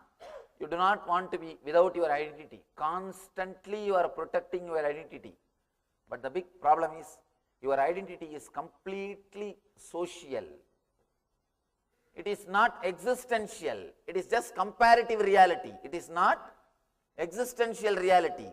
Whatever you think as your identity, your money, relationship, your age, your sex, whatever you call as your identity, it is just societal, unsuicidal. Societal, unsuicidal. It is not the existential reality. It is just comparative reality. But the big thing is, you are afraid of existential reality and trying to protect your comparative reality, but you think you are protecting something which is. It's a real fun actually. You are trying to protect which is not against which is. Which is your reality, that neutral space, that gap. Which is not is your comparative reality, your identity. You are trying to protect your identity against your reality. That is where you miss the whole game. That is why our life is a big failure. You are trying to protect which is not, you are trying to fight for which is not against which is. See, the light has got an existence. It has got positive existence. But darkness doesn't have positive existence. It exists only in a negative way. It doesn't have positive existence. You are trying to protect which doesn't have positive existence against which has got positive existence. In this space, in this zone, the neutral zone, the inner space or consciousness is the reality. It is a truth. It exists in you every moment. Every moment when your incoming breath takes turn as outgoing breath or outgoing breath takes turn as incoming breath, you are in that neutral space. You are in that consciousness. But you neither wanted to experience nor feel comfortable with that zone.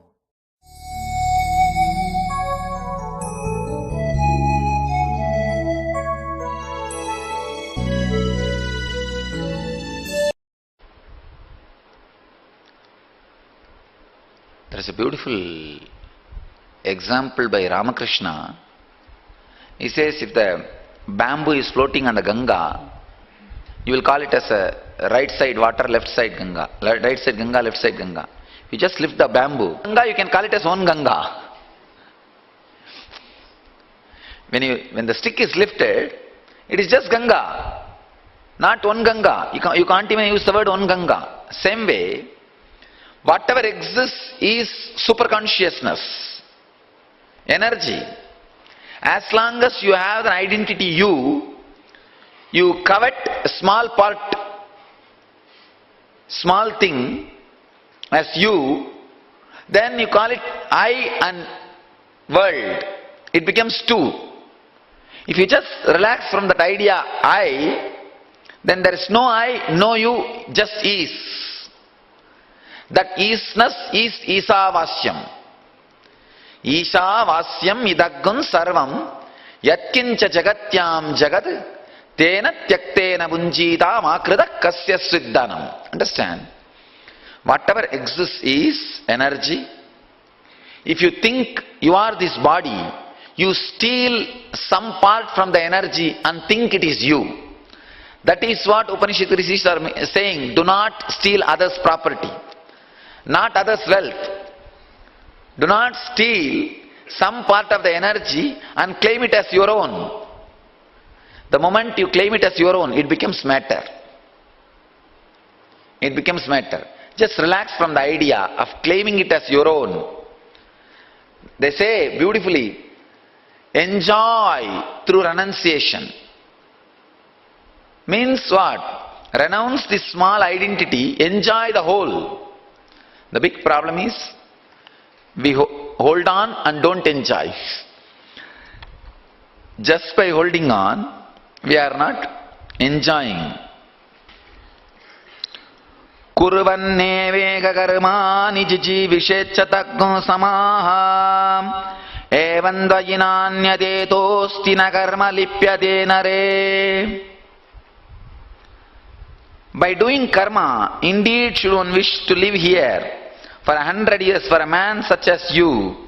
There is no way other than this, whereby karma may not cling to you. Again, the poor translation, very poor translation. What to do? See, the Sanskrit, the masters are so intelligent. They have hidden all the truths in the same sloka. In which level you are looking at, you will get only that meaning revealed. If you are in a high evolved, same state of Rishi's consciousness, you will know what they are uttering through that words. Otherwise, not. It's a very poetic expression. Just this clarity, nothing else. Just this clarity. Decide, I am not going to steal one part of the cosmos and possess. First thing. So, I am renouncing. Tena tyaktena bunjita makrita kasya sviddanam. I am renouncing. It belongs to it. It belongs to it. Okay. It is sitting. It is moving. It is eating. It is lying down. It is little sick. It is healthy. That's all. Just move. Just be. See what happens. You will see what Upanishads Rishis call Kurvannevega jijivishet sadakno samaha. Kurvannevega karmani jijivishet sadakno samaha. No karma will touch you. No karma will bind you. There's a beautiful story. Krishna wanted to cross the Yamuna.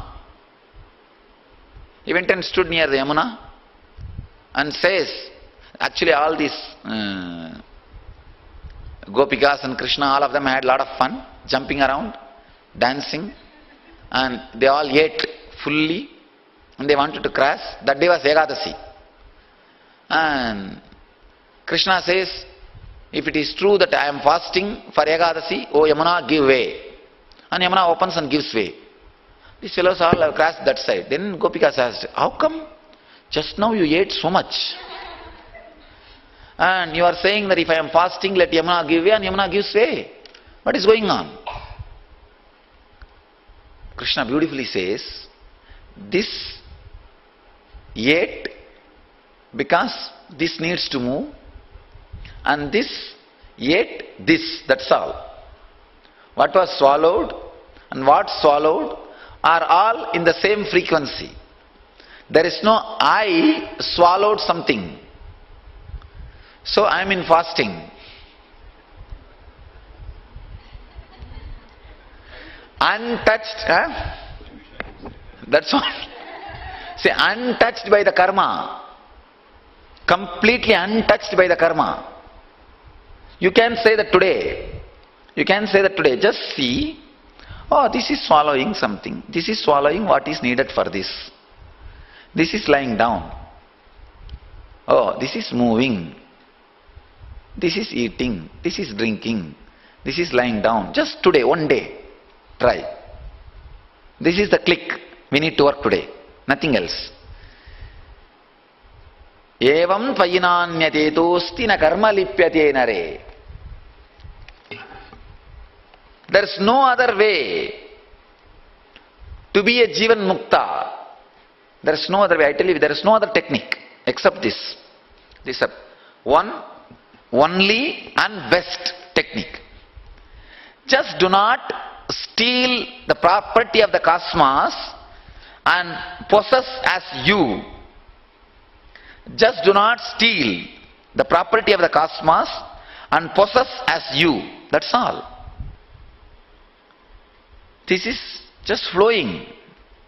When you try to possess, you try to give different name, different work, different art, different dress, different color, different all your drama. Understand, cosmos do not even know you are in bondage. So do not expect cosmos to come down and liberate you. It does not even know you are in bondage because you are not that big guy. Your bondage is not that big problem. Be very clear. Cosmos do not even know. People ask me, Swamiji, are you an incarnation, came down? Maybe for your understanding I am using that word. Otherwise yourself, you don't need God to come down and tell you. Just wake up. Simple thing. Just simple thing. Work just on this one truth today. Just see, oh, this is moving. Oh, this stomach feels like this. Oh, this hand is feeling like this. All right. Let this be. Oh, this is feeling bored. Okay. This is feeling tired. Okay. Just sit with that. You will see completely the shift in the energy. Complete shift in the energy. I am telling you. Even physical sickness will become alright. Sickness is your unnecessary interference with the body. It's like you shout at your child and that fellow is slowly getting settled by evening. But before he settles down, you try to pacify and patch up. And he become again, he will sit on the top. And just now you can decide. Decide, this is this and this is going to become this. That's all. Why unnecessarily suffering?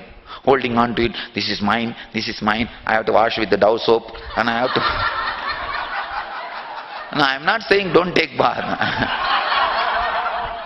All I am saying, too much of catching. Here, there, here, there, here, there. I am telling you, too much of catching your body is the root of arthritis. No, really. Too much you are catching your body. That is arthritis. Means possessing your body. Constantly thinking, this is me, this is me, this is me. Simply useless. So just today try to work. If you have arthritis, use this as a technique for life. Completely you will be healed within 21 days. I am guaranteed. Just 21 days. When you eat, this is eating. When you lie down, this is lying down. When you are washing, this is being washed. When you are talking, okay, this is talking. Just be in that relaxed mood. This is doing. Just this is doing. That's all, nothing else. Simply the arthritis pain will disappear in 21 days permanently. Permanently arthritis pain will disappear.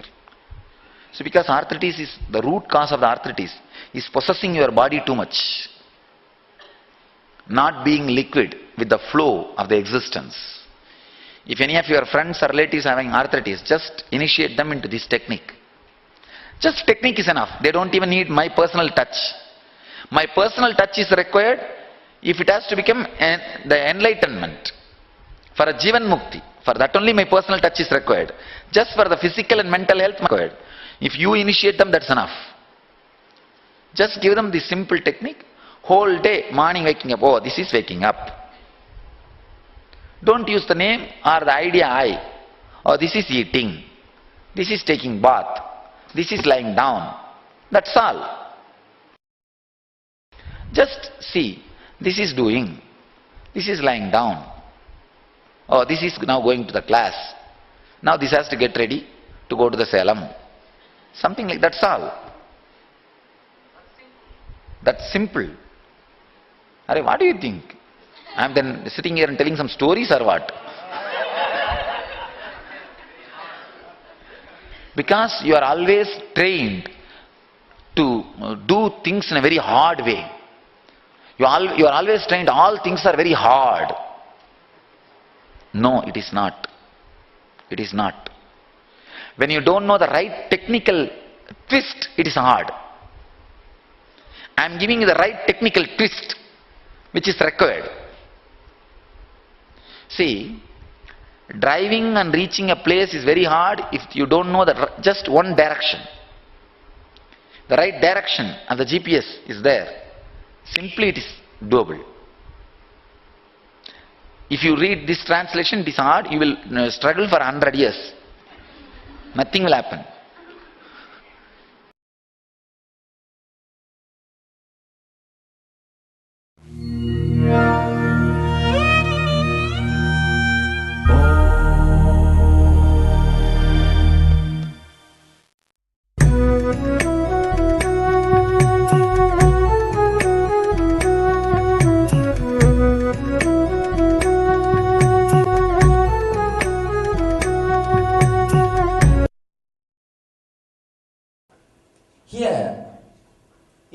teaching us technique to achieve the first level of samadhi.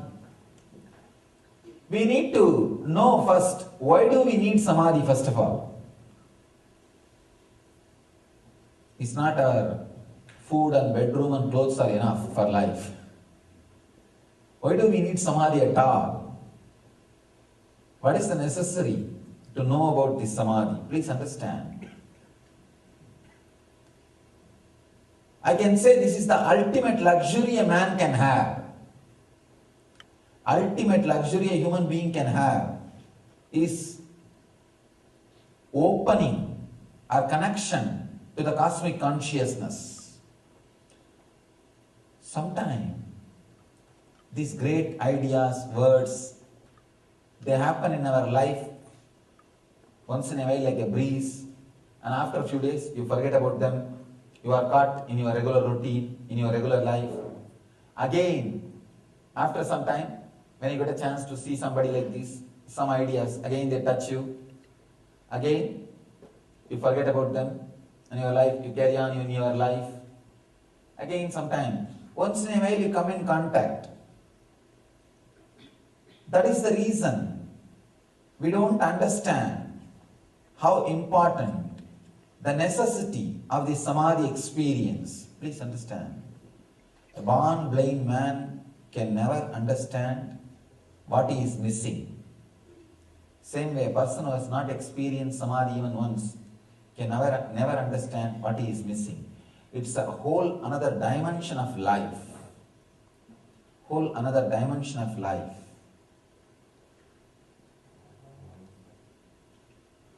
The other day, one of my disciples was driving me from Phoenix to Los Angeles. Suddenly I turned towards him and I said, I wish you have a body like mine. And he started laughing. What did you mean, Swamiji? Nothing. I put little snacks in the mouth. They were eating little snacks and they gave me little. The moment I put the little snacks in the mouth, immediately body was in samadhi. Means it was an ecstasy. Nothing more is needed to please you.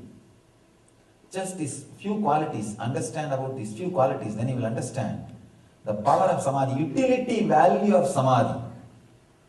See, today I want you to understand the utility value of samadhi. Only then the meaning of what I am talking will be understood.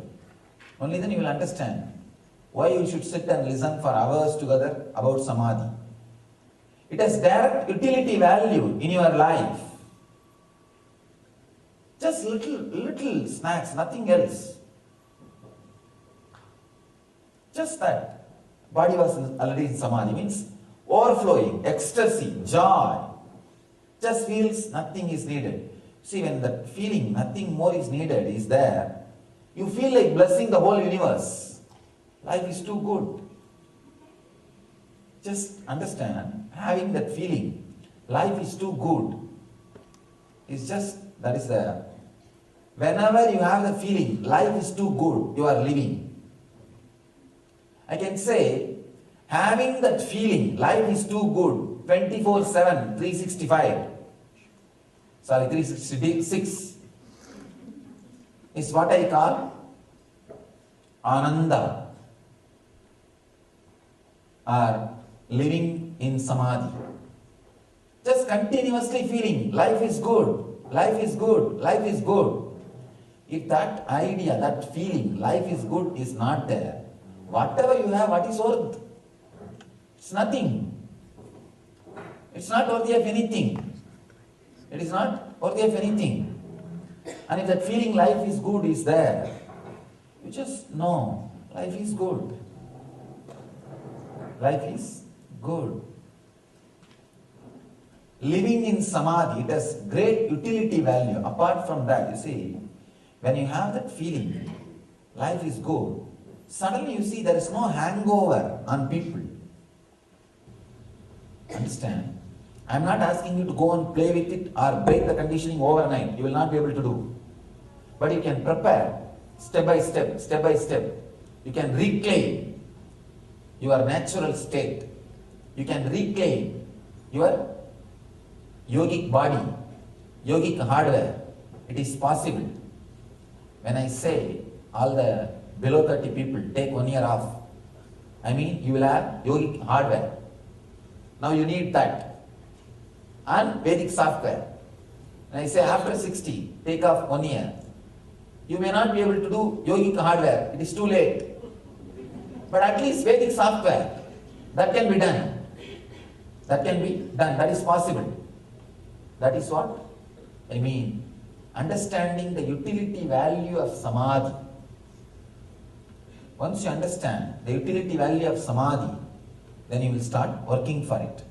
Here Patanjali is giving you, defining the first level samadhi, sampranyada samadhi. The first level samadhi is describing vitarka, vichara, ananda, ashmita, rupanugamat, sampranyataha. Reasoning, contemplation, blissful flowering, and the state of pure awareness are the characteristics of sampranyada samadhi. Reasoning, contemplation, blissful flowering, and state of pure awareness. About reasoning and contemplation, yesterday we internalized, we understood. Yesterday I expressed few truths about reasoning and contemplation. Today, let's work on Ananda and Ashmita. Blissful flowering and state of pure awareness. Ananda, my favorite subject. I can say that is our brand. Whatever subject I may touch, I look through that Ananda angle only. The angle of bliss. I may be speaking on intelligence, I may be speaking on yoga, I may be speaking on tantra, I may be speaking on silence, I may be speaking on peace. Whatever I speak, I connect it to the bliss, Ananda. That is our branding. I can say that's the essence of life. Here, Patanjali describes Ananda as one of the important qualities which you experience and express in Sampranyada Samadhi, the first level Samadhi. Sampranyada Samadhi means the Samadhi which you experience through these four states. It's the first level. There is second level, Asampranyada Samadhi. Then it describes different kind, Savigalpa, Nirvigalpa, different kinds of Samadhis, different kinds of spiritual experiences. Paramahamsa Nithyananda conducts Inner Awakening, a 21-day enlightenment intensive course, and Life Bliss Engineering, a 3-month course for having a yogic body and Vedic mind. Visit www.dhyanapeetham.org. Call 919731257960, 919742203311.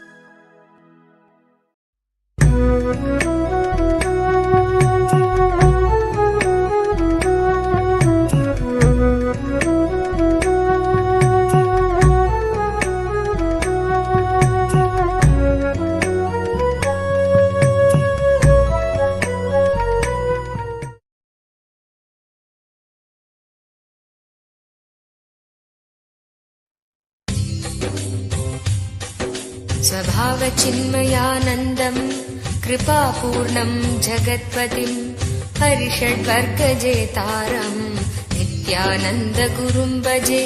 स्वभावचिन्मयानन्द.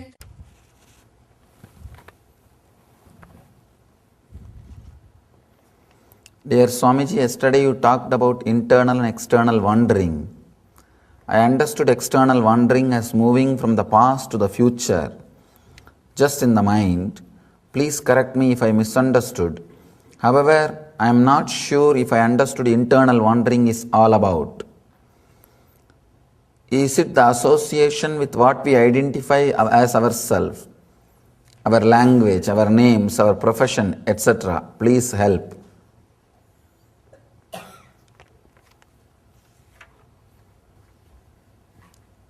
Any thought which happens in you, which you do not identify as external wandering, which you do not think as external wandering, which you are not able to catch it as external wandering immediately, is internal wandering. Internal wandering can be classified step by step. First, any thought which comes while your eyes are closed can be classified as internal wandering. After that, if you slowly start looking deeply, then you will see the thoughts which flows inside you related to the outside objects will become external wandering, but the identity which you carry will become internal wandering. It's like the more subtle you become, the more deeper you go, you will catch the deeper and deeper layers of internal wanderings. As and now, for some people, the thoughts related to outside will be external. When you close your eyes, whatever goes on inside can be internal. But after a few days of practicing, even inside you will see many thoughts are external. You will reach the deeper and deeper layers of internal wandering. Whether it is internal or external, wandering is wandering. Any thought, any movement, you have to relax. You have to move out of it.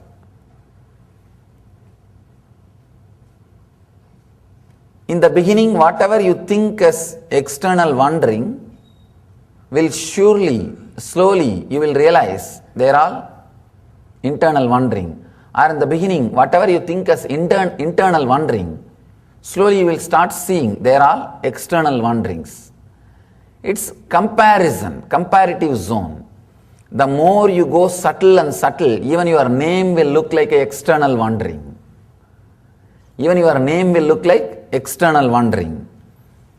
And beyond your name, the conditioning will be about your form. That is why whole world is so much obsessed about the beauty.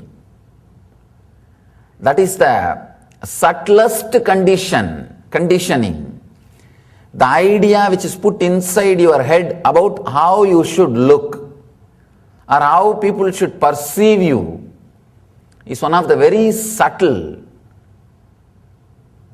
I can say subtlest conditioning. That wandering, that conditioning is one of the subtlest internal wandering. You will be able to catch that. You will be able to catch that thief only by going to the deeper and deeper zones.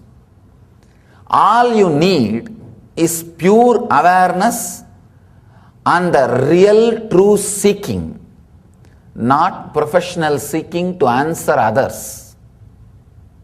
Even your internal seeking, if it is for the sake of pure seeking, the intense, honest seeking, the attitude of a real scientist who is constantly ready to go into the new zones, who is constantly ready to change his opinions and ideas about the truth.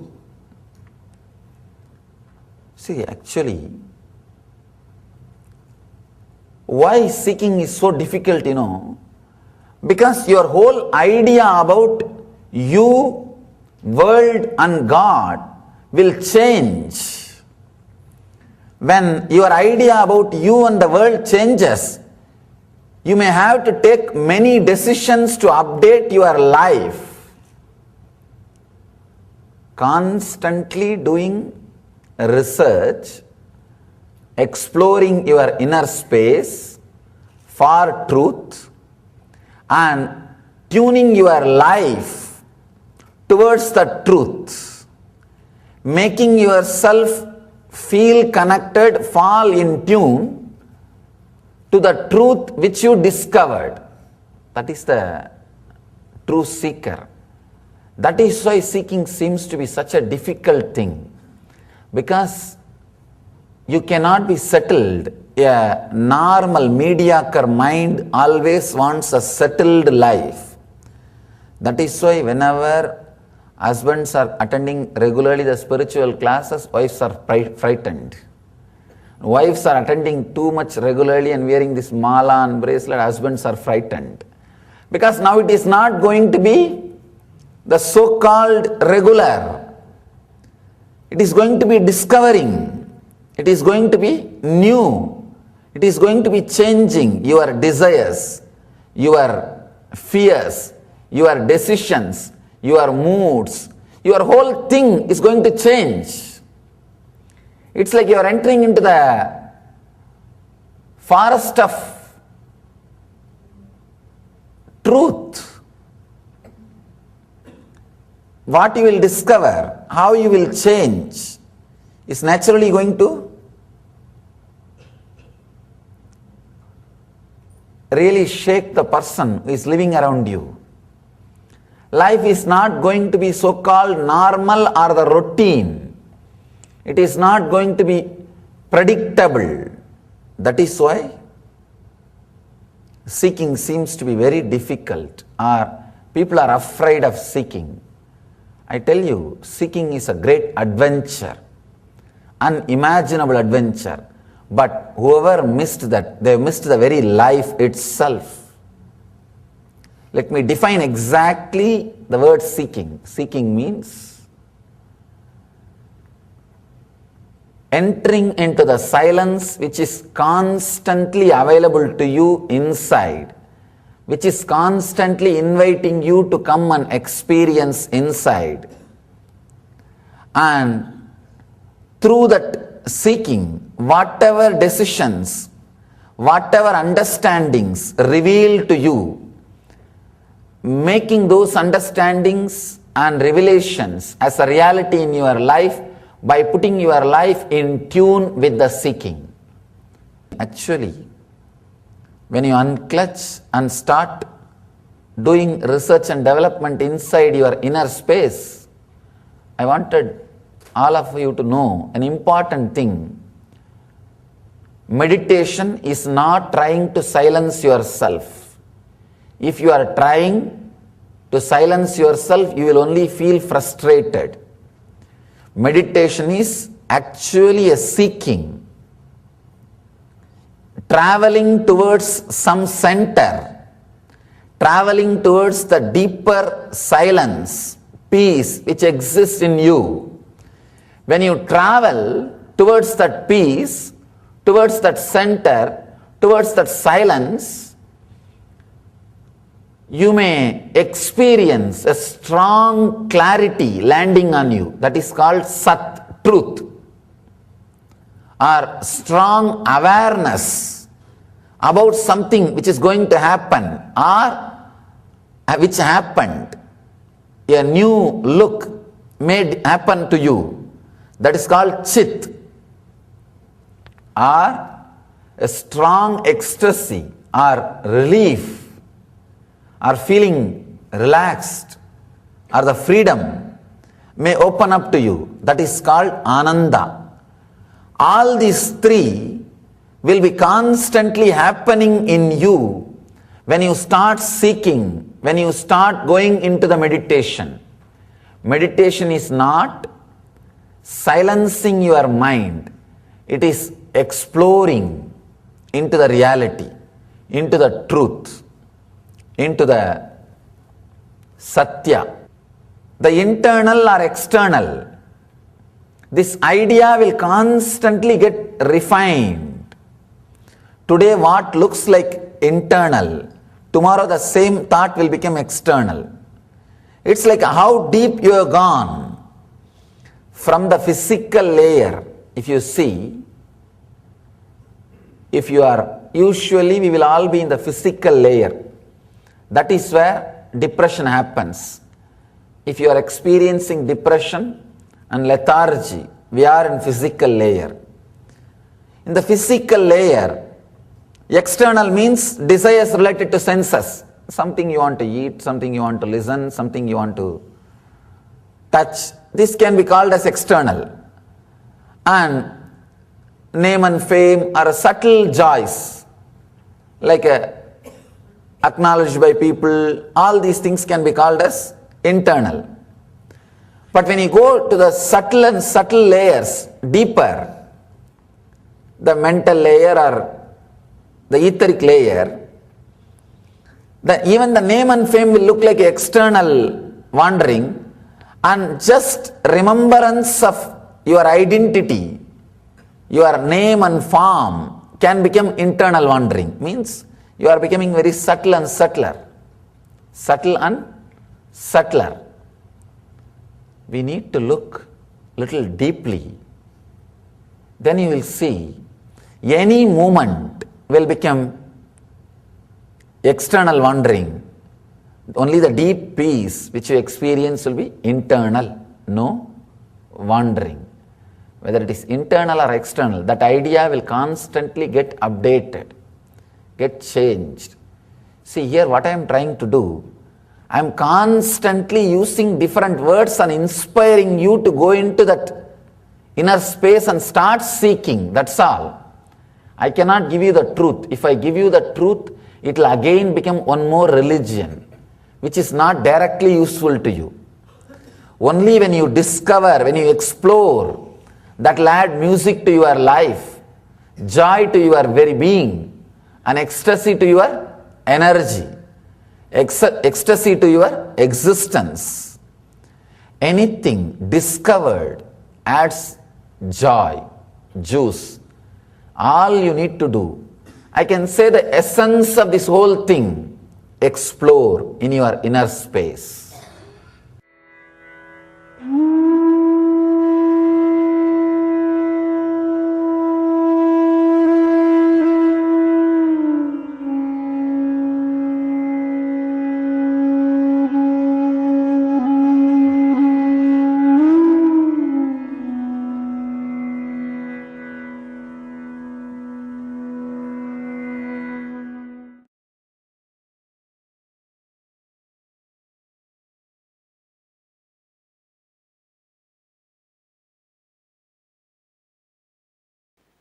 Nithyanandeshwara Samarambam Nithyanandeshwari Madhyamam Asmadacharya Paryantam Vande Guru Paramparam.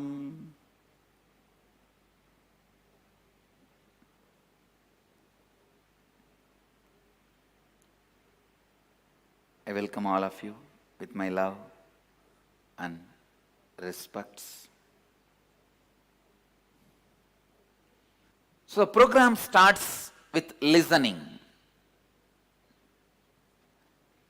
Please understand, the program starts with listening.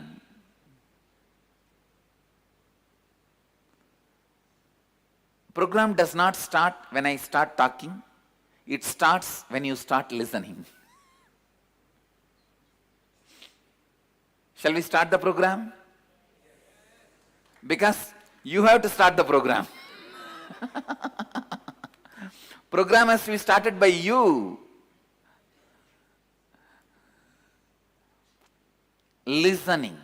Please understand, with listening, life starts. I'll define listening.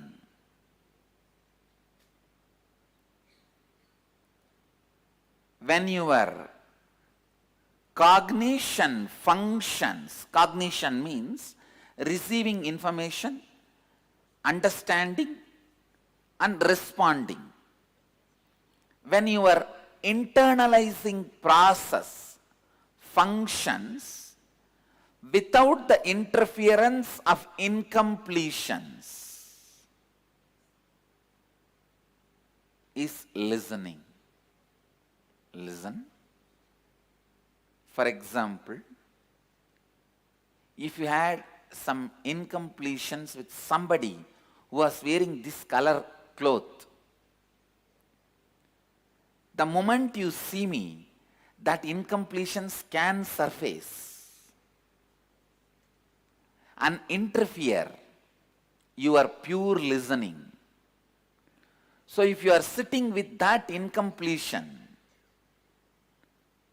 will you be listening? No. Internalizing without the interference of incompletions is listening. Let me define completion and incompletion. Incompletion is the hangover and residue of the past memory, incident, situation, past thoughts, past emotions which are residing in you and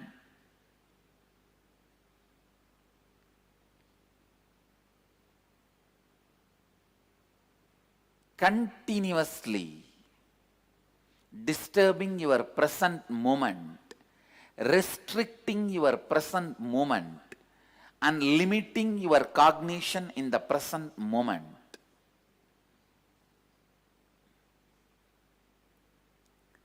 For example, if you have incompletion,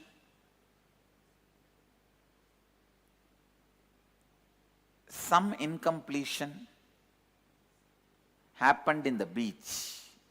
See, one day you are going for a walk in the beach, suddenly you see a murder happening in front of your eyes, or accident happening in front of your eyes. Naturally, that will become a deep incompletion in you. When that becomes deep incompletion in you, after that, whenever you go to any beach in the world, you will see that incompletion erupts out and restricts your present moment. How many of you understand what I am saying? That is incompletion. The hangover of the past, residue of the past, residue of the past memory, incident, situation, past thoughts, past emotions, which are residing inside you in the present moment, and which restricts and limits your cognition, which is the way you understand and respond to life in the present moment. Please understand. The hangover of the past haunting you in the present. Sometimes it can be jet lag. Just give me this one commitment. Listening with integrity and authenticity and responsibility and enriching. I give you the commitment of enlightenment itself. Anything you want, please understand, anything you want, whether it is a health or wealth, when I utter these words, I am responsible.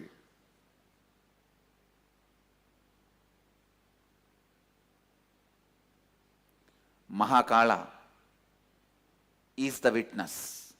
Keeping him as a witness, I commit with you. Anything you want can be achieved because the science is directly from him.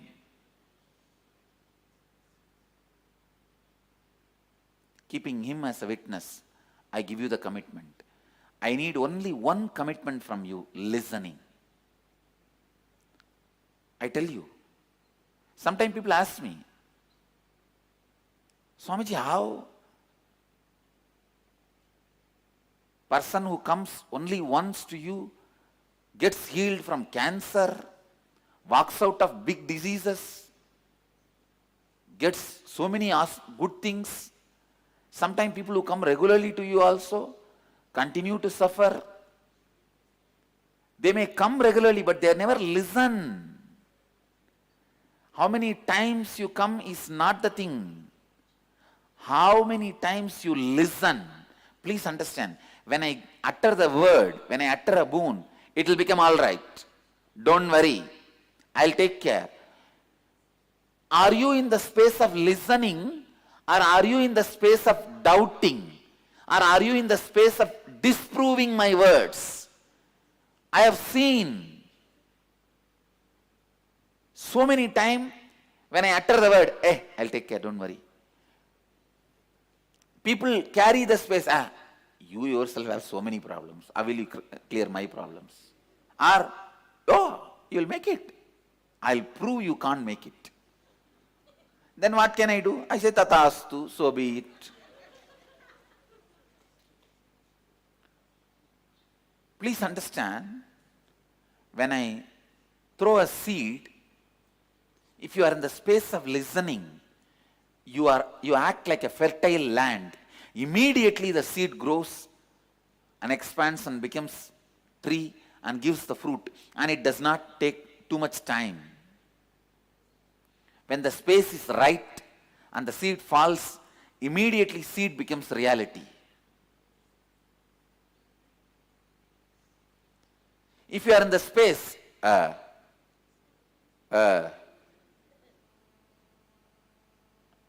you will make it or what? I heard like this so many times, words from you and words from others. That and all doesn't work for me. Then your being behaves like a stone on which the seed is thrown. It doesn't sprout immediately. And if you are in the space, I'll prove your words are not going to be true. Then it is like a seed thrown into the fire. Not only it doesn't get sprout, it's burnt. It can never sprout anywhere. So the space you carry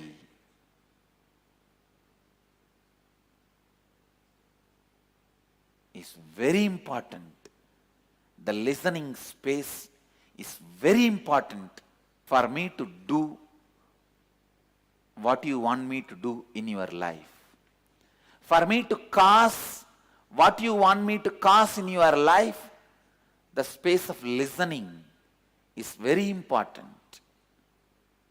Understand?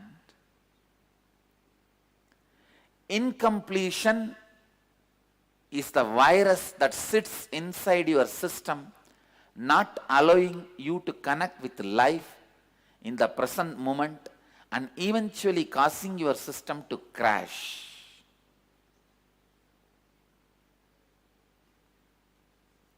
Sometimes people have incompletions about me. What is this? That person came to you only yesterday. I only brought that person. You blessed him and immediately he got healed. The kidney stone came out. The tumors melt and comes out. And I am coming to you for my neck pain. It is there for last 3 years. 20 times I came to you. Why are you still dragging without healing? I tell them, come on. I can cause. You need to allow. I can cause, but you need to allow. If you are so strongly sitting, I will prove you are wrong. Then what can I do? So I need the space of listening. Please understand. Just give me this one commitment of listening. Keeping Kala Bhairava as a witness, I commit with you. With my integrity, authenticity, responsibility and enriching. Anything you want, I can make it happen. Please understand. I am not giving you false promise. I am not giving you false promise. I am not giving you false hope.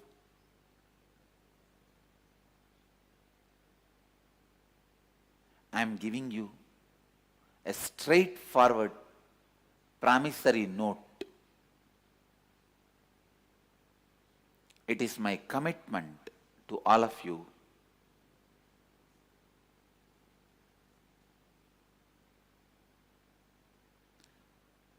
just come to the space of listening. I can cause miracles in you. I can cause miracles just like that in you.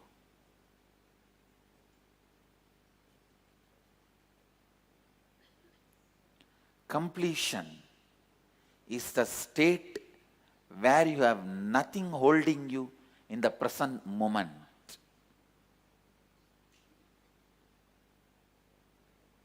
Listening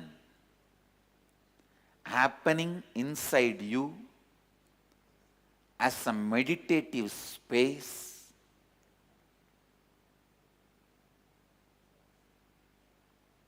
please understand,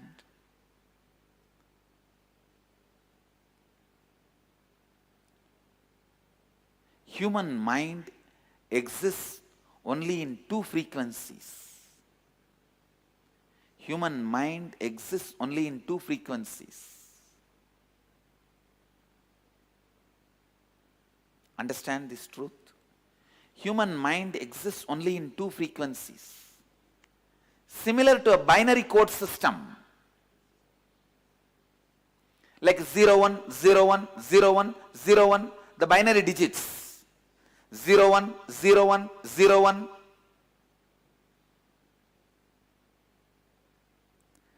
The 0 is the zone of silence. 1 is the zone of thoughts, words. Please understand. You exist like a 0, 1, 0, 1, 0, 1, 0, 1, 0, 1. One moment silence, one moment thoughts. One moment silence, one moment thoughts. Your cognition exists in this way only. As a child, you cognize this way only. 0, 1, 0, 1. Silence, you cognize. Silence, you cognize. Silence, you cognize. But when the incompletions enter, that is like a virus, crashes the whole binary system. If a virus enters into the computer, how the whole computer crashes. So when the incompletion enters, that 0, 1 becomes 0, 1, 2, 3, 1, 0, 1, 3, 4, 1, 0, 1, 5, 6, 1, collapses. The 0, 1 collapses when the incompletions enter. The process of cognition collapses with incompletions. So come to the space of listening by pushing all the incompletions out. Understand all words stem from a deep process of gathering information from your 5 senses, internalizing and responding to it. This process is the cognition that exists and is unique to every human being. The 0 space in you is the zone of silence, which many of you are experiencing now.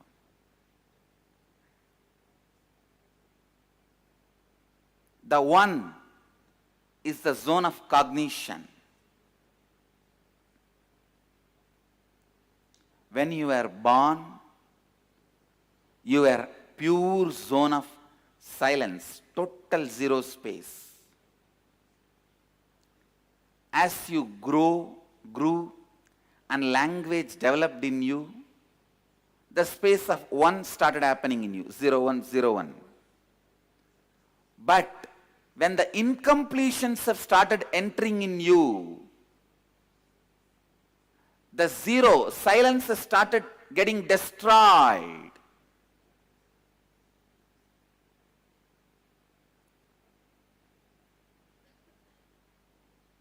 So, come back to the space of listening.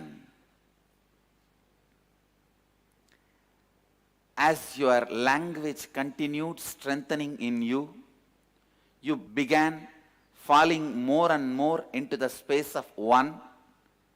The more language happened in you, the more you started to grasp information from outside, internalize and process it. Along with the language, the ability to understand, feel and respond also developed in you. Please listen. Along with the language, the ability to understand, feel and respond also developed in you. So with the language, cognition also grew. But with incompletions, your cognition and zero space, both were affected. When the incompletions entered, both were affected. All of you understand what I am saying? See, zero, you are born with zero. The one came along with your language learning as you grow up. This 0 and 1 is great, no problem. But when the incompletions have started entering, it attacked the 0 space and took away, attacked the 1 space and took away. Now you have half 0 and beaten 1.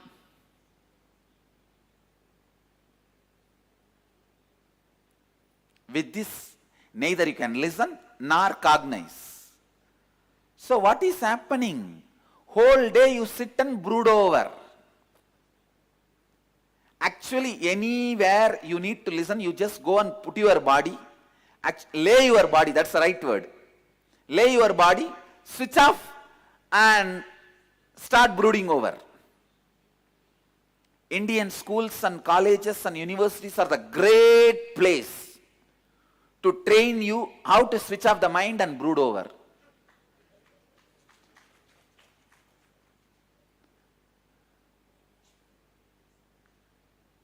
No, the 3 days is enough in school or college or university because the teacher is so boring. What they talk is so outdated. I did diploma mechanical engineering. All the machineries with which they were giving training or education, they all can be only in the museum. None of them are in the actual use in the industry. Syllabus is so outdated.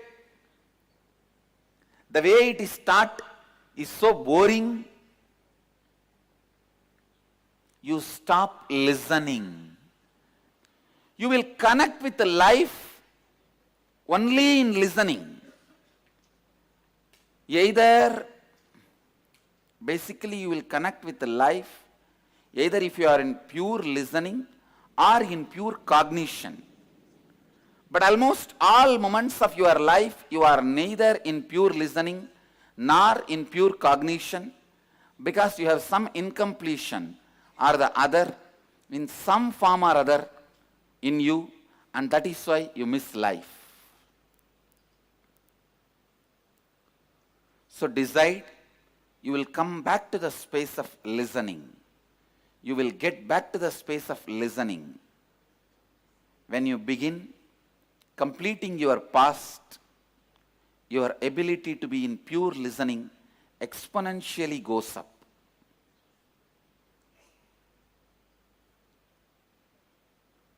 We will work on a lot of powerful methods that will establish you in the state of completion, increasing the state of listening in you. Along with those techniques, continuously take on only this one spiritual practice of listening. You will be able to do it when you practice it consciously. You will be able to distinguish between the zone of listening and zone of cognition and keep yourself totally connected to listening while listening and cognition while cognizing. Most importantly, you will know very clearly what is incompletion, which does not allow you to listen or cognize. The incompletion part in you. So understand, for the next 21 days, constantly remind yourself to practice this only one thing, listening. How many of you are ready to commit that you will be in the listening? Great. I need only this one commitment from you. Listening. How many of you did not raise the hand? Raise the hand now. No, there are many hands did not go up. I just wanted to know.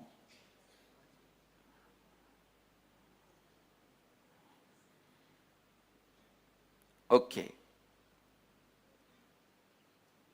Now, let's take an oath. Let's take this as a commitment. Next 21 days, you will be in the space of listening. Listening should be the space continuously you will be carrying for the next 21 days. Let's gather for next session. Thank you.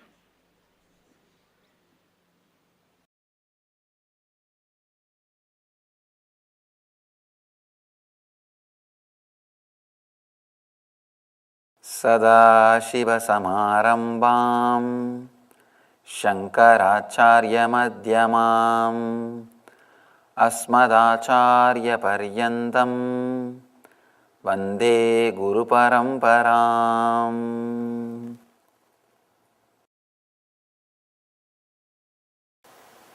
The purity of other teachings is an impurity to us. In reality, know nothing as pure or impure. The last part is again very strong truth which normal human mind may not be able to feel connected or relate. He says, know nothing as pure or impure. Means, even the idea of bondage and liberation is just ideas. Idea of liberation should be constantly put in your head so that the idea of bondage is forgotten. Actually, both of them are not needed. When you don't have both ideas, you are liberated. Only then you are liberated. The idea of purity or impurity, both needs to be dropped. Both are ideas. Idea of divine or mundane. Both needs to disappear from your inner space. The whole thing, whatever you heard, read, keep everything out. If you keep everything out, there cannot be any movement in your inner space. There can be only pure silence. But all we do is, we keep all the spiritual teachings out, but the ideas put in our head in different ways, we keep Coca-Cola inside. All the ideas put in our head, even through advertisements, even through media, even those things are nothing but teachings. Understand? Even those things are teachings. Any idea, any word, any concept put in your head is a teaching. Keep everything out. Keep everything away from your inner space. You will see the truth, the Shiva, costless, auspicious energy happens in your inner space. Let's take few moments. Let's try what Shiva means by keeping everything outside. Keep everything, what you heard or seen or read, everything out and see what happens to your inner space. If any thought comes out, just see, yes, this is put inside my head at some point, at some time by somebody. or it is the byproduct of the some thoughts which came inside my inner space. Somebody has put some thoughts, as a byproduct this is coming out. So look inside now, keep everything out. As Mahadeva says, all the teachings, all the ideas, all the concepts you heard, keep everything in the outer space. Let your inner space be just with you for a few moments. Let us try this method. You will catch a glimpse, you will catch the knack of how you can practice this method, how you can practice this technique once in a while. At least once a day, try. Try to keep everything out just for 10 minutes. You will see the tremendous peace and silence happening inside you as the byproduct of this method. Please close your eyes.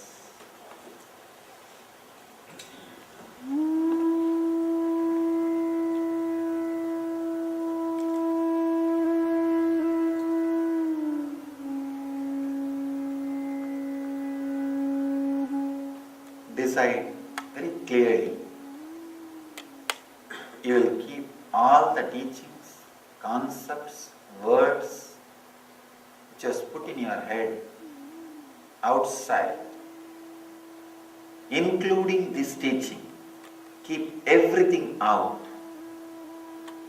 No word, no teaching, no concept, no lies, no truth, no purity, no impurity.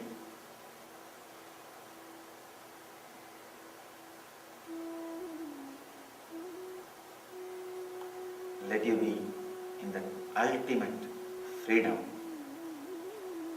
Let you be relieved from the stress and the concepts put in your head.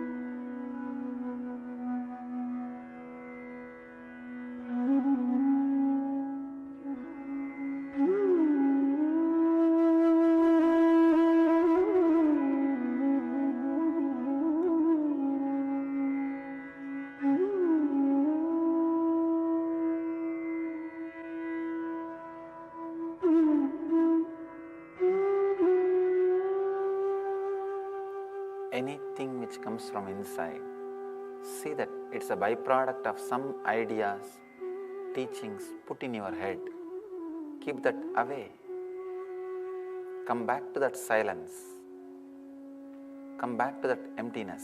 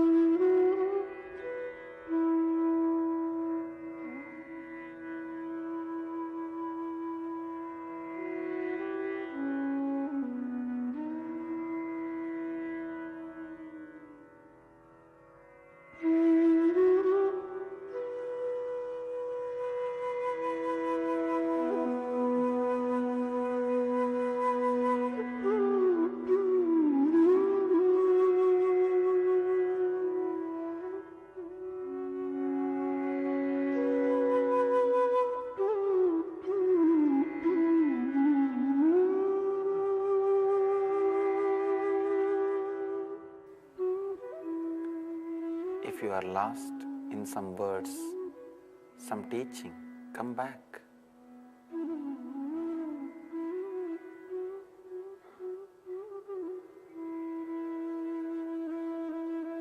Come back to the center.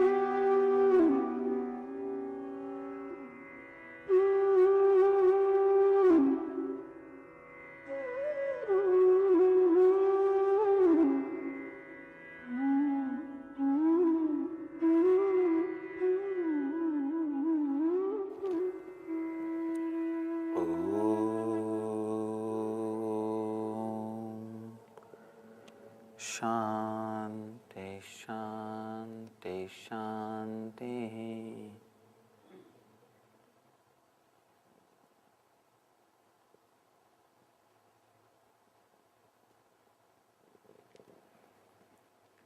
Mahadeva is taking us to the deeper level of the same technique. In the next sutra, we will study the next sutra after the small break, and then we will continue the deeper layer of the same meditation from the next sutra. Please have a small break, then we will come back and see the next sutra and the deeper level of this same technique. Let's gather for next session. Thank you.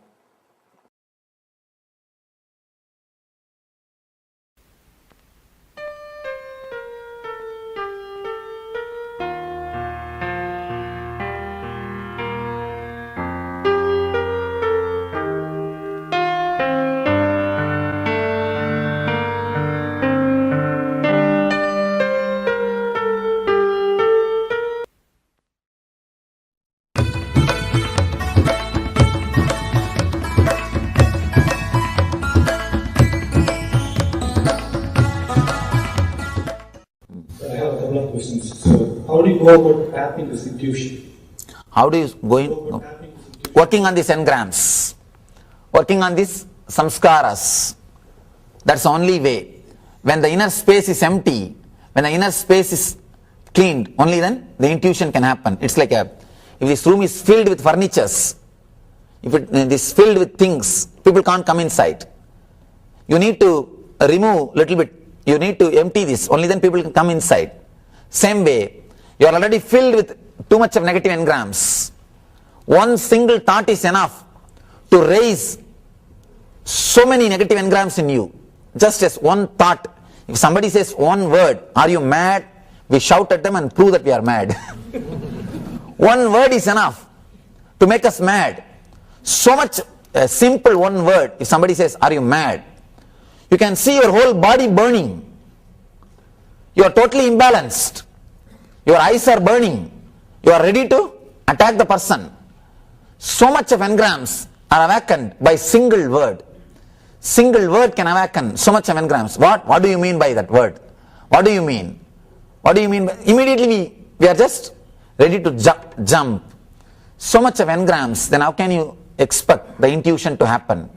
Intuition happens in a space where a complete silence or a beautiful peace exists. So how about making decisions when there is too much data available? I mean, how do you train your mind to just look at one particular thing and focus on it? There are situations where there is just too much information available and you are struggling to make a decision. Again you are in dilemma. You are in dilemma. Again you are caught with the engrams. See, you are not able to take up some one decision, means you are thinking, what will be more beneficial for me? This or this or this or this or this.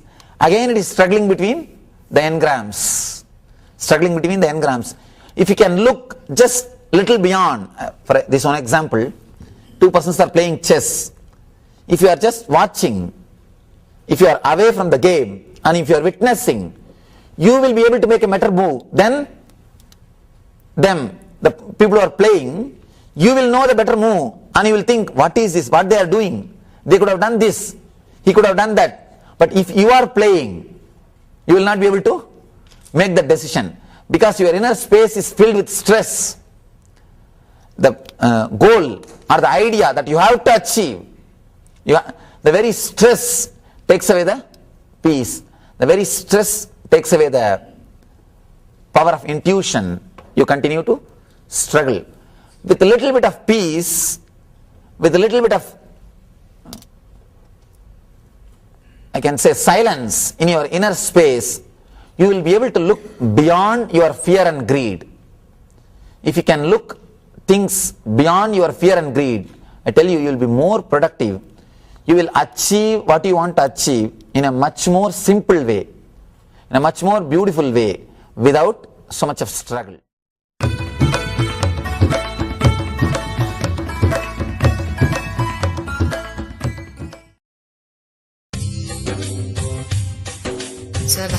स्वभावचिन्मयानन्दं कृपापूर्णं जगत्पतिं हरिषड्वर्गजेतारं नित्यानन्दगुरुं भजे स्वभावचिन्मयानन्दम्. There is a very beautiful story about a great saint called Dakshinamurti Swamigal. His presence was such an intense presence, so powerful. He was from southern part of India, a very highly evolved, enlightened being. He was a Paramahamsa, means never used to wear clothes, always lived a life of freedom. No clothes, nothing. Just he will sit in the forest under a banyan tree. Banyan tree was somehow associated with enlightened masters for quite a long time. I tried to dig out why the banyan tree is connected with enlightened masters. Still I am yet to come up with the mystical connection. Logically, I am not able to find out the reason, but from time immemorial, there is a deep connection between banyan tree and enlightened masters. That's one funny thing. He was sitting under the banyan tree. His presence used to be so intense. Such an intense presence, you can touch and see. You can touch and feel God in His presence. Neither you need to talk, nor He needs to talk. One of the court poet, each court will have a poet. In that country, one poet from the court, the official poet, sang 1,000 verses on that saint, saying that he is the greatest warrior. If you kill 1,000 elephants in the war, you will be given that title, the greatest warrior, and the 1,000 songs will be offered in praise of you. This poet sang that in that same meter, it is called Bharani. In the same meter, he sang 1,000 verses to that saint, praising the power or the heroic qualities of that master. When king came to know about it, his ego got hurt, because that king is the only guy who killed 1,000 elephants in the war. In that whole region, he is the only guy who had that song and title. Always the politicians feel their ego is hurt whenever they see the name and fame or the attention is gathering. Because they thrive in attention. See, with the living masters, they do not thrive based on attention. If none of you are here, I will be doing the same job what I am doing now without moving my mouth. That's all. When I was sitting in my room, I am doing the same job of radiating the presence. Understand? My job is not done by the words which I am uttering. It is done by the presence. You may ask why I am uttering more words. Just to make you silent.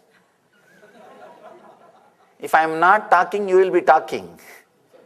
You will not receive. You will not be imbibing the subtle, mild work which I am doing. Masters thrive by their very presence. People thrive by the master's attention towards them. But with political leaders, politicians, they thrive by the attention given to them. It is number game. He was hurt, very deeply hurt. He called that poet and said, justify your decision of singing the in same meter, same 1,000 songs about that beggar, naked beggar, who is sitting under the banyan tree. You sang 1,000 verses on him, singing his glory and his heroism. Justify, otherwise your head will be cut.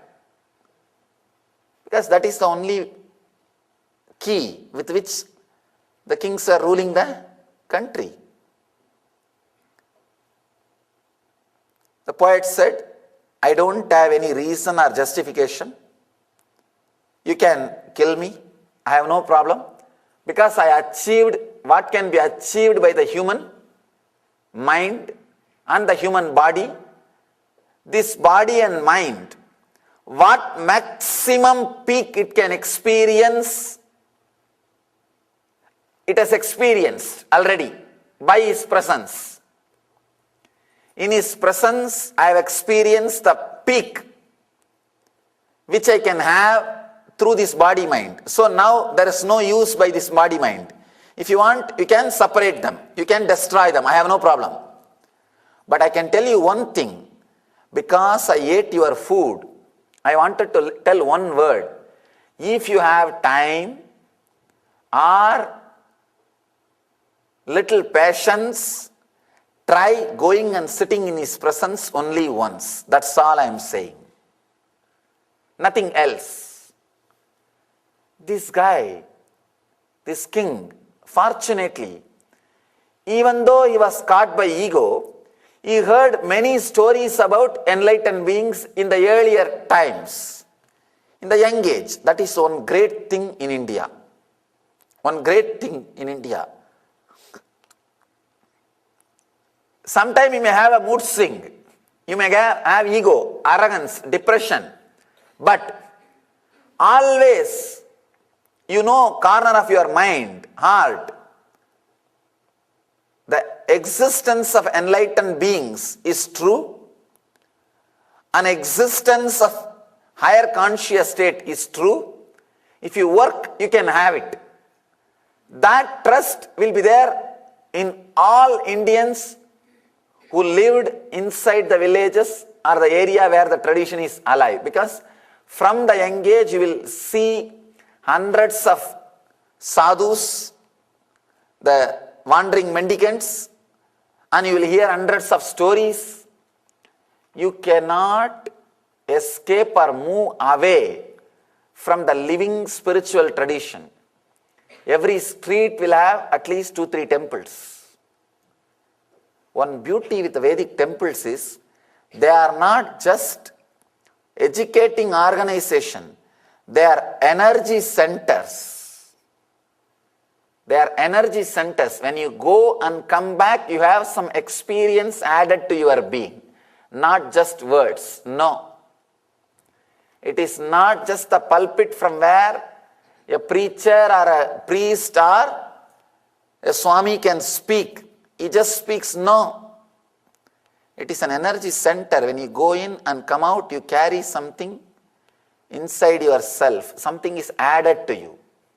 Something is added to you.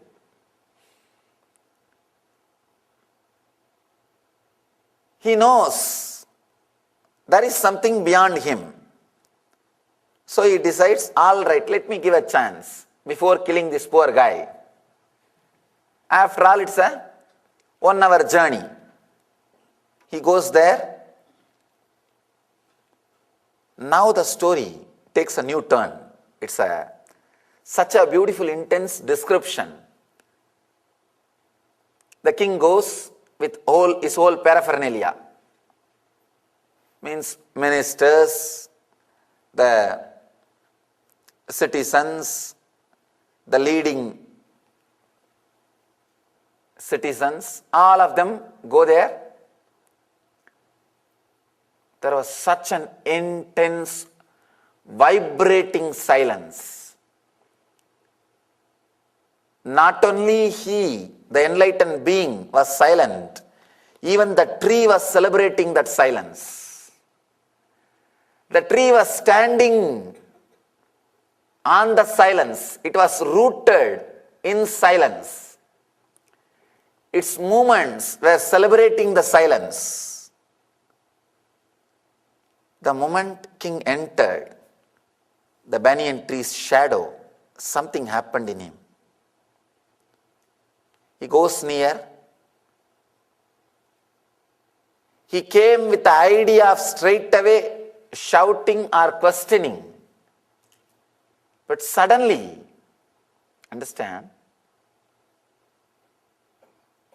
when you observe intense silence in master's body language, whether you want it or not, it will penetrate your inner space. People ask me many times,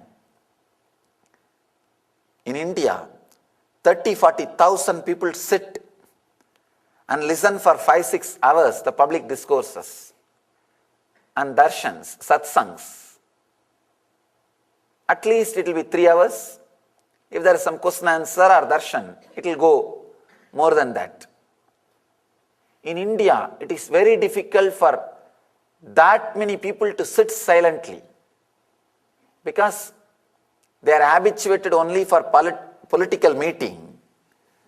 After 5-10 minutes, you can clap your hands and just get up and go, no problem. You need to give only attendance. But here, in our satsangs, it is not mobilized crowd.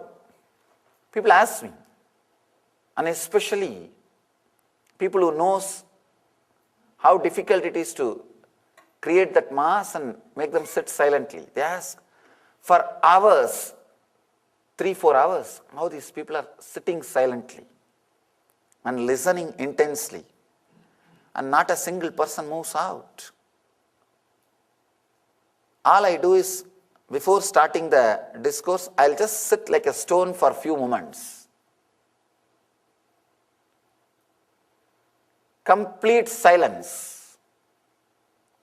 When you are connected to somebody who is radiating intense silence, suddenly you will see the same silence is descending in your inner space and you are settling down. The transmission of silence happened between the master and the king.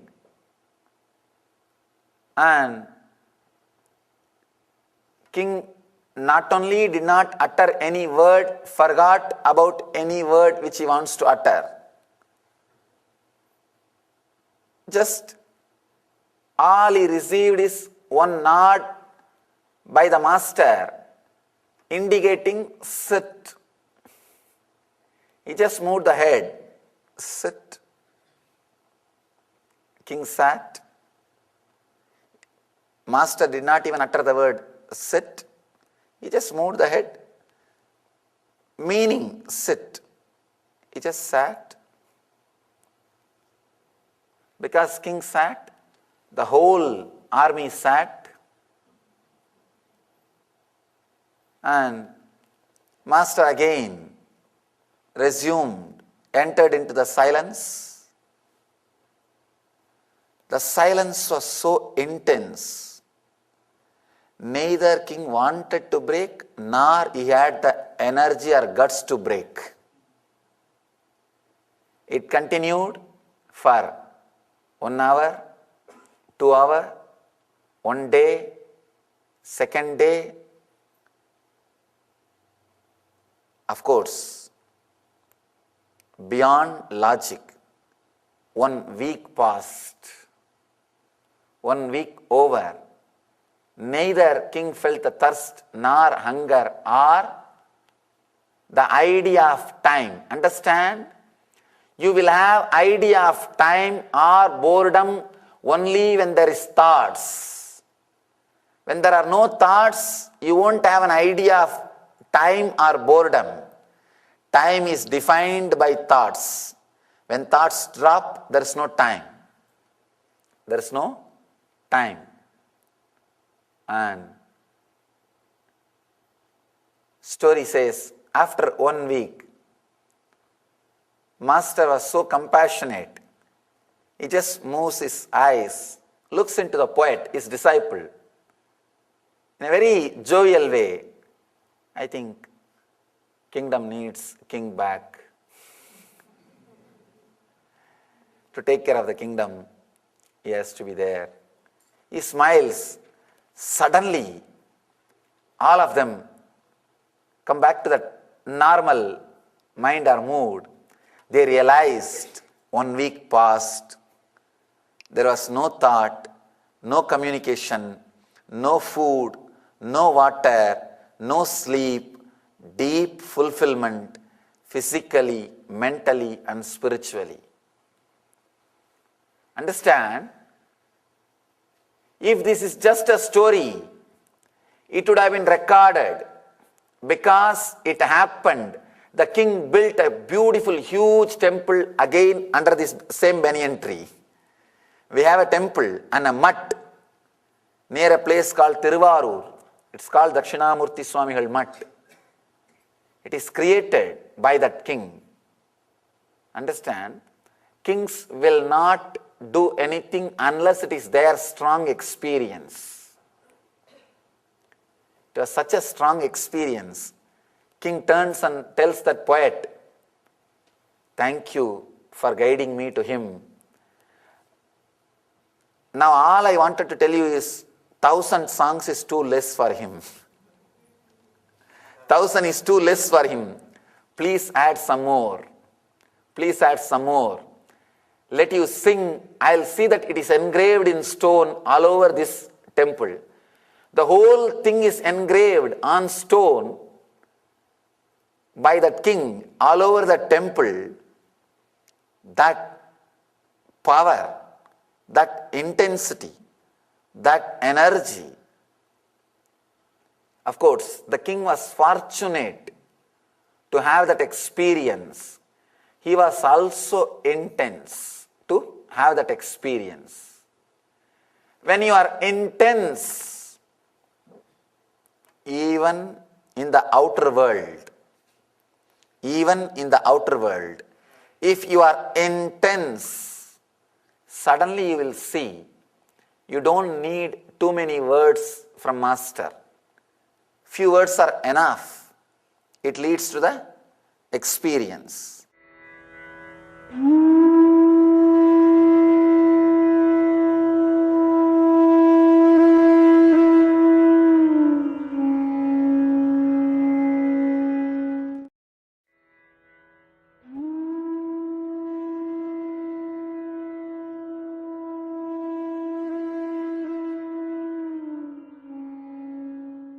The whole social training is to make you believe you have continuity of thoughts. Society constantly trains you to catch either the shaft of pain or the shaft of pleasure. If you start believing the shaft of pain, you will spend your whole life trying to break that shaft and waste it. If you start believing in the shaft of pleasure, you will spend your whole life trying to elongate that shaft and destroy your life. The one and only Maya is believing that your thoughts are connected. That is the only Maya. Let me be very clear and honest. Whatever spiritual techniques you practice, whatever meditations techniques or anything you practice, to elongate this shaft, you will never be successful. Let me be clear, little more. How many years you practice, you can never concentrate your mind. Let me be open and clear. I tried my best, spent years, I am not able to concentrate. I am not able to concentrate. Only two things. Either you suffer with the shaft and die, or you realize that you are unclutched by very nature. The shaft doesn't exist by very nature. There is only two choices. No other choice. You can neither elongate that shaft nor break that shaft because the shaft doesn't exist. The connection itself is imaginary. How will you fight with the imaginary enemy? If you have the shaft, you can elongate or break. But the shaft doesn't exist. Shaft is purely your belief. The pain which you had 9 years ago, the pain which you had 10 years ago, the pain which you had 20 years ago are independent, separate incidents. When you start connecting them and try to create a logic, try to create an understanding, then you create the shaft, life is pain. When you try to generalize your experiences, when you try to dovehole your experiences, you create a shaft of pain or joy. The moment you start believing in the shaft of pain or in the shaft of joy, you created hell for yourself. Then you will be behind that shaft, either elongating it or breaking it. Your whole life is nothing but playing with the shaft which doesn't exist. That is what Shankara means when he says life is Maya. Maya means Yama iti Maya. You are fighting with thing which doesn't exist. Yama means which doesn't exist. You are just fighting with imaginary shaft. You are trying to break or elongate the shaft which does not exist.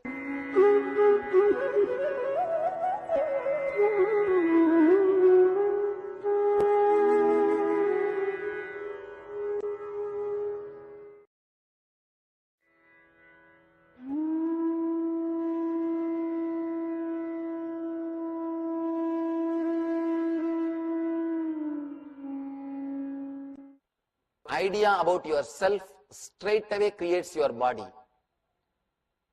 Recently I read a beautiful book, Dr. Bruce Lipton, Biology of Belief.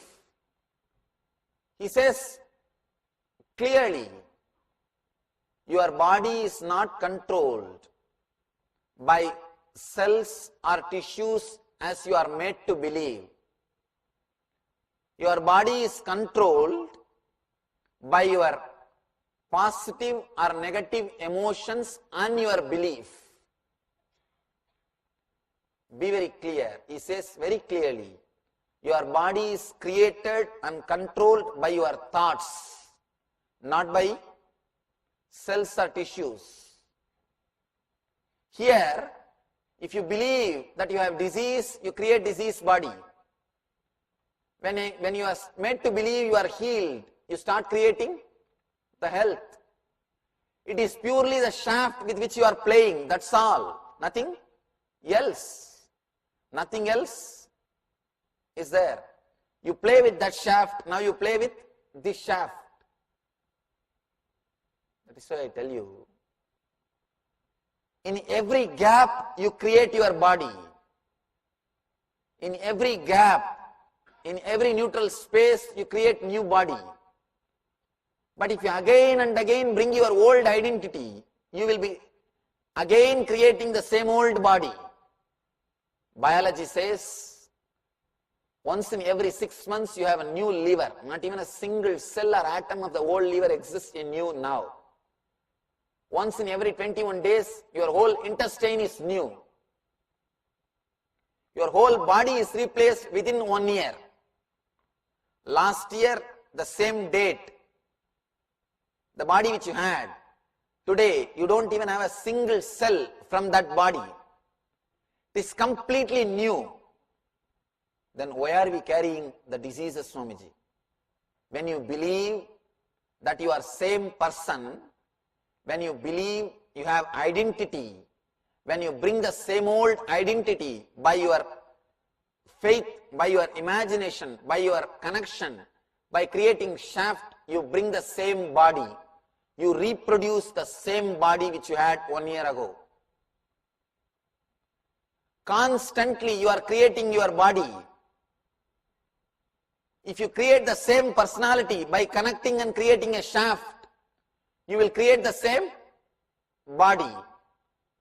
If you start experiencing the truth by your very nature, you are illogical, irresponsible, independent, unconnected, unclutched thoughts. You will start creating a new, alive, fresh body like a child.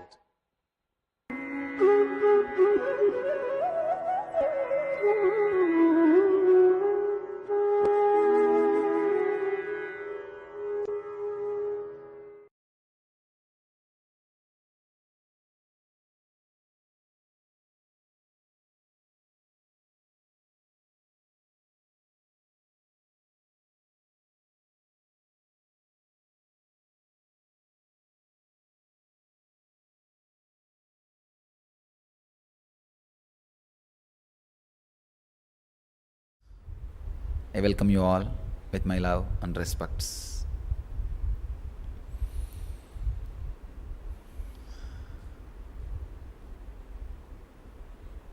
I'll continue my discourses on Patanjali's Yoga Sutras.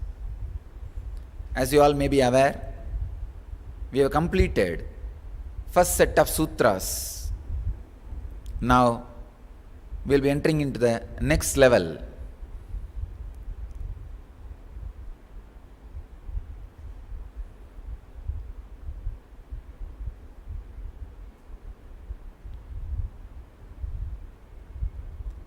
Patanjali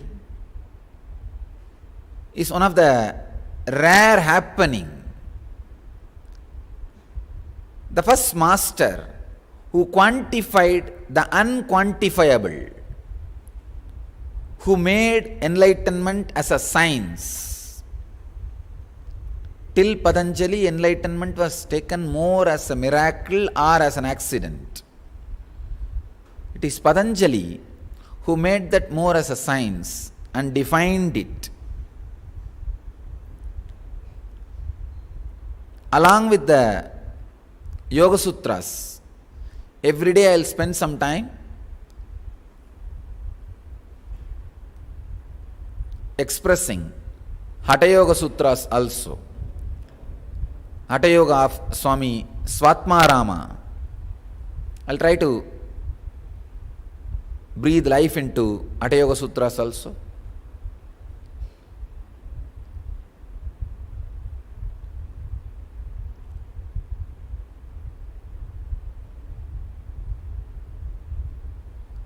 Before entering into the sutras, today's sutra, I just wanted to share with you some of the important truths and revelations I had in the prison. These 53 days, I was sitting and continuously reading the Swatmarama's Hatha Yoga Deepika, his Hatha Yoga Sutras. and consciously scanning all those sutras and experimenting those sutras on my body and how they work. Because before sharing it with you all, I wanted to see whether that sutra works for today in this body. See, in 2010, I am sharing this wisdom with the world. So I should be clear that these sutras works today. I am having a same kind of human body which you have. Physiologically it is same body. I wanted to scan it, experiment it in this body. Only then I will have the right words to transmit that knowledge to that bodies.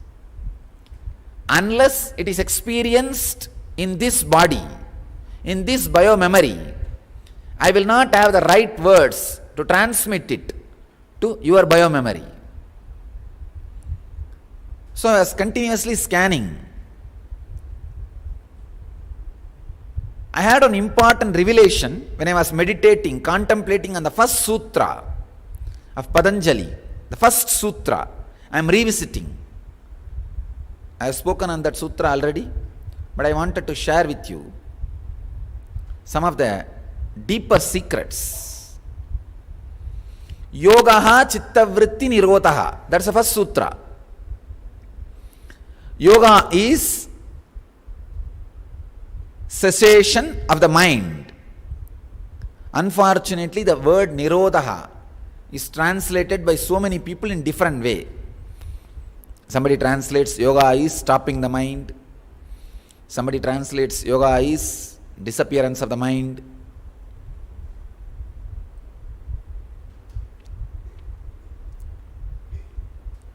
Based on the person's consciousness, the consciousness in which the person stays, they perceive the sutra and give translation or commentary.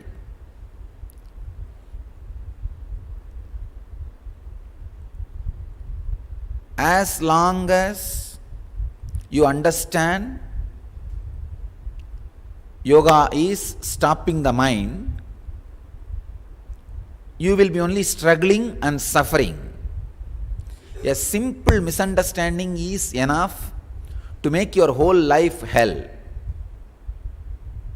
You see, when you understand the yogaha chitta vritti nirodhaha as yoga is stopping the mind, we think stopping the mind means almost like a linear movement. Some train is moving and we need to stop. Same way thoughts are moving, we need to stop. Unfortunately, all the Western systems related to mind teaches us mind is a linear movement. No. Mind is not linear as Western psychological systems teaches us. It is not one thought, next one thought, next one thought, next one thought. No. Mind is not linear as we think.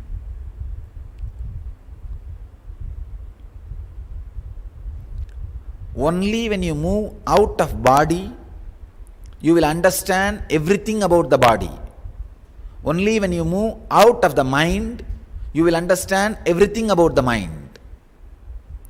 Unfortunately, in the Western system, the people who created the science, declarations, understandings about the mind never moved out of the mind. Same way, the Western medicine system also, all the research and development and experiments goes on the dead human body. The moment you remove the flower from the plant, it is no more a flower. It's a dead body of the flower. So any experiment done on the flower which is removed from the plant will not be applicable to the flower which is still connected to the plant. Any experiment done on the body which is already dead will not be applicable to the body which is alive. That is why as per the Western medicine system, body is a biomechanism. It is a machine. Any part is repaired, how to repair that part? That's where they look into. But in Ayurveda, it is the expression of consciousness. It is a sheath of consciousness. It's a layer around the consciousness. That is the major difference. But this one difference makes everything different. In whole Ayurveda, not even once they talk about side effect. Please understand. In the whole Ayurveda, the word side effect does not exist. They talk about everything. They talk about the things still modern science is yet to discover. But they don't talk about they don't use the word side effect because there was no side effect. There was no side effect. They were not even conceived the idea of side effect. Some of the funny things we should know. In the Sanskrit, in the Vedic tradition, in our social law, the word diverse do not exist. We don't have Sanskrit equivalent word for diverse. Please understand. Because in our social system, the very idea diverse never existed. You will be surprised. In our Kama Sutra, we don't have word for rape. Because that civilization do not know something called rape. Kama Sutra talks about all kinds of perversions which are still not popular even in the Western societies, civilizations. All kinds of perversions. But that Shastra, that Sutra does not have a word for rape because that very idea never existed. That very understanding never existed. In our social law, the very idea diverse never existed. Same way, in our Ayurvedic tradition, the very idea side effect never existed. Because the way in which they looked at the civilization and the world and the body and the society was totally different. It was totally different. We do not even know some of these concepts. In Western science, the ideas about the body is finalized based on the research and development and experiments done on the dead body. Same way, that is why still they think body as a machinery and they think part by part, individually, separately, they can repair it. No, it is not possible. Fortunately, in a living human being, all organs are interconnected. Maybe in the dead body, it is very easy. Remove the heart, replace the heart. Remove the liver, replace the liver. They are all independent. But in the living mechanism, body is not a mechanism. When it is living, it is organism. It is a whole. It is not just mechanism. So the ideas developed by the R&D done on the dead body is not useful for the living body. Same way, the ideas developed by a person who has not gone beyond the body, his ideas about the body is not useful. The person who develops ideas about mind, who has not gone beyond the mind, his ideas will not be complete. That is why they have to constantly think mind is a linear movement. As long as you think mind is a linear movement, all your techniques to stop, your struggles to stop, your experiments to stop, will end up only in frustration. I have seen some of the yogis, or the so-called yogis, trying to practice yoga for 30 years. Finally, all they had is a flexible body, that's all. But understand, having a flexible body is not yoga. it is a part of yoga, not the complete yoga, then the man in the circus can be called as ultimate yogi. If the flexible body is the only yoga, no. Flexible body is a part of yoga. The big problem we face is people who superficially try to understand and try to develop some techniques or practice it. I have seen people 30, 40 years practicing yoga, finally having only flexible body, nothing much happens inside the system. Then they lose trust over the very system. Losing trust over the very system is the most dangerous thing can happen to a yogi. The Shraddha is lost. Even if a little misunderstanding happens in the translation or in the understanding, you may be wasting years and years of your effort, almost wasting the whole life. Yogaha chittavritti nirodha does not mean yoga is stopping the mind. No. The word nirodha should be understood. Please understand, I have a translation, different translations of the word nirodha or virodha.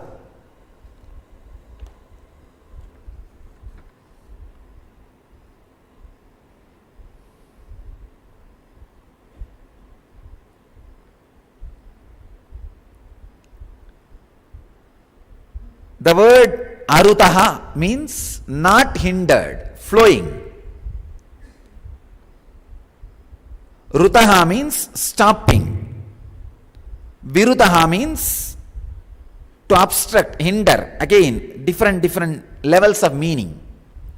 Finally, nirodha means spontaneous disappearance.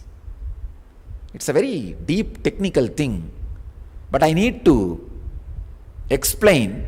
Only then you will understand how you can stop the mind, how you can experience yoga.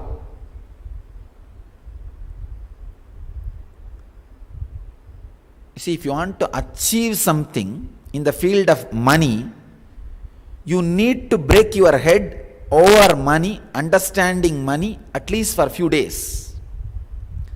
If you want to achieve something in the field of politics, you need to break your head on the concepts, the truths, the ideas about politics, at least for a few days.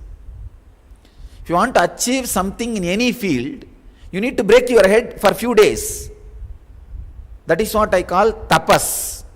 When things go above your head, having the patience to digest those ideas is tapas. Now what I am talking will really go above many of your heads. But have little patience. Try to digest, because understanding this one sutra can save 30-40 years of unnecessary efforts. Please understand. Understanding this one sutra can avoid 30-40 years of unnecessary struggle in the wrong direction. The wrong direction, putting your time and energy and struggling, is the worst thing can happen to any disciple. This one word, nirodha. Nirodha means not stopping, means spontaneous disappearance. Actually, when Patanjali uttered this sutra, Yogaha Chittavritti Nirodha, he did not visualize mind as a linear movement. If he has visualized mind as a linear movement, he would have used the word aruddhaha, viruddhaha, because those words only means stopping. But Patanjali is not using those words like aruddhaha or viruddhaha.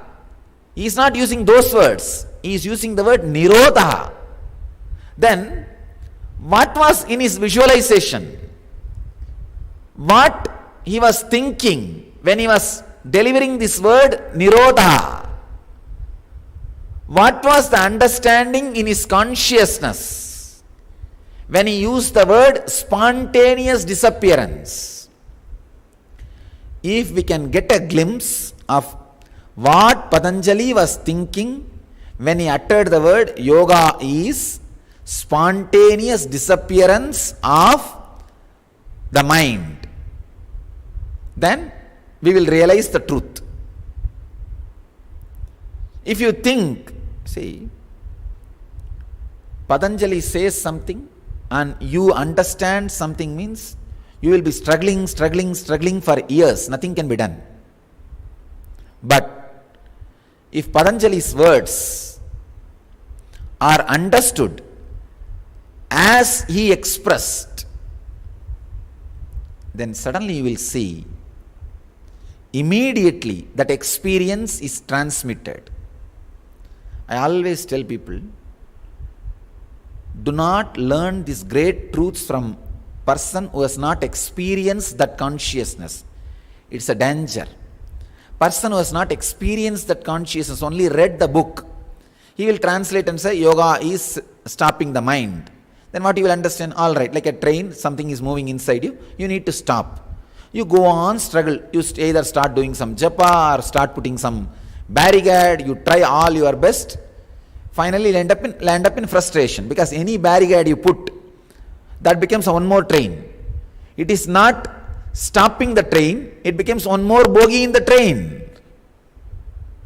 And the struggle continues, continuously. I have seen people who tried to meditate or do japa or something for 30-40 years. One young brahmachari goes to a senior old monk, 90 years, and asks that monk, "Sir, how long does it take to control the mind?" The monk looks around and calls him near and says, "How long I do not know, but surely not till 90. Wrong understandings leads to waste of time, energy, struggle, and finally frustration. Either self-worthlessness, people start feeling that they are not worthy of anything, or losing the trust over the system itself. That is the worst thing happened to India. We Indians need to be awakened to the very tradition of India. Around the world, yoga is accepted as a life science, and it is a $6 billion industry only in USA. But unfortunately, still we don't feel proud about this great science. We don't even think it is something great we contributed to the humanity. We don't understand even the economical or touristic value of yoga. Somehow we wanted to discard all our past, and we got into the syndrome of feeling shy about our whole tradition, because British taught us, you are fools, you are coolies, you have nothing worth in your life. We digested the same ideas, same lifestyle, same thinking, and we continue to carry the same mental setup, and we feel shy about anything our ancestors gifted to the world. We feel shy about that lifestyle, we feel shy about that way of clothing, we feel shy about that way of eating, we feel shy about that way of living. Yoga was not just an exercise, it was a lifestyle for us. Person who translates the sutras and gives the technique to you is a teacher. The person who makes the sutra alive and gives you the Savikalpa Samadhi is a master. Understand this one sutra, you will straight away have Savikalpa Samadhi. Savikalpa means the movement of mind which leads you beyond movements. I can say in a way, last movement. Nightmare. Nightmare will be the last dream, because after that you will wake up. You can't sleep after that. If it is not waking you up, it cannot be called as nightmare.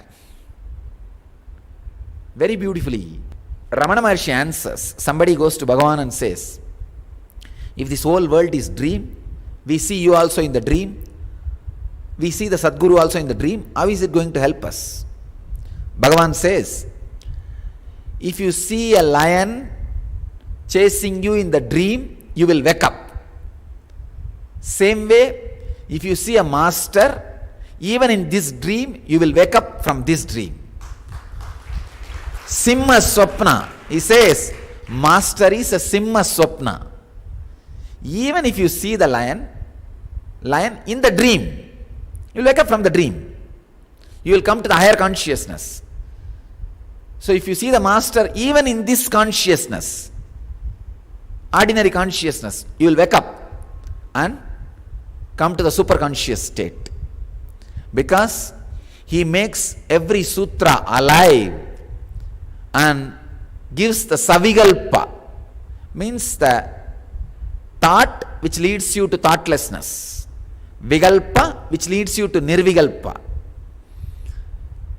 the understanding which takes you beyond understanding, the life which takes you beyond life, the consciousness which takes you to superconsciousness.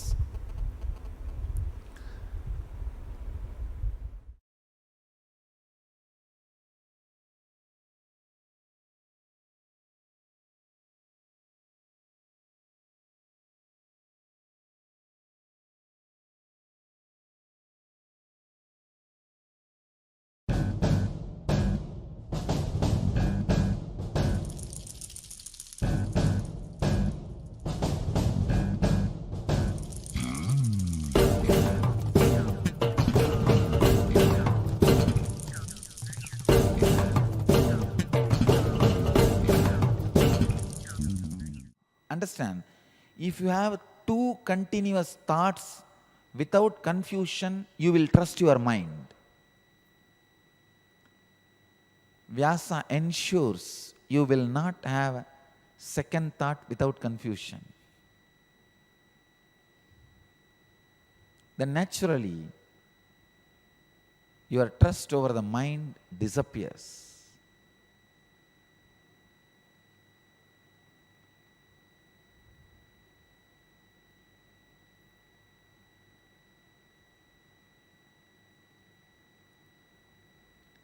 He does not wait for you to get prepared. I tell you, all techniques are just replacement for the pure enlightenment. Very poor substitute. Very poor substitute for enlightenment. Vyasa's job is something extraordinary. Just by words, just by repeating different words, he can ensure that all your past, present, future understandings about you, world, and the life gets so thoroughly confused. Of course, because no other word, I am using the word confusion. I can use the word fusion.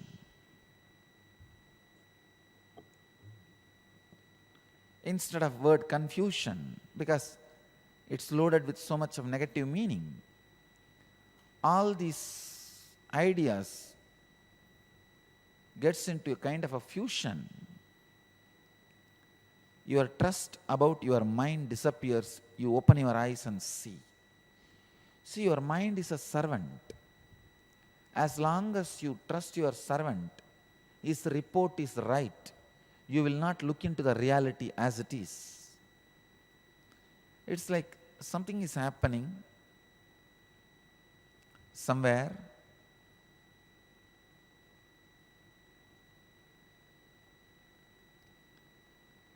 You ask your servant the report, what is happening there. As long as you trust, you will be believing that fellow's report. But unfortunately, he can look and report only in his level. He cannot report more than his level.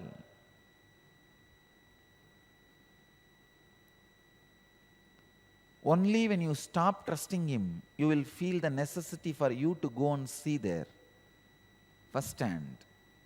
Same way,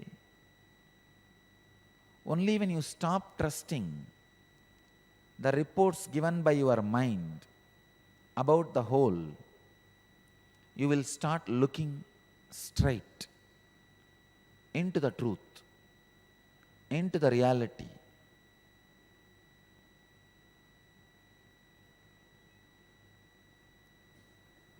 Otherwise, you will never understand. See, till you drop the mind, even your meditation, even your techniques, maybe second opinion. You can't ensure always the second opinions are right.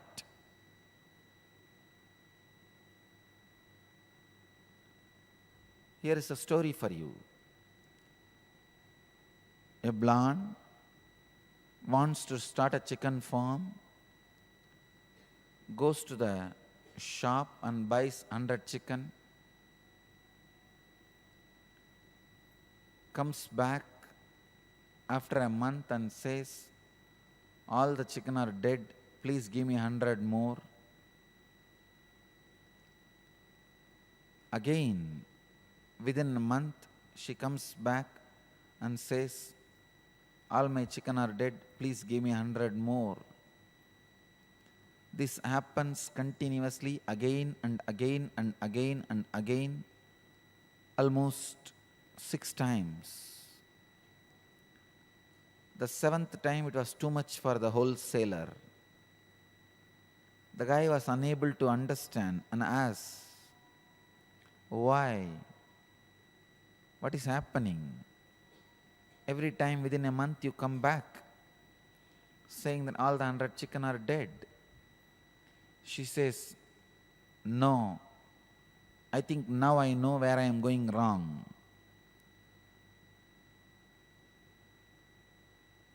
The wholesaler asks, oh, you understood where you are going wrong, so you won't kill them anymore? She says, yes, I think now I know where I am going wrong. I am planting them too deep.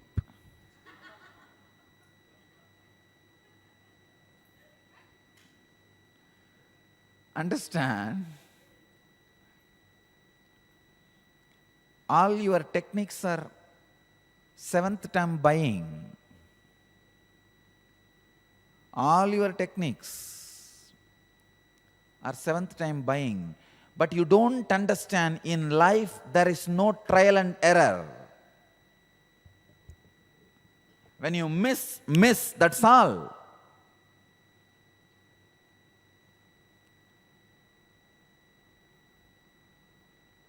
An army officer and trainee, both of them have jumped from the aircraft.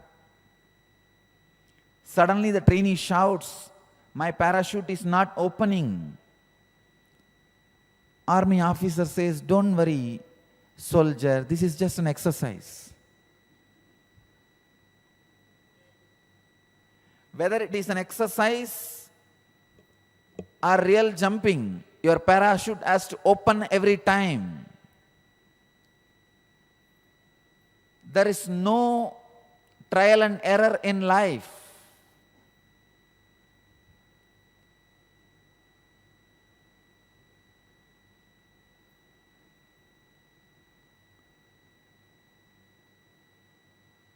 Vyasa does not want you to have techniques.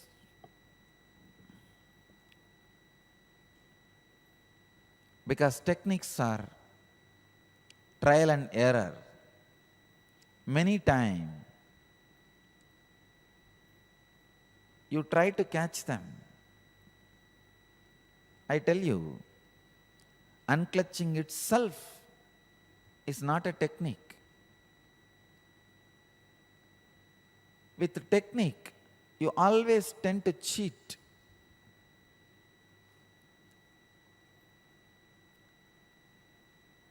I have seen people playing with techniques and avoiding the truth. They play with the Rama's name and shut the door for Rama. They play with Krishna's name and shut the door for Krishna. They play with Shiva's name and shut the door for Shiva when he comes in the form of Guru. Many times you miss it and miss it.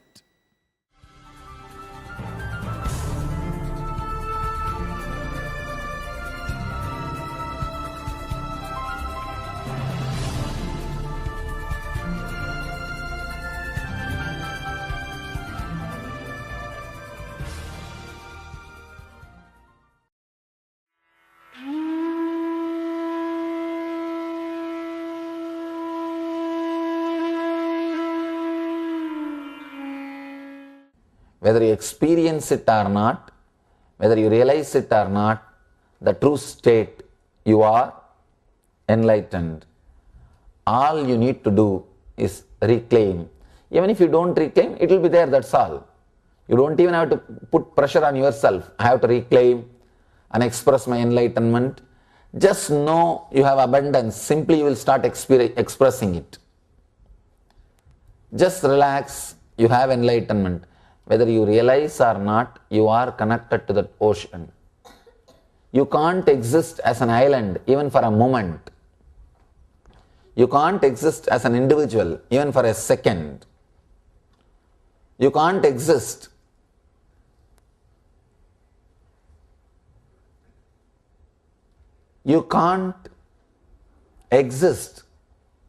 separate. You can't exist away from the truth. Even while you think you are away from it.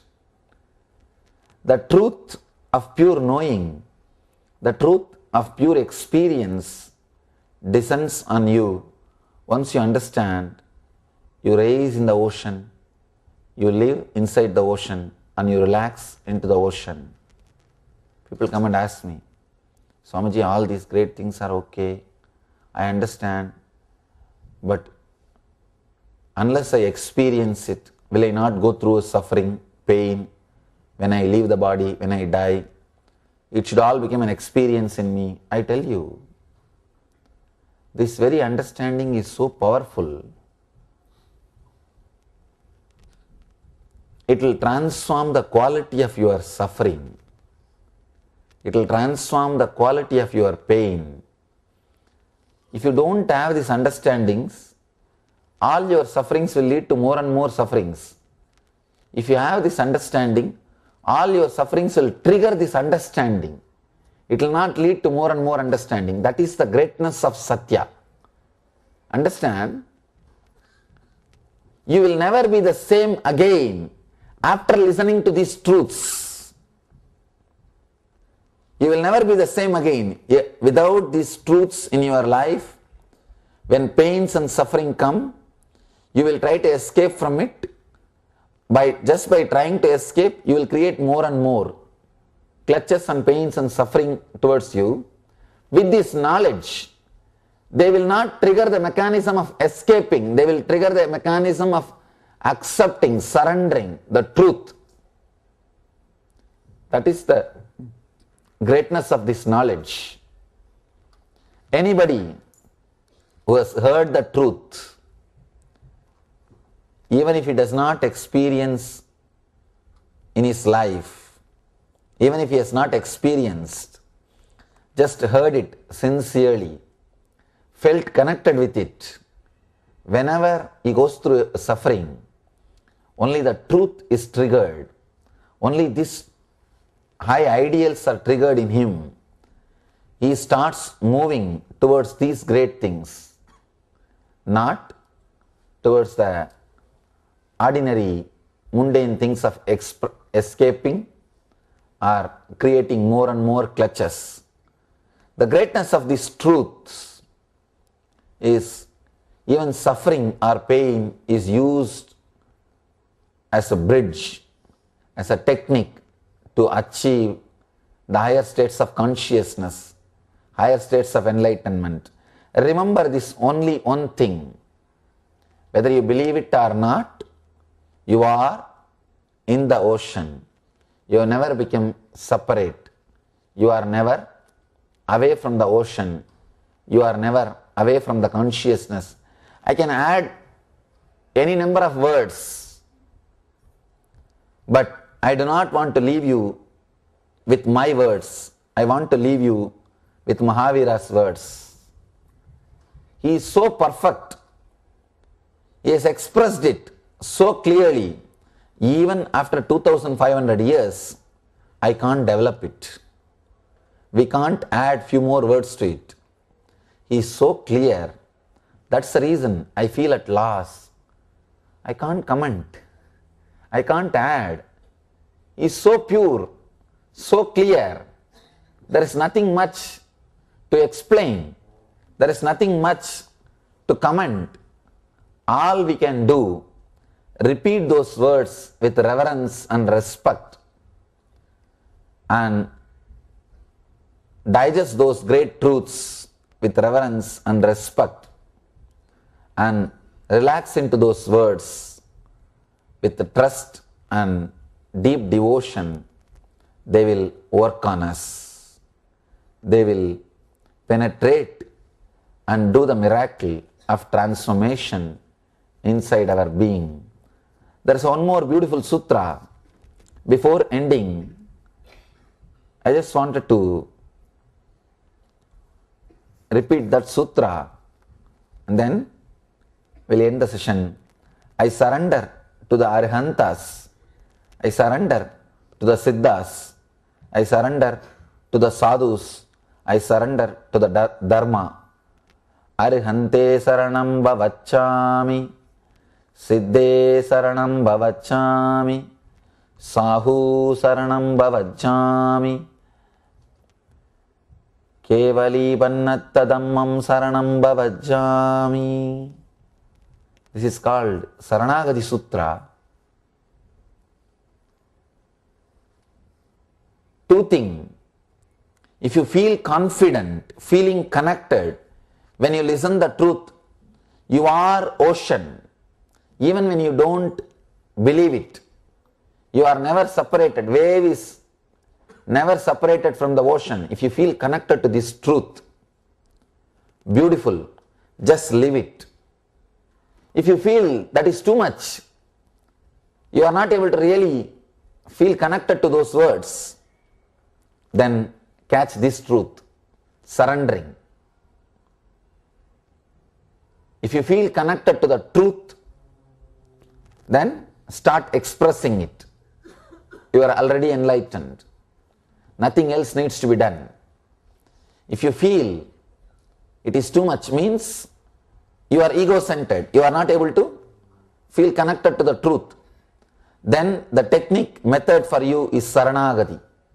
Then surrender to the Arihantas, Siddhas, Sadhus and to the Dharma.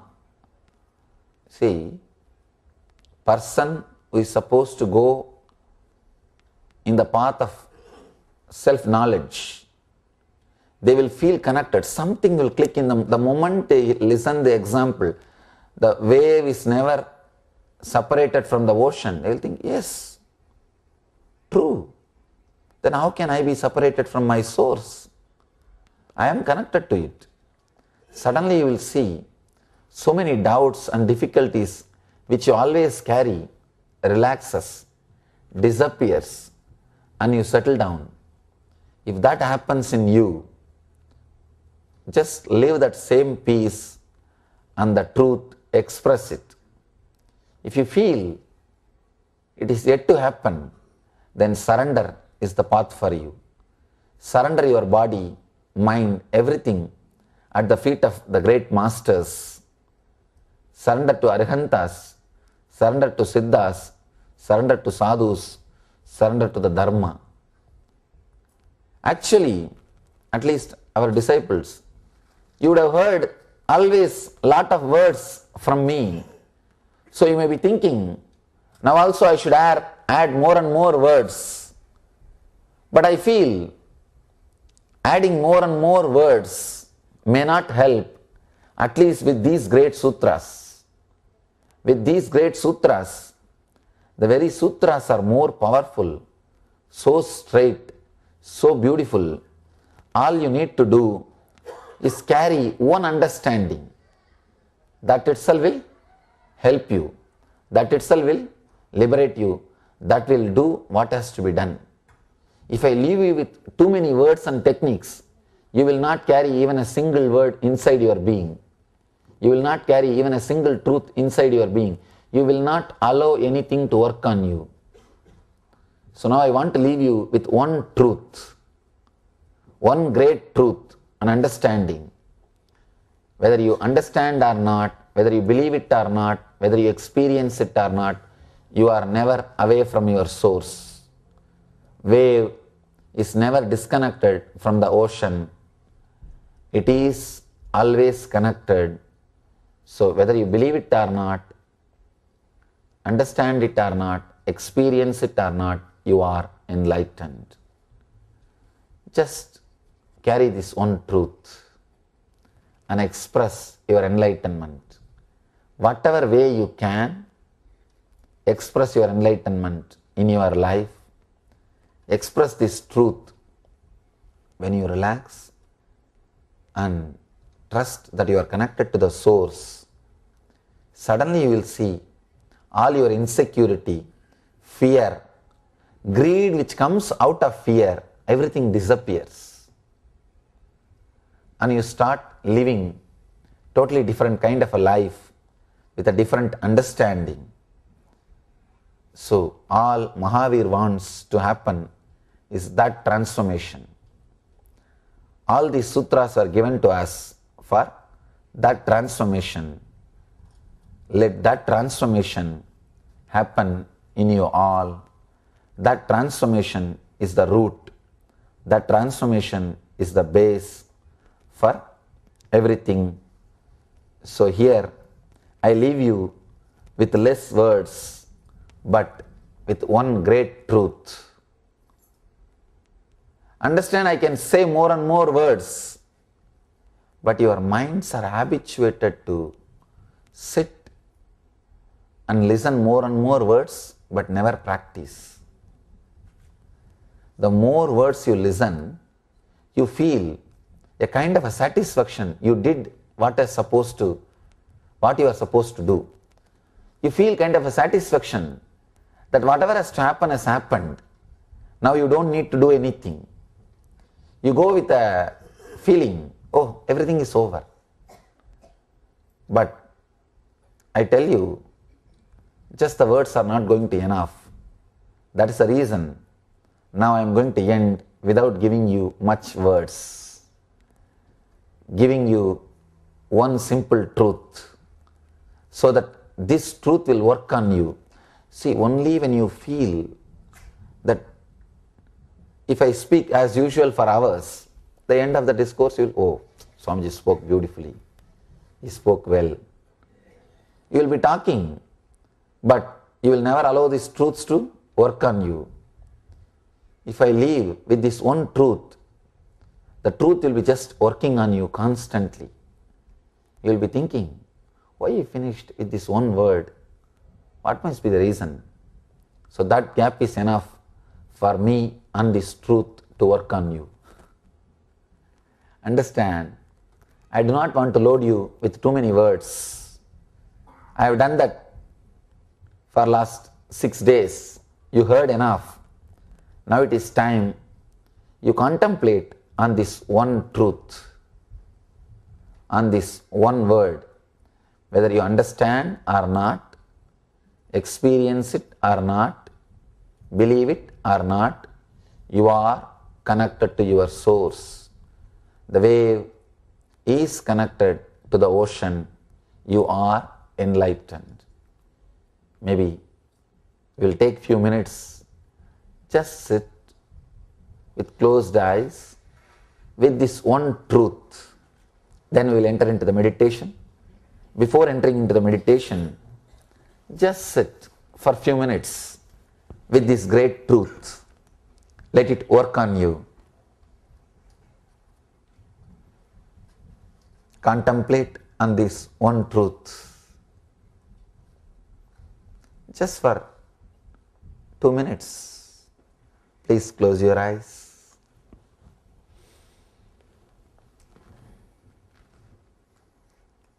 Remember, contemplate this one truth. You are enlightened. Allow your mind to bring all controversial thoughts. If your mind does not accept, if your mind says no, it's okay. Allow all the thoughts to come up. Even if your mind does not accept, you are enlightened. You are not going to lose it by your mind not accepting it.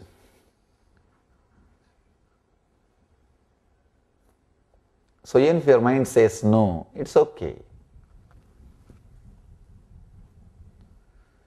Just sit with this one truth.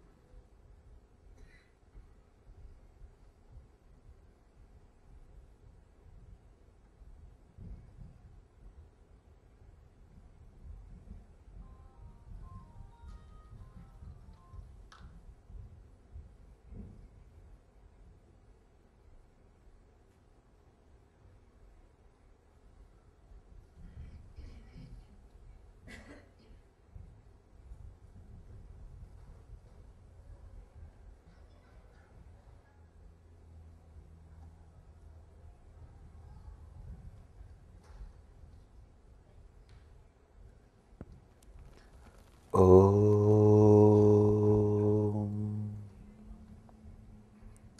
will enter into the Nitya Dhyan. After the meditation, we will end the session with a few great words of Mahavira. We will repeat those words and offer our respects, then end the session. This meditation is a half-an-hour technique. I think we did yesterday. Today I'll explain. I'll just give the instruction. If you think you will not have time, or if you are not interested, you can leave the hall. Others, please get ready. We'll start the meditation.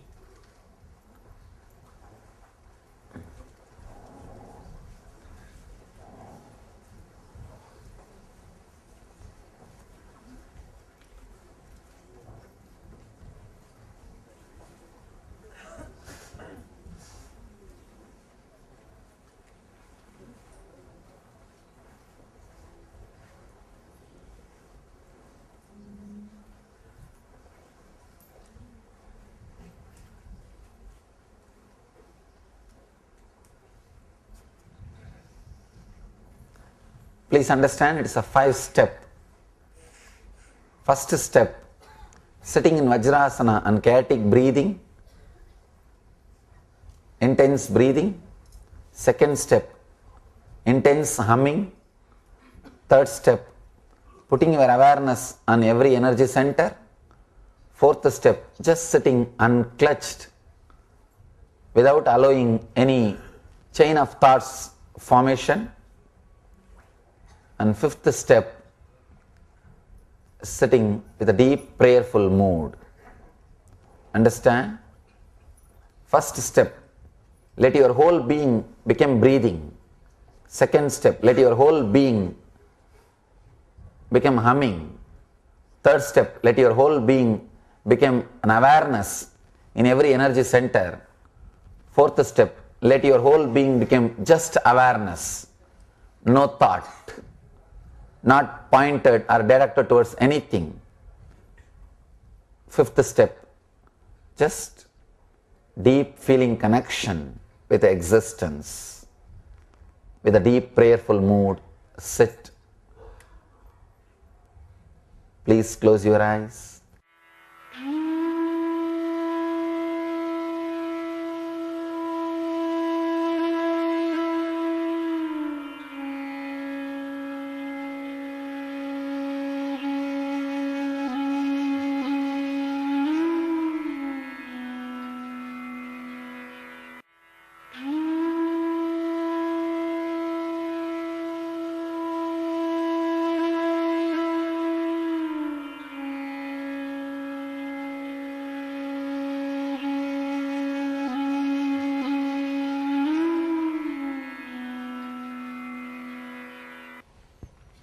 Carry this one truth, this one message.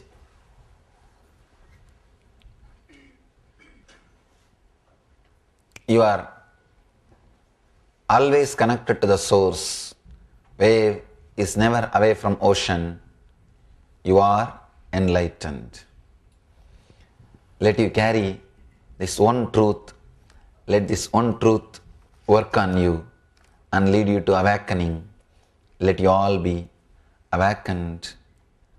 Let us offer our gratitude to all the great masters, to Mahavira, through this Saranagati Sutra and Namokara Mantra. Arhante Saranam Bhavajjami, Siddhe Saranam Bhavajjami, Sahu Saranam Bhavajjami, Kevali Pannattadammam Saranam Gacchami, Bhavajjami.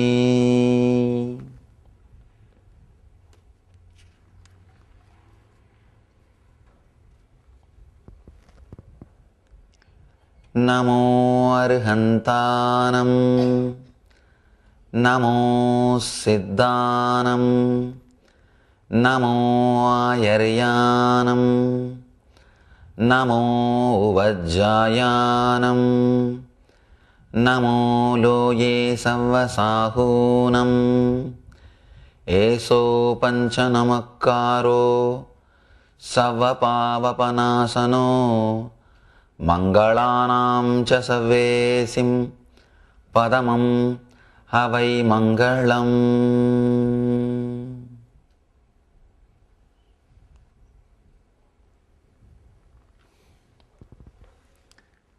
We thank with our gratitude and with our heartfelt gratitude the Jain Center and the association and the committee which runs this whole temple and organization for making this whole thing possible, and all the volunteers and all the devotees who worked for the success of this program, and all the devotees who came here and heard these great sutras all these 6 days. We thank with our claps to Jain Association and Jain Center for making this whole thing possible.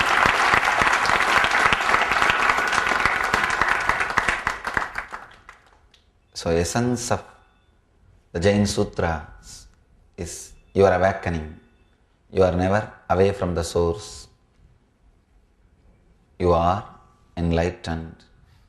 Carry this one truth. Even if your mind does not agree, don't try to convince your mind. Just carry this truth. Simply you will see this truth expresses itself in your body through your mind. Let you all radiate eternal bliss. Nithyananda. Thank you.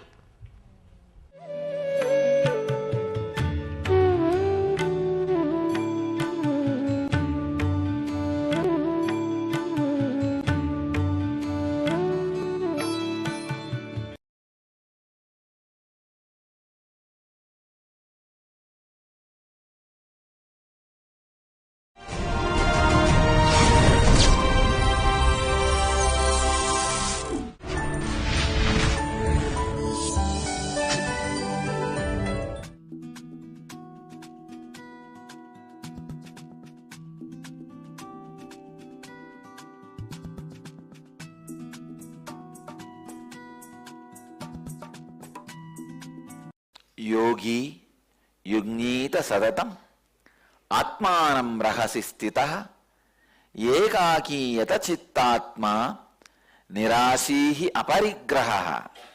The Jivan Mukta, having subdued his thoughts and identity, being free from desires with an attitude of renunciation, seated within oneself in aloneness, should continuously connect with a higher consciousness by unclutching. I'll continue on the same verse.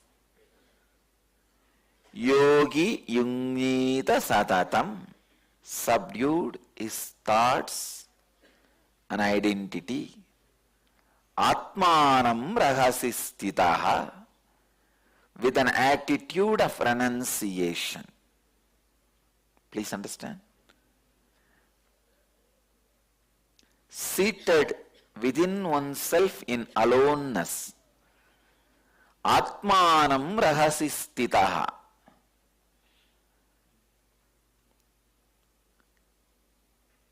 Sitting just with Atma,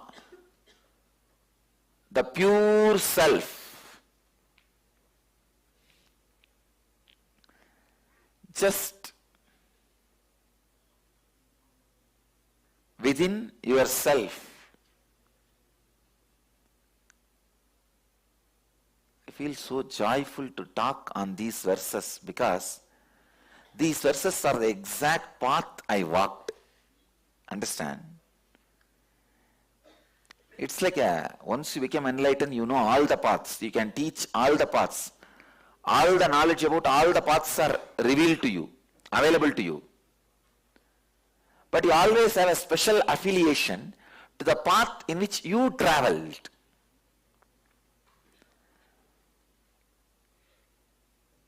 I'm so happy to teach these verses, because these are the verses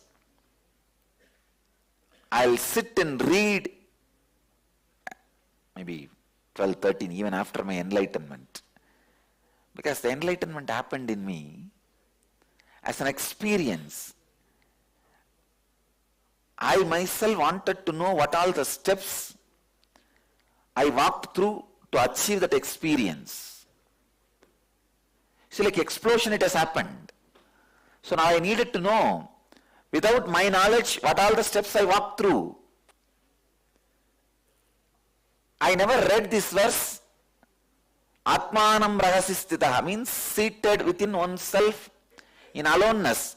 But I always used to practice this. I'll always sit with Arunachala, with the hill.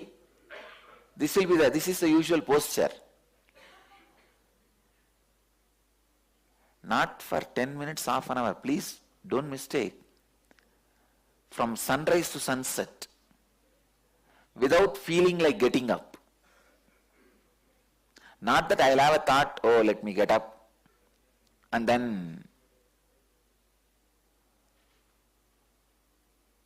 I'll try to control myself. No, just sitting and gazing. The greatest blessing I received from my mind and my body is only initial convincing I need to do. That's all. After that, never ever it disturbs me. This Nirahara Samyama, very casual, like a sports, very sportive I started. Only first day I need to convince. By that time, evening Kalabhairava Darshan, the body was ready. From second day, I don't even remember about food. Over.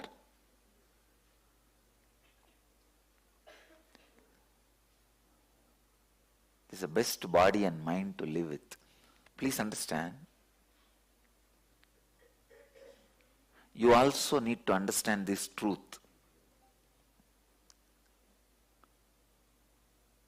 Now so many of you are doing Nirahara Samyama. Means the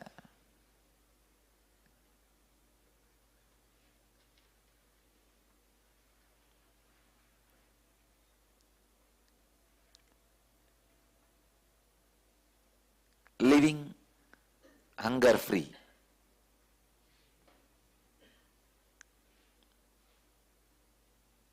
So many of you, hundreds of you are doing the Samyama.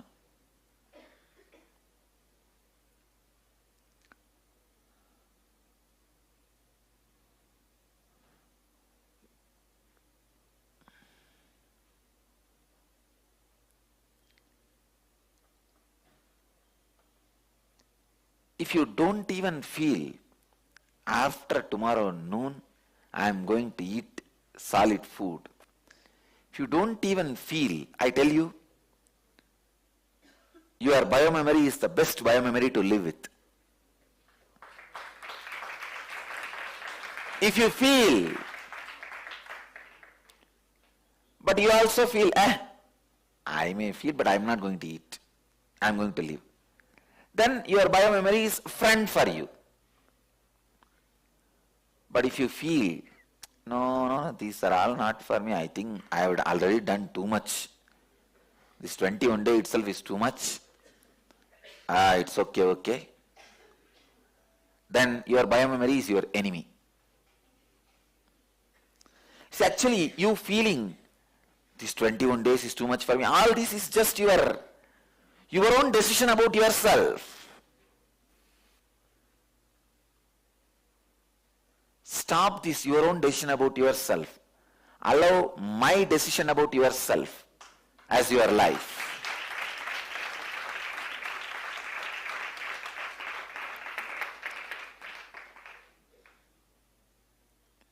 And I also wanted to announce one more thing, that these Samyamites, all of them, have contributed 89,000 rupee for the Sivagasti relief work to all the people who are affected.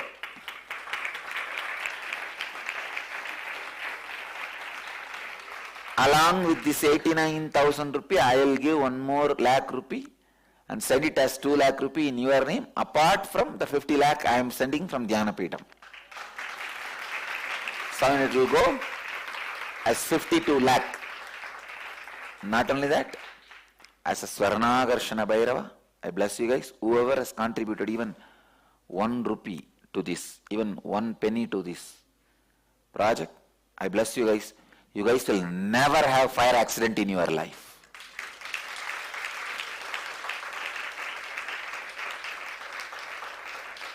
You will be protected from fire. And as Swarnagarshana Bhairava, I bless you guys. You will see, within next 21 days, you will be showered at least 100 times more than what you gave.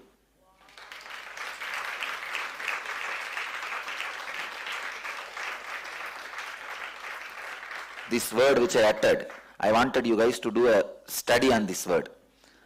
Take note of all these guys, 76 fellows. Call all of them after 21 days and find out.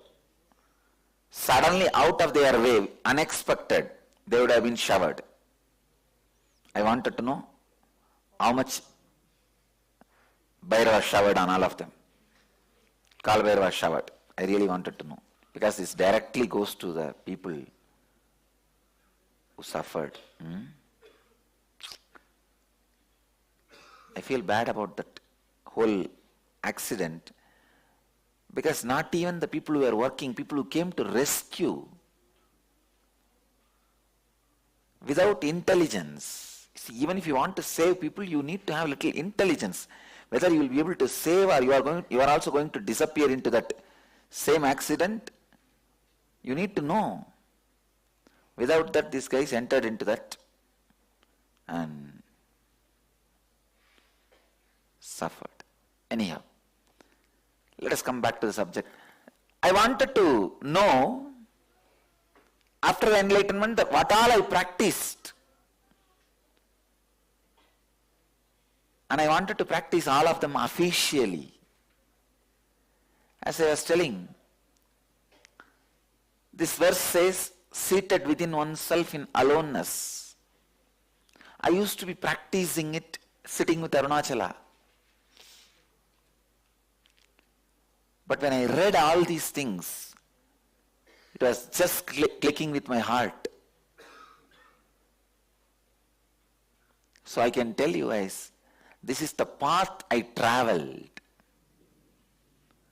That is why I am so joyful to teach these great truths, to radiate these great truths. Do not give me all these foolish reasons. I am having a job, I am having a business, I cannot find time just to sit with myself and all that. No. You have enough time to watch that foolish TV. Enough time to fight with others. Enough time to gossip. Enough time to be roaming around, browsing, surfing on the internet. Then how you will not have time for sitting with the aloneness? I tell you guys, please understand. When mother sleeps, the baby grows in the stomach. That is why the pregnant women are asked to rest maximum time.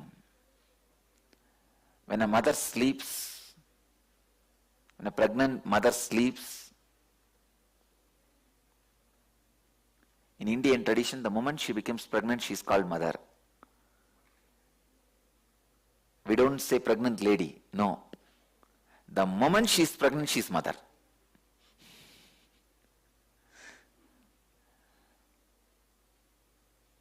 A pregnant mother, when she sleeps, the child, the body of the child grows inside her womb. Same way, an initiated disciple, when he sits in aloneness, his soul grows. His consciousness grows.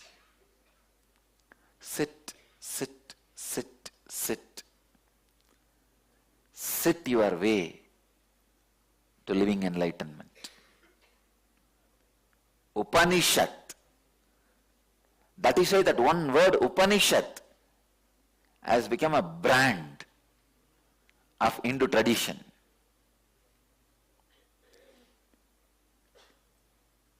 Upanishad means simply nothing but sitting with the master, that's all.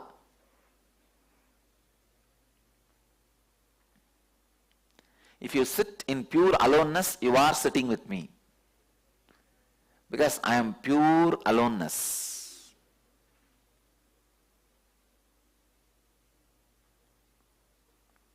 No prayer, no meditation, no mantra, no ajapa japa, no unclutching, nothing. Don't even try unclutching. Just sit. You may say, no, if I just sit, I will fall into depression. I will start worrying. No. How long you will worry? Tell me. How long you will worry? How much of worry you have? All your worries are useless. Maximum 2 days. Third day you will be bored, thinking the same rut. What will you worry? First you will worry. What will happen if this happens, this happens, this happens, this happens, this happens, this happens, this happens. Finally you will hit the wall. My life is gone. Okay, now what further you will think?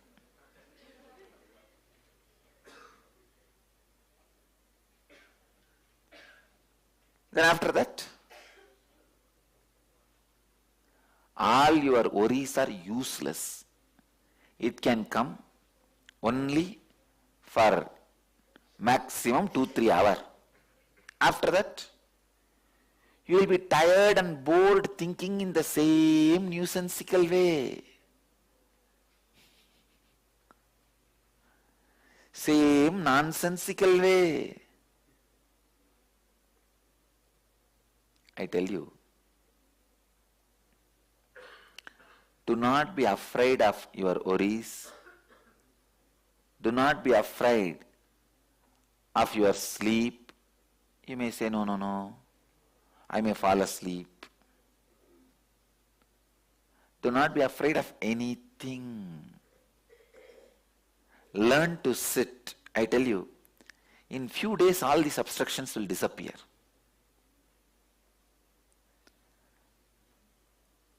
So I'll offer one more samyama, Upanishad samyama. First day, for 2 hours, sit and have all your worries. Think. Nothing can be done. You are doomed. Now what can be done? Nobody is there to save you. Human being is an orphan. You have to know the truth. Okay, finish off all your worries. I tell you, when you spend time dedicated for worrying will feel shy. Worry will feel shy. Hey, you should not be so directly attacking me. It will really feel shy. Only when you try to put it under the carpet, it comes up like a Tom and Jerry. No, I will not be under the carpet. I'll come up. You just tell him, come out, come on, sit, let's talk, let's have a discussion. Just sit with your worries for 2 hours. Then after that, second day, fully eat. Let your body be full of food. Now naturally if you sit, what will happen? Sleep. Sleep, okay, no problem. Sleep. For 2-3 days, whole day, eat, sleep. Let's see how much you can eat, how much you can sleep. I tell you, by second day you will be tired of sleeping. Then sit in Upanishad. When you sit, after completing your worry and your sleep, first day, visualize yourself as a stone, like a stone statue.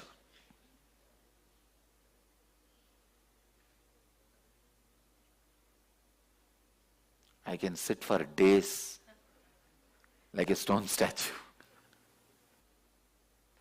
Fourth day, try this method of visualizing, locking all the knee joints.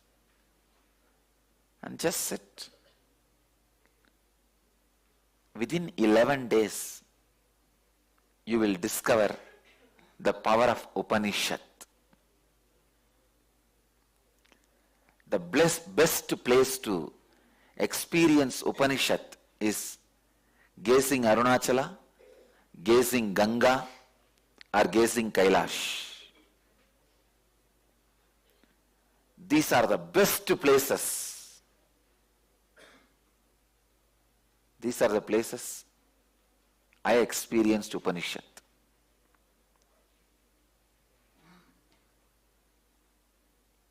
Sit with Ganga or sit with Arunachala. Of course, sit with Himalayas, sit with Kailash. You will discover the beauty of Upanishad, sweetness of Upanishad.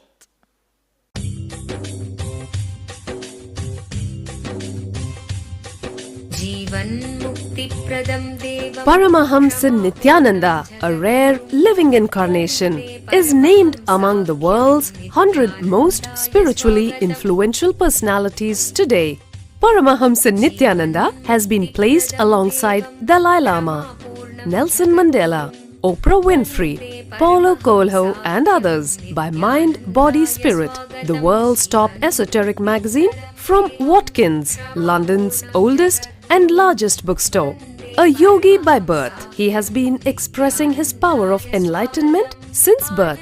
He has authored more than 500 books in Tamil and English. Translations of these books are available in 26 languages in Telugu, Kannada, Malayalam, Hindi, Sanskrit, Gujarati, Oriya, Bengali, Marathi, French, Malay, Polish, Portuguese, Italian, German, Danish, Spanish, Russian and Chinese. He is also an exemplary speaker with over 10,000 hours of profound life solutions through his discourses. Social services such as Annadan, free medical care, free educational services with ashrams, schools, temples, hospitals established in more than 140 places around the world, offering exceptional services. A powerful spiritual healer who has healed millions of people of diseases from migraine to cancer. A Kriya Yogi who has formulated Kriyas for physical health and mental well-being, benefiting thousands. A living master who offers practical solutions for our everyday problems. He is the founder and spiritual head of Nithyananda Dhyanapeetham, a spiritual powerhouse who has revived the sacred Vedic tradition by establishing Vedic temples in places like Los Angeles, San Jose, Seattle, Toronto, Ohio, Oklahoma, Phoenix, St. Louis, Malaysia, Brazil, Paris, Guadeloupe, Dallas, New York, New Jersey, Atlanta, Calgary, Vancouver, Singapore, and places in India like Bengaluru, Hyderabad, Tiruvannamalai. A spiritual guru for 10 million followers, an incarnation who transmits the highest spiritual energy through initiation, a contemporary yogi who has revived the Vedic science of yoga worldwide through thousands of yoga centers, an adept in Ashtamahasiddhis, mystical yogic powers, who has effortlessly awakened the Kundalini of thousands and graced them with spiritual powers, a dynamic young guru who is an inspiration for thousands of youngsters. India's most watched spiritual guru online, a beacon of spiritual light who has triumphed over the forces of religious terrorism and political persecution. Paramahamsa Nithyananda is an eternal Kalpataru, blessing the world with the boons of material abundance and spiritual enlightenment. He is the 293rd pontiff of the world's most ancient Hindu organization, Madurai Adinam. Nithyanandaya swagatam Anandanubhavaswadam Sarvaroga nivarakam Vande papa vinashaktam Nithyanandaya swagatam Nityamuktam nirvikalpam Dhyana loka pradipakam Vande shantamayam Vande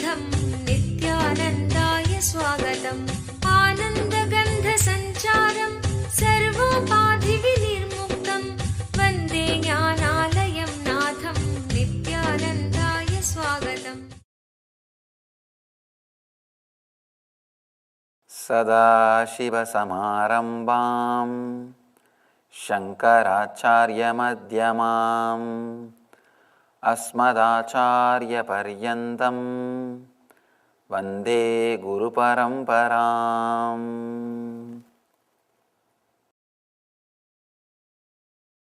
Anyhow, now if you see this Shiva statue is exactly expressing the sutra which he is speaking.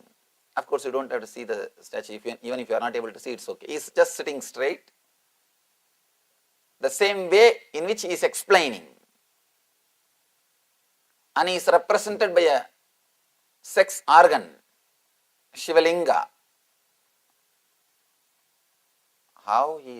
Why he is represented by that organ, and why he is sitting and meditating, what he wants to say through the sutra, and how all these three things are connected is the whole discourse. Sutra says, when on a bed or a seat, let yourself become weightless beyond mind.